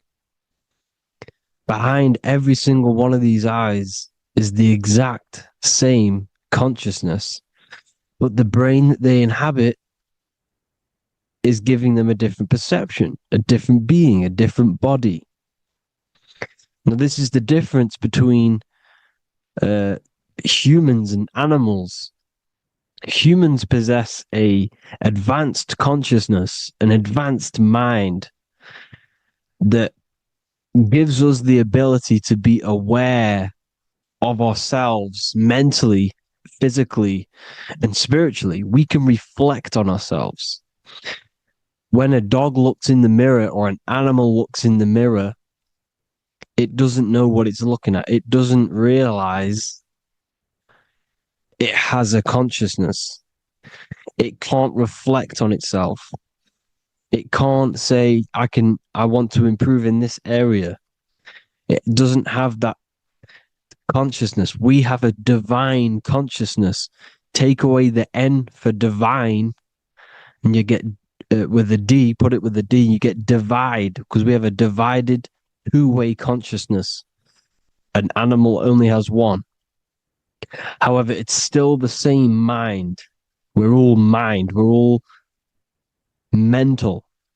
We all exist within the mental plane. Look at this person walking. The body, the brain is sending electrical signals through the 12 cranial nerves, which the 12 disciples that spread the gospel of Jesus, right? You have 12 cranial nerves in your brain. There are 12 disciples which spread the gospel of Jesus. Jesus represents the mind, the intelligence, the invisible intelligence that we all are, the same intelligence, the same exact consciousness, which then sends a command into the brain. Then the brain sends these 12 electrical signals through the 12 cranial nerves to control the rest of the body through the nervous system. This person walking is not, the body is not walking. The mind is telling it to walk. And the brain is it's a supercomputer which is decoding these demands given to it by the mind. Because the pineal gland will have something to do with the ether, because the ether is physical and non-physical. The mind is sending the commands through the ether to the pineal gland, which is then getting broken down into electrical codes within the brain and sent throughout the nervous system to control the body. And this is why in the Sims simulation, because the body's the simulation, it's a false reality. It's the fake reality. It's not the real you. You are formless. There is no form. But the third dimension is a dimension within your mind. Matter, mind, light is all a product of your mind. It's all in the mind. Now, this is why The Sims has this green little diamond on top of the head. Because this is you. This is your invisible intelligence controlling the character. Okay? It's controlling the character. And this character is in the world. Your consciousness isn't in the world. The world exists within you, but the body is a vehicle for that realm that you land in. When you have a dream, your mind transcends this body into another body, duplicates your body into another universe, unite, unite is one. We're all one. It's all one universe, expressed in many different ways, infinitely. And the vehicle that you land in is the body to operate in that realm. This is the all-seeing eye, as you see here. The eye, this is all the intelligence. This is the ball of consciousness, God, expressed in different bodies.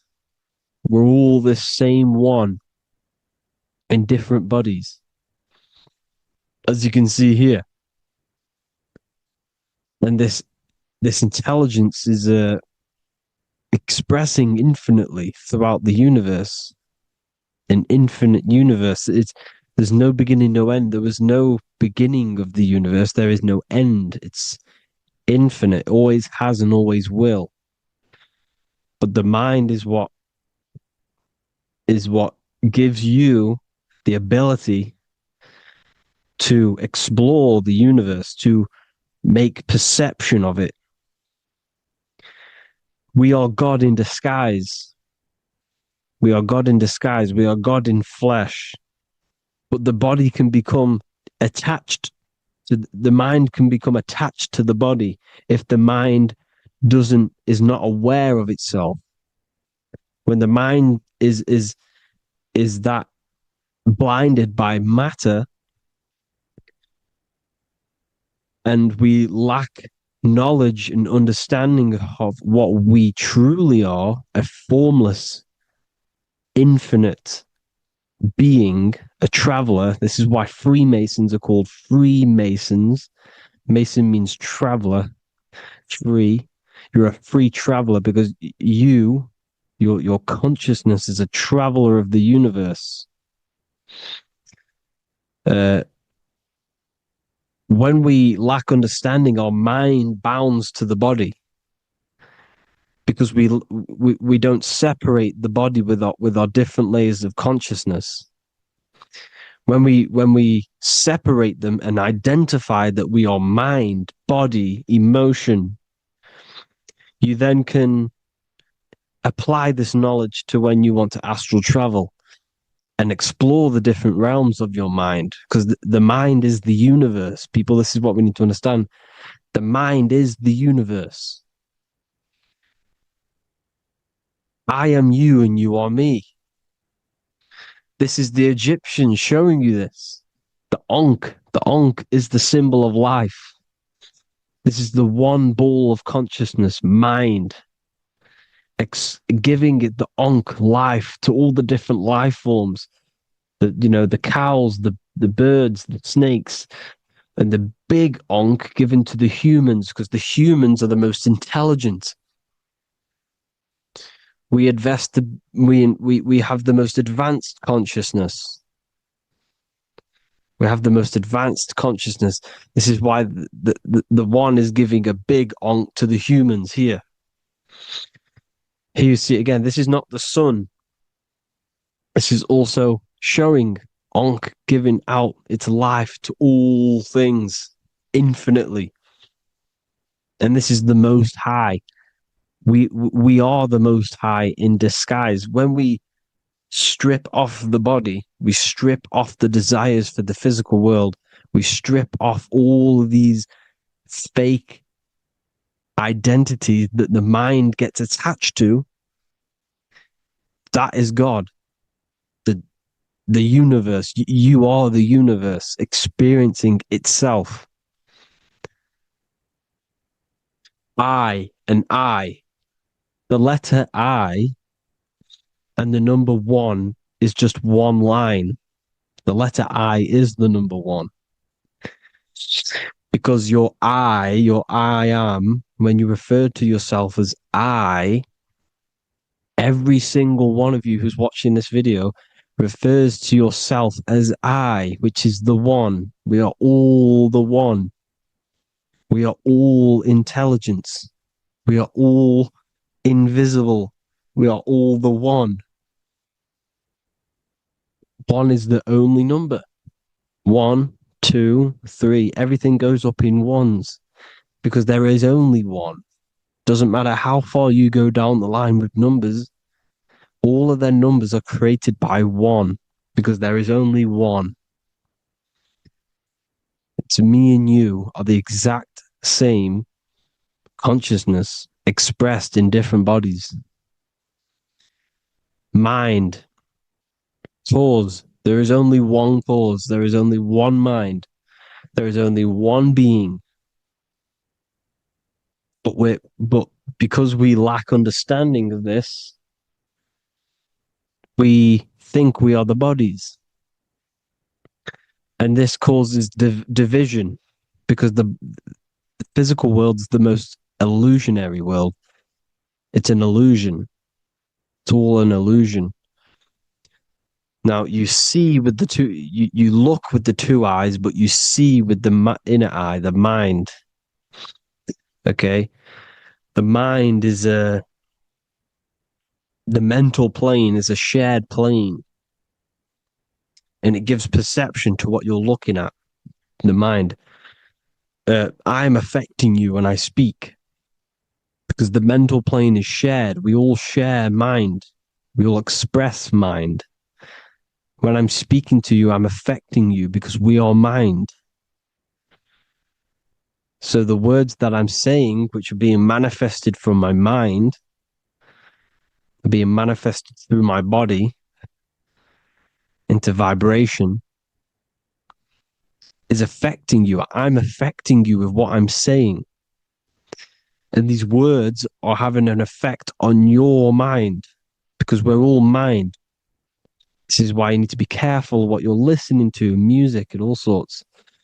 Because music can also create thought loops within your mind. Because the chorus, we shouldn't be listening to choruses. Choruses are loops. And what they're saying in the chorus is being looped. And this can create thought loops within your mind. Go and listen to an old song that you used to listen to about 5 years ago, 10 years ago, 20 years ago. Go and listen to an old song, and you guess what? You will get nostalgia. Why will you get nostalgia? Because that song will trigger the thoughts that you were thinking in that time of listening to that song. So songs with choruses create thought loops. And they reprogram your subconscious mind. It's important why music is very powerful. Mind and mind, same word. See, language is the truth, people. This is why I use language in all of my presentations, especially the English language.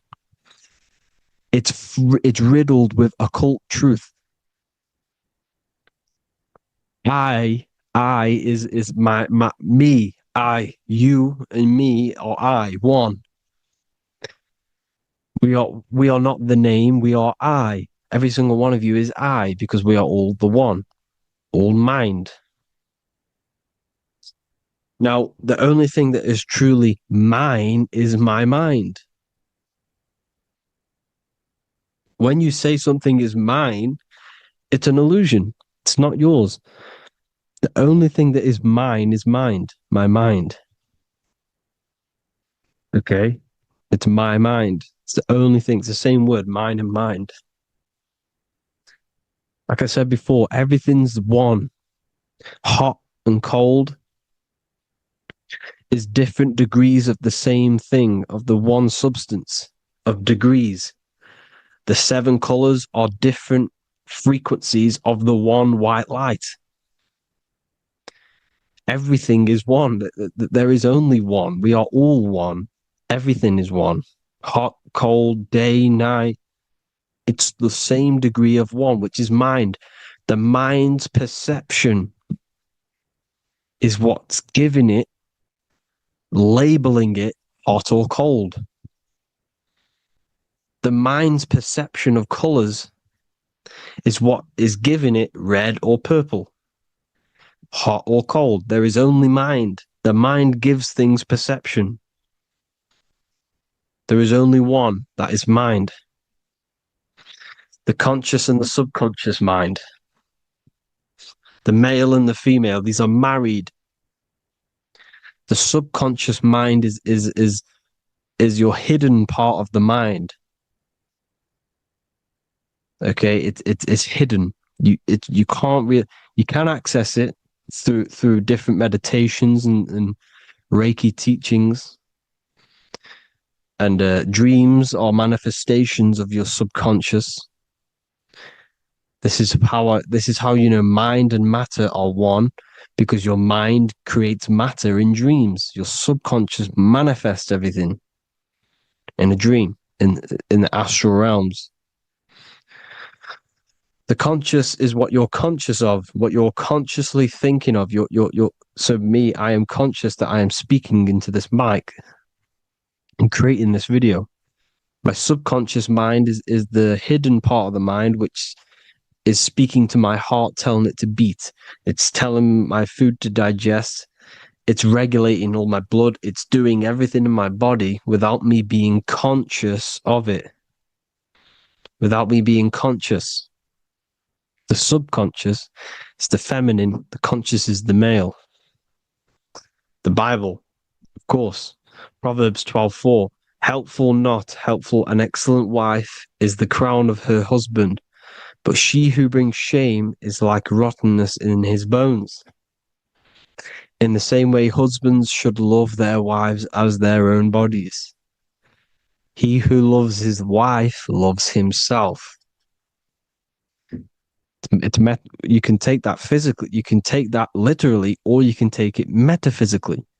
See, the Bible's written in such a way where you can take it as your level of realization. He who loves his wife loves himself. If you love your subconscious, if you love yourself, you speak good about yourself because your subconscious takes everything literally. If you say, I hate you to someone, your subconscious does not know the difference between me and someone else. It only thinks me, me, me. Why? Because mind is the only thing that exists. You are mind, I am mind. If I say, I hate you, you're saying that to yourself. Your subconscious picks that up and says, I hate myself. And that's telling your subconscious that's what you want. Because your subconscious manifests 90% of your behavior. The programs within your subconscious. Tying your shoelace is a program. You don't need to be conscious of it. You can just do it because it's a program. It's deeply interwoven in the subconscious. Driving your car, texting on your phone. You don't have to think about what letter. You just do it because you know where the letters are. It's a program. Therefore, if you look after your subconscious, they are a married couple. It's your wife. Your subconscious is your wife. And it manifests 90% of your daily basis thought patterns, actions, behaviors, emotions, all the things that all the trauma that you've experienced is stored within your subconscious, which is affecting you. So let's say you were in a car crash 10 years ago, and you had a really traumatic event, you really hurt yourself, and you had a very, very, very strong emotion that you felt of pain, that will still affect you today. And why? Because it will manifest into your behavior. How? Well, you'll be cautious of what cars to go in and who. You'll be cautious because of that event that stored within your subconscious, because of that feeling you felt was so painful and so strong. It's still manifesting into your behavior today. For example, you won't go in certain cars, you won't go with certain drivers. The subconscious stores everything, all your memories, the programs, and everything. So if you trick your subconscious, that's how you manifest your life. If you trick the subconscious, you already have something. And therefore it will manifest into your life, into your behavior, thoughts, and actions. This is why the golden rule is to treat others like you want to be treated. Because I am you and you are me. We are all subconscious. We all have subconscious. Whatever I do to you, I do to me. Because my subconscious picks that up and thinks I'm speaking to me. Mind is very powerful. Whatever I do to you, I do to me.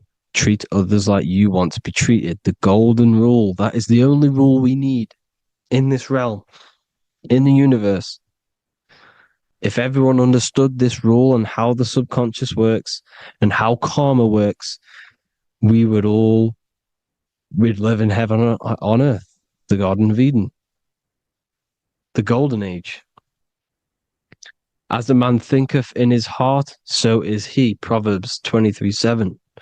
Where your heart is, there will be your treasure.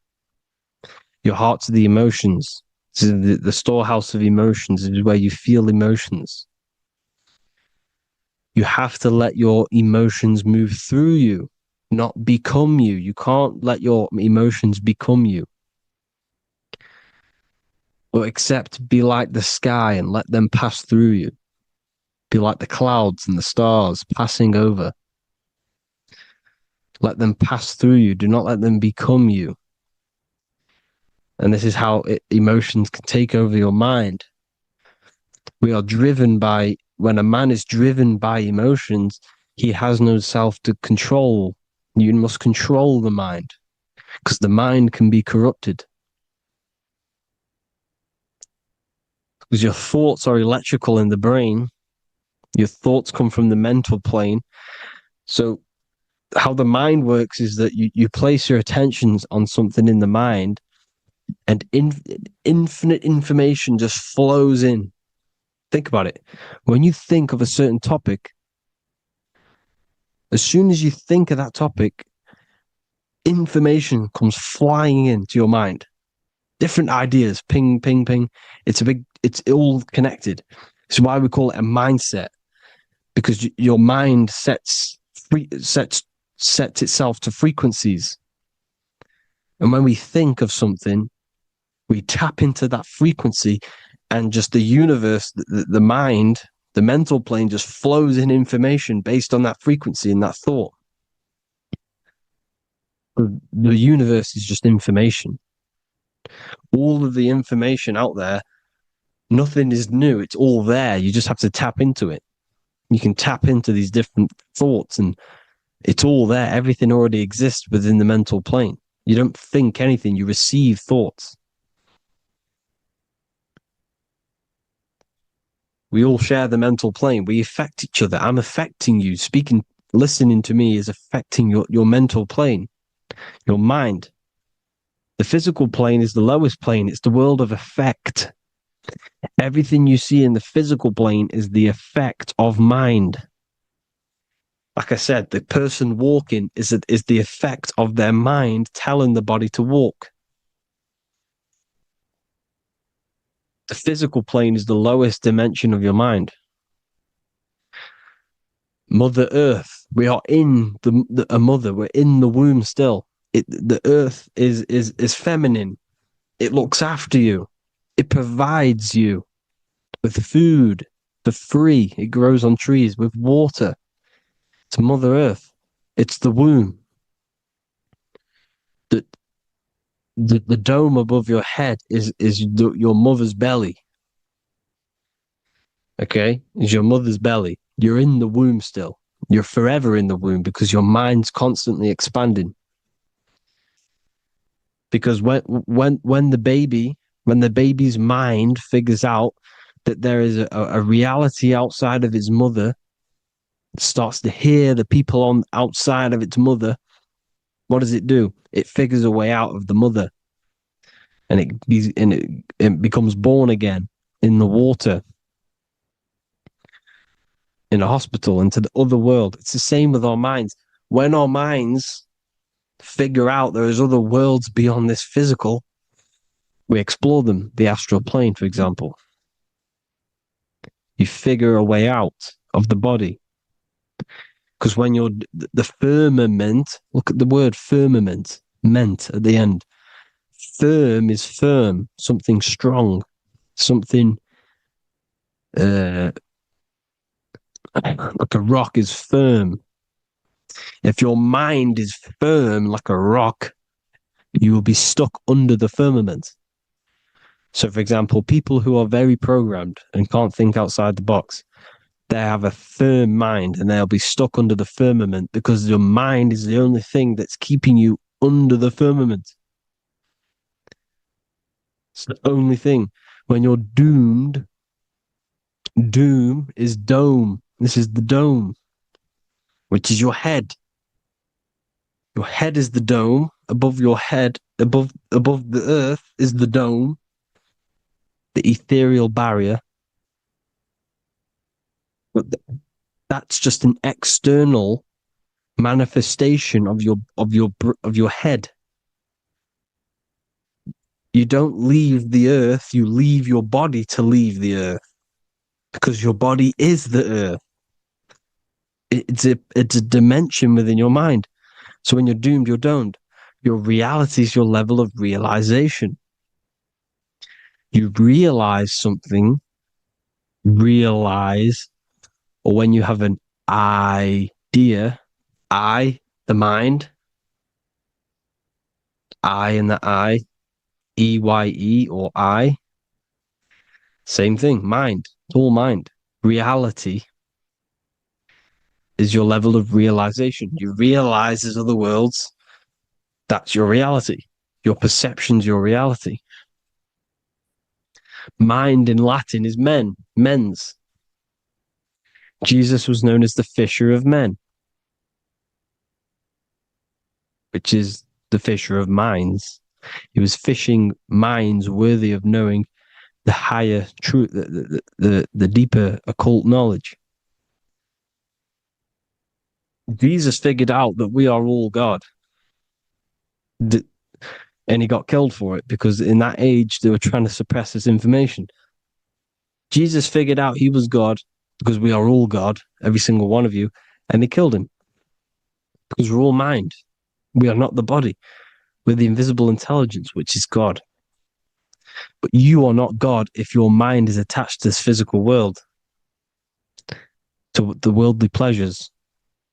If you master your mind and travel the depths of your mind, that is God. Mental and men. Look at the word mental. It has men in it. Men in the Bible means mind. Here you see Masonic, the Masonic symbol with the eye, the mind.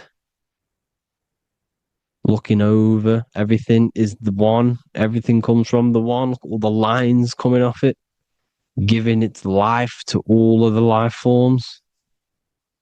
Down here on the bottom, you have duality, black and white. Up here, you have singularity. One and the two. Unification and division. The lower self is divided into the left and the right. So the Bible even says, I forgot what verse it is, but it says, it's better to go through life with one eye than to have two and be cast into the fiery abyss of hell. I'm not sure what verse it is, but you can research it yourself. It's better to go through life with one eye, to be unified. Unified consciousness. Dimension. No brainer. No brainer. The language tells you the truth, people. Dimension. The dimensions are in your mind. Entertainment. Entertain the mind. Disappointment. It's all in the mind. Environment. The environment that you are in is a product of your mind. Within, rearrange spells high twin. Within is your mind, and your external world is mirrored from the decisions you make in your mind. Advertisement, commitment, it's all meant, it's all mind. Everything is mind. Everything. So, this is important. The collective thoughts and collective beliefs. The collective, because we all share the mental plane. And because of this is why we are in a weakened state of consciousness at the moment. Because the collective thoughts and the collective minds overall are asleep. And they don't believe in anything. You see, everything is true within the mind. You think of something, it is there instantly. You think of a chair, it's there in your mind. You think of anything, it's there instantly. So everything's true within the mind. Anything can happen in the mind. Anything can happen on the physical plane if the collective consciousness, the collective minds, believe it to be true. This is why back in the days, in the ancient days, you look at all the old world stuff, you see all this crazy technology, and it's because as a collective, as humanity back then, they believed that they had much more open minds. Therefore, the things manifested in the physical world were a lot more out of the box, so to say, compared to today. For example, magic is not as powerful today because the masses don't believe in it. It's still powerful, don't get me wrong. But if the masses believed, or if everyone knew magic could be real, because it is, anything's real in the mind, it would be a lot more powerful. You see? So and what they're trying to do is create a hive mind worldwide. They're trying to make one religion, an external god. What happens when you worship something external? You give energy to it, because where attention goes, energy flows. Where your mind gives attention to, energy goes there. And when we all believe in external gods and give our worship and our power to these external things, we all give energy to it, which will manifest as a demon in the astral planes. It's a hive mind. They're trying to make a hive mind to summon our energy. Trying to summon our energy.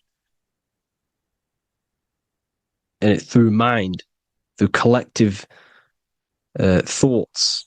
The hive mind. They want one religion, one government, one currency, one belief system. And that will create a hive mind, which will limit our consciousness, which will limit what we can do in the physical world. Because if everyone doesn't believe in certain things, it cannot happen, because it's all in mind. Mind is so powerful. I am you and you are me. I hope you all enjoyed this video, people. If you haven't already, join the Wisdom Academy. The Wisdom Academy, we have many occult lectures just like this one. Also, we have just launched Mindwave Hub. If you want genuine frequencies, genuine binaural beats, because the ones on YouTube, the ones on Spotify, Apple Music, they're all tuned to A440 hertz, which shuts down the right hemisphere of the brain. If you want to gain access to your true consciousness, your mind, you need to balance the two hemispheres and balance the chakras. You can do that externally by listening to binaural beats. If you want true frequencies, true binaural beats to hemisync the chakras, hemisync the brain, to gain access to the different dimensions of your mind, well, you can gain access anyway, but it's going to help you if you're trying to learn this. Join Mindwave Hub. The link will be in the description. Listen to the binaural beats, meditate to them, listen to when you go to sleep. They'll massively benefit you. Thank you all, people. Hope you had an amazing, lesson. Hope you learned a lot. And please subscribe. God bless you all.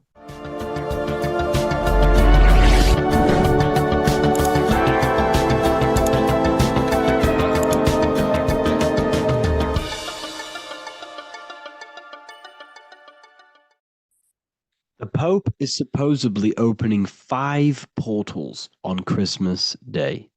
Now, I know this video is a bit late, but I'm going to be commenting on what I think this symbolism and this ritual truly means, and what they are trying to do to society with this symbolic ritual. So the first thing we must understand is that everything these people do on a mass scale, all of these major events that they take place on, are all symbolic. They're all ritual. They all have purpose. Okay? So when we look at the locations of these 5 doors that are in Rome, we actually see the sigil of Lucifer when we connect the dots of all of the 5 door locations. This is the sigil of Lucifer. Lucifer is not what you think. Sigil of Lucifer represents the outline of the human brain and our visual perception field. Now, the human perception field is how our brain interacts with the external reality. Our external reality is not physical. The only thing that exists outside of you is pure energy, formless, vibrational energy and light. Your brain is an energy decelerator. Your brain decelerates this light, this energy, into a material reality or perception that you can interact with. You don't look into the external world. The energy, the light enters the eye retinas, goes through the optic nerve, and travels to the back of the brain called the visual cortex. And the visual cortex is what shapes your visual screen. Now, if you are seeing the screen, this means that you are not the body, you are not the brain, you are the perception observing the screen that you are seeing. You are the eye behind that, you are the person behind that. So, what this is actually symbolizing is perception. This is a symbol of perception, of perceiving the material plane, of how spirit interacts with matter. Now, what's Lucifer? Now, the word Lucifer means the light bearer. He's known as the light bearer. The word Lucifer originates in Latin. Luci means light, and fer means to bring. It's the light bringer. The eyes, the visual perception of the light bringer to your reality. You see, everything outside of you is light. You are made of light. The word hue man means light. Hue means color, which is a form of light. And man means manifest. We're light manifested into material form. Every single one of us is Lucifer. When we fall for the material world, the external world, is an illusion. It is the false world. It can elude you. It can make you fall in love with the material things, material pleasures, lust, money, fame. These things make you fall. This is the fall of Lucifer. This is the mythological story. This is the symbolism behind Lucifer. It's you. Are you falling for material pleasure because you are a divine spiritual being from the higher planes, not from this plane? Now, if you let your divine being fall for this material plane and fall for the evil that can take place in this plane, then you are Lucifer. It represents the false light, the false reality. This symbol, the sigil of Lucifer, it symbolizes the interplay between light, consciousness, and the perceptual experience of the physical reality. The external world is truly internal. What we visually perceive is essentially light waves carrying information, which then gets processed by our brain, the central computer of our nervous system. Okay? So, how many doors are open? 5 doors. So 5 is the number of perception as well. 5 fingers on each hand, 5 points on the human body, 5 toes on each foot. We have 5 senses. 1, 2, 3, and 4, they're spiritual numbers. 6, 7, 8, and 9, they're material numbers. 5's the gateway. 5 is the middle bridge of how our spiritual self interacts with the physical self, how spirit interacts with matter. So this ritual is symbolic of perception. This is maybe bringing in a new perception. A new event will happen after this, a new perception of the world. Or personally, I think this ritual was to obviously shape the collective consciousness, because your reality is an externalization of your inner consciousness.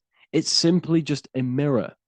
Your material life, your material world outside of you is simply a mirror reflecting with mathematical and geometric precision of your internal consciousness.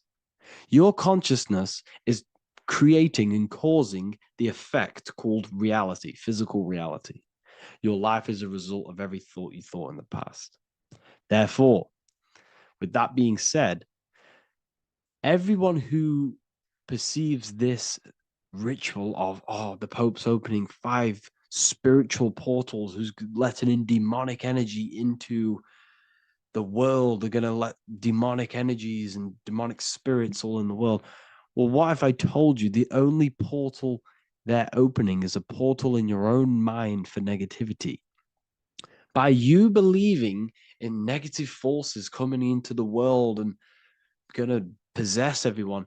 That's opening up your own mind.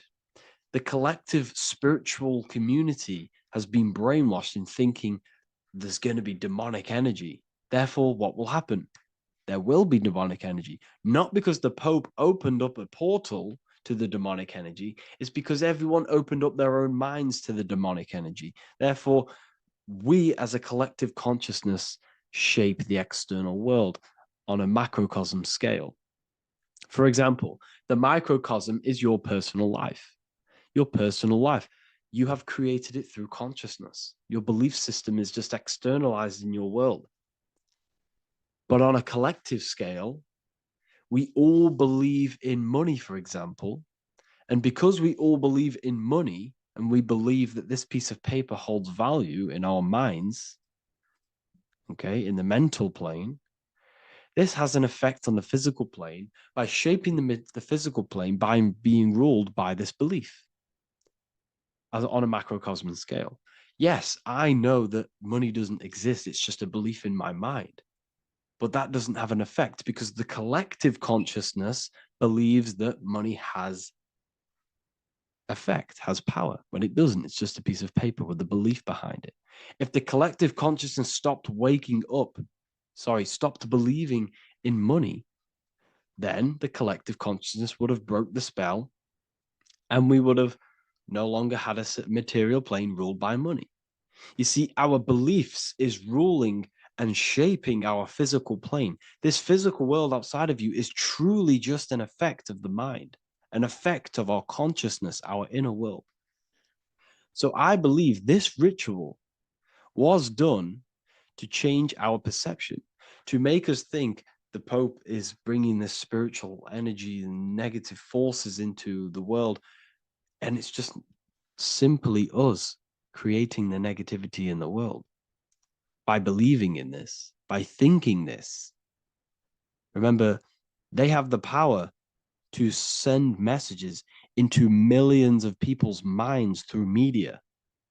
And then messages are then believed, and that belief is shaping our world. What have I told you? That the New World Order is not manifested by the elite, it's manifested by you and us. We're all manifesting the New World Order. They can't manifest it. We can, because we are the ones believing it. We believe it. It is reality. It shapes our own prison. We're all shaping our own prison by believing in the prison, by believing in money. So this ritual was all to do with perception, creating a new perception, creating fear in our minds to, of course, distract us from what's really going on. This is all a ritual to implant messages in your own mind. So I hope you all understand this video, and I hope you all gain some insight, and I'll see you inside the university. There is a secret meaning behind the number 666. 666 is 3 sixes. The number 3 in occult and esoteric numerology represents the 3 aspects of human consciousness. We see this symbolism in the all-seeing eye with the light and the triangle. The triangle is the number 3. The eye represents consciousness, observation, and the light represents the light of consciousness, because consciousness is pure light. The 3 aspects of our consciousness is thoughts, emotions, and actions. Every thought creates a feeling, and the feeling creates the action. All physical manifestation is driven from these 3 aspects of our consciousness. All physical manifestation comes from thought. Every object you see around you, this screen, the phone you're on, the laptop you're using, or the iPad, was a thought in the invisible realms of consciousness. Then it was brought into physicality through feeling and action. This is because man is made in the image and likeness of God. We are all mini creators. We are all extensions of God's creative consciousness. Therefore, the number 666 represents 3 sixes. 3 is thoughts, emotions, actions. The number 6 represents the cube because cubes have 6 sides. This material world that we experience, everything has 6 sides. Everything's created by cubes. We can move forward, we can move backwards, we can move left, right, up and down. This is the cube that we are stuck in. Therefore 666 represents our 3 aspects of our consciousness, thoughts, emotions, actions, all contributing towards our physical self, material world, material pleasures, completely cutting ourselves off from our spiritual true divine self, which means 666 is representing a state of consciousness. A state of consciousness where we only operate from a place of material needs and survival things. As humans, we possess a physical material body in the physical material external world, but we also possess an invisible inner world, which is what we call spirit. When we disconnect ourselves from our inner world, we become lost in this materialistic way of thinking and acting, which can lead to no life purpose, a feeling of emptiness and voidness in our hearts. Humans possess the ability to transcend our animal instinctual natures and turn to the divine mind, to the spiritual inner world. It is our inner world that is projecting our outer world. The outer world is just an effect of our inner state of consciousness. It's important as we go through this human life to not lose ourselves and look for our validations outside of ourselves. The external world is simply just a mirror, mirroring with mathematical precision what happens inside our consciousness. When we change our inner world, we produce effect in the outer world. To get back on track about this number, this represents when we are lost in our material self and we are completely cut off from our true divine self. The devil is always having goat horns, which represents a ground animal. This is the lower animal self of man. He's always red. The frequency of red is the lowest vibrational color, and it also represents the root chakra. This is all to do with survival mode and our physical needs and physical self. Red represents chaotic and intense emotions like hatred and anger. This is why the devil is always red, because it represents anger and an uncontrolled state of emotion and consciousness. You see, we've been taught in the church and all through religion indoctrinations that the devil is an external deity which influences humans. And in fact, this is nothing but a metaphorical story.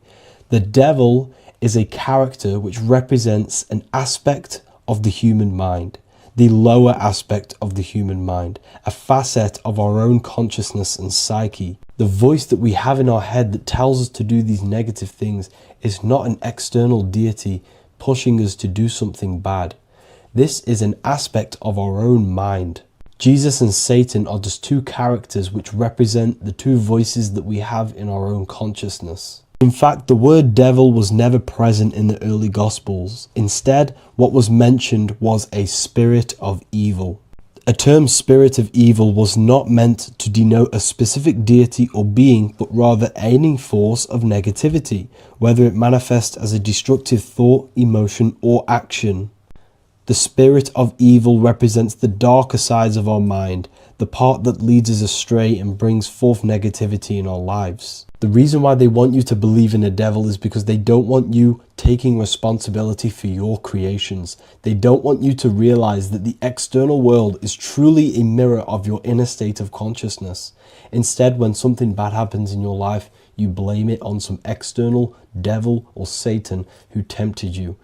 Everything is your creation in your life. When you realize this, you take full control and you begin to reshape your external world by changing your inner state of consciousness.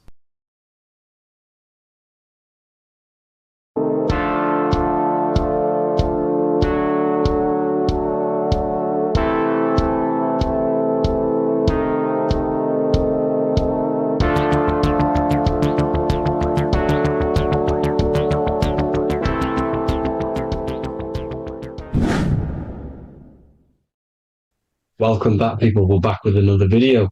Let's jump straight into this. Make sure to tune in till the end because this has got so much information in this video. So sit back and enjoy. So everything's torus fields. The Earth's a torus field. Everything's torus, which is electromagnetic field, electric and magnetic the center of the torus field is where the two opposing forces meet in the center. And this is what creates the plane of inertia, the dielectric plane of inertia. Okay? You got red shift, blue shift, positive, negative, south and north pole, right? This is what the ancients were showing with the tree of life.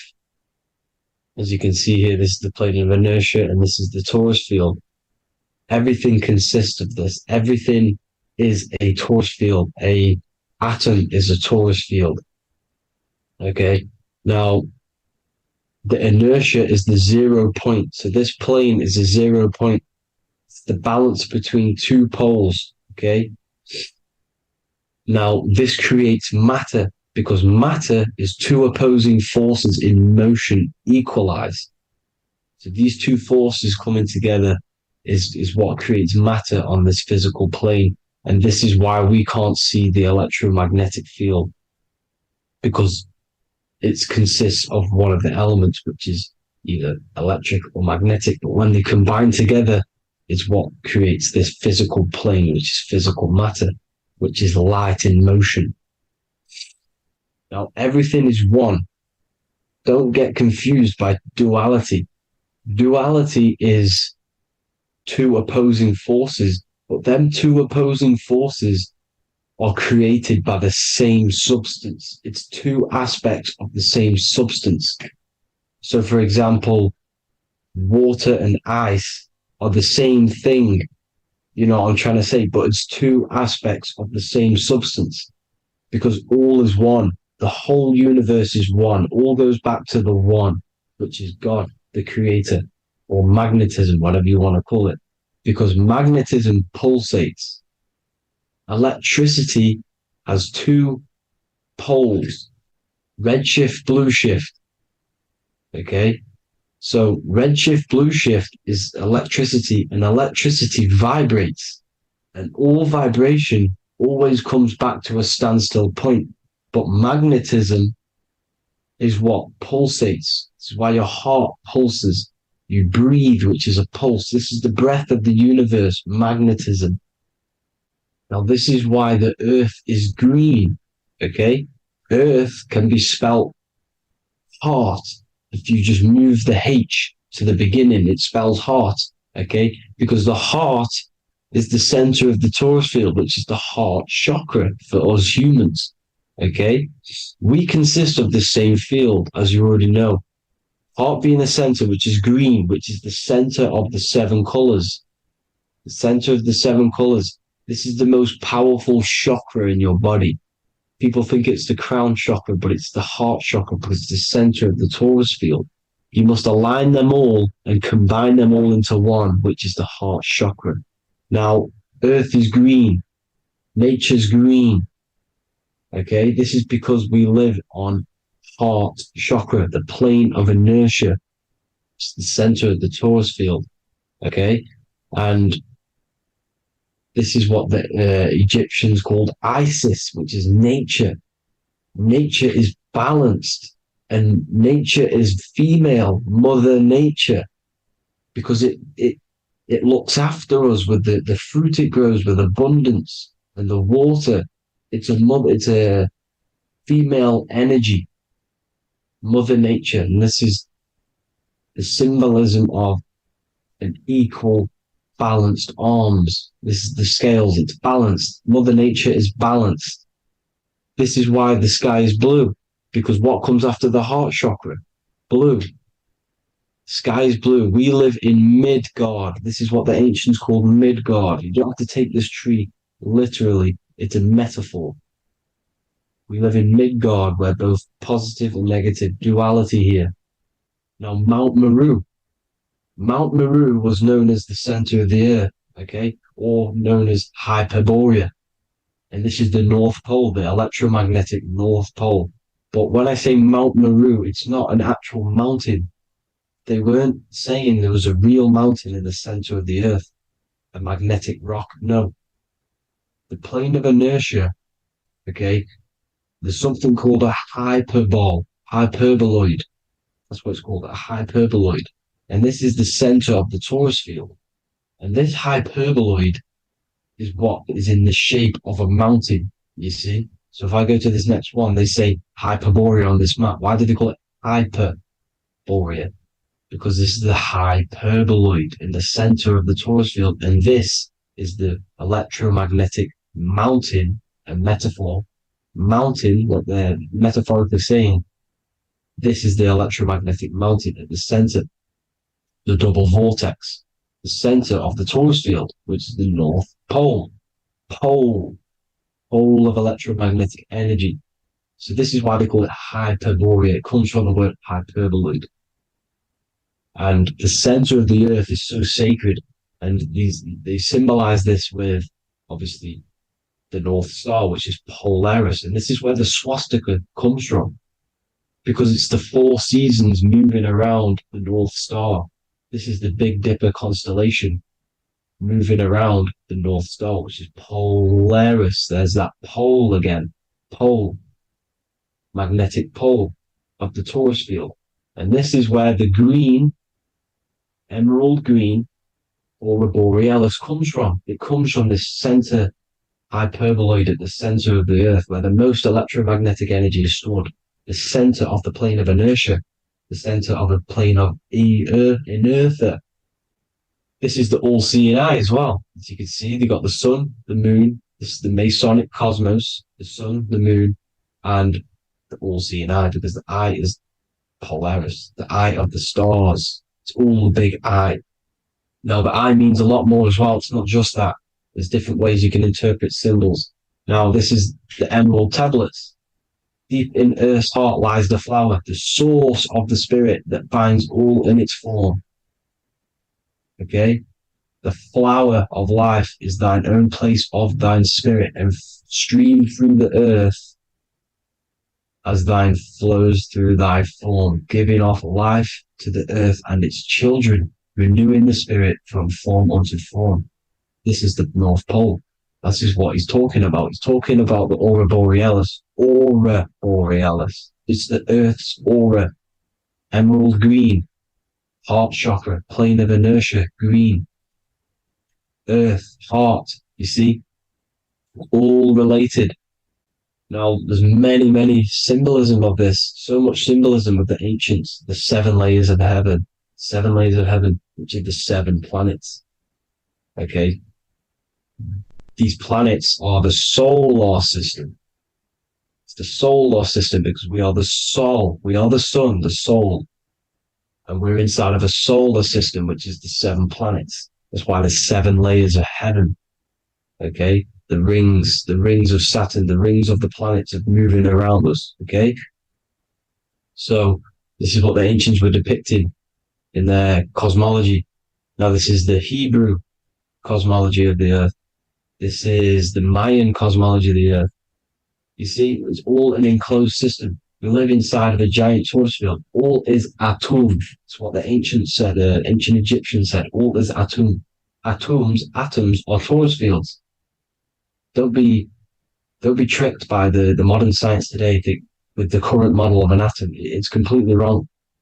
They're hiding the torus field. They're hiding the electromagnetic field, which is in everything. Absolutely everything is in motion, and motion comes from this field.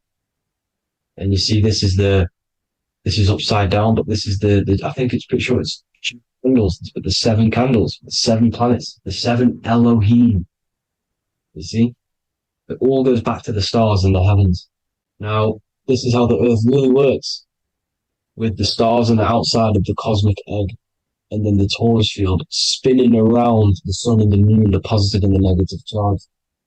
The sun gives you energy, the moon takes your energy. The moon controls monthly cycles. Moon is mon. This is etymology. Mon, month, money, demon, monster. Stir is star, moon star. We are all stars. Youngster, minister, superstar, Hollywood star. We're all stars. We come from the stars, which is heaven. Our soul comes from the stars. You see?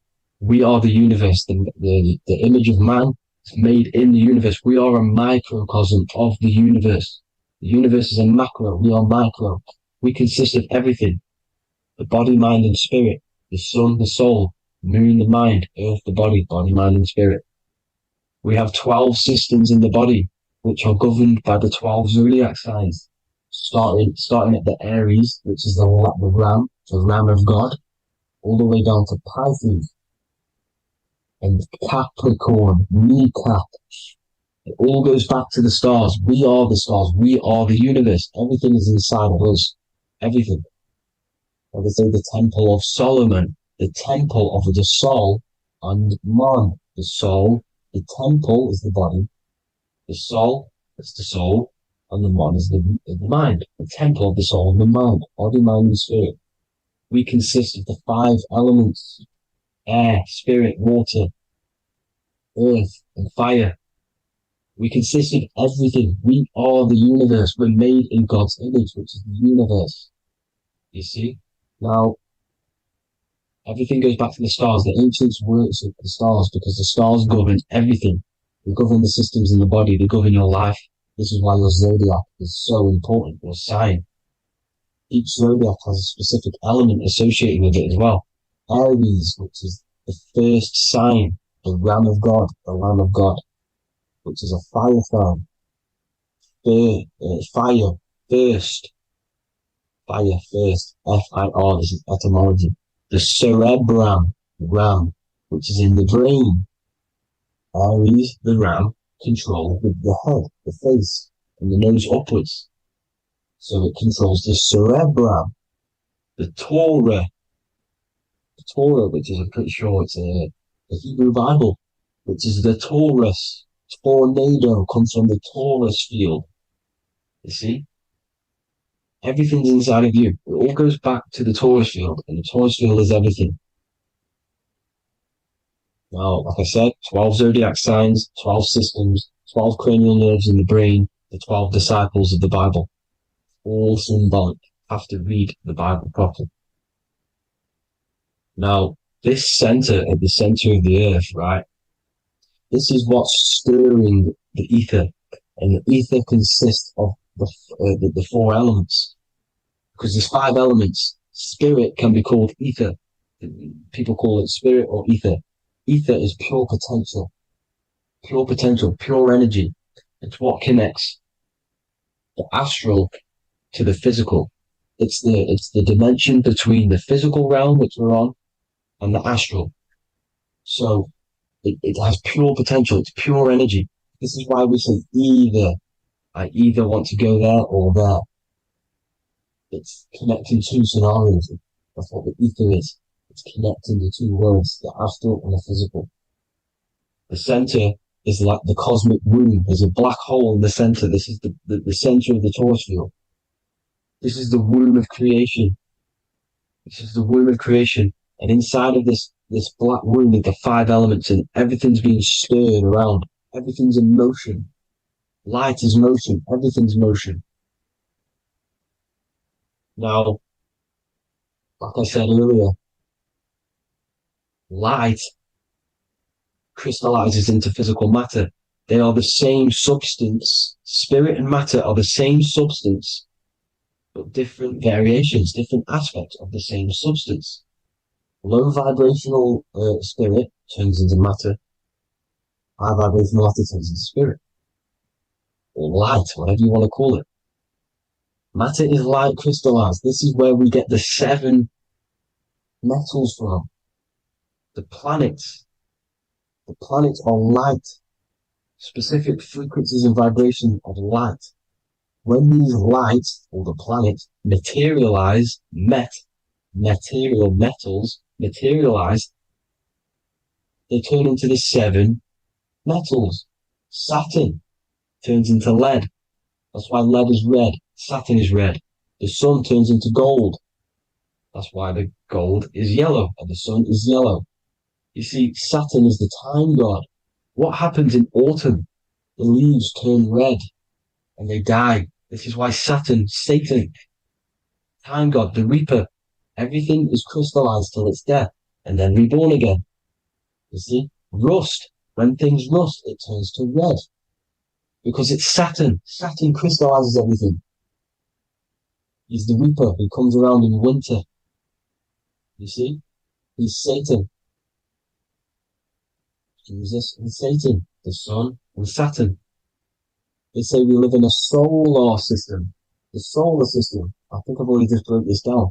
The 7 planets are the 7 chakras. Everyone already knows this. But I'm going through it anyway. But this is where we get the 7 planets from. And the 7 metals. You see, all the ancients knew it was an enclosed electromagnetic system. It's not a spinning ball in the middle of space, people. They want you to believe this so you get stuck in this material world. Because if you believe everything's material, you can never affect this plane effectively. You can never create your life effectively if you don't understand the planes of existence. Because the mental plane is a higher plane. And it breaks down and it controls the planes below it. The mental plane, hold on, I've got it here for you. The mental, the astral, etheric, then physical. Etheric connects the physical to the astral, but the mental is what's above them all. You see? Now, it's important to understand this. It's important.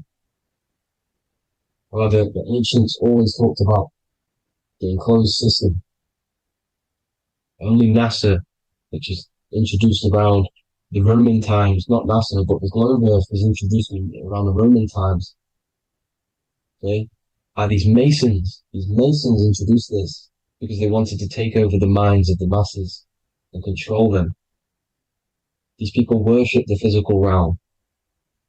They know how it works. They know the ins and outs of it. They know how to do the magic. They know how to do it all. They understand it all. That's why Masonry have to take the oath. The oath of not speaking. You're not allowed to speak about anything you learn about in Masonry. Because they're discovering the truth about your mind and how it creates reality and stuff like that. So this is the Masonic cosmology. The 5-pointed star, the 5 elements. The checkerboard for duality, positive and negative. The 2 aspects of every substance. This is another ancient painting depicting the firmament. The stars inside the firmament. The sun. You see, the ancients worshipped the sun because it's so important for sustaining our life. It's the only reason we're alive is because of the sun. But then people think it gives you cancer today. They brainwash you to think the sun gives you cancer when it's the #1 source of all life. They want you to believe it's a big, spinning, dangerous ball and says, it's not. It's here to give us life. It's God's son. That's why Jesus is known as God's son. It is the Son of God. God created that to sustain us. You see? So it's important you understand the true cosmology of where you are. Because if you don't know where you are depleted of all of your morals. You're depleted. You're demoralized. You're lost. You don't know where you are. You don't know where you exist. Okay? Once you accept the globe model, the heliocentric model, you will subconsciously think that you come from nothing. This is why they implemented the evolution theory just after the globe model was introduced by Charles Darwin. Charles Darwin came in after the globe model. He's a Mason. He was another Freemason. And implemented evolution where we came from monkeys because they want you thinking less of yourself so they can manipulate your mind. You see? They want to manipulate your mind and they have done since you got here. Since you came through that portal, you were manipulated from that day to believe this, believe that. The true cosmology, the truth will set you free. You will understand things better. You will feel better in yourself when you know the sun is here for you. You'll feel better in yourself that you know that you didn't come from a monkey. You were created as a human, a manifester, a creator. You're so intelligent. Your mind is amazing. You can manipulate matter, mind over matter. See? Thank you all people for tuning in. Tap in with yourself. Love yourself. Find the truth. Spread the truth.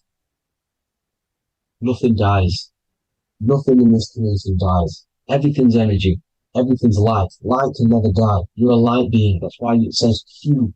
Human. Hu is light in Hebrew or Latin, either one of the two. You are light. You're a light being. You never die. Ever, ever, ever die. Ever. Stop thinking you're going to die. This body will die because it contains electricity. And electricity always goes back to a standstill point because of vibration. Electricity vibrates. You are pure light. You will never ever die. Thank you all, people. God bless. Make sure to like, subscribe, and share.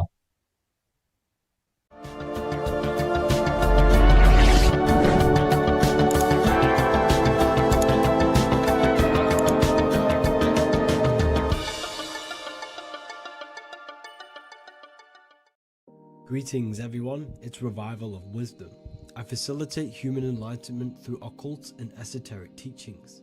I hope this video expands your mind into a new field of thought. In this video, we're going to be discovering the true esoteric meaning of the 7 planetary energies. So let's jump straight into this. In order to fully understand this, you must understand the esoteric teaching of as above, so below, and as within, so without. Our inner world is mirrored into our external material reality. We have a physical voice, which you are hearing right now, and I also have an inner voice, which no one else can hear.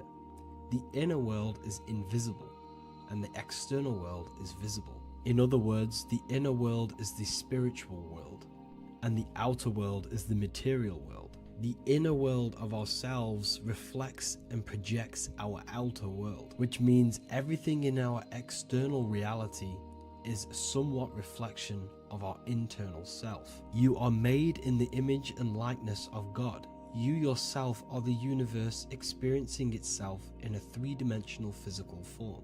The Newtonian science has programmed you to believe that you are a physical being inside of a physical universe. They did this to limit your mind to only believing there is a physical universe and that you are separate from the universe or God. But you yourself are the divine essence of the universe, experiencing itself in a physical plane, which means everything you see is inside of you, including the stars, the planets, and the elements. As above, so below. As within, so without. An example of this is the 4 physical elements: fire, earth, water, and air. In the external world, these are physical elements. In our internal world, they represent the 4 bodies of consciousness. We have 4 different bodies. We have a material body, we have a spiritual body, an emotional body, and a mental body. The mind is not made out of the same substance as the body. The emotions is not made out of the same substance of the mind and the body. These bodies exist in 4 different dimensions, 4 layers of consciousness. With that being said, the 4 physical elements are inside of us. The earth is our material physical body. Fire represents our spiritual astral light body. Water represents our transformative and emotional body. Air represents the mental body, the communicative and thinking body. This is the teaching as above, so below. If that resonates with you and you can comprehend it, please leave a like and a subscribe to this channel to see more content. And feel free to leave a comment on any video suggestions. Okay, so now we've gone over the 4 physical elements and how they correspond with your inner world of consciousness. This is going to make it easier for you to understand what the planets actually are. The planets are a bit more in-depth and more detailed aspects of our consciousness. The 4 physical elements are generic, but the 7 planets go deeper. They are deeper aspects of ourselves. On a macrocosmic scale, the 7 planets rule the material realm. Every object, every animal, every plant, every stone, everything we see in this plane is governed and created under one of the 7 planets. I don't really like calling them planets. They are energies. They are spiritual forces that drive things into existence. An example of this is if we look at a tree. The roots of the tree are governed by Saturn. The stem of the tree is governed by the sun. The leaves of the tree are governed by the moon. Any offspring or fruit of the tree is governed by Jupiter. Any defense mechanisms of the tree is governed by Mars. The communication and networking of the tree is governed by Mercury. The smell and the look of the tree is governed by Venus. Everything we see in this material plane is governed by one of these specific energies. Everything material has a spiritual force that brings it into physical existence. This is the reason why we have 7 days of creation in the Bible. The 7 days of the week, all governed by the planetary energies. Monday is Moon Day for the moon. Mars governs Tuesday. Mercury is Wednesday. Jupiter is Thursday. Venus is Friday. Saturn is Saturn Day. And Sunday is for the sun. This is the reason why there are so many sevens in this physical plane. 7 days of the week, the 7 colors, the 7 chakras, the 7 diatonic musical notes, the 7 lamps on the Jewish candlestick, the G inside of the Masonic square and compass. G is the 7th letter. Now let's go a little bit deeper into every planetary energy. Saturn in the external material plane governs the foundational and enduring aspects of existence, such as roots of plants, the bones of our body, and even the insects that dwell beneath the ground. Saturn represents the dull, hard, and unyielding forces of life, symbolizing structure, limitation, and conditioning. Under Saturn's influence, things become rigid, bound by restrictions and boundaries. This is the reason why Saturn is known as Father Time, because Saturn rules anything that is a restriction and a limitation, which is time. The whole of this material plane is governed by time. You will be born and you will die. This explains why there is so much Saturn symbology in this material plane. Saturn is one of the most important planetary energies. You are a spiritual being in a physical body. Your light, your consciousness is bound to the physical body until you learn how to escape the physical body. The body is a limitation for our infinite minds and spiritual bodies. Our infinite mind is stuck in this material body, governed by Saturn's limitation of time, matter, and space. Now let's dive into what Saturn means to our consciousness within our internal world. We've gone over what Saturn means in the external world.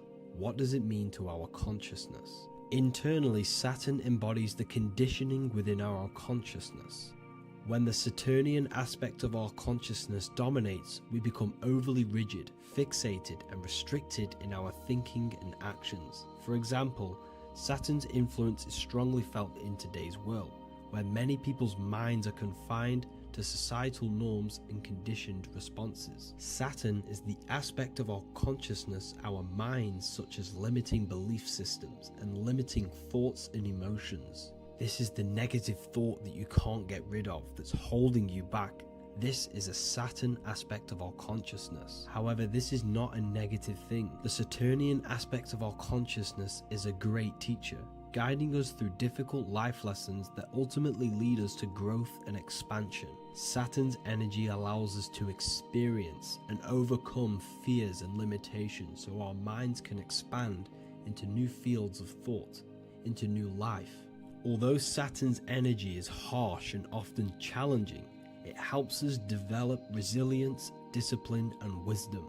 However, in the modern day, this Saturnian energy has overpowered the minds of the masses, fostering excessive rigidity and limitation. This is why we see so much Saturn symbolism. It's literally everywhere because our minds are being dominated by the Saturnian limiting aspect of our consciousness. Now, let's move on to the moon.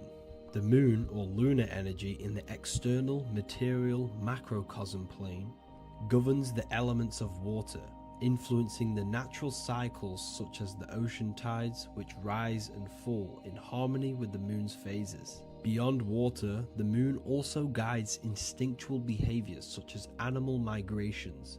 Birds, insects, and other creatures rely on the moon's subtle energies to navigate their journeys. For example, dung beetles use polarization patterns in the moonlight to orient themselves and travel safely home. The moon creates the months. M-O-N is moon. There are 28-day cycles, and this 28-day cycle of the moon is reflected in the woman's body, known as the menstrual cycle. The moon is a feminine energy, governing the feminine elements such as water and the feminine cycles of the body. The moon is the womb. This is why eggs have the same color as the moon, because eggs are ruled by the moon's energy. Now that's the external world. The internal world, the moon symbolizes the emotion aspect of our consciousness. It represents the subconscious mind, the seat of intuition and psychic abilities. Just like in the external world, things are born out of the moon, such as eggs and the womb. The subconscious mind acts as a womb for our conscious mind. Our deep subconscious emotions and programs are born into light into the conscious mind and controls the conscious mind. The moon represents our hidden psyche, our shadow self. Now let's go on to the sun. The sun represents the life force. In the material external world, the sun is ruling over pretty much all life. The sun gives life to all things. Without the sun, animals could not exist, the human body could not work, and plants would not grow. The sun is the life force. It's the soul of the world. Now, in our internal world of consciousness, the sun represents our passion, our drive, our conscious mind. The aspect of our internal world that wants to drive things and give life to physical manifestation. Now we go on to Mars energy. Mars is well known for being the god of war. Mars energy manifests into the material plane through anything that seeks to protect or defend itself. For example, the holly tree. The holly tree leaves are very sharp and they defend itself. Anything that is protective in the material world has Mars energy and is governed by this specific aspect of consciousness. For example, any predators or animals such as hedgehogs with spines on their backs for protection. Mars represents all things that is driven by conflict, aggression, and defense. Now, internally, inside of our inner world, Mars symbolizes the aspect of our consciousness that is focused on self-preservation and protection. Mars governs our ego, the instinctual urges of anger or maintaining reputation. Mars is not evil, it's necessary. Sometimes it's necessary for us to protect ourselves. Mars is the aspect of our consciousness that is anger, rage, the desire to fight or conquer. When this energy is activated within our consciousness, we become defensive, assertive, and even combative, ready to dominate others and destroy obstacles in our way. Now let's move on to Venus energy. Venus in the external material world manifests its energy through the aesthetics of creation. This planet governs the beauty and harmony found in nature, including the nurturing environment of a mother's womb where life begins. Venus embodies the essential love, not only in romantic relationships, but also in the bonds between family members and all living beings. Venus represents relationships. We have relationships between plants, animals. They all depend on each other to give life. Plants provide food and medicine, while living creatures contribute to their own growth and pollination. Internally, Venus represents the aspect of our consciousness that yearns for relationships and connections with others. This is an aspect of our consciousness that encourages to care for our physical appearance and embracing beauty. Aesthetics play a role in our interactions and self-expression. This is why there is a beauty brand called Venus. Now let's move to Jupiter energy. Jupiter in the material plane manifests its energy as forces of fortune, abundance, and wealth. This energy manifests itself as plants, as fruits that we can consume and eat in abundance. Anything that is nourishing and cultivated by the earth for humanity and animals. Jupiter embodies the giving energy that provides for and sustains life, fostering growth and ensuring that resources are available to all. Its influence is seen in the natural cycles of abundance, where fruits must grow and ripen before they are enjoyed, symbolizing the importance of effort and patience. Internally, in our spiritual world, Jupiter represents the aspect of our consciousness that yearns for abundance and seeks growth in various aspects of our lives, including wealth, knowledge, and personal development of the mind, spirit, and the soul. This is the aspect of our consciousness that wants to gain wealth, that wants to gain expansion and abundance in our lives. However, when Jupiter's energy dominates our consciousness excessively, it can lead to feelings of stinginess and greed. It represents material possession. The last planet is Mercury. Mercury in the external world governs the vital elements such as seeds, air, communication, education, and electricity. Known as the messenger of the gods, Mercury rules over intellect, communication, and the transmission of knowledge. Mercury's states of consciousness manifests itself in the material plane as the network between trees and plants, how they all communicate together. It represents the intelligence behind all physical things. It's the intelligence behind the seed that allows it to grow into a plant. Mercury's creative energy is manifested in the nervous system of the human body and all living animals. The intricate messenger that transmits signals from the body to the brain and then to the mind. This intelligence within us allows us to facilitate thought and movement. Internally, in our spiritual aspects of consciousness, Mercury is the state of consciousness that seeks knowledge, understanding, and intellectual growth and expansion. This part of us is curious, eager to learn, and driven to communicate ideas and information. It represents our mental body. The Roman god Mercury is often depicting flying because this symbolizes the air. Air represents our mental body. When the Mercury aspect of our consciousness dominates, we become highly intellectual, constantly seeking information, analyzing situation, and communicating our ideas. While this can enhance our understanding and ability to interact with the world, an excess of Mercury's influence can lead to overthinking, excessive analysis, and focus on intellect over emotions or intuition.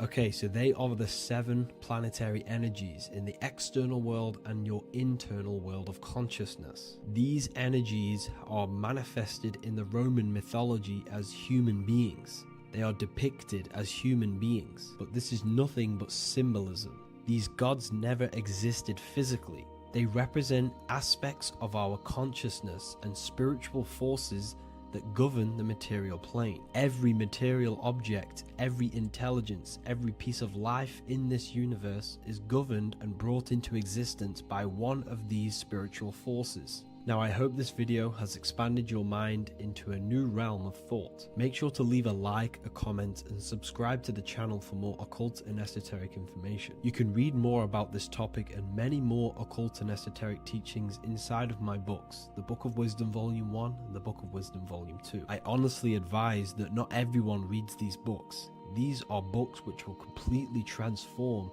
your view on reality. You will feel a lot better reading these books because you will find a connection with yourself and the universe. Understanding truth and knowing thyself gives you a sense of well-being. Like I said, this is not just a book. This is a beginning of your journey of expansion and growth. Reading them can be life-changing. Inside my university, I host live calls where you can ask me questions, and you can watch all the pre-recorded live calls. You also gain the ability to manifest your own reality through the Manifestation Mastery course. There is also a library with all of the PDFs that I've read in the past of occultism, symbolism, and esotericism that you can gain access to. There is a whole lecture section where you can watch all of my occult lectures. This is a place of transformation. The price of the university will be going up very soon. If you join now, you will gain a free sexual alchemy course which will teach you how to transmute sexual energy into creativity. I'll leave all the links in the description for the university and also my website where you can get my books. I hope you enjoyed this video. Take care. There is a secret meaning behind the number 666. 666 is 3 sixes. The number 3 in occult and esoteric numerology represents the 3 aspects of human consciousness. We see this symbolism in the all-seeing eye with the light and the triangle. The triangle is the number 3. The eye represents consciousness, observation, and the light represents the light of consciousness, because consciousness is pure light. The 3 aspects of our consciousness is thoughts, emotions, and actions. Every thought creates a feeling, and the feeling creates the action. All physical manifestation is driven from these three aspects of our consciousness. All physical manifestation comes from thought. Every object you see around you, this screen, the phone you're on, the laptop you're using, or the iPad, was a thought in the invisible realms of consciousness.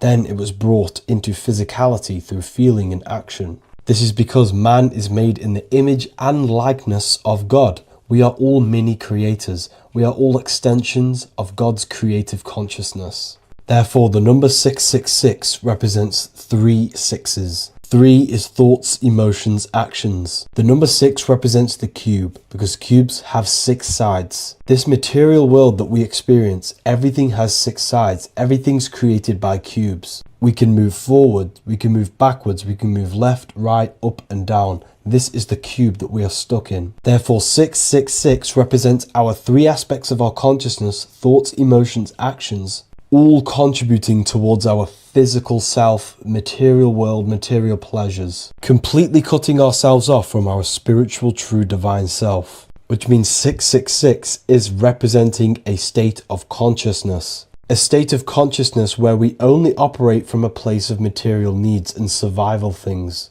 As humans, we possess a physical material body in the physical material external world, but we also possess an invisible inner world, which is what we call spirit. When we disconnect ourselves from our inner world, we become lost in this materialistic way of thinking and acting, which can lead to no life purpose, a feeling of emptiness and voidness in our hearts. Humans possess the ability to transcend our animal instinctual natures and turn to the divine mind, to the spiritual inner world. It is our inner world that is projecting our outer world. The outer world is just an effect of our inner state of consciousness. It's important as we go through this human life to not lose ourselves and look for our validations outside of ourselves. The external world is simply just a mirror, mirroring with mathematical precision what happens inside our consciousness. When we change our inner world, we produce effect in the outer world. To get back on track about this number, this represents when we are lost in our material self and we are completely cut off from our true divine self. The devil is always having goat horns, which represents a ground animal. This is the lower animal self of man. He's always red. The frequency of red is the lowest vibrational color, and it also represents the root chakra. This is all to do with survival mode and our physical needs and physical self. Red represents chaotic and intense emotions like hatred and anger. This is why the devil is always red, because it represents anger and an uncontrolled state of emotion and consciousness. You see, we've been taught in the church and all through religion indoctrinations that the devil is an external deity which influences humans.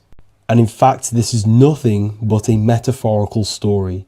The devil is a character which represents an aspect of the human mind, the lower aspect of the human mind, a facet of our own consciousness and psyche. The voice that we have in our head that tells us to do these negative things is not an external deity pushing us to do something bad. This is an aspect of our own mind. Jesus and Satan are just two characters which represent the two voices that we have in our own consciousness. In fact, the word devil was never present in the early Gospels. Instead, what was mentioned was a spirit of evil. A term spirit of evil was not meant to denote a specific deity or being, but rather any force of negativity, whether it manifests as a destructive thought, emotion, or action. The spirit of evil represents the darker sides of our mind, the part that leads us astray and brings forth negativity in our lives. The reason why they want you to believe in a devil is because they don't want you taking responsibility for your creations. They don't want you to realize that the external world is truly a mirror of your inner state of consciousness. Instead, when something bad happens in your life, you blame it on some external devil or Satan who tempted you. Everything is your creation in your life. When you realize this, you take full control and you begin to reshape your external world by changing your inner state of consciousness.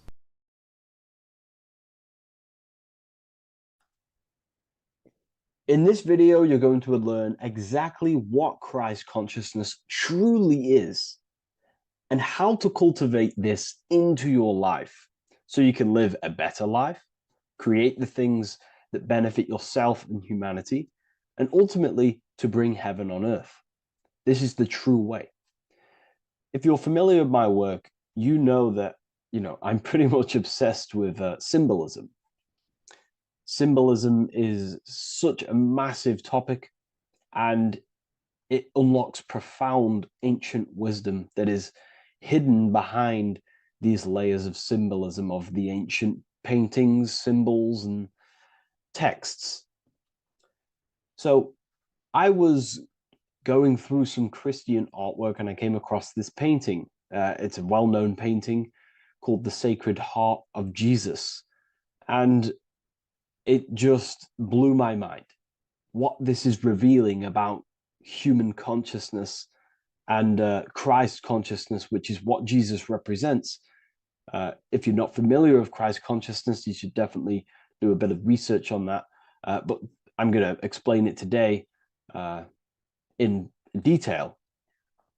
So when we look at this painting, we are looking at symbolism. We're looking at consciousness, a state of being, a state of living, a way of thinking, a way of feeling, and a way of acting in the world. As I've said this many times, we're all creators. We all create and generate reality. And you don't just have your personal reality, you have a collective reality. Your reality is affected by the collective consciousness. Depending on the collective consciousness's understanding of reality will also affect your life. We have a collective life and a collective experience. So Jesus in this depiction here is in a way showing us instructions to reach Christ consciousness, whether you see it yet or not. But I'm going to decode this for you. And your mind might be blown after watching this. Okay, so so what is the meaning of Christ consciousness? What's the whole purpose of this? Very simple. Like I mentioned before, we have a collective experience on this world. And Christ consciousness is the natural consciousness that we all need to be functioning on to generate peace, love, and unity on the earth in this experience we call life. That's what Christ consciousness truly is. It's a state of being that we need to cultivate within our own self, within myself, others, and everyone in this life and experience, so that we can all live in peace and heaven on earth, what they like to call it, so that we can generate the best experience possible together on this thing we call earth, on this material world, this material dimension. The material dimension is simply just a physical dimension of thought. It's a physical outcome of thought, but that's a whole of a lecture. So please leave a like, leave a comment if you have any topics to talk about that you wish for me to cover, and definitely leave a subscribe if you like my content and channel. So to go deeper into this, right, we've explained what Christ consciousness is and what it actually, will do to the earth and what it will do to reality in our collective experience. And it's also representing a profound understanding of self, a deep understanding of the true nature of self, the true source of self, what the self is, pure consciousness, pure God. We are all Jesus. Jesus is you, a physical manifestation of the divine made manifested physically. A physical manifestation of consciousness, okay, of spirit descended into matter. However, Jesus is a symbol that should not be worshipped, but something that we need to cultivate, maybe look up to, and cultivate within our own mind and hearts and actions. So he is someone that we should embody into our own very own being. We need to reach a level of intellect, the mind, a level of emotional understanding, and ultimately this creates Christ consciousness. Okay, and now I know that was very, very vague what I just said, but I'm going to explain it a bit more. I don't want to give it fully away yet because you need some more information, more keys. So let's observe the top end of this painting. Jesus with this circular light emanating around his head is symbolic of the mind, of the our thinking aspects of consciousness, the way we generate thoughts, ideas. The mind is also good at also ruling communication. It also rules what we give attention to. Okay, so this is symbolizing the mind of every human being. The mind is a very powerful center of consciousness located in the head, of course. This is why Jesus is the head at the top with the circle around it, representing the mind. Now, to reach Christ consciousness, we need to purify our minds. Purification of the subconscious mind. The subconscious mind is the hidden aspect of our mind with all of our memories, belief systems, and everything we've ever experienced is stored within there. We have traumas there, we have bad belief systems that hold us back. So it's about reprogramming the subconscious and aligning the subconscious with higher consciousness, with higher understanding of self. Removing any mental blockages from the mind. Because in today's world, most people's minds, including myself before I, purified myself, and I'm still continually purifying myself. That's not to say I'm perfect, because I'm definitely not. But what I was saying was purifying the mind so we can have a powerful mind. Because like I was saying, most people's minds are not their own friend. They let their mind control them. They let their thoughts create negative influence on them, negative emotions. They let their mind destroy their confidence, destroy themselves. We do not want a mind like this. We need a mind that is our best friend, that receives powerful thoughts, that gives someone power. We do not want our mind taking away our power. Okay, so in this specific image here of Jesus, this represents a light mind, a powerful mind, enlightenment. The word enlightenment means light and ment coming from mental or mind, light in the ment. This means a powerful mind. Light is also symbolic of knowledge, information. When someone's very intelligent, you call them a bright person. It's a bright mind. It's knowledge of self. So the mind is conscious of self. That's another thing. We need to be conscious. A lot of people are not conscious, including myself before I did this, before I woke up.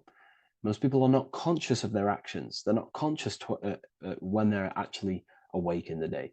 They do things unknowingly. Are we conscious of our thoughts, emotions, and actions? What we're giving attention to in our mind? Because ultimately this shapes our experience. There's a great quote, I think it's Julius Caesar or one of the Roman emperors, who says the quality of your life is dependent on the quality of your thoughts. Something along them lines. I don't know if I'm 100% correct there, but it's very true.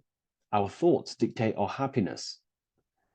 So to cultivate Christ consciousness, we need to be conscious of our actions, conscious of our thoughts that we're giving attention to. There is a level of mastery that we can achieve within ourselves where we become conscious of every single thought that enters our mind. That sounds easy, but it's definitely not. But that's a high level of mastery that we can achieve and cultivate within ourselves. So we're looking at a powerful mind here from Jesus, a powerful mind, a purified mind. And we purify the mind through, affirmations, meditations, ritual work. Rituals are things we do every single day with an intent in our mind and an emotion in our heart to impress that state of consciousness into our subconscious so it can slowly rewrite our consciousness. and align our consciousness and sync it with a with higher thoughts and higher emotions, with love. We can sync our consciousness with love, which is ultimately what Christ consciousness truly is. Well, now we're going to go on to that now. So we've gone over the mind. Now we go over the heart. Now notice, before we go into the heart, Jesus is revealing. He's revealing, he's pulling back the robe, symbolizing opening the heart, revealing the heart, revealing the soul, the light of the heart. Our authentic self lies in the heart.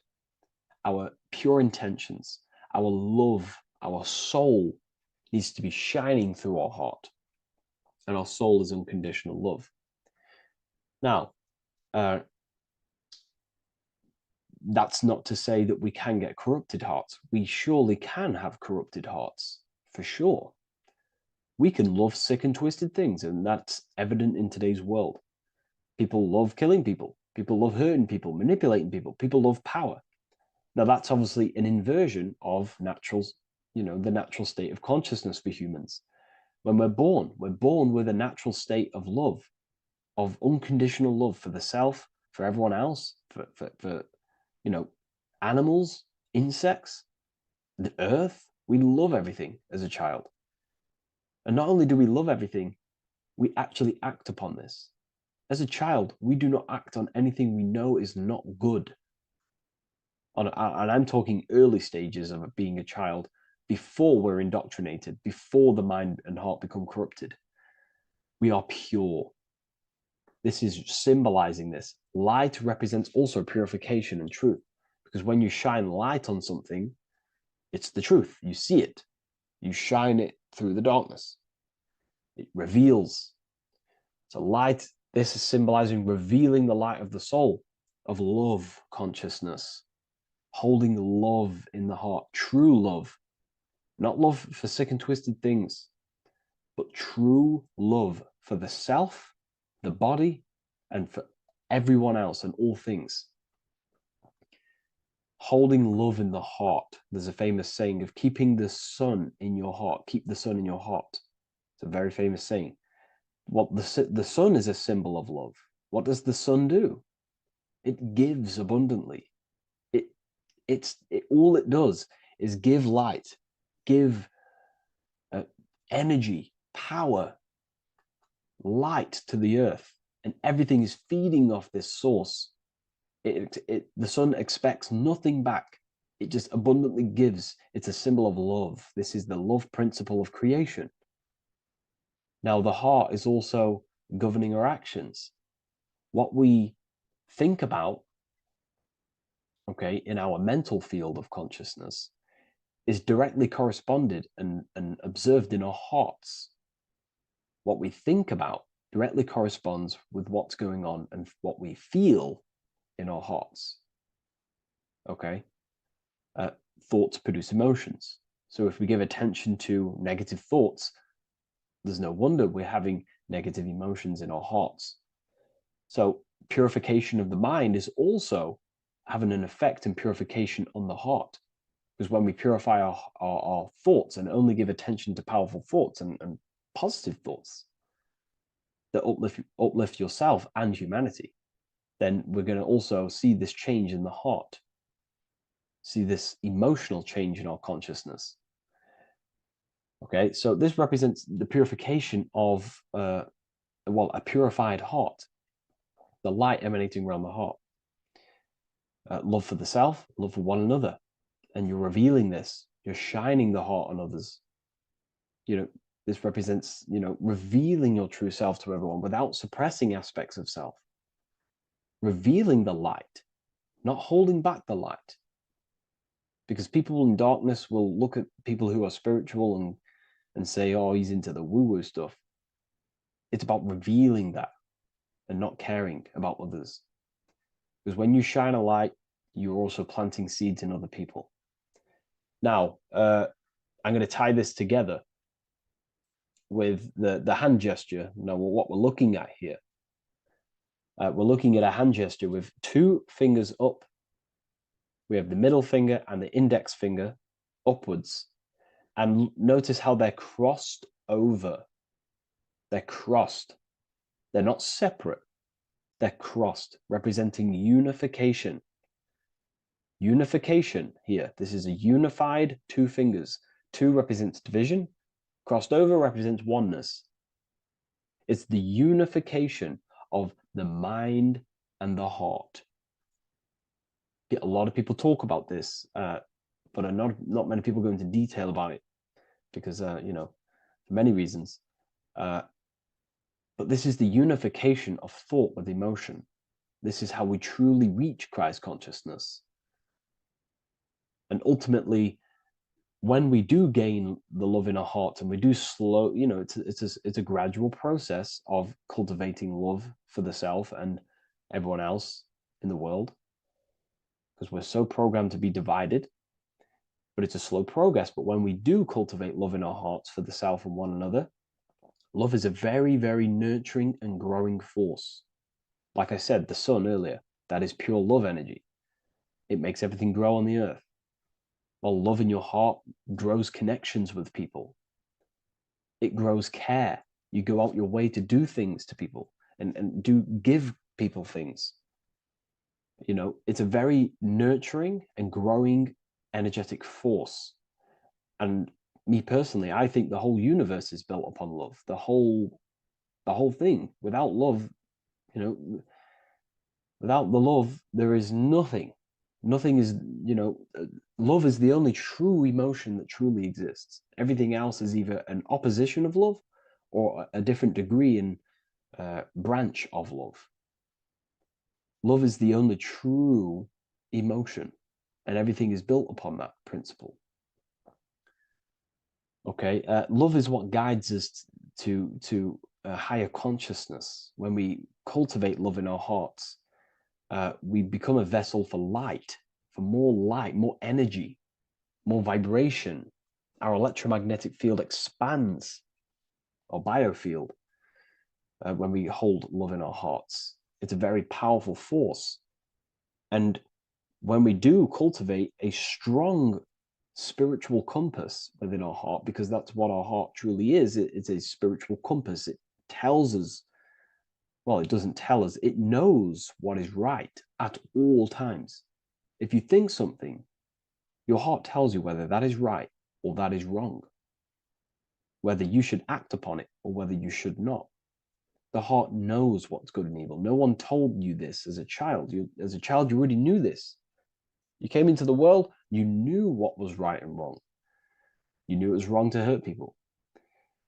So this unification that he's doing with his hand symbolizes thinking with the love of the heart. Represents thinking with love of the heart. Thinking with love of the heart for the self and the collective. Now, ultimately, what this does is give birth to perfect action. Why? Why does this give birth to perfect action? Think about it. Every time you've taken an action, why did you take the action? You probably, well, you would have thought about it, you had a feeling towards it, a care energy, and you took action. Why do we go to work? We care about paying the bills and staying in our house. We go to work to earn money. We think, we care, we act. Everything you see in front of your reality, on the screen that you're seeing right now, you called your eyes. Everything is in front of you because you care. It's the heart energy that leads the body. Okay? And that's even present in the body. Have a look at the body. We have the head, thought, then emotion, then our feet is at the bottom, and our feet take action. Thought, emotion, action. Thought, emotion, action. So even the body is basically a blueprint of how creation is manifested. So we receive thoughts from the divine planes, from the higher planes of consciousness. We receive them. That's another thing that I missed. If we purify our minds, we're basically attuning our mind to a higher part of the mental plane, and we will receive higher thoughts. We will receive thoughts that are more genius, what we like to call today, or better quality thoughts. We receive good ideas when we attune our mind to a higher consciousness. Okay, so we are like a radio. We receive thoughts based on what our mind is set to. That's why we call it a mindset. So, like I was saying, we receive thoughts through the head, we feel the emotion, then our feet take action. Thought, emotion, action. So the body's a blueprint of creation. It's beautiful when you really notice this. So this unification is about thinking with the love of the heart, which gives birth to perfect action in the world. And this is the state that we need to cultivate within myself and everyone in the world so we can give birth to heaven on earth through action. Because ultimately the world is molded through action, physical action. And them actions are molded from thoughts and emotions. Now,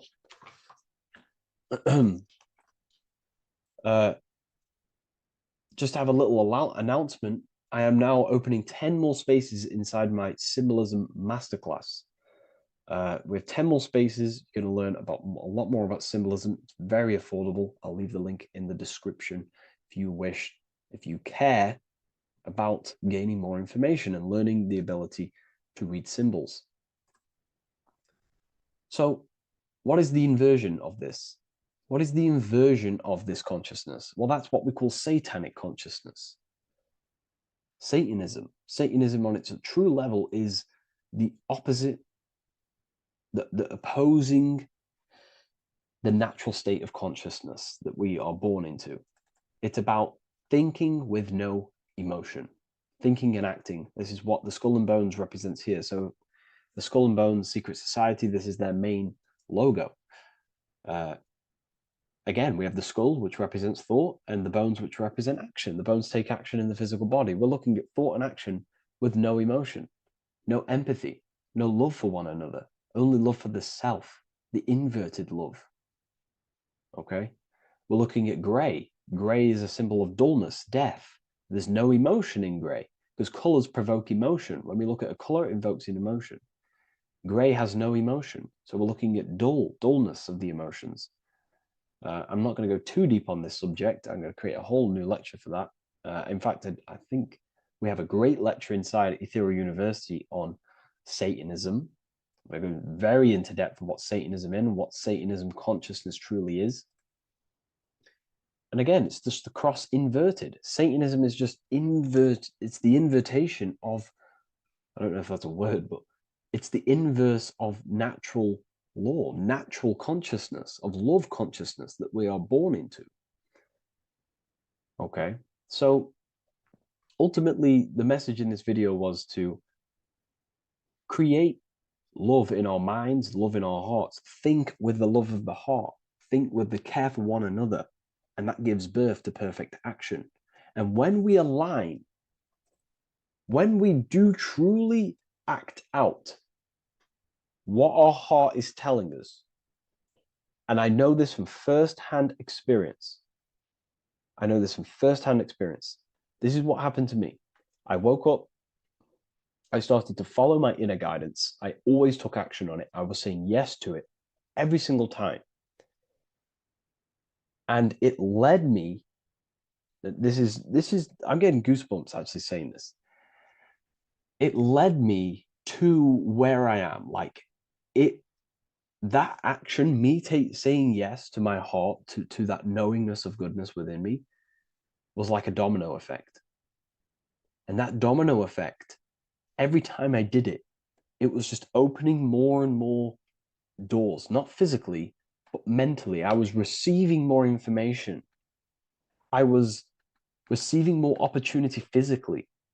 My work started to explode on social media. Like, when you follow your heart and truly take action on what you know is good, it's like a domino effect that leads you step by step to where you're meant to be. And it's so profound and it's so, beautiful. And I'm telling you this from firsthand experience. This is ultimately how you kind of unlock your purpose in this physical world as well. So not only is it going to create a better world, it's also unlocking your true soul form and soul purpose while you're here. It's very beautiful. So I thank you, everyone. Please leave a like, comment, and share, and subscribe to the channel. And I'll see you all inside Ethereal University if you decide to take your studies to the next level. Take care.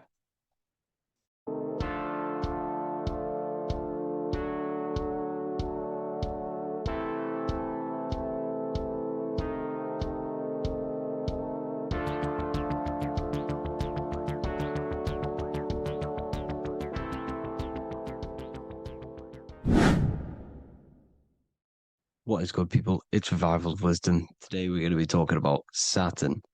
I've done this video in the past. However, this video is going to contain a lot more in-depth explanation of Saturn.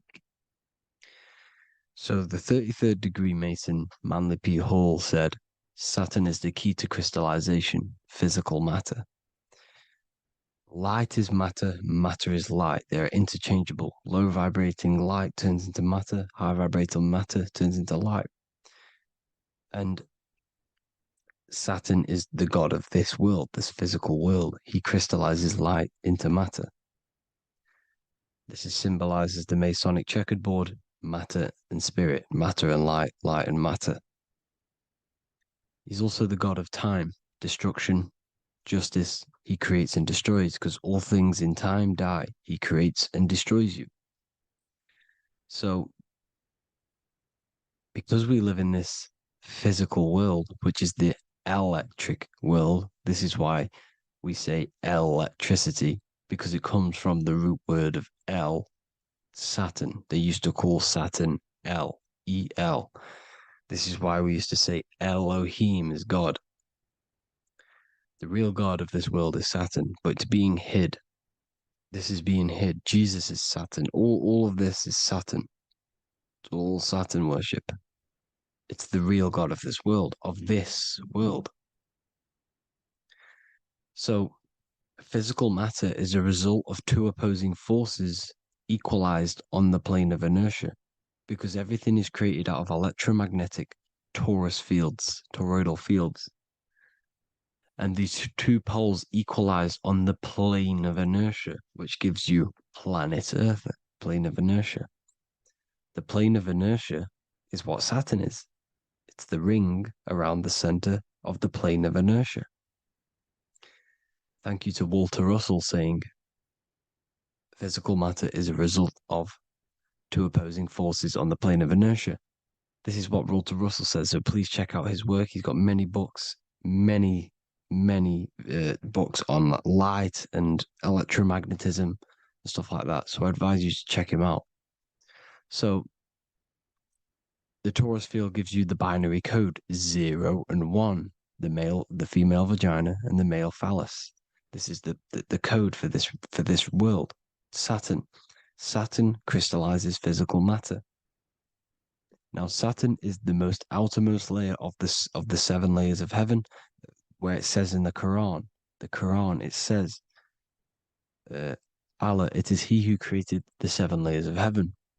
Saturn is the outermost layer. He's the top. He's the most high. So when we say the most high, we're referring to Saturn. He's the most high before the firmament, before the stars. So Saturn is the god of this world. He's the Lord of the Rings. He wears the crown. The crown is the rings. Crown, Kronos. So the planets are luminaries. They are lights. They are beings. They are energy, conscious energy. And we're in the heart of the solar system. Saturn is the outermost layer. He is the one of this world. He's the god of this world. Now, on the North Pole of Saturn, you have the hexagon. Add up all the sides. It creates the 6-pointed star. Or it can be created as a cube. The cube is very important. The 6-pointed star is very important. 6 points, 6 triangles, 6 side, 6, 6, 6. Black cube adds up to 6 in gematria. Now, what did I say in the beginning? Saturn crystallizes the physical world. He creates physical things out of light. You are a light being. This is why we say human. Hue means the light spectrum. Hue, man, we are light manifested into physical forms. Human.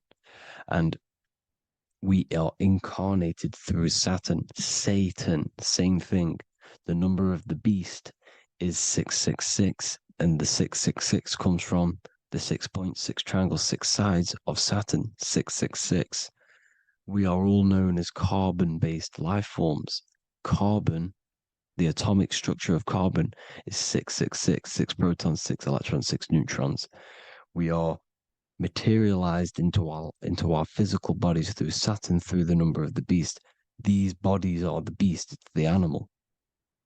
The divine, the Christ, is the consciousness within, because you are a physical, spiritual being combined into one, hexed into one. Hexagram. This is a hexagram. You're hexed into physical matter, spirit and matter, light and dark, combined into one. Now you contain of the mark of the beast, the mark of your body. Your body's the beast. It says in the Bible, Satan, who is the god of this world. This world. There are many different worlds, but this world is run by Saturn, and it says that in the Bible. Saturn is Satan. It's the same thing. And look at the crown of thorns are wrapped around the heart. The soul is in the heart. The mind is in the brain. The soul is wrapped around the rings of Saturn. You're wrapped in physical matter. This is what it's showing you. This is symbolizing the rings of Saturn wrapping you. And the cross on top is the cross of the cube. The cube, the black cube of Saturn, unfolds into a cross. So Satan, who is the god of this world, Corinthians 4:4 in the Bible, Satan, who is the god of this world, has blinded the minds of those who don't believe. Satan blinds your mind because the god of this world materializes you, and he blinds your mind when you incarnate into physical matter. When you enter this soul system, not the solar system, you hit Saturn first. He materializes you. And look at the symbol for Saturn. This is the symbol for Saturn. All of the planet symbols are created out of the Holy Trinity. The Earth, Moon, and Sun. Body, mind, and soul. The Sun is your soul, the Moon is your mind, the Earth is your body. Your body's made out of the 5 elements. The Sun is your soul, because the Sun is life force. Gives life to everything. Your Sun is a soul. Your soul is the sun of your body. The moon is the mind. The moon is the moon of your body, the mind of your body. Intelligence. So all of the symbol of the planets are created out of these. The Saturn symbol is created out of the Earth cross, matter, and the moon crescent, moon, mind, matter over mind. This is why Satan, who is the god of this world, has blinded the minds of those who don't believe. He blinds your mind. Look at the symbol, it's showing you. The Saturn symbol is matter over mind when it should be mind over matter. So we descend into a soul system, into our 666 Saturn carbon suit bodies, and we are matter over mind. Then we have to move up the spine to go back up to spirit, to mind over matter, where you manipulate your own reality. Now look at this. It creates the number 5. 5 is the number of change. You're moving from this side of the number sequence over to the right side. You're moving from the spiritual into the physical world. You're incarnating into the 5 elements, the 5 senses. So the cube, the black cube of Saturn, is another major symbol. Very important symbol. Here you see the cube, and the color black is associated with Saturn because Saturn's associated with death. He creates and destroys. Light and dark. Death is associated with black, spirit, because you can't see spirit, which is blackness. So the black cube is black because Saturn rules the nighttime, which is dark, blackness, and he rules the winter, which is death, blackness. So Saturn is the black cube. Cubes have 6 sides: up, down, right, left, back, and forward. Cubes are six-sided. Everything is six-sided inside of this creation because you're incarnating, you're materializing, crystallizing into the cube, the world of the cube. Everything's a cube. Everything's got six sides. Here's Leonardo da Vinci showing you that you're in the cube. Leonardo da Vinci did this famous painting. You're in the cube, you're hexed into physical matter, where you're incarnated into the third dimension, the three-dimensional world, which is a cube, 3D. And black cube adds up to six sides of the black cube. The Kabbalah means cube god in Arabic. And look at what they do. They worship the cube, the black cube, and they stand in rings like the rings of Saturn. Australia, Denmark, Manhattan, Santana all have these black cubes. You go to New York, you will see the black cube there as well. These black cubes are everywhere because it is the real God of this world, So look at the cross. The cross unfolds into the cube. Xbox, Nintendo GameCube, Sega Saturn, anything to do with a simulated gaming reality, they put Saturn in it because we're in the simulation of Saturn. This is a simulation. And this is why they reflect this through the Xbox, GameCube, Sega Saturn, anything to do with gaming, simulations, is all Saturn. Because we're in the cube of Saturn, the black cube. We're in the GameCube, the Xbox, the Sega Saturn. As above, so below. So they reflect it through the simulations that they create inside of this simulation. Cubes have 8 points for the 8 points of time and space. 8 is the number of time. Everything's cycling, infinity. So look at the cube. The cube is symbolized as in Judaism. The Judays have the black cube. They wrap themselves in a black band and they cover their eyes into blackness. The black cube, for the black cube of Saturn, they use the star of Saturn and they worship their god on Saturn Day because it's all Saturn worship. And look how the Saturn god is wrapped around with these thorns or leaves, just like Jesus is wrapped around his heart. And Jesus on the cross is us on the cross. We are in the cross. We are in the cube. The cross is the cube. And the cross is even in the Saturn symbol. This is another symbol for Saturn.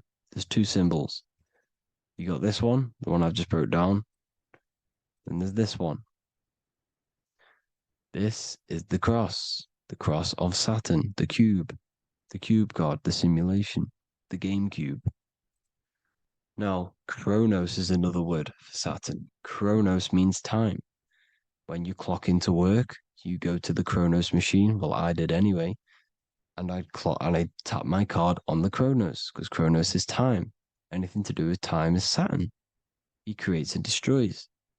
Look at the artwork of Saturn with the sand, the time. Look at this, how he's cutting off the baby's wings. He's crystallizing the spirit into matter. He's cutting off your wings. Satan, in the Bible, he falls from heaven into earth and he loses his wings. He becomes a serpent. You see, it's all symbolic for us. We are the fallen angels, fallen angles of light. We're fallen angles of light. We are light beings. Now we're fallen into physical matter. Saturn's chopped off our wings. He's chopped off our spirit wings because when you astral project, you can fly. You will fly around. He's got the Reaper staff here, always depicted with the Reaper staff. Now look at the clock. Saturn Day is the 6th day, the number of the beast, 666. Look at the clock. 6 take away 12. 12 take away 6 equals 6. 7 take away 1 equals 6. 8 take away 2 equals 6. 60 seconds in a minute, 60 minutes in an hour, 24 hours in a day, 2 plus 4 equals 6. That's 666. Everything's 666 because it's time. Saturn all goes to Saturn. He's the god of time. We're in time now. We're in time. We're in the time, which is God, the God of this world, the God of time. Now look at this. The Reaper is also depicted as the Reaper with the staff, the black cloak, black symbolizing death, spirit. Judges wear black because Saturn is the law. He's the God of this world. He's the law. This is why they wear black cloaks. When you graduate from university, you wear a black cloak and a black cube on your head. You've been hexed. Funerals, you wear black because it's all to do with Saturn, Father Time, Father Crystallization. Now Saturn, here's another one of him cutting off the wings of a child. Because he cuts off the wings. He creates and destroys your body. We're in the electrical world. Everything that is electrical vibrates. All vibrations have to come back to a standstill point, which is death. This is why your body dies. Your atoms stop vibrating. Corona. Look at the crown. The crown is the corona. Corona means crown. And look at this is an alcohol brand for beer. You can see the staff of Saturn in the symbol with the moon crescent. Corona, which is the crown, Saturn, the crown on Saturn, the rings. And then you've got the staff. It's all Saturn worship.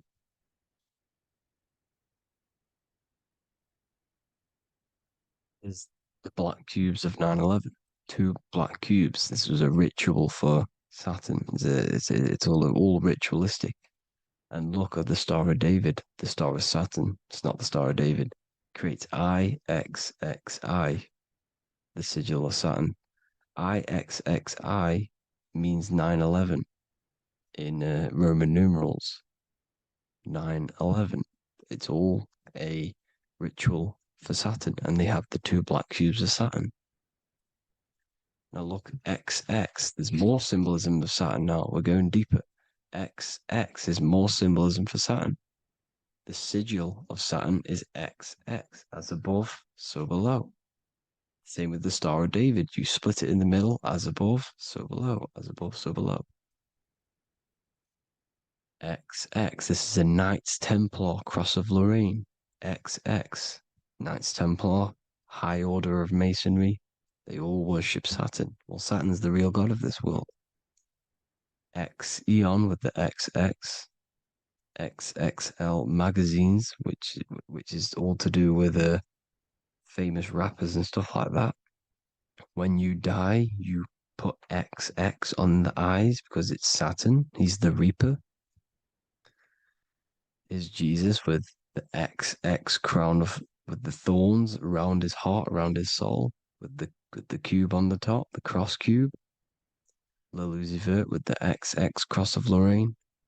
Jay-Z with his alcohol brand, XX Cross of Lorraine.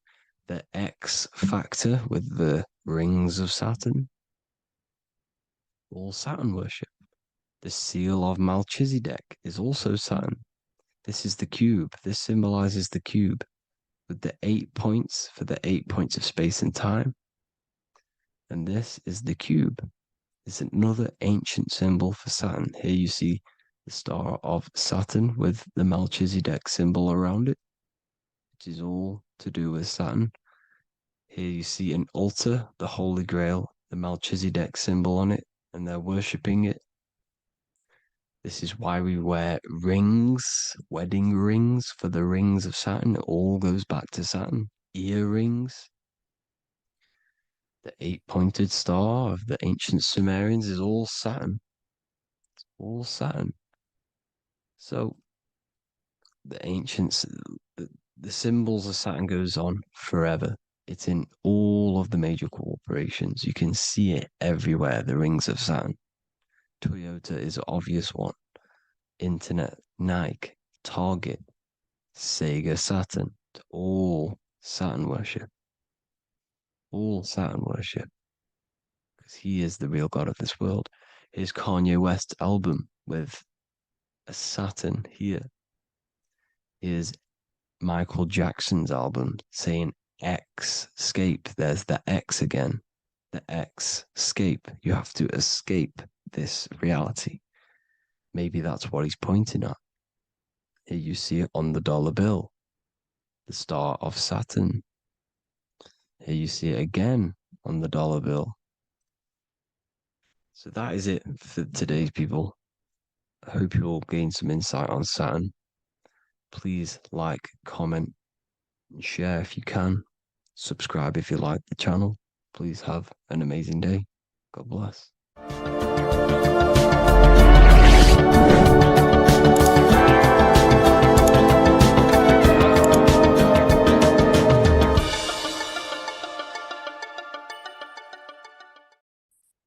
The Pope is supposedly opening 5 portals on Christmas Day.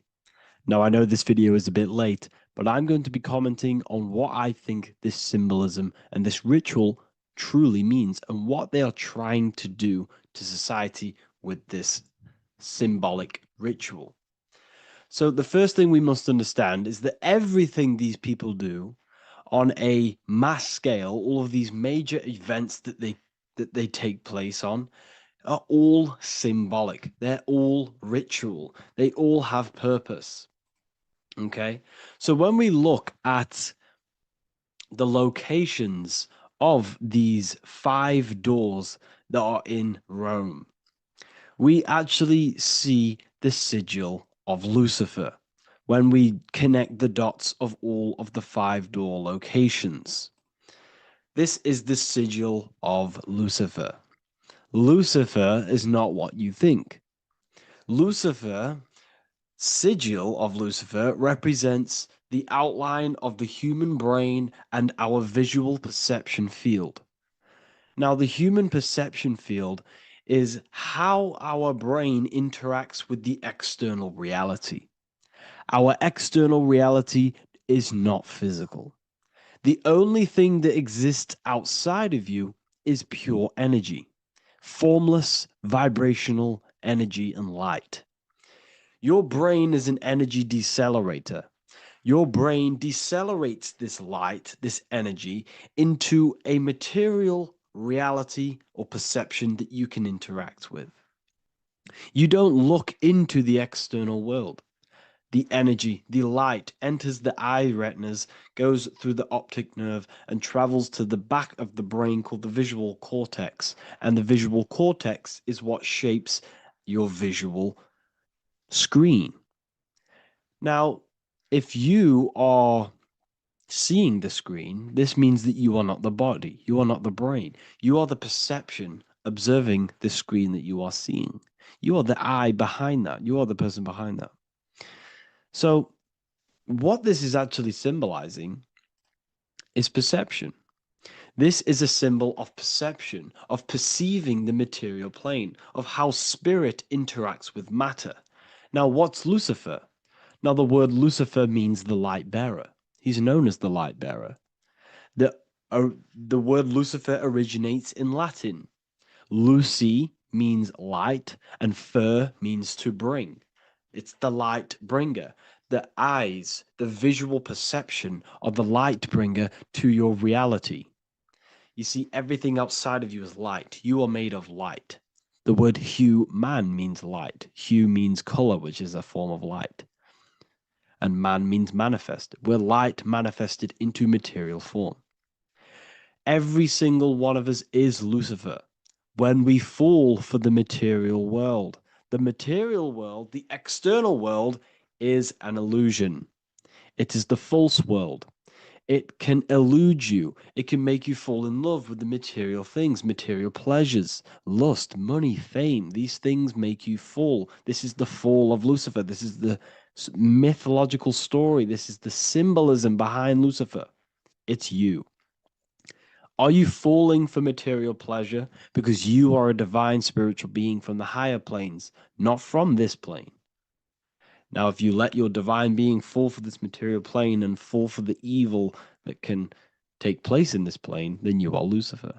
It represents the false light, the false reality. This symbol, the sigil of Lucifer, it symbolizes the interplay between light, consciousness, and the perceptual experience of the physical reality. The external world is truly internal. What we visually perceive is essentially light waves carrying information, which then gets processed by our brain, the central computer of our nervous system. Okay? So, how many doors are open? 5 doors. So 5 is the number of perception as well. 5 fingers on each hand, 5 points on the human body, 5 toes on each foot. We have 5 senses. 1, 2, 3, and 4, they're spiritual numbers. 6, 7, 8, and 9, they're material numbers. 5's the gateway. 5 is the middle bridge of how our spiritual self interacts with the physical self, how spirit interacts with matter. So this ritual is symbolic of perception. This is maybe bringing in a new perception. A new event will happen after this, a new perception of the world. Or personally, I think this ritual was to obviously shape the collective consciousness, because your reality is an externalization of your inner consciousness. It's simply just a mirror. Your material life, your material world outside of you is simply a mirror reflecting with mathematical and geometric precision of your internal consciousness. Your consciousness is creating and causing the effect called reality, physical reality. Your life is a result of every thought you thought in the past. Therefore, with that being said, everyone who perceives this ritual of, the Pope's opening 5 spiritual portals, who's letting in demonic energy into the world, they're going to let demonic energies and demonic spirits all in the world. Well, what if I told you the only portal they're opening is a portal in your own mind for negativity? By you believing in negative forces coming into the world and going to possess everyone, that's opening up your own mind. The collective spiritual community has been brainwashed in thinking there's going to be demonic energy. Therefore, what will happen? There will be demonic energy. Not because the Pope opened up a portal to the demonic energy, it's because everyone opened up their own minds to the demonic energy. Therefore, we as a collective consciousness shape the external world on a macrocosm scale. For example, the microcosm is your personal life. Your personal life. You have created it through consciousness. Your belief system is just externalized in your world. But on a collective scale, we all believe in money, for example. And because we all believe in money, and we believe that this piece of paper holds value in our minds, okay, in the mental plane, this has an effect on the physical plane by shaping the physical plane by being ruled by this belief as on a macrocosm scale. Yes, I know that money doesn't exist. It's just a belief in my mind. But that doesn't have an effect because the collective consciousness believes that money has effect, has power, when it doesn't. It's just a piece of paper with a belief behind it. If the collective consciousness stopped believing in money, then the collective consciousness would have broke the spell and we would have no longer had a material plane ruled by money. You see, our beliefs is ruling and shaping our physical plane. This physical world outside of you is truly just an effect of the mind, an effect of our consciousness, our inner world. So I believe this ritual was done to change our perception, to make us think the Pope is bringing this spiritual energy and negative forces into the world.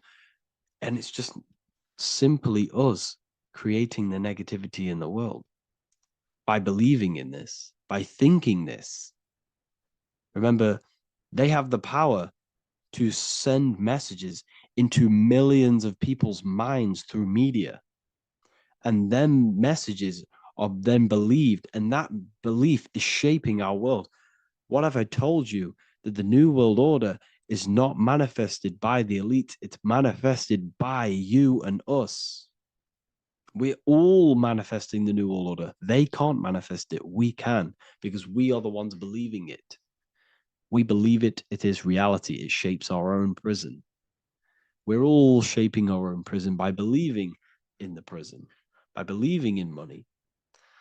So this ritual was all to do with perception, creating a new perception, creating fear in our minds to, of course, distract us from what's really going on. This is all a ritual to implant messages in your own mind. So I hope you all understand this video, and I hope you all gain some insight, and I'll see you inside the university.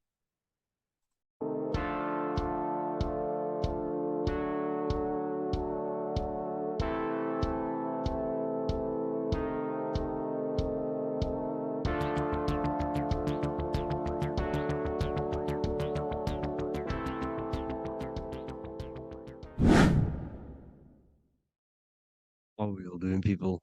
Survival wisdom. Today we're going to be breaking down the Bible and its real, true metaphysical meaning. All of these slides within this video is taken from my book, The Book of Wisdom. So you can get all of these slides. So the Temple of Solomon, you are body, mind, and soul, which is the Holy Trinity. The moon, sun, and earth. The sun is your soul because the sun is its infinite source of energy. It is its own source of energy. And that is what your soul is. It's its own source of energy. The moon is mind. This is why you call people a lunatic. You're a lunatic. Luna means the moon. And inside of your mind, you have a specific mood. Mood is moon. And mind in German is Mond. And the word Mond means moon. And earth is your physical body because your body contains of the four elements, the four physical elements. Well, the Temple of Solomon is the temple of the soul and the mon, the soul and the mon, the soul and the mind. And it's the temple of the Holy Spirit in the Bible. Everything leads back to one singular point in the center of the brain. The brain is not the mind. It's mind over matter. Okay? The brain is the physical manifestation of the mind. The brain is the electrical computer which decodes the light waves given to it by the mind. This is why everything in the body leads back to one singular point. And we'll go over this in a minute. But this is controlling the physical body. This is the within. If you rearrange within, it spells high twin because within you is your twin, your true self. And it's just an entity in the center of the mind. And if you shut your eyes, you can feel it. Your awareness is in the center of the brain. So there's just an empty chamber in the center of the two cherubs, the two brains. They are two separate brains. They're two hemispheres. And the empty chamber, when scientists chop it up and see it's just an empty chamber, well, because you can't see in that plane of reality. You cannot see the mind. You cannot see thoughts. It is invisible to the human eyes, to the visible light spectrum, to the two eyes. The reason why we call it the third eye in the center of the brain, it's not the third eye, it's your true self. It's the mind and soul. It's an eye because it does see. It's the all-seeing eye that you always see here. There's some Masonic artwork showing the two pillars, the two cherubs, the two hemispheres of the brain, and the inner eye. This is the eye that sees all things. What do I mean by seeing all things? Not physically. It sees the mind. It's what, because your soul is watching the mind. You can observe the mind. You are not the mind. And if you meditate deeply enough, you can go beyond the mind. It's the all-seeing eye. It sees the mind. It sees what emotions you're feeling. It sees what you're thinking. It sees what you're seeing with the two eyes. It's the all-seeing eye. It sees all things. It's omnipresent. It's everywhere. Because the mind can be anywhere. The mind can switch itself into any place it wants. There is no limitations with the mind. So there is two hemispheres in the brain. And in the Bible, there is a quote saying, the most holy place between the two cherubs. The two cherubs is the two hemispheres of the brain, and the most holy place is between them, which is what the Masonic artwork is showing. This is the all-seeing eye, the soul and the mind, in the center of the brain. And you will not see this with the two eyes. So when scientists come to seeing the empty chamber in the center of the brain, they wonder because they do not understand the occult side of the world. They do not understand the layers of reality. How the two eyes, everything physical comes from the unseen. Everything seen comes from the unseen. Now, the two hemispheres of the brain play a major role in our lives. The right hemisphere is the artist. The left hemisphere is the scientist. The right hemisphere controls the left side of the body. The left hemisphere controls the right side. So there's a crossover. Now, the right hemisphere is to do with your feminine energy, creativity, unification, metaphors, visualization, intuition. The left hemisphere is to do with sequencing, facts, materialistic details, language, and logic. So they keep us normally trapped within the male aspect of our mind, which is the left hemisphere. You know, if you listen to Spotify, Apple Music, and radio, they're all tuned to 440 hertz, which shuts down the right side of the brain, makes you left brain dominant. And we learn, well, 90% of people learn to write with their right hand. They're taught to learn with their right hand, which is to do with the left brain. You see, so we are being trapped within this left side of the brain, which is all to do with logic, thinking logical, not creative. You know, very analytic. But the right side of the brain is to do with your creativity. So the right side of the brain is perceiving reality as a holistic perception. Now, what do I mean? If you're riding through a woods, for example, if you're riding through a woods, your right hemisphere is seeing the whole woods as one unified woods. The left hemisphere's job is to break down the perception given to it by the right hemisphere and break it down into individual trees. So what am I saying? The right hemisphere is seeing humans and everything in creation as one unified consciousness. The left hemisphere is seeing individual egos. This is why the left hemisphere is the place of the ego, the right hemisphere is to do with the higher self. They're both needed, though. I'm not saying one's better than the other. It's balance. Now, they don't want you to see the unified picture, perception of creation. They want you to think everything is individual, everything doesn't come from the one, because all things come from the one. And we experience the two in this reality, dualism. In order to understand the one, we have to experience the two to advance. So, anyways, let's get away from the two hemispheres. The right hemisphere, like I said, is to do with the higher self. And this is why in John 21:6, it says, cast the net onto the right-hand side of the boat and you will find fish. Meaning, cast your energy, cast your perception into the right hemisphere of the brain, and you will find God, unification, and higher self. You will see things from a unified perspective. How we are all one, because we are all the same consciousness. The same spark that is in me is in you. This is why I am you and you are me. We are all the all-seeing eyes of God, just split up into individual bodies. We are all made up of the same essence, consciousness. And that consciousness, that mind and soul is in the center of the brain. You are just in different avatars. And until we see this, we'll forever be divided and conquered. Until we figure this out as a collective consciousness, we will forever be divided and conquered and ruled over. This is why the Bible says, ye are gods. You are the sons of the Most High, because we are. We are the Word made flesh. We are God made flesh. Mark 16:19. So then after the Lord had spoken unto them, he was received up into heaven, head is heaven, H-E-A, and sat on the right hand of God. God is the consciousness in the center of the brain.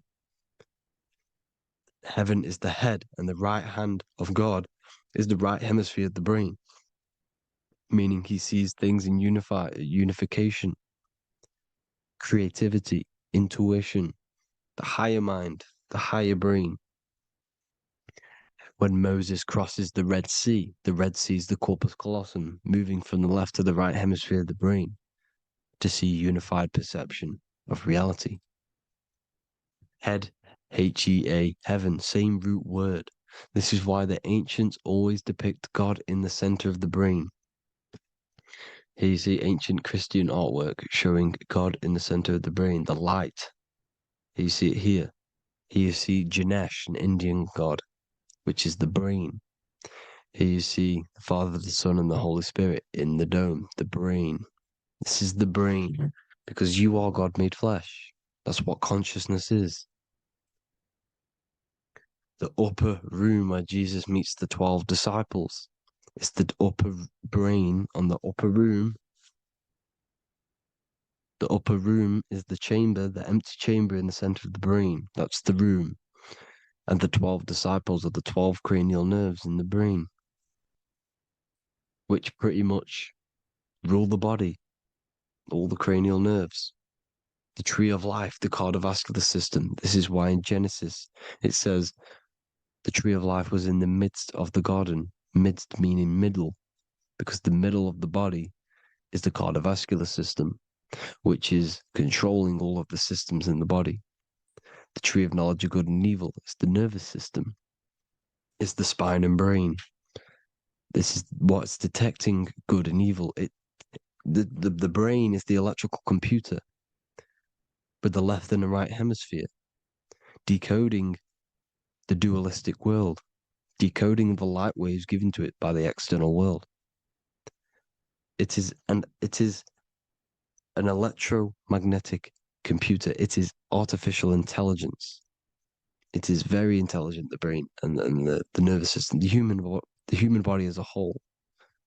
But the tree of knowledge of good and evil is the nervous system, because it is the tree that detects good and evil, makes you learn good and evil in this dualistic reality. Here you see Adam and Eve around the tree of knowledge of good and evil. Adam and Eve, male and female energies, with the serpent in the tree, and the tree of knowledge of good and evil. Well, this is the spine, the brain, and the serpent is the kundalini of the spine. The serpent is the S. That's why S, serpent, S, the letter S is the serpent. Sex and serpents make an S noise. You know, the Bible cursed the serpent. So we don't figure out the true religion. The true religion is raising the kundalini and becoming God-man and reaching our higher states, our true God self. Because once the kundalini is saved and hits the pineal gland, it activates 100% of the brain, when we're only using around 20 to 10% as of right now, without the kundalini awakening. So when you use it, you're activating 100% of the brain. You're activating all the dormant brain cells. You're regenerating the body. And this is the serpent in the tree of knowledge of good and evil. This is the spine, brain. This is Adam, Eve, the male and female energies. The light of the body is the eye. Therefore, if thine eye be single, thy whole body should be full of light. Matthew 6:22. This is the single eye in the center of the brain. It is not the pineal gland. It is what's inside the pineal gland. You have to go beyond the physical world, and there are no words to describe things that are not physical, metaphysics. And the whole body should be full of light. Well, this light is the same pyramid that you see. You are the pyramid with the all-seeing eye on top. This is why the ancients built the pyramids with the stairs in the middle symbolizing the spine, because once you open all the chakras and balance them and raise the kundalini, you activate all of the brain, which gives enlightenment. The word enlight in ment. Ment means mind, light in the mind. Enlighten the mind. And this is enlightenment. We are the temple. And Jacob called the name of the place Peniel, for I have seen God face to face. Within spells high twin. Within you is the God self, which you need to manifest into the external world. And he's seen God in Peniel, the consciousness. He's seen his true self, consciousness, in the pineal gland. Genesis 28:10, Jacob's ladder. Jacob, he took a rock there and laid his head on it to sleep. Jacob had a dream. He dreamed there was a ladder that was on the ground and reached up into heaven. Head is heaven. The rock he fell asleep on is the sacrum bone, because he's symbolizing the oil that comes down the spine, hits the sacrum bone and rests there, falls asleep, and it looks up and it sees the ladder to heaven. Because when you raise this oil, you become God-man. You become God in heaven. You can leave the body at will. Do you not know that your body is the temple, that your body is the temple of the Holy Spirit? Corinthians 16:19-20. Or do you not know that your body is the temple of the Holy Spirit within you? Your body is the temple of the Holy Spirit, the soul and the mind within the center of the brain, the temple of Solomon, temple of the soul and the mind. Romans 8:10. Christ is in you. It's not external. When you give where attention goes, energy flows. When you give your energy to external things, your attention, your worship to external things, you're giving energy, meaning it's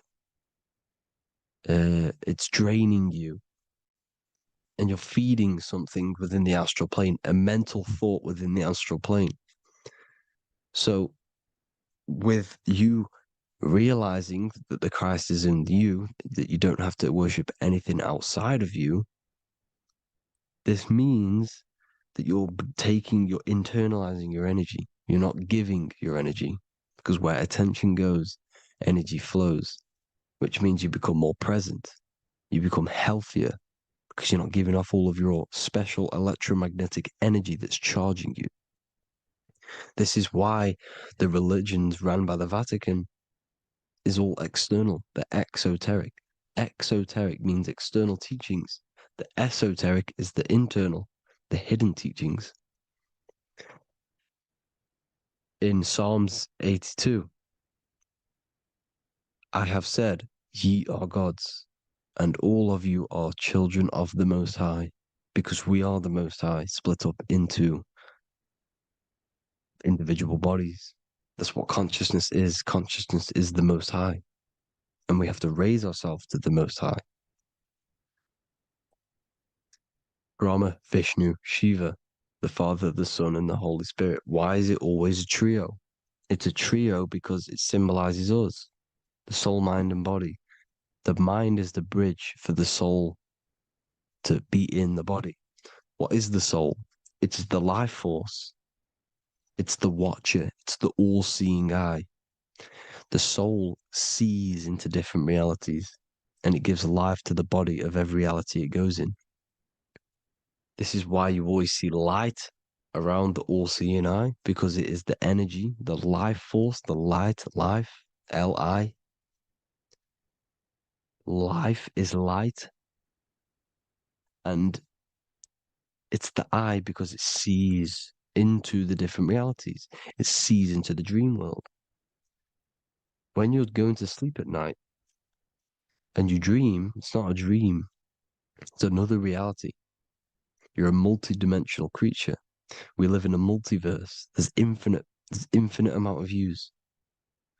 And there is a version of you which is the highest self in a reality somewhere. And this I has the ability to switch realities, which is exactly what astral travel is. Astral travel is the ability to switch reality beyond the 3D construct of this world. The Father, the Son, and the Holy Spirit, Brahma, Vishnu, Shiva. The Brahma, the soul, inhabits different bodies. This is why they have different heads. Vishnu, the mind, symbolizing gnosis, meaning knowledge. This is the serpent. The serpent symbolized knowledge. Shiva, the body. The Father, the Son, and the Holy Spirit. The bird, the soul, because the bird symbolizes the soul. This is why you have here the Egyptians showing you the soul leaving the body. Here you see here with the twin head, the same head, and it's a bird. This is the soul self. This is the ego self. The Egyptians knew this. They knew all of this. Of course they did. Now the whole story of Jesus is all metaphorical for the process which goes on within your body. Your neck and head is the Holy Grail, which the sun and the moon creates. Sorry, the sun and the moon creates the fluid within the Holy Grail, the brain, the skull. And the moon creates the milk. Sorry, the moon makes the milk. The sun makes the honey, the land flowing with milk and honey in the Bible. The land flowing with milk and honey is the center of the brain in the Holy Grail. Here you see the Masonic artwork showing you the sun and the moon creating the fluid in the spine. Here's the serpent. Serpent symbolizing the two Kundalini channels, the Ida Pingala up the spine.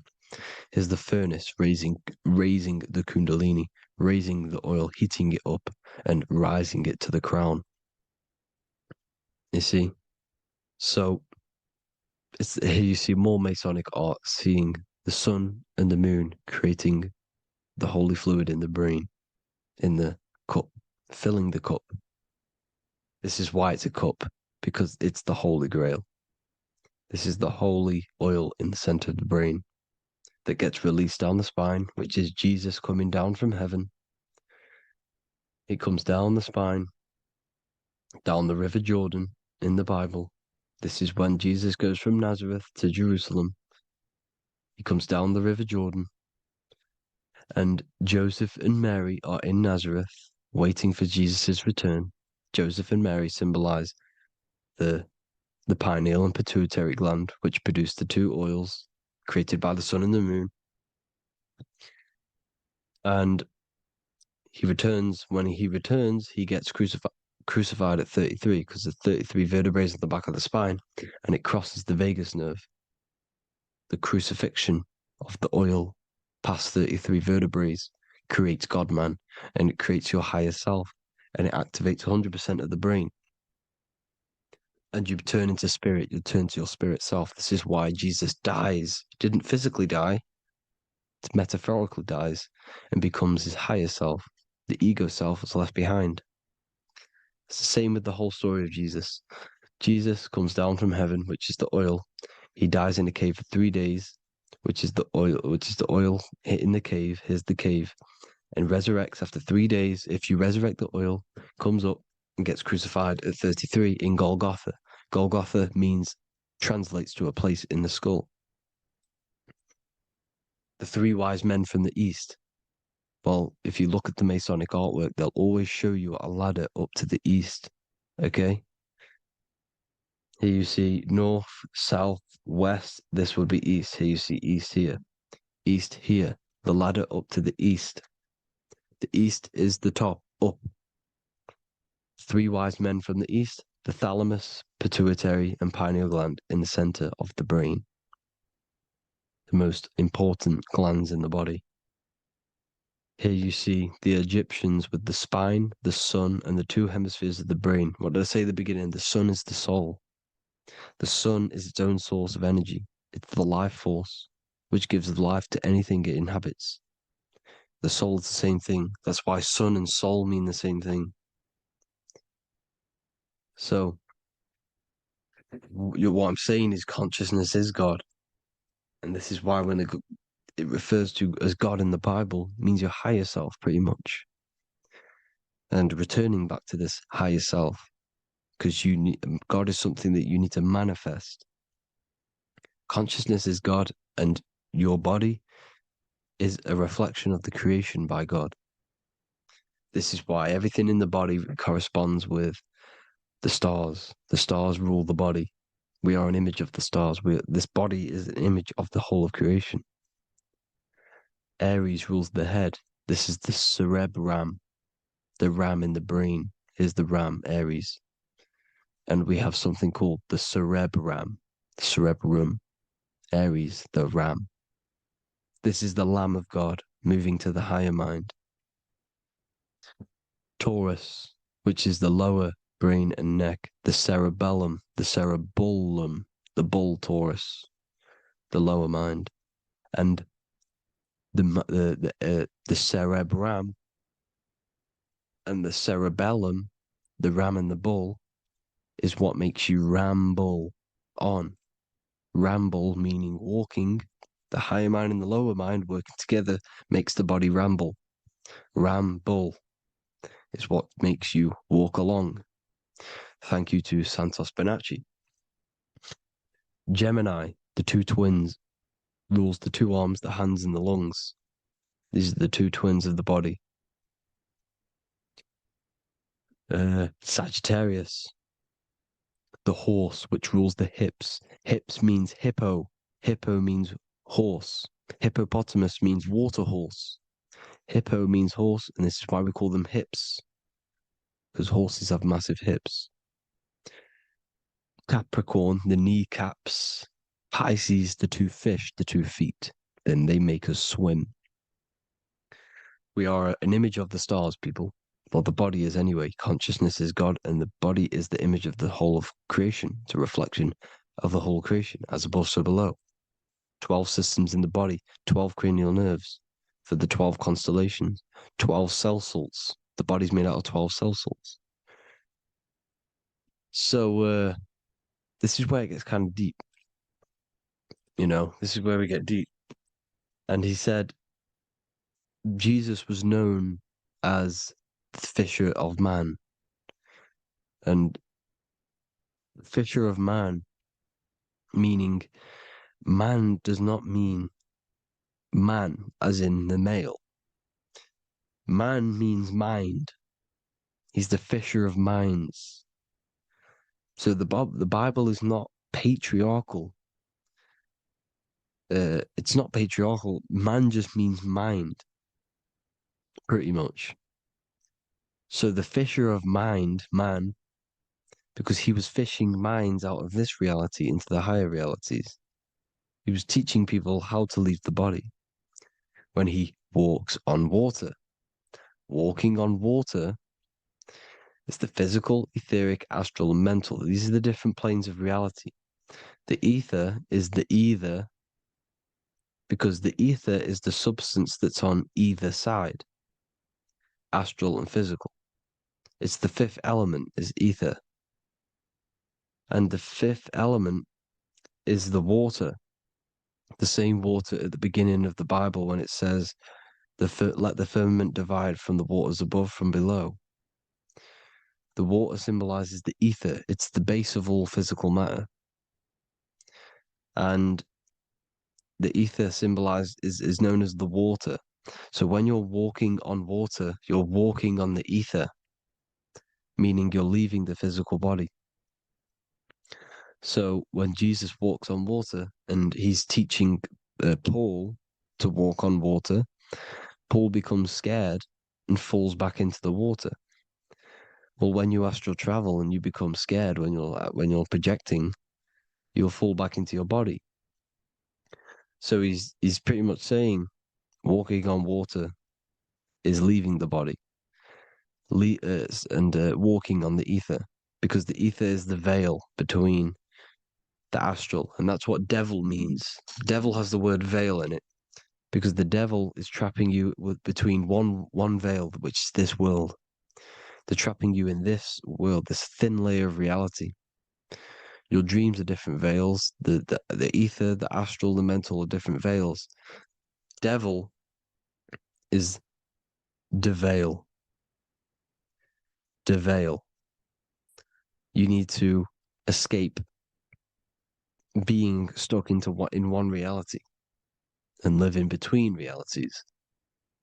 And this is when you truly become a multi-dimensional being, because your soul is just the eye. That's what you are. You're just an eye, and you see into different worlds.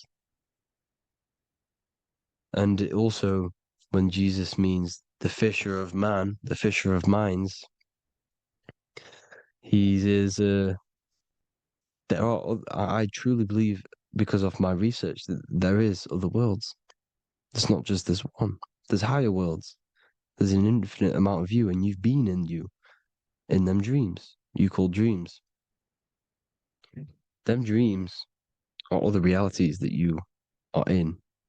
That's why when you're there, you don't feel like you're in a dream. You feel like it's 100% real, because it is real. So this is why the ancients always depicted the many different heads, because there's many different versions of you.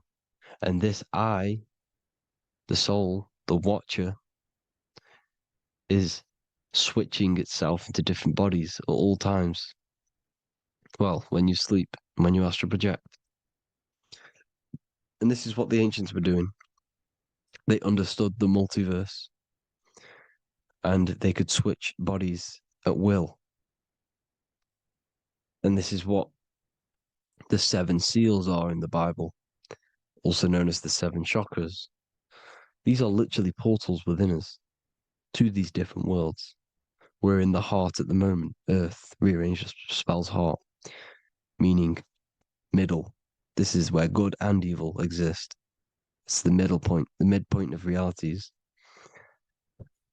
So, I hope you all enjoyed the video. All of this knowledge that I've give you in this video is inside of my book, the Book of Wisdom. The Book of Wisdom gets updated every single month with new pages.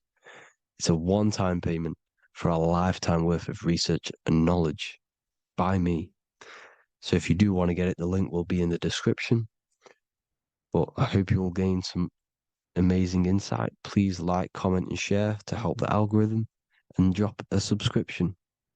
And for more lectures, every 2 days, I drop lectures and knowledge within the Patreon. If you want to support the channel, join the Patreon. Everything's in the description, because we are not monetized on YouTube.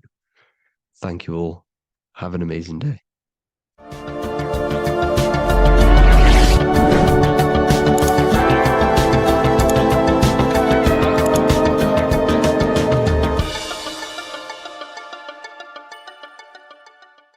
So depression doesn't actually exist, and in this video I'm going to show you how depression is actually a choice. And I'm going to give you some solutions on how to deal with it. And this is probably going to change your life forever just by doing this alone. Okay, so the first thing you need to understand about depression is that it exists in your conscious mind. It exists in your thinking mind. So what is inside your thinking mind? You have your body, your name, your reputation, your trauma, your memories, your family, your worries, your interests, your bills, your passion, dislikes, goals, right?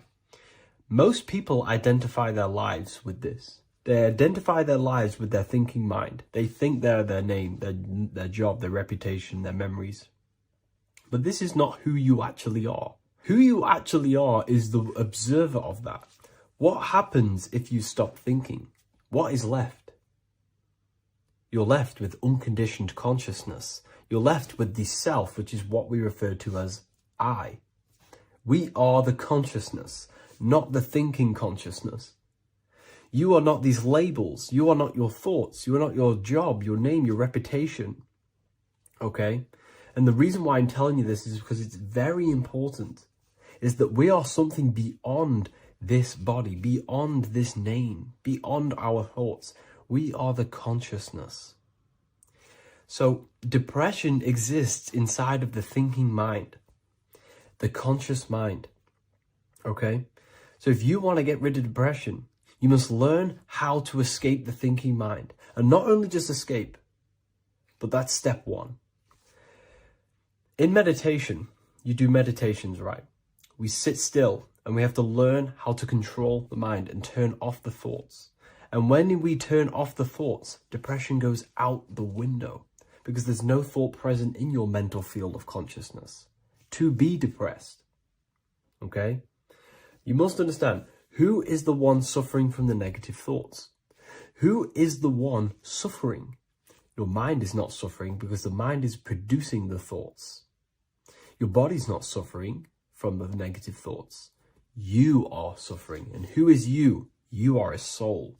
You are that feeling.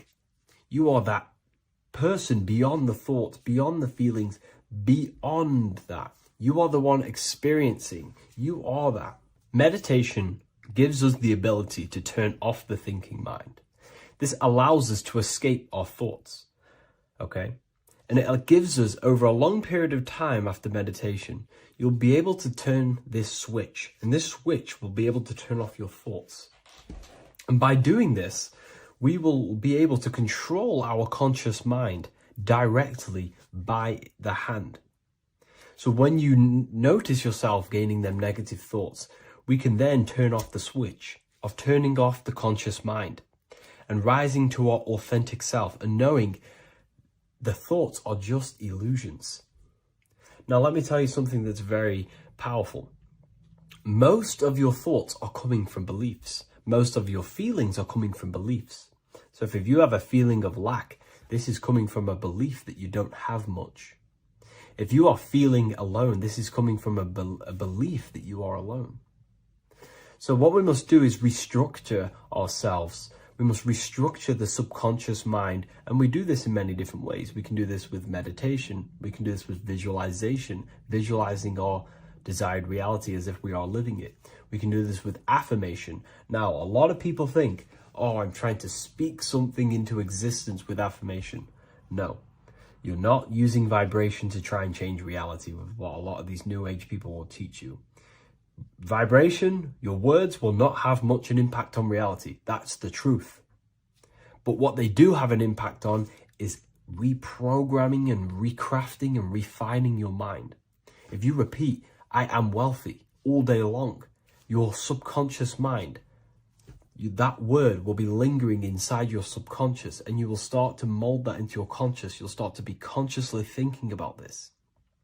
Most of your thoughts are coming from your subconscious. So if you want to get rid of depression, you got to figure out the trigger. What are you depressed about? What are you feeling? What are the beliefs that are making you feeling and thinking this way? And that's what you must restructure.